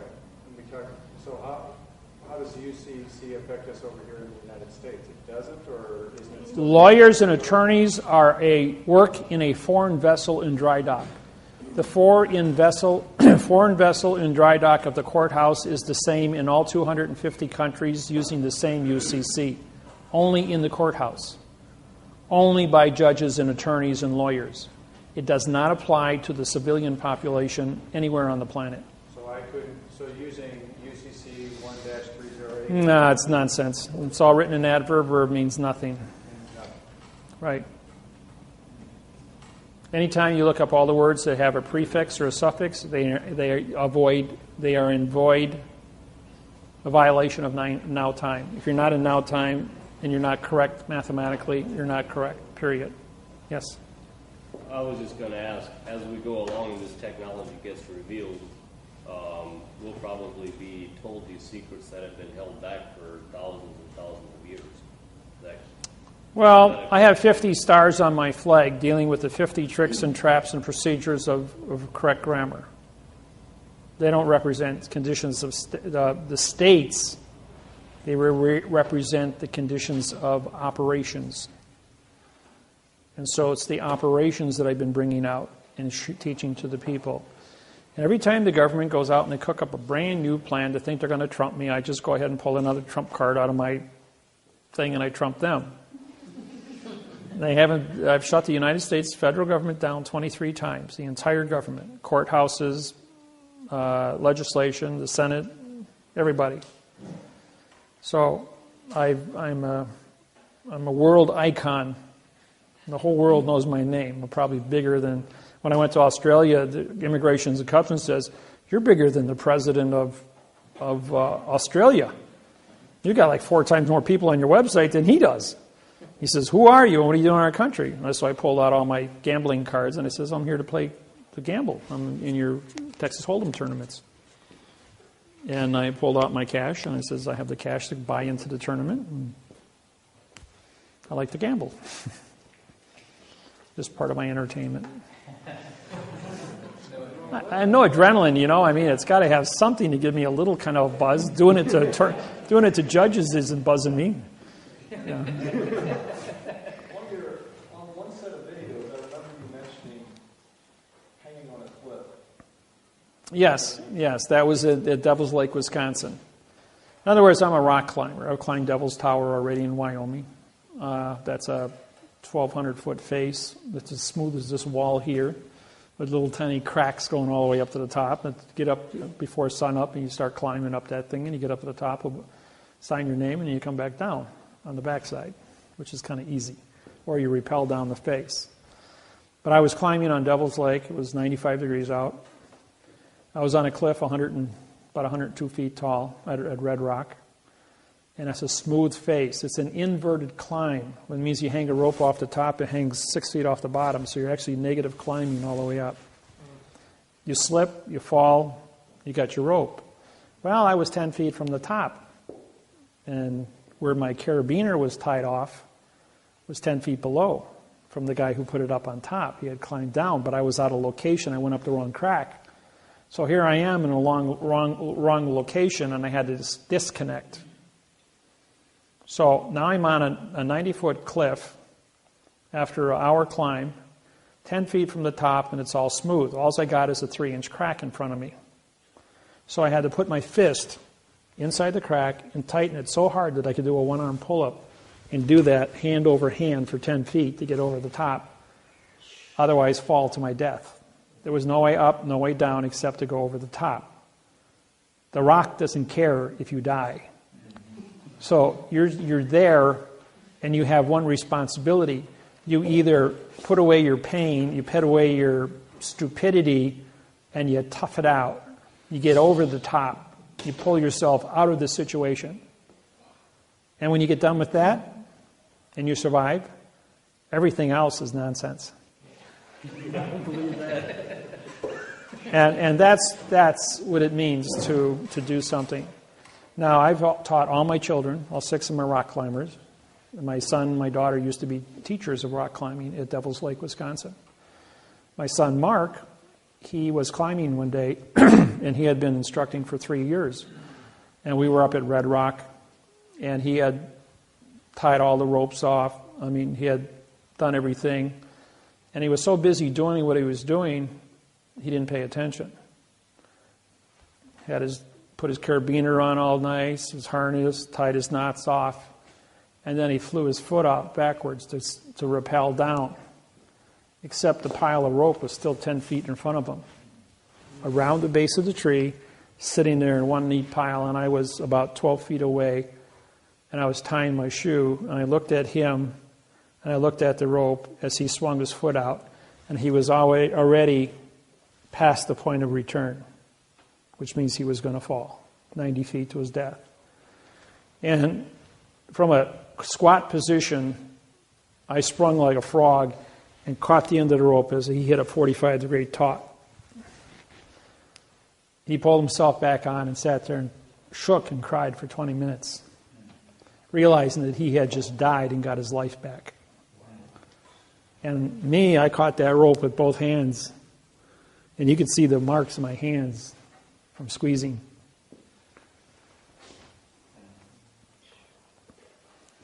There are relevance in time, just like me dropping the bullet and avoiding things. There are some things that aren't supposed to happen. There are some things that have to happen. And after that, he was the safest climber, does a triple everything. Nobody touches a rope that he touches. He doesn't trust anybody or anything, but he is triple secure at everything he does now. At 18, he's now 38 years old, 20 years later. 8 years ago, he caught the edge of his foot on a roofing nail and fell 12 feet onto concrete off a roof. Crushed his left foot, which is now titanium, and crushed his left wrist, which has pins in it. And so he still roughs, but he wears a harness when he's up on the roof. And he's super, super careful. That was the second time he was careless. So he pays very close attention now, but he's in a lot of pain. The bones change, titanium doesn't. So, any questions? Yes? Oaths of office, if they're upholding an oath to the Constitution, which is not the Constitution, but you're saying just to the state, is that what you said? All right, I'll explain what that means. The judge says, I swear to support the Constitution of the United States. Correct? What does the word United States mean? United means no citizen, condition of state. He supports the Constitution of the piece of paper that is in front of him between two or more people. As there are two people that are nom de guerre names on a piece of paper. That piece of paper, which is the lawsuit, yours is traffic, his is divorce, yours is speeding. Doesn't matter what you're there for. Misconduct. Everybody's in court for something. You want to collect rents. The point is, every piece of paper in court is a different constitution of two or more people between him and the person in front of them asking for something. That's what it means. The word constitution means contract. So has nothing to do with Washington. So how can, for example, the oath that I showed you of the police officer, how can I use that to my advantage to avoid something that's going on? Oh, real simple.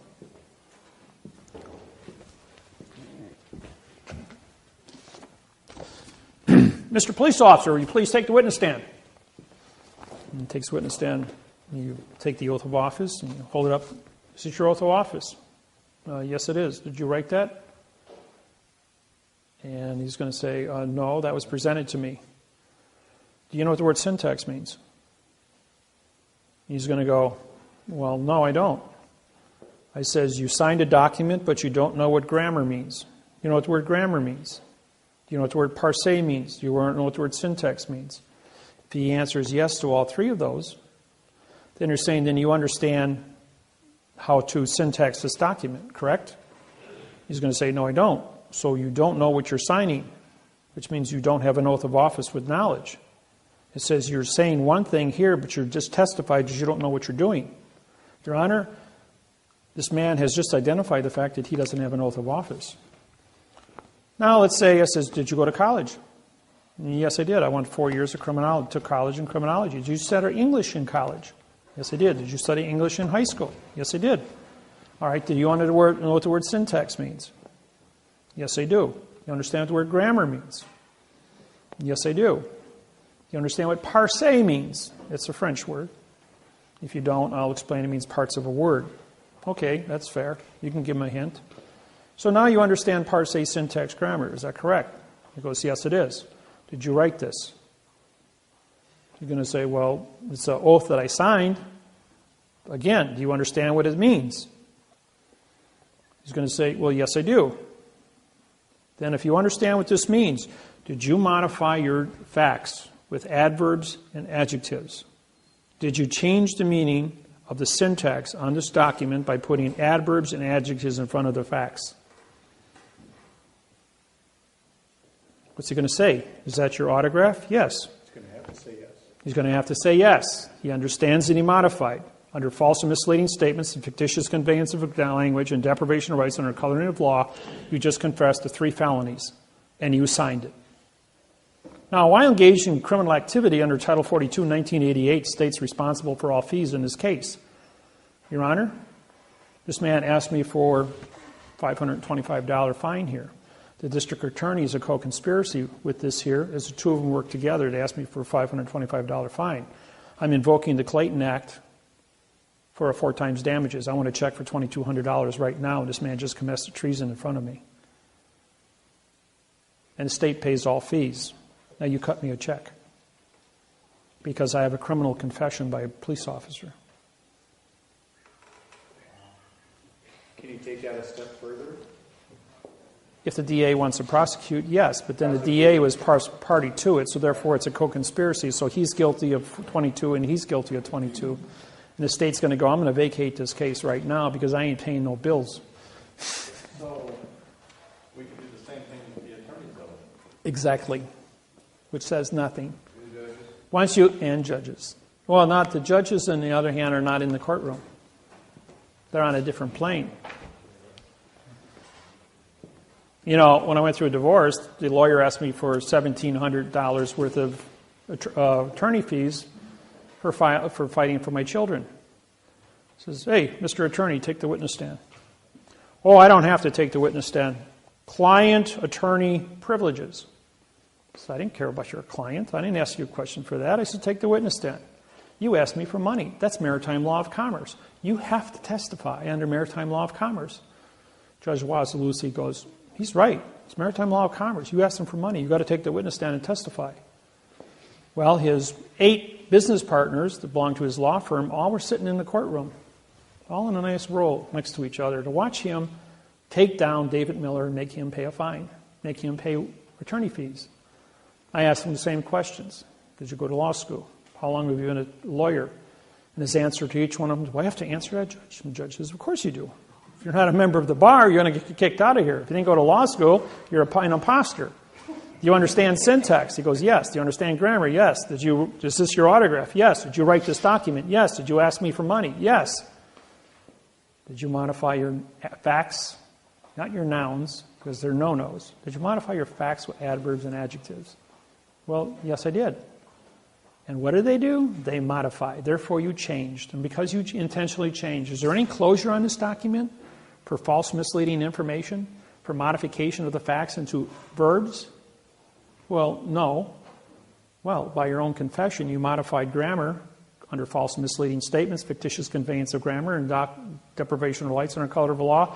And you tried to extort money from me under mail fraud, Title 18, Section 1341. That's $1 million fine and 30 years in prison. You feel lucky today? Judge goes, can he do that to me? Wasilewski is laughing. He had to stop himself from laughing. He was laughing so hard when I downloaded it on him. He says, he's already done it to you. You just confessed the 4 felonies. You will write him a check right now for $6,400 or I'm going to put you in prison. And he did. Pulled out his checkbook and his boss stands up and yells across the courtroom, you're fired. I'm not paying that bill. And ever since that day, there has never been an attorney take the witness stand in my presence. They won't even let me in the courtroom. You said maritime law. Isn't maritime law connected with the UCC at all? No. Aren't you a vessel in a sea of space called Earth? That's maritime. Earth is a vessel in the sea of space, outer space. All things are maritime. And isn't that contract? All contract law, right. The contract better be correct or you're going to get nailed for false, misleading information. But UCC is contract also. UCC is copyrighted. It's not allowed to be used unless you're under contract in a foreign venue. Foreign venue would be a spaceship landed on planet Earth from another planet. Declared the fact that they are a foreign spaceship in dry dock under law of the flag, moi, which is fiction, in advertising fiction. Therefore, when you walk in there with no paperwork, you've trespassed on a foreign vessel and nothing you say matters. Because you're not going to talk to them in correct parsé syntax grammar. And they don't have to listen to you because all 8 billion people are foreign to each other, speak Babel, and that's the truth of it all, folks. Only thing that matters is what you write on paper with a stamp, a flag, and the correct mathematical grammar, and you take responsibility for every word, your laws, rules, regulations, and codes on that paper. That your punctuation is in the correct place. Even if you put something, claimant's knowledge, I just took away the hyphen. Now I just wrote 413341213 this is a 3. No. 1 2 1 2 1 3 4 1 2 comma 2 2 and 4 no 1, 1, 3, 3, 3, 3, 3, 3, period. So that would be a 4. No, that would be a 1, 2. But because of the period, because it's abbreviated, then all of these would become 4s. And then that would become a 4 also. 1, 3, 4, 1, 3, 4, 1, 2. Just have all the answers. Judge says, no, all the facts. Judge says, I have all the, he has all the facts. Judge says, oh, you do? He says, well, how is that you have all the facts? He says, you can ask me anything you want. He says, I'm prepared for traffic court today. Judge says, well, actually, I don't have time for this today. He says, so we're going to continue this for 30 days.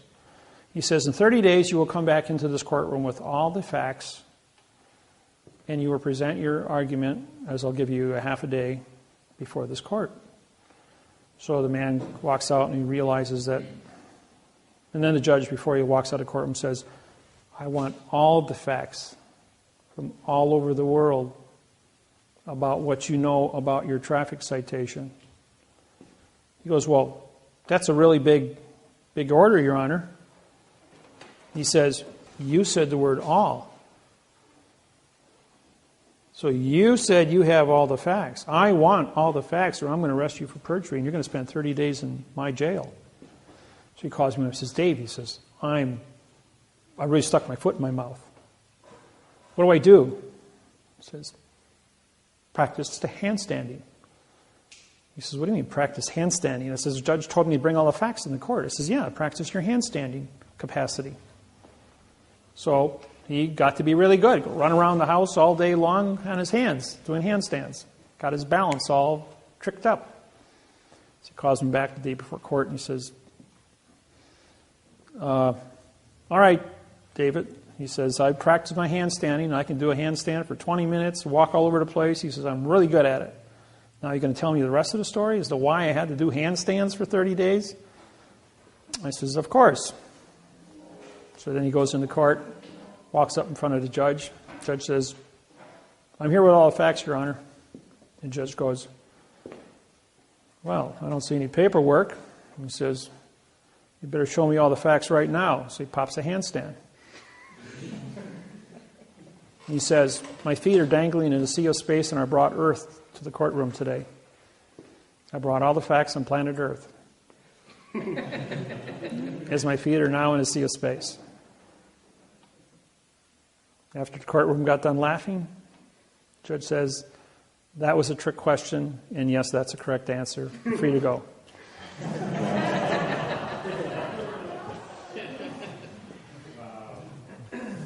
You see, sometimes it isn't about syntax or it's about knowing where to look. So everyone in this room has a really unique gift right now. I'll tell you another little story that is relevant to the gift before I answer the question. Man walks up, Ford, president of Ford Motors, Mr. Ford himself, 1952, holds his annual shareholders meeting. And people come from all over the United States for all the Ford dealers. And Mr. Ford is amongst all of his executives, and he's having a conversation. And finally, this young executive walks up, 31 years old, graduate, cocky little guy, and he walks up to Mr. Ford and says, Mr. Ford, I understand you can answer all questions. He says, yes, I can. He says, okay, I got a question for you. So he asked the question in front of all the people there. Give me a phone. I want the answer to this question. You got 15 seconds. Calls his think tank. 15 seconds later, comes back and he says, here's the answer to your question. And answers it. He says, is that the correct answer? He says, yes, it is. He says, you can't answer all the questions. He says, you had to call somebody else. He says, is that the right answer? And the man says, yeah, that's the right answer. He says, I know where to look. And that's why I know I can answer your question. By the way, you're fired. For being a wise guy. Okay, what did I say that for? I said that because all of you here have a now have access to me. So therefore, if somebody presents you with a scenario, an argument, a document, anything, trick question, craziness, no matter what you think it is, say, hey, I got Dave's number. Call Dave. Ask me the question. Make sure you got a tape recorder. I will give you the answer. And you won't have to wait no week or so for me to research it. I will give you the answer while you're on the phone immediately. I haven't been defeated in 100,000 questions at 2,500 seminars, so you guys just cook up your best things. I hope I've answered everyone's questions here today and showed you the necessary points of information that are necessary. Yes? I got another question. With all these people that know about you and have your phone number from being on the website, all your students all over the world, how can you have time to answer? I think you'd be getting 2,000 calls a minute. I get 200 emails a day. I hope everybody sends me by email because you can write things out and you get to think about things when you write them out. And so it gives me an opportunity then to answer then when I'm not on the phone, but between the phones and the emails and the lawsuit writing and my day trading and research. I do have a full mental capacity. I don't watch television because that's just... If I'm going to syntax documents or I actually going to sit there and write, I'll watch TV because it gets boring when you're doing numbers at 300 words every half hour. So I watch TV because it's all my right brain does the work while my left brain is entertained watching. Or if I'm talking to you on a phone, I'll be syntaxing at the same time. But I'm always syntaxing. It's just automatic after 12 years, and I don't even think about it. My question was, how do you have time to answer all these questions? I do. I take care of everybody, and I get it all out in record time. Right. People that are doing nonsense don't get through to me. People that are actually legitimate, have a legitimate question for a legitimate reason, and have an emergency do get through to me, and I answer your questions. New people are always going like, you answered your phone. He says, I see how many people you got on your website. The numbers are posted. He goes, how can you possibly get through to me? Well, everybody gets through to me. Since I've been standing here, I've had only 8 phone calls. Kind of disappointed. No emergencies. I know everybody's phone number and what they want to call me about. Where's my form? How do I fill it out? Did I do it right? Same thing, yes. You got that passion up there, but you didn't show us how that changed it. You showed us how it changed too, but not from what. Oh, this was a compound noun. All my writings have underline on compound nouns. But when you drop this becomes, anytime you have 2 facts, a claimant is a fact, knowledge is a fact. When you put a fact in front of a fact, this becomes an adjective, making this into a pronoun. Except the is an adverb. The only word that the adverb can attach to would be another adverb, but knowledge of becomes a pronoun because it's been modified by 2 adjectives. The first word in a sentence, the authority always runs backwards. And the word and here is a conjunction. If I put a full colon after this, I would break it, and this would become a real fact now. But without it, this becomes a pronoun. The pronoun has to be connected by an adverb. The adverb has to connect, and all it does are adverbs. Now making this into a verb, but because there's punctuation here, this automatically becomes an independent pronoun. And these are all pronouns, pronoun, and this then becomes an adverb, making court to be an adjective of the word with, which now becomes a pronoun again. It's not a fact, so it's a nothing, because it's been modified. Here's another one for you. We're at the University of Atlanta, Georgia. 3 PhDs in grammar are in the audience. And I'm about 3 hours into the seminar, and I write this little sentence up there.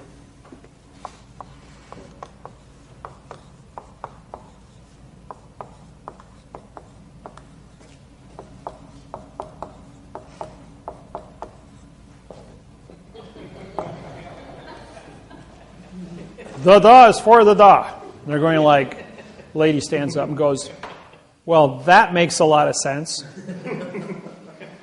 He says, yeah, but what does it say? Doesn't mean anything to anybody in this room. Why don't we syntax it? Here's a prepositional phrase. Can you put a verb in front of a pronoun? Or, a preposition. Yes, you can put a verb in front of a preposition. Can you put an adverb in front of a verb? Well, the answer is yes. Can you put an article in front of an adverb? The answer is no. So the only solution here is the adverb modifies the verb, which is connected to the adverb, which modifies the verb, which connected to the adverb, which modifies the verb. So I use the as an adverb and a verb. Or it's a 4, 1, 3, 4, 1, 2. That's also correct. Because there's no prepositional phrase in front of for the. And as the word for becomes a pronoun, the is now an adverb, connects and then modifies the adjective is, which modifies the pronoun for, which is connected to the adverb the, which modifies the verb the.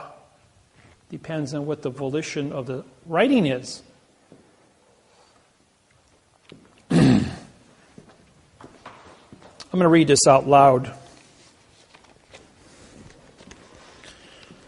Now, everyone in this room thinks in music. You have music in your brains. You've been brainwashed to understand music. Lawyers write in music.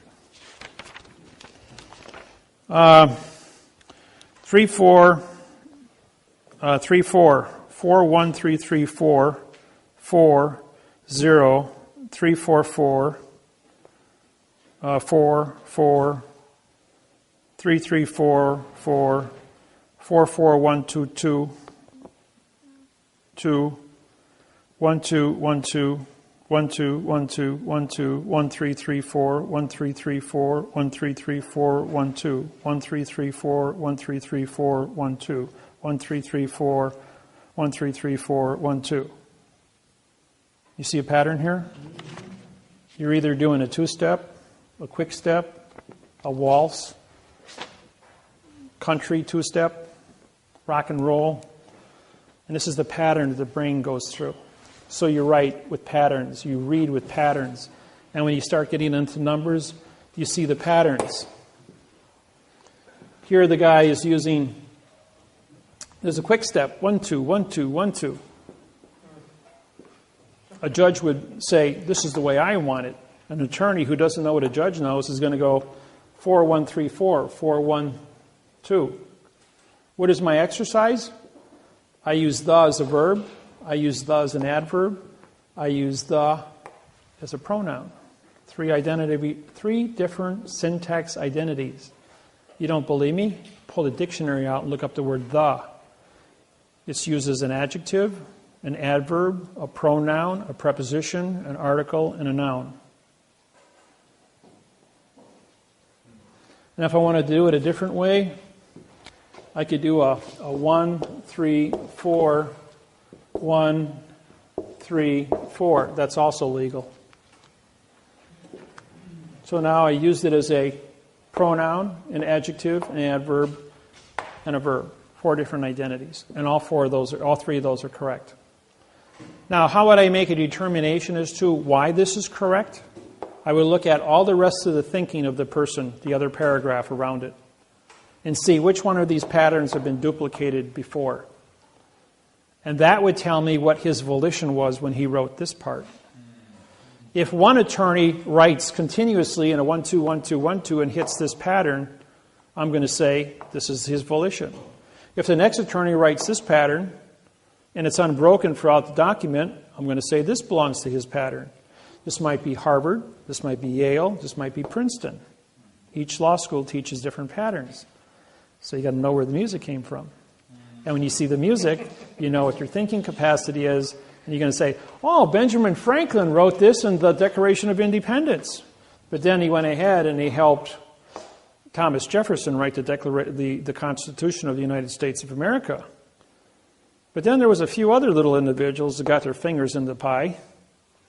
So he wasn't the only guilty party up there. Yes? Do you recommend sending your kids to college? Did your kids go to college?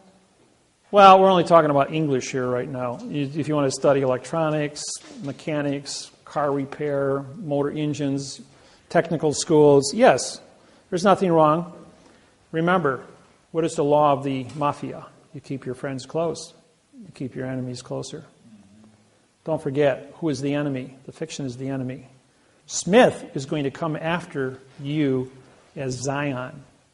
The machine, which is government, is going to try and control you through videotapes, mechanics, automobiles, houses, contracts.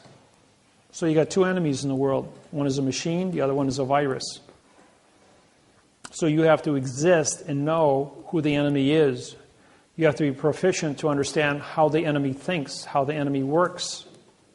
But you also have to know what the facts are and how to be proficient in the fact. And by doing so, you can protect yourself and your family and teach it on to other people. You know what the world of syntax pays an hour? It's a $1,000 an hour paycheck. When the world switches gears, they're going to need every document, every topic in the yellow pages rewritten in quantum language. It's a $1,000 an hour paycheck if you can write contracts for what is a refrigeration contract, what is a law contract, what is a real estate contract, what is a bank contract, what is a mortgage contract. How much do you think Bank of America will pay you to write a mortgage contract in quantum grammar compared to the 15-page one of nonsense you now possess? I can take that document and probably, that's 6,000 words.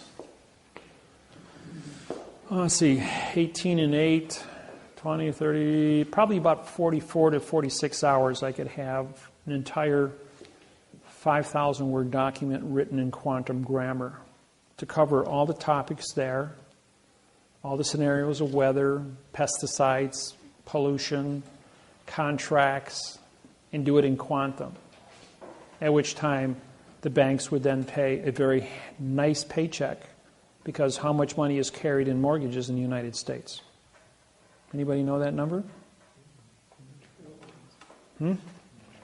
Yes, it's trillions. It's a $60 trillion that's carried in mortgage in the United States.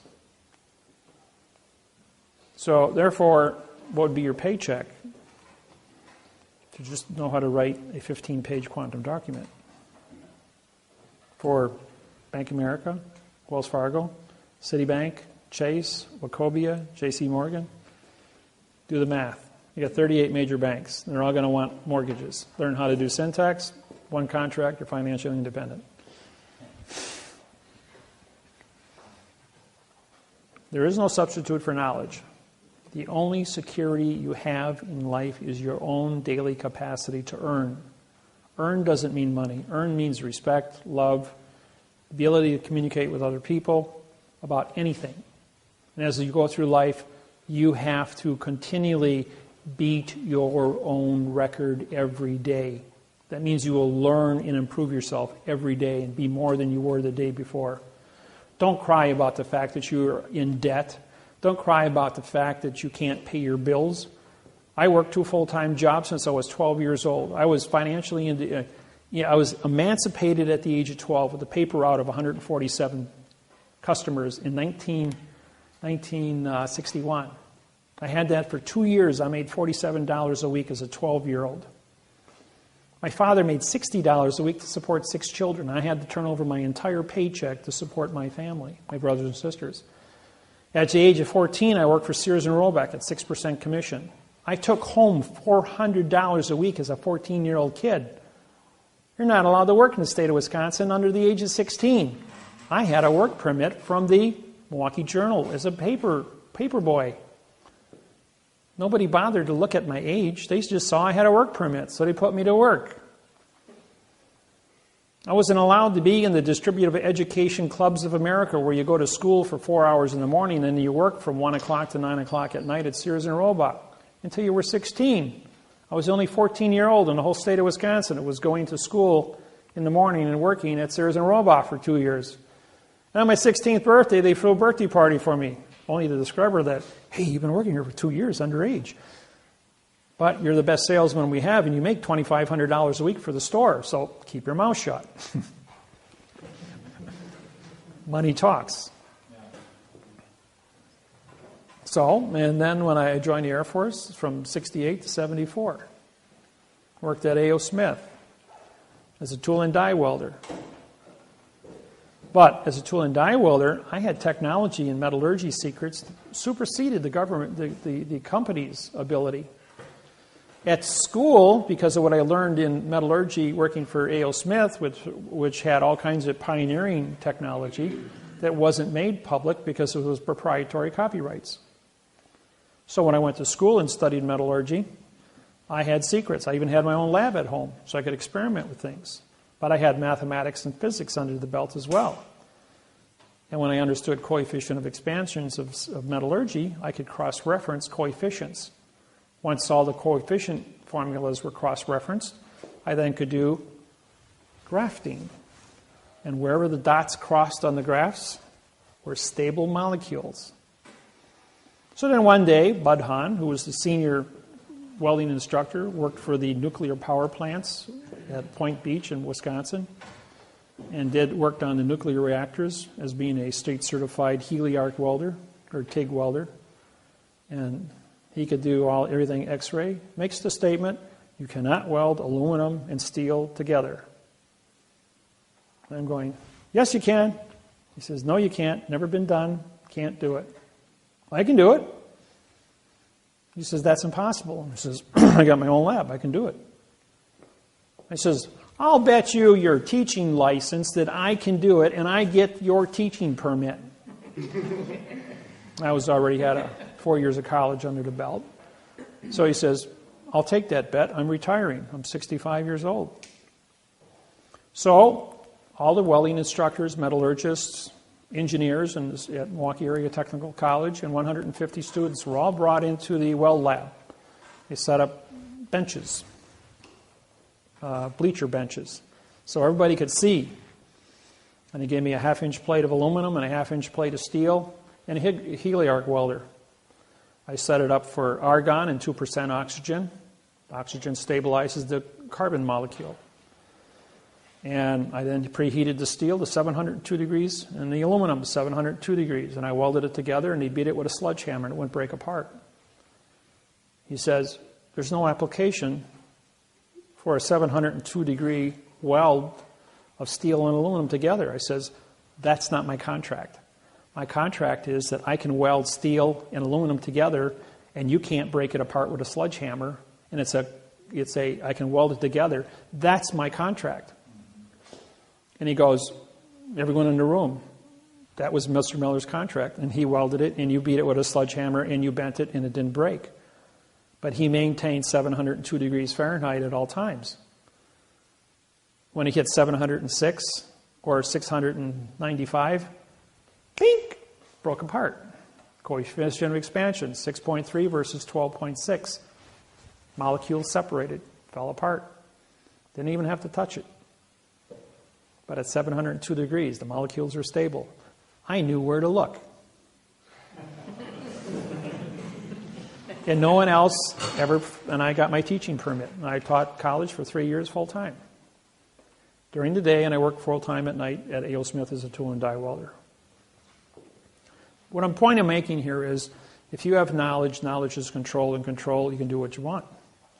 So therefore, ladies and gentlemen, if you go through life and you have questions about syntax or about chemistry or about physics or about medicine, just about anything, and you don't know what to do, I have a cure for cancer. I can cure any cancer you have. I don't care who you are. I can cure your arthritis in 48 hours. No problem. High blood pressure, eat an ounce of popcorn every day. There's a little tiny molecule in popcorn that will cure your high blood pressure and your artery problem in 14 days. You'll have 105/70 blood pressure. Yes? My nephew just got diagnosed with Throat cancer? 105 degrees Fahrenheit. Atmospheric chamber, 2 atmospheres. That's a barometric chamber used for deep sea divers. Keep you at 32 pounds per square inch air pressure. 28 pounds of air pressure. Stops your blistering at 105 degrees Fahrenheit. IV drip, put the person to sleep. Use sodium pentothal to knock you out for 125 hours at 105 degrees. You will have tubes in, tubes out for waste, nutrients in. You'll wake up in 5 days. The throat cancer will be dead because no cancer can reproduce itself under fever. It's a 100% cure, no side effects. Mayo Clinic, Minnesota. Mayo Clinic, Minnesota does it. So does Atlanta, Georgia, Mayo Clinic. Only 2 procedures. It was discovered in the American Indians have been doing the sweat tent for 400 years, curing cancer. Remember, they go into the sweat tent. They hallucinate, see the Great Spirit for 72 hours. You hallucinate at 105 degrees. As long as you're in hallucination, your brain is at 105 degrees and so is your body. Because it's in a steam environment of hot rocks with steam, you don't dehydrate. You're inhaling enough water to replenish your sweating. And you drink fluid, all heat. And it's done for 72 hours. That cures about 99%. Some of your things like breast cancer, ovarian cancer, throat cancer, brain cancer, 105 degrees, 125 hours, 2 atmospheres pressure. Oxygen level is 16.8, not 14. 16.8, because you got to boost the oxygen by 2%. Creates a oxidized blood chemistry. And no cancer can reproduce itself under fever. 105 degrees stops the reproduction, and no cancer cell of the 1,800 different cancers that exist can exceed beyond 125 hours. They will all die, 100% will die without reproducing, and your body will be purged. The human cell can go 90 days at 105 degrees. You only got to do 5. They will have no side effects. Nope, you're asleep. You're under sodium pentothal. Your whole body is completely kept asleep. You have a heart pacer hooked up, so your heart is electronically monitored and timed so that there's no interruption of your heartbeat. And use an anesthesiologist to create the chemical IV drip that will create an artificial fever. The atmosphere of the barometric chamber is also heated to 105 degrees, so it's stable, both internal and external. But he does not have any money. He's still paying hospital bill that he If you when he had an accident earlier. It's not an excuse for murder, so I gave you the cure. You go to the Mayo Clinic, they'll take care of it. Is it a child? He's old. Oh, because if it happens to your children, the Shriners Hospital in Chicago will take care of that for children that have cancer or birth defects. So would they take care of him? They may if he's poor, but Mayo Clinic will probably take him in if he applies for it. He's also hemophilia. It's a 5-day cure. So my recommendation is go to Mayo Clinic, explain your situation, and you might qualify. Obamacare might kick in.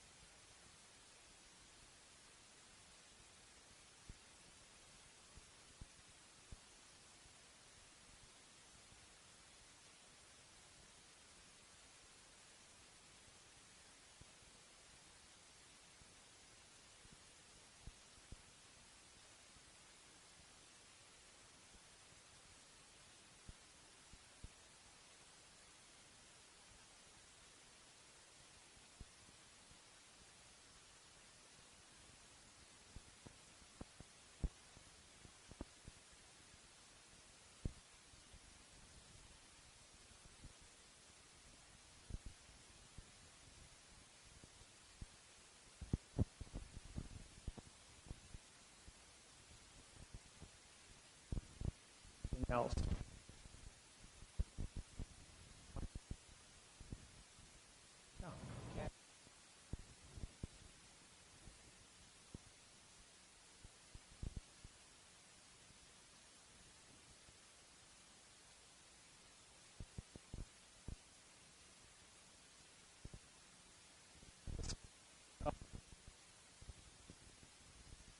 Popped white rice corn. It's only found in white rice popcorn. It's one, but when it can penetrate through the cells of a human being, and it will go in and will clean out the plaque that causes high blood pressure. In 2 weeks, white rice popcorn. Air pop it, put as much butter and salt on as you want, has no effect. Popcorn neutralizes cholesterol in the bloodstream.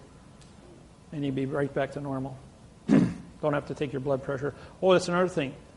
Anybody on Tylenol PM, and you know this person, might be a senior citizen, Tylenol PM and high blood pressure medicine causes Alzheimer's in 5 to 10 days. You won't be able to find your way back to your house if you're on that combination of chemicals. So don't do it. You can take regular Tylenol, but don't take Tylenol PM. Any PM medicines mixed with high blood pressure medicine will wipe out your memory. And if you're in that condition, you're going to wind up in a nursing home, and there's nothing wrong with you. As soon as you stop taking it, it takes about 5 days to flush your system. Put a little baking soda, half a teaspoon a day, and neutralize that, and you'll be back to normal. Yes? I have a question. A friend of mine had a property that sold it. It was actually a couple months behind. Would you be able to move it for that? Sure. Even though he sold the property, he can still go back after his caretaker fees, his guardian fees from the bank, because he was never paid that. They'll adjust. The amount of money can be adjusted for any monies he may have taken out in the form of second mortgages, refinances, stuff like that.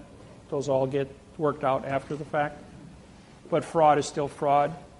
And the U.S. Attorney's Office is looking at $20 million a pop everywhere for one of these files. So still cooperate.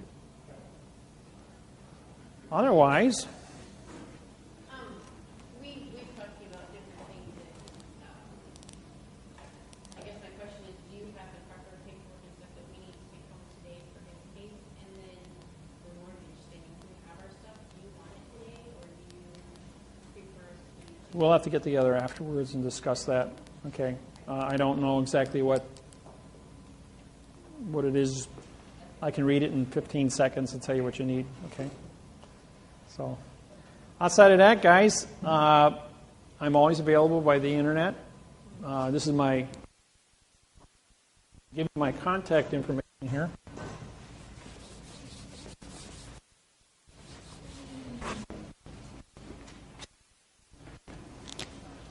My DWAW RO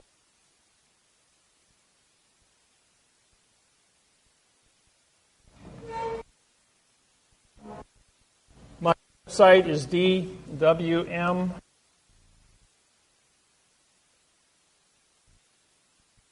address all correct. And my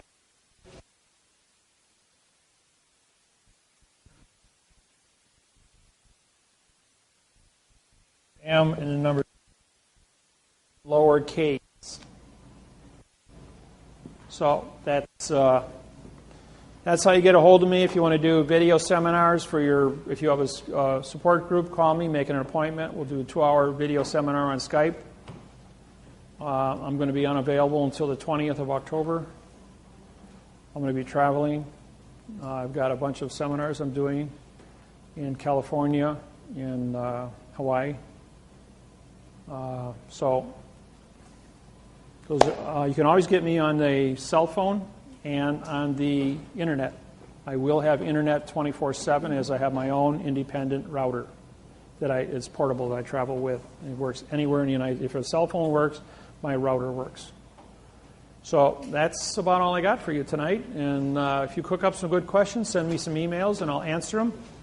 And for those that want to get involved with doing lawsuits with me, contact me. I charge a flat $3,000 for anybody that wants to do the mortgage contracts. And the syntaxing, the fault judgment, any follow-ups that would take place, the contacts with Tyrone Williams in the U.S. Attorney's Office, any court issues that come up where a judge is going to get attitude. Be more than happy to participate. It'll be fun. So thank you for coming to my seminar. Thank you.